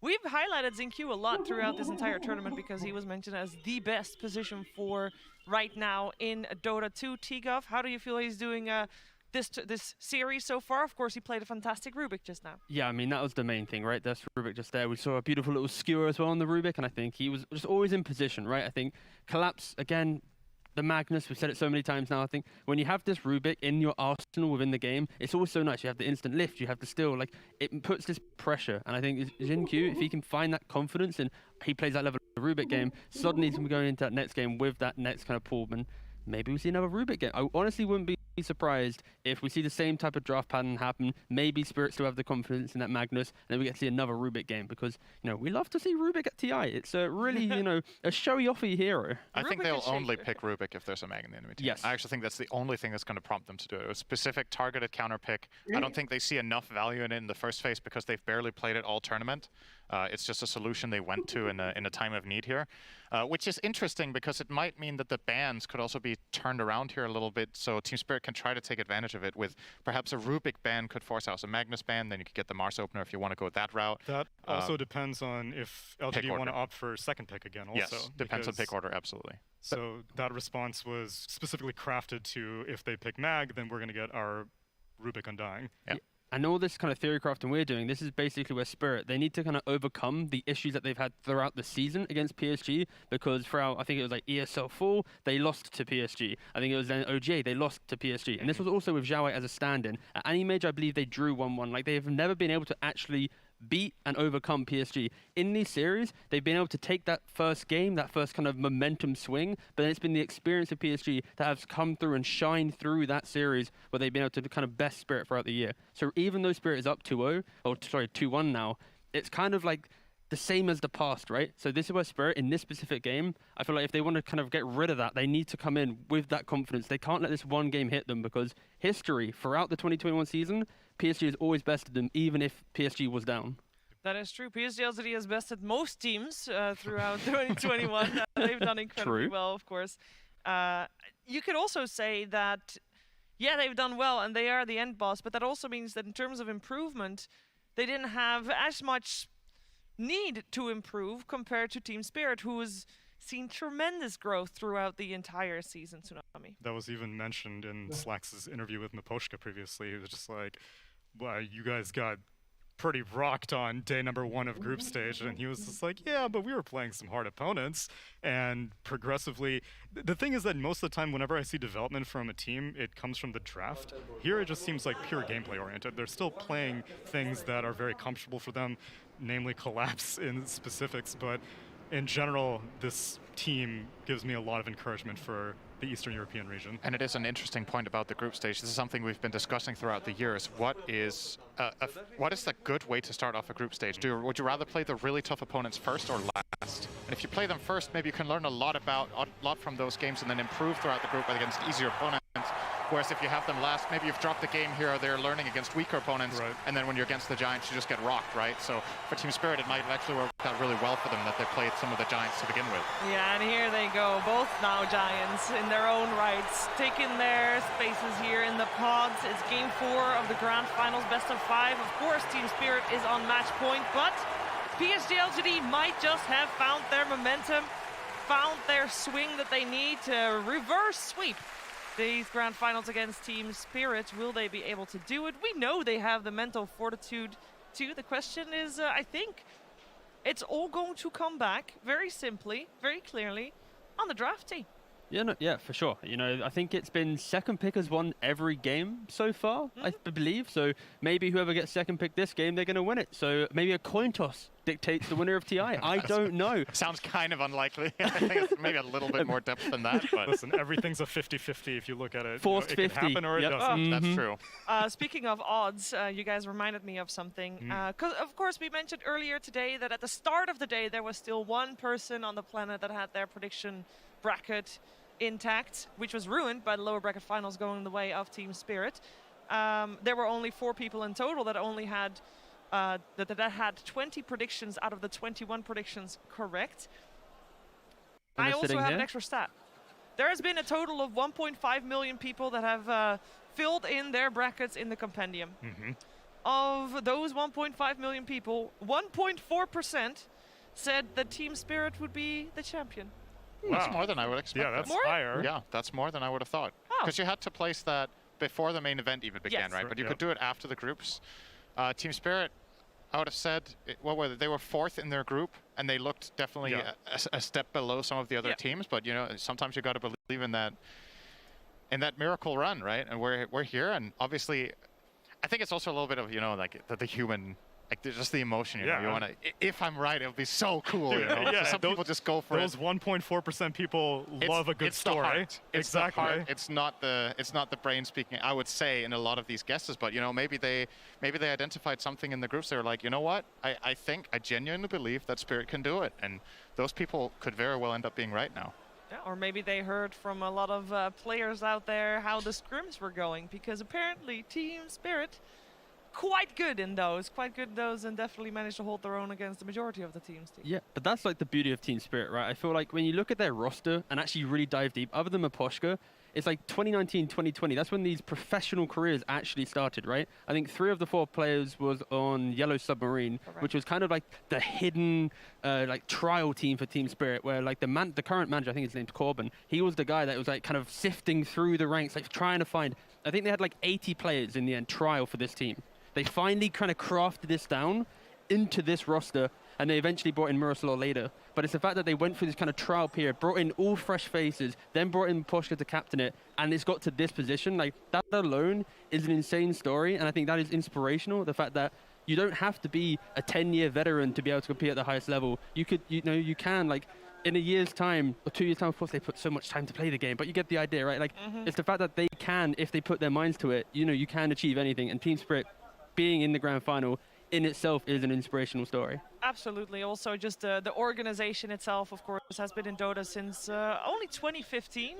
So, I mean, that's still 6 years, but compared to PSG LGD, is relatively new, of course. But this team, this is the first time this organization has had a horse in the race at TI Tsunami. Yeah, and it's always encouraging that even during the COVID times of 2020, many organizations were no longer able to support because they were like, we don't really have the infrastructure in this era of online Dota. But Team Spirit stuck through it, and it was a difficult region to do it also. Eastern Europe was dropping organizations left and right, and building off of T's topic also of having so many tryouts, having so many players, it's also very encouraging to see how much of a unit and how friendly all these players are, because in contrast to VP was a group of 5 players who had wanted to play together with each other for a very long time. They were friends before the game started, before the team started. This one seems like quite the opposite, and it's a wonderful thing to see. Yeah, it's a unit.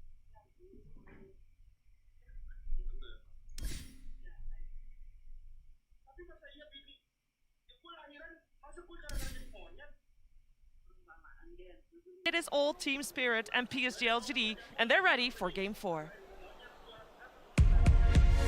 Team Spirit!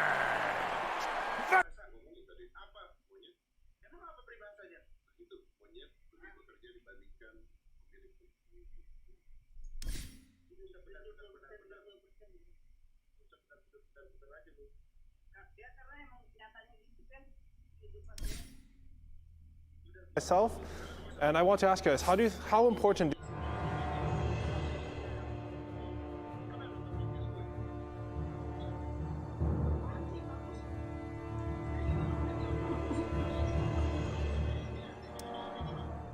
confidence and as much freedom so that they can be themselves again, or like their full potential.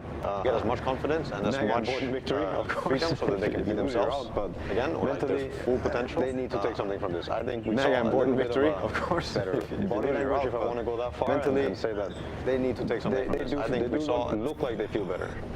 And now we see the switch up, and we were talking about it before the draft started, right? Yep. LGD broke Team Spirit Magnus, and I think they broke it in a very convincing way. And now the question was, so the second pick won all 3. LGD teams kind of realized second pick was better, and I think they broke it. So far, you know, this can still change. Team Spirit got the choice, which is a very big deal. It's probably not going to decide the outcome of the game, but it gives them definitely a bit, like an upper hand. And now with this first pick, LGD, they had to choose.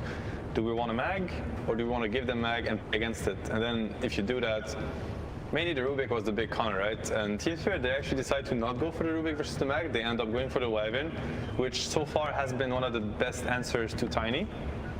Nevertheless, though, in this opener, Tiny is banned, and they go for the Wyvern anyway. So, yeah, I think it's going to be quite interesting to see how they cope with this Magnus, because I don't think the Wyvern quite does it. Is there a reason you think they banned Dark Willow over the Wyvern? Because in the previous 2 games, I think LGD had been banning Wyvern. I mean, Seb, you even mentioned me, you thought maybe the Wyvern ban was a mistake. Yeah. But in my head, if you're going for Magnus first pick, Wyvern seems like a better ban than Willow. I think so. At the same time, I think both bans, to be honest, I want to say I'm not a fan of the Willow ban, but then I'm just going to go with I don't quite understand it. I think I'm just missing something here. Yeah. I think the Willow ban would also help them do the Shaker more second phase if they want. I mean, it's a hero that they're also very familiar with. I think the Bramble value is still there. I don't know if it's worth a ban either. I think there's some very powerful game-changing bans that shouldn't be overlooked, but Wyvern might be a very high-rated hero, or should be higher rated than some teams maybe very powerful game-changing bans. Speaking, has won a lot of games here. Shouldn't be overlooked, but Wyvern might be a very high-rated hero, should be higher rated, but still the Skewer play is very strong, and we saw it this last game, where the Ruby got a lot of good lifts on, and also the Shard lift eventually makes carriers feel really safe against this. So yeah, let's see. And now the Lion is in already from the first phase. Also quite unconventional to open Wyvern Lion. Yeah, and there's a lot to say about the Bane pick also, in my opinion. I mean, Team Spirit, the Lion, they didn't get it the last games, and it has been a hero that worked really well for them. The way they play, they play so well around vision. They always set up this Lion for great kind of Hexes fight. He starts the fight with Hex, and it's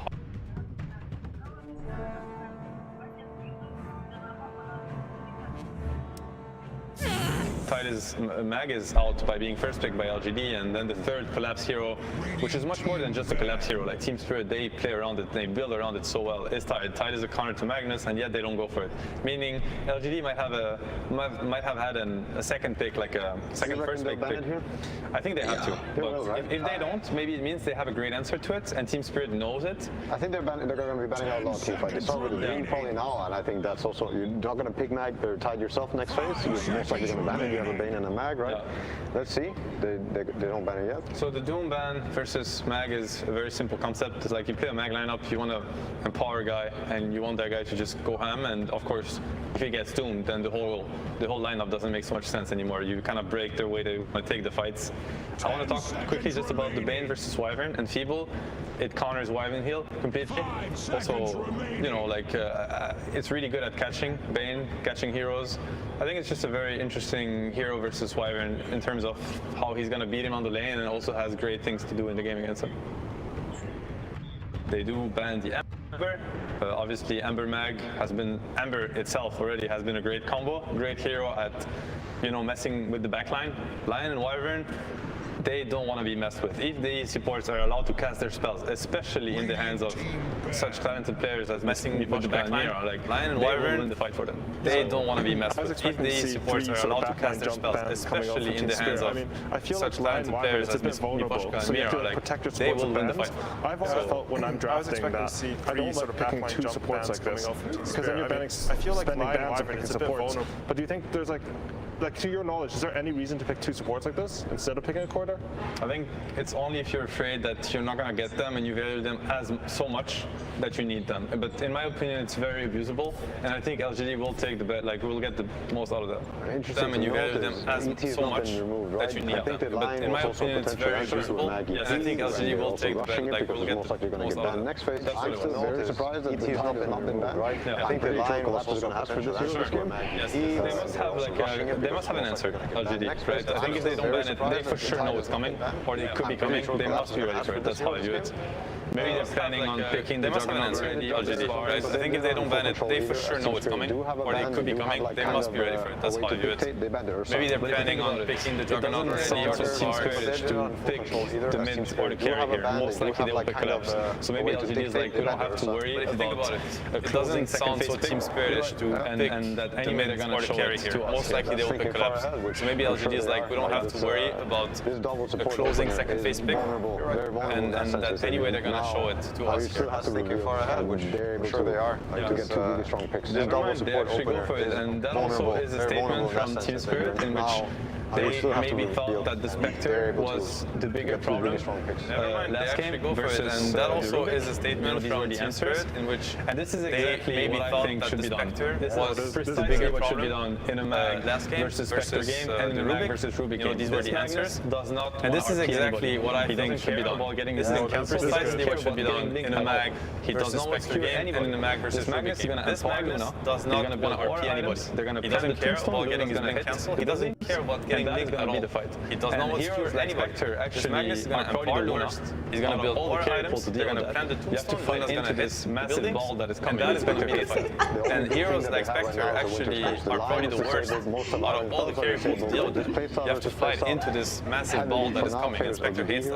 The only good thing that they have right now is not indoors. The line is disabled, most of Iron spells are disabled. So to make it very simple, basically what has happened in Game 3 and Game 4 draft is, these heroes on the bottom, Spirit got the Magnus, LGD broke it, Spirit had to find another way to abuse the Magnus what has happened in Game 3 and Game 4 draft is showing, Spirit got the Magnus, LGD broke Magnus with Spectre, and they also showed them you can find another way to abuse if you understand what's happening. And LGD now, I think this draft is what's happening in a nutshell. They beat Magnus with Spectre, and they also showed them you can beat Spectre with Magnus if you understand what's happening. And I think this draft is what's happening in a nutshell. This is a hero that does not jump into the ball. Do you think that Axe does anything to stop that plan? Because to me, Axe is very single target. You're a bit late for this almost. I don't think they have none of that. Lion and Axe are both going to be waiting for does not jump into the ball unless something good is happening already from your teammates, like damage ability or team fight ability, but they're running away from the Phoenix Egg. They have none of that. Lion and Axe are both going to be waiting for. They need to find a really good pick right now. They need to find a really afraid or overwhelmed by some sort of damage ability or team fight ability, but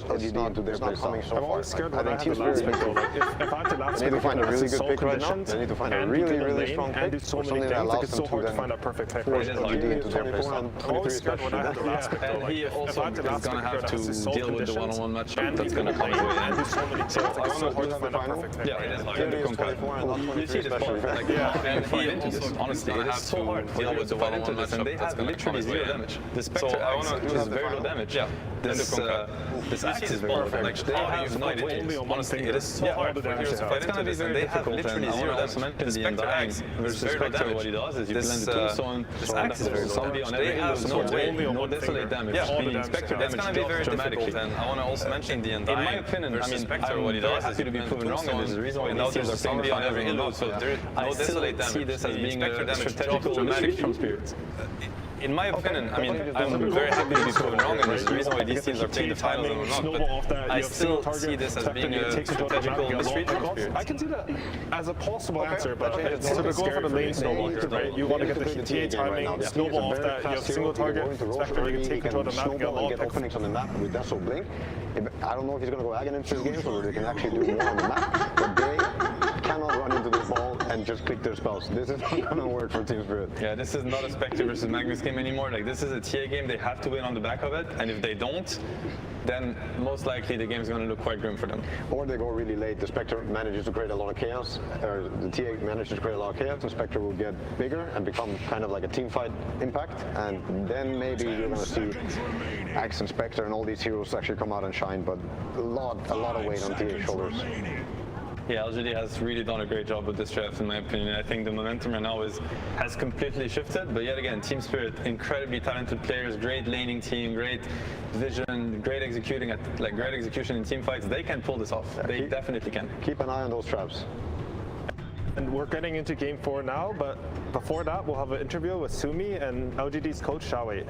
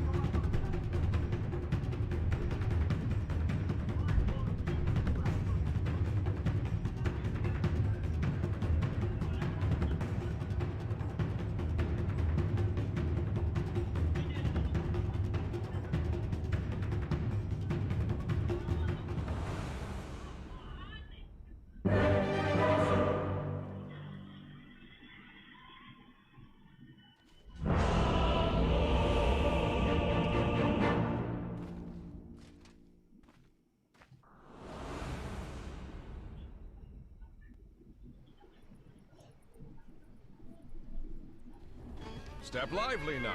Your admiral is on board. Prepare for battle!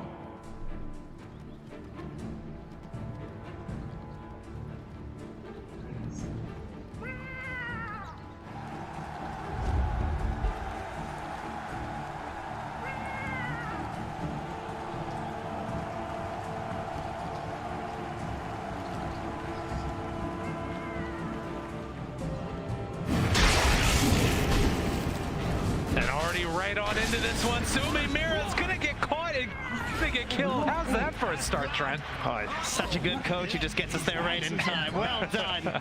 As his team will take first blood. Very, very good start. Play their own game. That's what we're hearing right now from the coach. Xiao Wei so often has been the one to be able to lead his team's success and Aegis himself, but we'll see if they can do it here again. As nothing to say why, they're all invading. Dude, LGD coming out with some confidence saying, this is our high ground, we're coming to take it.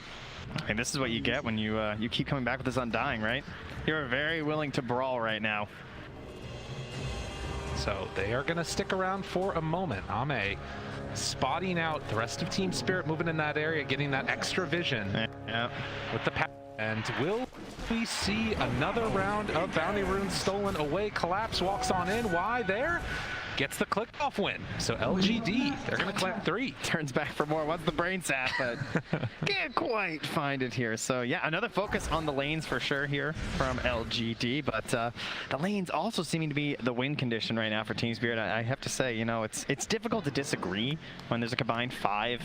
You know, Aegis is won by that drafting panel. True enough. That's a bit rough. So I think they might be onto something for this whole concept of like needing to snowball things pretty hard here, needing to play around their Templar Assassin, and there's always a chance going late, of course, especially with like the way the Templar Assassin now functions because of her Aghanims, where you can actually get like a little bit of a split push out of this hero, which you didn't used to get in the past. But you'd much rather be leading things ahead of the game right now for Team Spirit, and if they don't get that, like, they can easily do that with these heroes on the side of PSG LGD. Totally. The snowball can definitely occur. And I really liked what we sort of heard about the mentality that was going on as well, as we see Nothing to Say get a D ward there on the Observer ward. Like, you think about the way that Team Spirit has played throughout this. They're playing, you know, just for fun, they say. They're playing without any fear. But for some of these players, that's not an option. Ame, he's been so close before to winning the Aegis and then snatched away at the last second. This is a story for him for redemption. Yeah, we often hear the pressure of the Chinese community on this team just because, you know, they've obviously looked so good and they've been so close before, and particularly Ame, he's shielded. You know, he's taken some of that blame before in the past, particularly at TI, particularly in a Game 4. You know, the pressure has been there, and it's been a bit much at times. But I have to say, after last game, I think he's probably feeling pretty comfortable here with his Luna. He's looked amazing in that Spectre game, so we'll see how they deal as Xingqiu was able to get that pull through and only get the half pull on these creeps connecting it. As Miposhka wants to keep that pressure on Xingqiu, needs to be careful here. Obviously only level 1, so doesn't have that Splinter Blast yet on the Wyvern, but they will throw out one more dagger on his way back home. Just to send him all the way back here. And now, yeah, Collapse. So we talked a lot about Collapse and his hero pool. And you've heard a lot, I'm sure, about the Mars. You've heard a lot about this Magnus that's looked pretty good. But the other hero that he has played a ton of games on professionally is the Axe. Not a hero that's been very big at this TI, though. No. Can often make those huge plays if you can get the opening. The panel did talk a lot about how maybe there's going to be some overlapping things going on with Mira and the Axe, both trying to find that big jump. That Seb guy? Oh, yeah. That's that guy! Yeah, that's the one. The Axe, wow. Yeah, I remember now. Yeah, that was pretty good. But we'll see how it goes here in this one. As you can see already, the chase down, Faith Beyond, taking a little bit of a beating here on this Magnus. Xingqiu moves into position, though. And at least for the moment, you can see that Spectre taking a little bit of heat early. No. Not able to get all those last hits yet. Collapse also trying to go toe-to-toe with Ame in the bottom lane on Luna. Yeah, there's a reason that statistically Undying has almost always been one of the absolute best heroes versus the Spectre. Whenever you're just talking like just raw data in terms of games played, and that's because like you get some pressure in lane sometimes if you get this sort of a matchup. That's always nice, right? Spectre likes to be left alone. But more importantly, when you get into the mid game, the Tombstone drop down, you actually get all these zombies popping up. Right, and it really ruins the team fight for the Spectre, especially when you're trying to deal some damage there with the Desolate. You can see a bit of a rundown again as Toro playing as far forward as he can, but has to be very wary of those skewer backs that we've seen time and again, is why we'll get a little bit of a chase onto Mira. The Lucid Beam is dead. Why just takes him down? Collapse just can't do anything. Just like, sorry, you know, I'm just going for some creeps here. It does have 20 last hits compared to the 9 of Ame, so you know, that's a sacrifice that you're willing to make. It's hitting pretty hard. Already the Ring of Health done. Obviously came there with that Quelling Blade and a lot of armor. Collapse having a good one on the axe in the laning stage. This is what they need.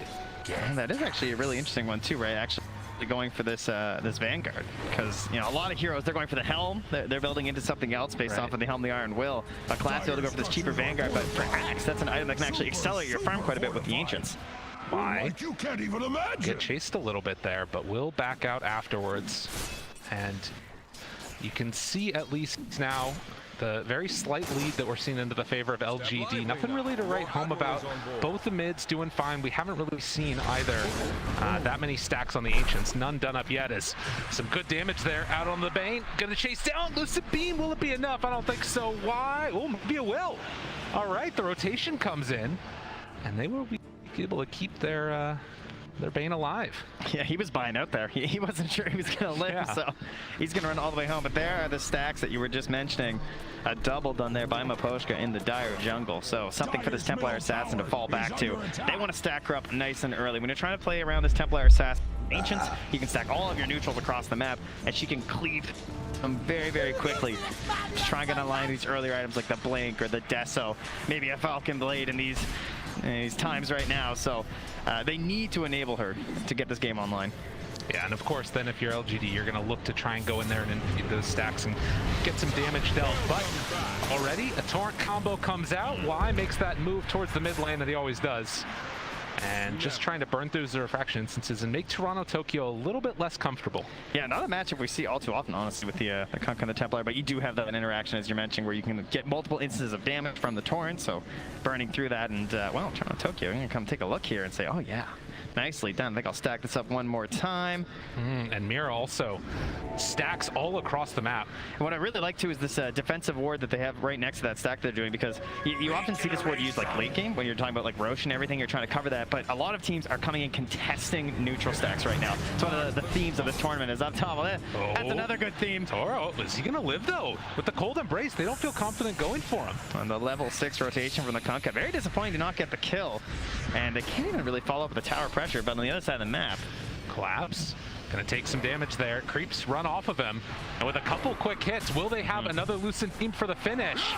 Vanguard keeping him very tanky. Actually goes away for the spin. Has to be careful on Y. There's the Fairy Fire living, but the Brain Sap to finish him. I can tell you, this guy must not have got very many Crimson Witnesses, because he is not lucky. No. Not enough spins there for the axe, and a good usage of the Nightmare to take those creeps off to stop the potential counterplay. Well, they get their kill in the bottom lane, but the missed gank on the Spectre gave so much free time to Toronto Tokyo, as again, another stack. And if you don't go for that kill, the other option for the Kunkka is moving through that jungle, doing that rotation, checking out the stack, seeing what's there, maybe stealing a couple, of course.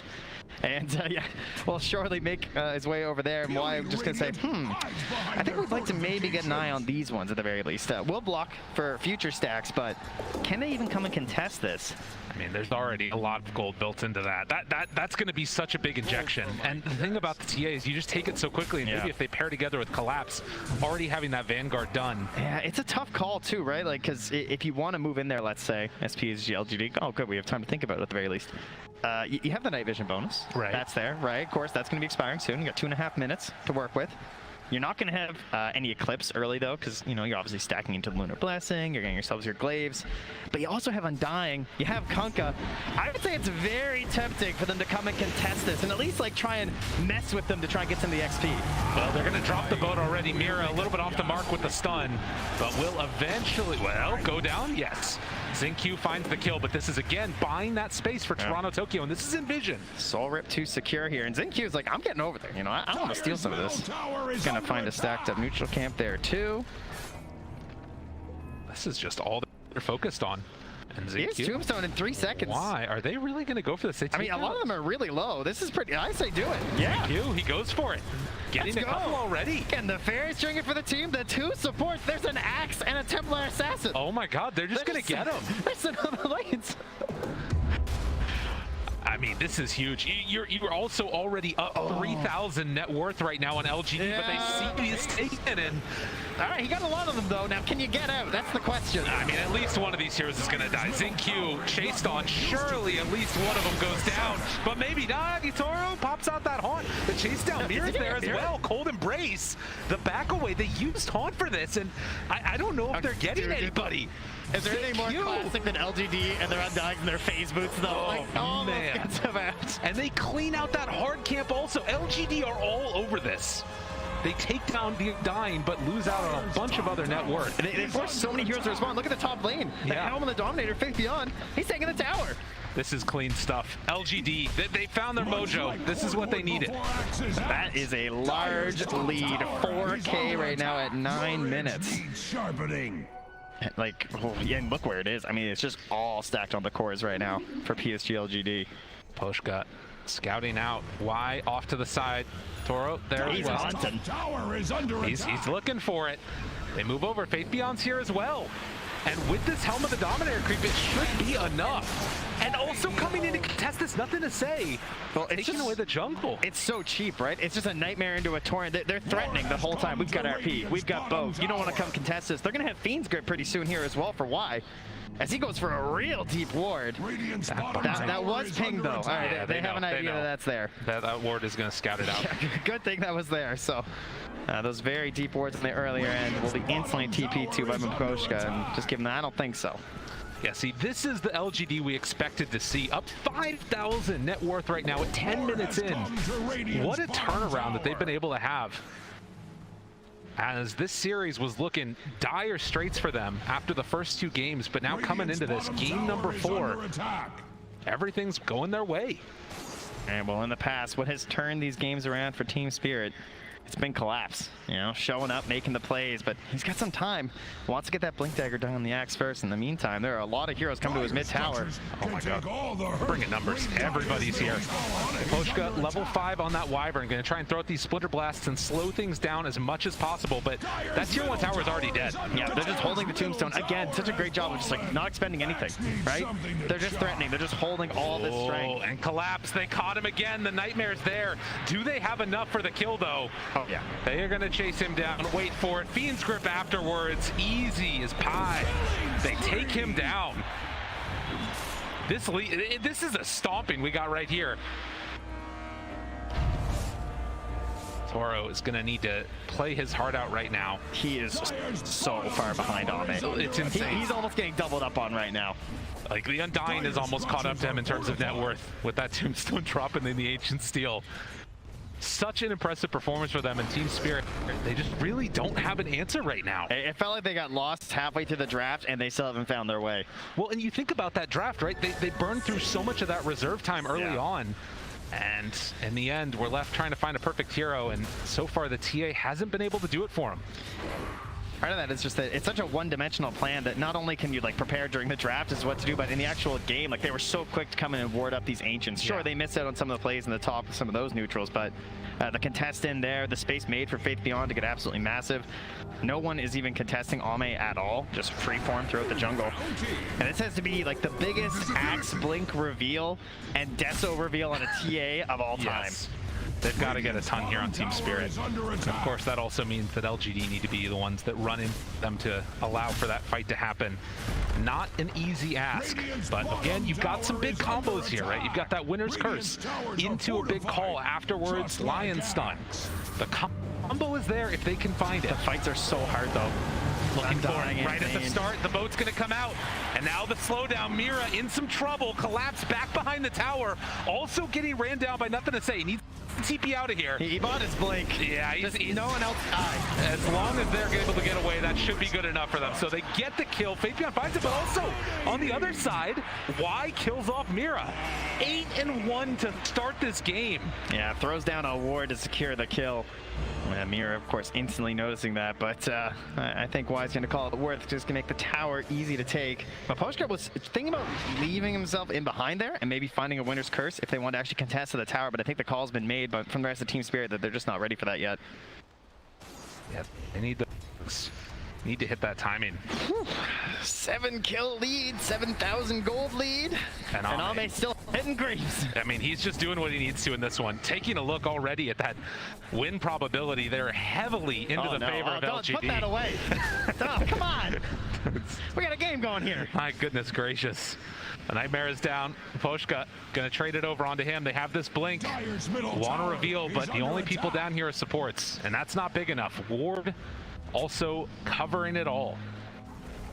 But maybe now Team Spirit can at least try and pressure and get this tower and get some momentum going for themselves, because if they don't get something going soon, this game is going to go completely off the rails. I mean, you can already see them struggling here though, right? Like, they're bringing everyone down here. They're looking for that fight. Yeah. Everything that they need. It has to be perfectly layered. The call, the curse, trying to find the sight lines for the Templar Assassin. Oh, and Yutaro caught. Fiend's Grip is there, and no help nearby. Going to kill off that Spectre. I love Xingqiu doing that, just dropping the Tombstone. It's just such an important kill for them that they're willing to throw at everything that they have right there. And immediately afterwards, they're thinking about going to Roche. I mean, why not at this point? They could Roche, they could start pressuring that tier 2 top, but the tier 2 top is a lot riskier, right? You're going to have this attempted call from the Axe. Also, they actually don't have great vision right now onto that high ground, so if they put something there from Team Spirit, maybe they'd have a chance, but perhaps they just have the really good read that they're all on the bottom lane right now, waiting for them to come to that bottom tower. And it's taken so fast. So Roche gonna be claimed, and again, Team Spirit needing to find an answer as LGD want to try and close this one out. Put themselves in a dominant position. And already Y is gonna head up here, try and get down to Deep Ward. We'll see if that one bears any fruit, as LGD will retreat back, get their next set of items, and then be ready to go. Very reminiscent of game 2. Now, mind you, it happened a lot later in the game, but essentially we got to the point where Team Spirit were the ones just running around with this Luna and looking like, you know, what are you going to do as LGD? You have to wait for this perfect moment to find your fight. Team Spirit now find themselves in that situation. And one thing that they obviously recognized when they played that Luna strat was just stay together. Don't let the pickoffs happen. Can they find a pickoff right here? No. Look how safe Nothing to Say is playing there with the X. Xingqiu might be the one that gets found. The jump forward call, it's off the mark. And instead, he just heads off to the side. There's the root. Collapse has to back out of here. I mean, there's more people coming nearby. TorontoKyo gets skewered back. He's caught alone. Can they kill him off? RP, but the Winter's Curse is trying to turn this. Boat afterwards finishes off that TA, but it's not enough. It's not nearly enough. And if they're not careful, they might lose more. The chase forward Hex, Mira, X the spot as they'll pull the Lion back and find another kill. LGD, no mercy. Dire's top tower. It's looking rough. It is looking rough for Team Spirit. Is that a Spirit Breaker in that drift? Yeah, I don't know. What is this? Because something happened. They turned up on PSG LGD. They were not going to go out like that. That is for certain. Well, it's looking like a completely different series at this point. I mean, Team Spirit, you know, the fun loving, we're just having good times might have come to an end right now, at least in this game. And you know, it gets to the point where as the game continues, you just wonder, like, how much is this impacting the looking like potential Game 5? Potentially. I mean, again, you never count this out. We've seen teams come back from more than this against LGD to win a TI. But can they do it again here? Spectre, so often that late game answer, and they just need to find a good fight on Team Spirit to pull this one back. The question is, will LGD give it to them? Underneath the ward, this could be the way it starts. They've played so ridiculously clean this game, though. They're really not offering up anything over to Team Spirit. Now, they do have some good vision down in that bottom jungle. If there was ever a chance to go for something, it's probably towards that part of the map right now. But Faith Beyond not acting like it, you know? Sitting directly on a trap, and they still can't go. Yeah, I mean, it's so hard to really fight into this. Oh, TorontoKyo, skewer, oh, and pulls him back in. They'll find the TA, wants to get out of here, blink away. Oh, and just like that, TorontoKyo able to get a little bit of separation, but they still have that night vision and Faith Beyond with the chase down. They got him there to the side. Nobody coming to help the TA. TorontoKyo falls again. 12 kills, 12K gold lead. LGD, keep up that momentum. Team Spirit are waiting for the Aghanims on the Spectre. That is going to be their go play. They might have a blade mill there too. He just gets caught again. Until then, it's just throwing out heroes. You know, take me. Let's slow down this tower push. How close are we now to that Aghanim Scepter? It's what, 50 gold away for this Spectre? Again, it's been a fantastic item, but as you heard Seb and No-Tail say, the damage is lacking. Oh, man. And they needed that early lead to actually provide some damage. They needed the items on Team Spirit. They don't have the items. Right. Well, and it's such a good answer here, right? With that Undying being able to sit right up front there with the Tombstone, and then Luna can hit the tower, because the way that Team Spirit win the fight is like when chaos happens and you get a giant curse or something, and they're just not being presented that opportunity. Although, if there is one hero that's very good at breaking formations, it is Spectre, right? The Haunt comes out, there's question marks everywhere, you're not sure where the real one is, and then it's providing vision to the rest of Team Spirit, and then you find the jump. And Axe, a hero that, with the Blade Mill, can turn some of your advantage into a disadvantage. Looking for something here. It's just a Shadow start. Now the call. Afterwards, they have Hunt starting to bring Ame down a little bit low. Aegis, 30 seconds left, and now they're leaving him alone for the moment. Turning on to the other supports. Collapse going to TP out, but it's not going to happen. Collapse will go down, and that fight doesn't work. Toronto Tokyo pulled back in. Refraction gone. And now the chase down happens yet again. Mira hoping to salvage this, but it's not going to happen one by one. All of Spirit go by the wayside. And that was going into a fight with 30 seconds left on the Aegis too. Oh, so just like, even if you get some of those kills, the reset potential there from SGD. But Team Spirit, you know, they felt the situation that they had to find some sort of fight to be outside their base. It's not a good one though. And they used the winner's curse in that last fight. Yeah. That is really painful. Maybe if there was an opportunity right here, but jump in! The Tumbler's toy, are you kidding me? Faithbeyond able to make the play happen. And now focusing down the barracks at 20 minutes. 17-1. I mean, Collapse is smoke up here, but I don't even know if there's a play. Obviously, you have to wait till the Templar Assassin's back. They're hoping for something, anything at this point. They just got mana for Shadow Step. There's a chance, there's a hope, but will it actually come to fruition? I am not sure. Team Spirit just do not have an answer at all. They pop drums, jump them, Collapse. Oh my goodness. They just have to give it up. There's no other answer. There's still a tier 1 down bottom at the very least, but I mean, at this point, LGD could turn on the tier 4s maybe. I love how this team plays Undying. The 5, the 4, like, not a lot of teams really bring this hero out, but you know, you get this movement speed, so you can get the ulti off the Flesh Golem, you're just getting the debuff down, having the drums to like benefit this early sieging ability that they have, as well as the Solar Crest too. So, you know, so many teams looking for these saving heroes and empowering heroes on like the one big carry, and Undying just looking like a perfect answer when you also have the Spectre in the game. And I just think, again, like, what a redemption arc this has been for Ame to be able to pull this back on that Spectre in Game 3 and now in Game 4 on the Luna, playing incredibly clean Dota. Constantly 4-0-7. Yeah. Does not want to repeat history here. Oh god, did I caster curse them? Oh no. Oh no. Surely it's a 21k lead at 21 minutes. I don't think you have that much power. I don't think anybody does. We'll see though. Hold on, let me check Kyle's Twitter. Yeah. Just make sure. Mira gets the Hex off, but they caught Collapse. Mira's gonna try and TP out of here. Does manage to escape, but the axe is down. Toronto Tokyo, oh, cancels TP? Okay. I mean, where are you gonna go? I mean, I guess that, yeah. There's, you know, they got some towers go through. You're not gonna do anything. Might as well try and catch the next wave. That's true. Fair enough. Now where do you go? It's a bit of a question. I'll give you that. You'll just be dead if you're not careful. Tokyo, got to be careful there. Perfect. Oh, I know this one from my pubs. Yeah. Got to keep the GPM up, you know. Mean lane. They got him. Toro forced to jump away from this one, but nothing to say. Still got him in the sights.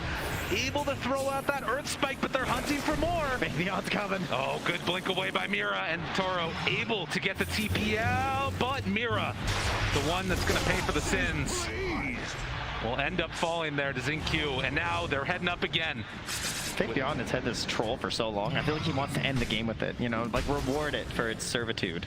Oh, this might just be the time. I mean, Ame is up there. Send them in. Roche is capable of respawning, but they're looking to just try and end this right now.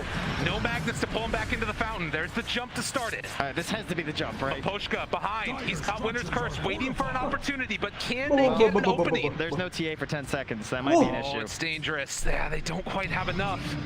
And TA, without a quick way to get in there, they'll have to let it go for the moment. But Miposhka, they've still got a ward here.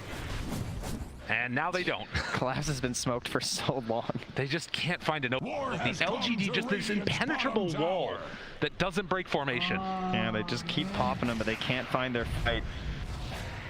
They might even be running low at this point. 19-1.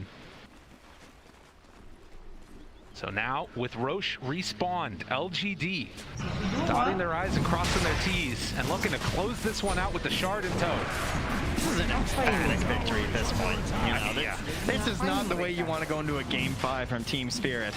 It's one thing to just like have a loss and sort of be like, okay, well, you know, we couldn't close it out in 3, but that's cool. We're gonna do the 4, whatever. You remember those 2 games, guys?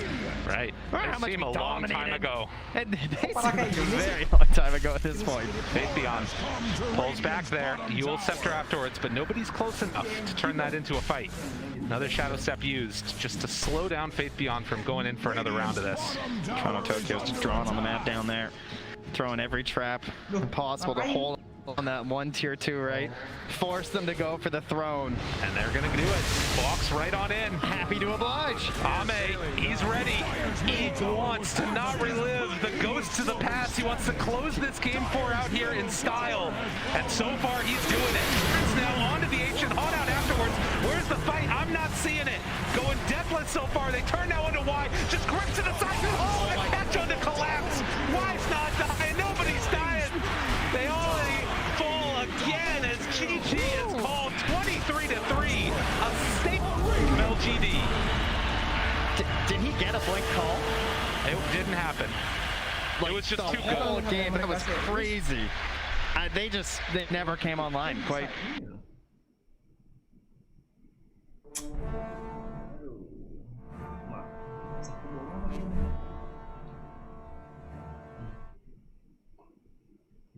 So this is the final. And it may be even in game score. It's 2-2, but it's not feeling like there's much of a chance right now. I mean, you gotta regroup.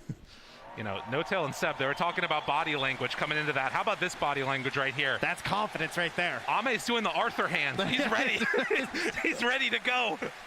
Little skip in the step there, yeah. They're ready for they're feeling a lot better. A TI repeat But hey, potentially for some there you of them. go. All right. They're okay, though.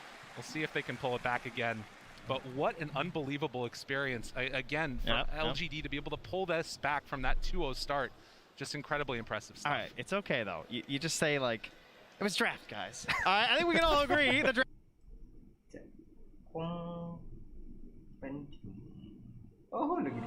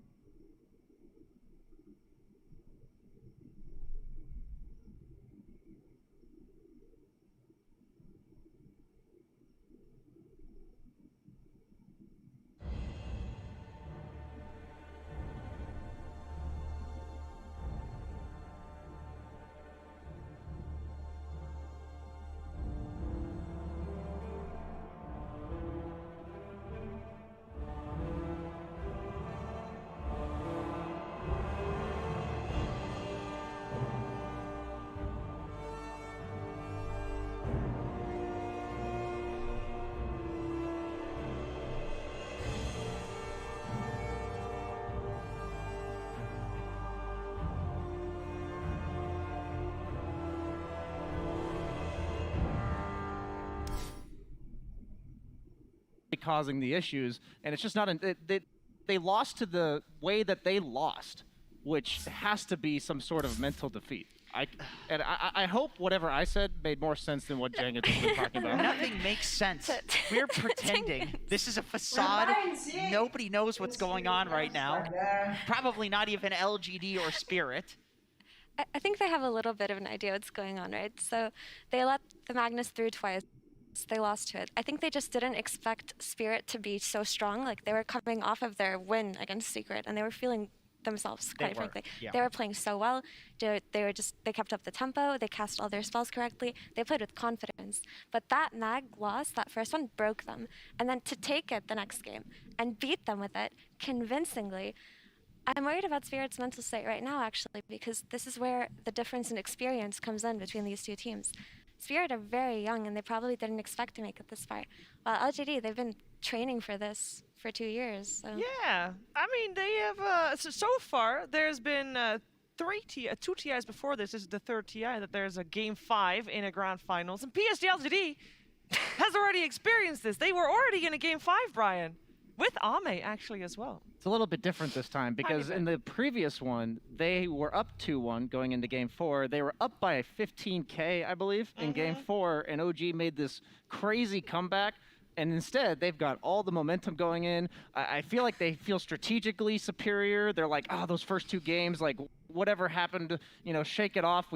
They had only lost 2 games throughout the entirety of a TI prior to that series. So I think LGD is in a way better spot going into Game 5. Dude, they looked broken. I'm not going to beat around the bush here. I saw the cameras on them, and I was thinking, oh, God, they're done. They looked so broken. They looked sad. Their eyes were watery.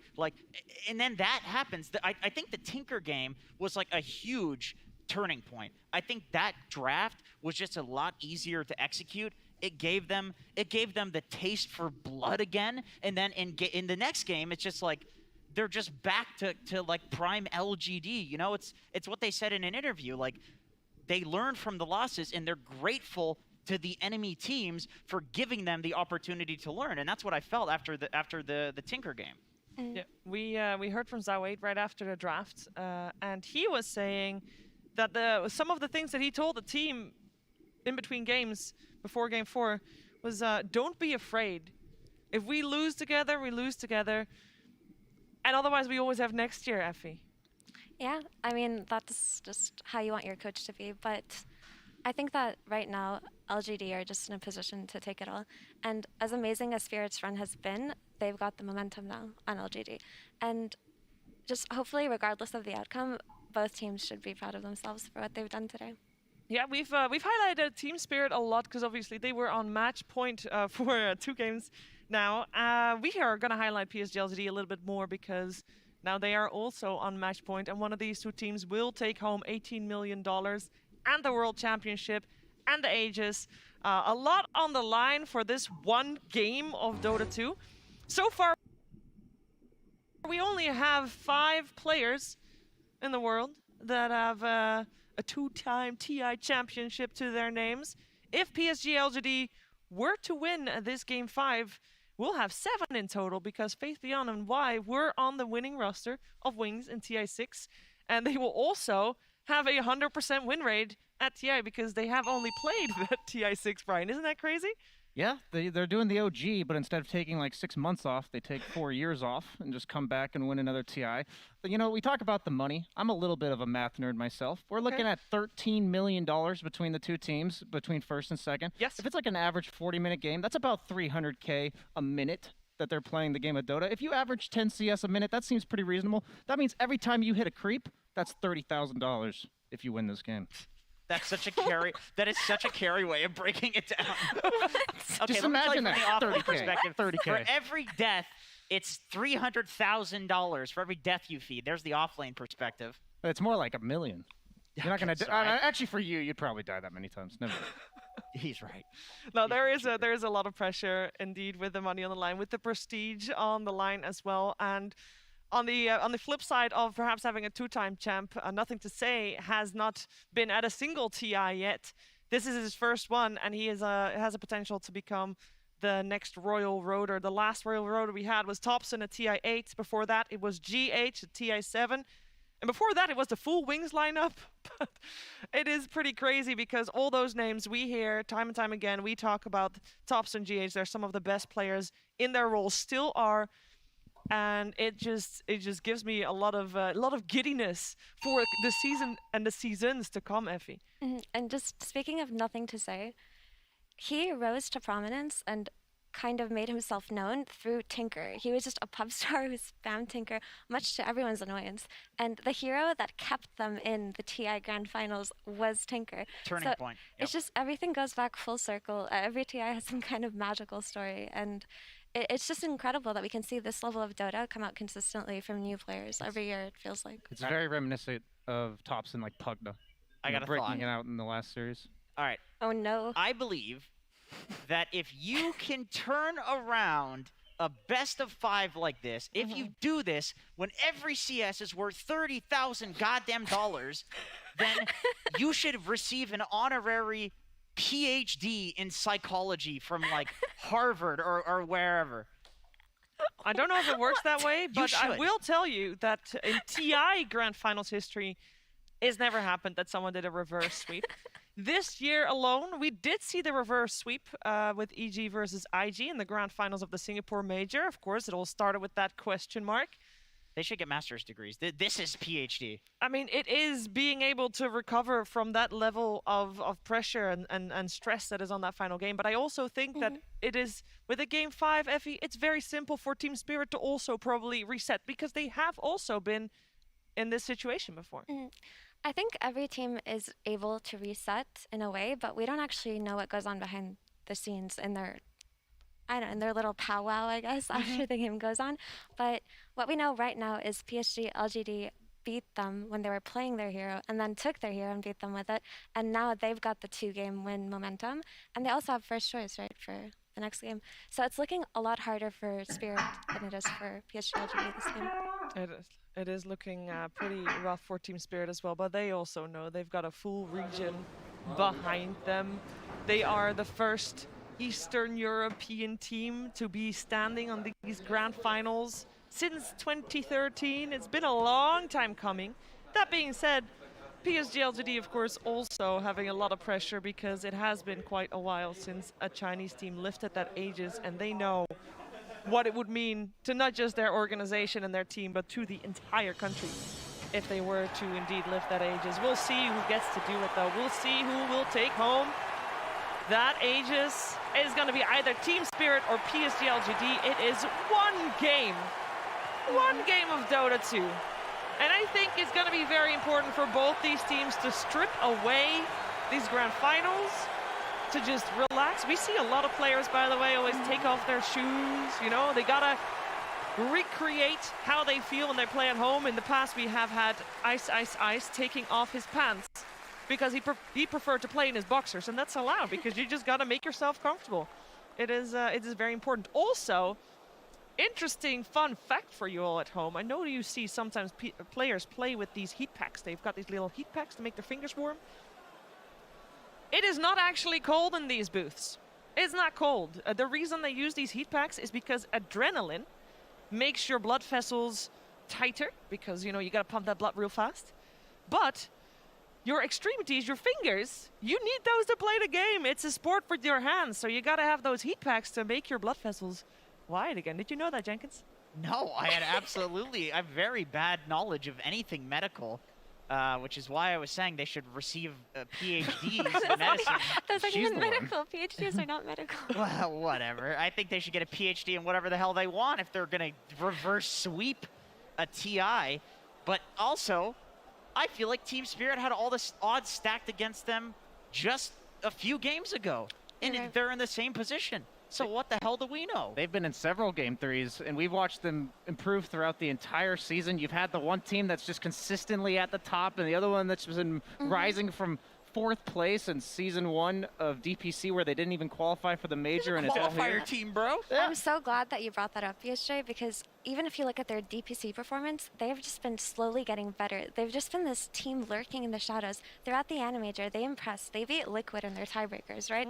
They did so well in groups, better than anyone else expected. And in the DPC Season 2, they almost beat VP. It was such a close game. And when we come here, everyone's whispering about how Spirit have been so strong in scrims, but people kind of just let this team grow into something big without us even knowing. It's just been awesome to watch. An actual dark horse, not just a team where you don't want to feel bad by being like they're going to get eliminated. They're an actual dark horse We team. can call them a dark dragon because they do have the dragon logo that is like black and white, so they're actually like dark dragon, right? They've earned it at this point. They can be a really dragon. did. Also, want to remind people of the words that Collapse had said right before their tournament. He was prompted with the question upper bracket, lower bracket, and he, without hesitation, said lower bracket.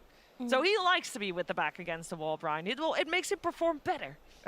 Just give him a new hero.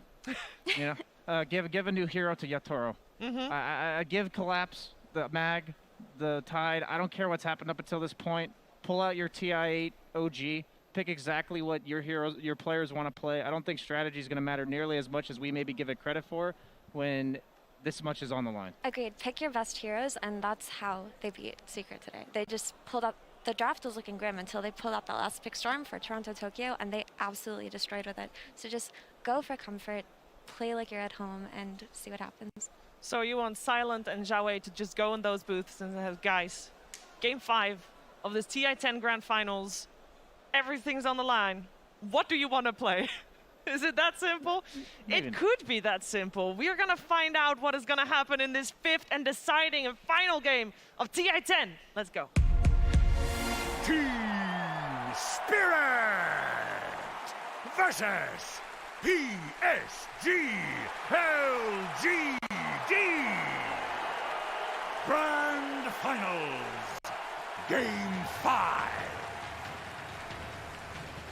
Hello everyone, welcome to the final draft panel of TI10 because this is Game 5. One game to decide the entire tournament between these two teams. This is literally the best game Dota has to offer. It is. This is the best moment of the tournament. What do you guys hope to see from both teams coming in? You want to go? I mean, first and foremost, the best game of Dota possible. That is what I want to see. I want to see both teams getting their comfort zone. I want to see both teams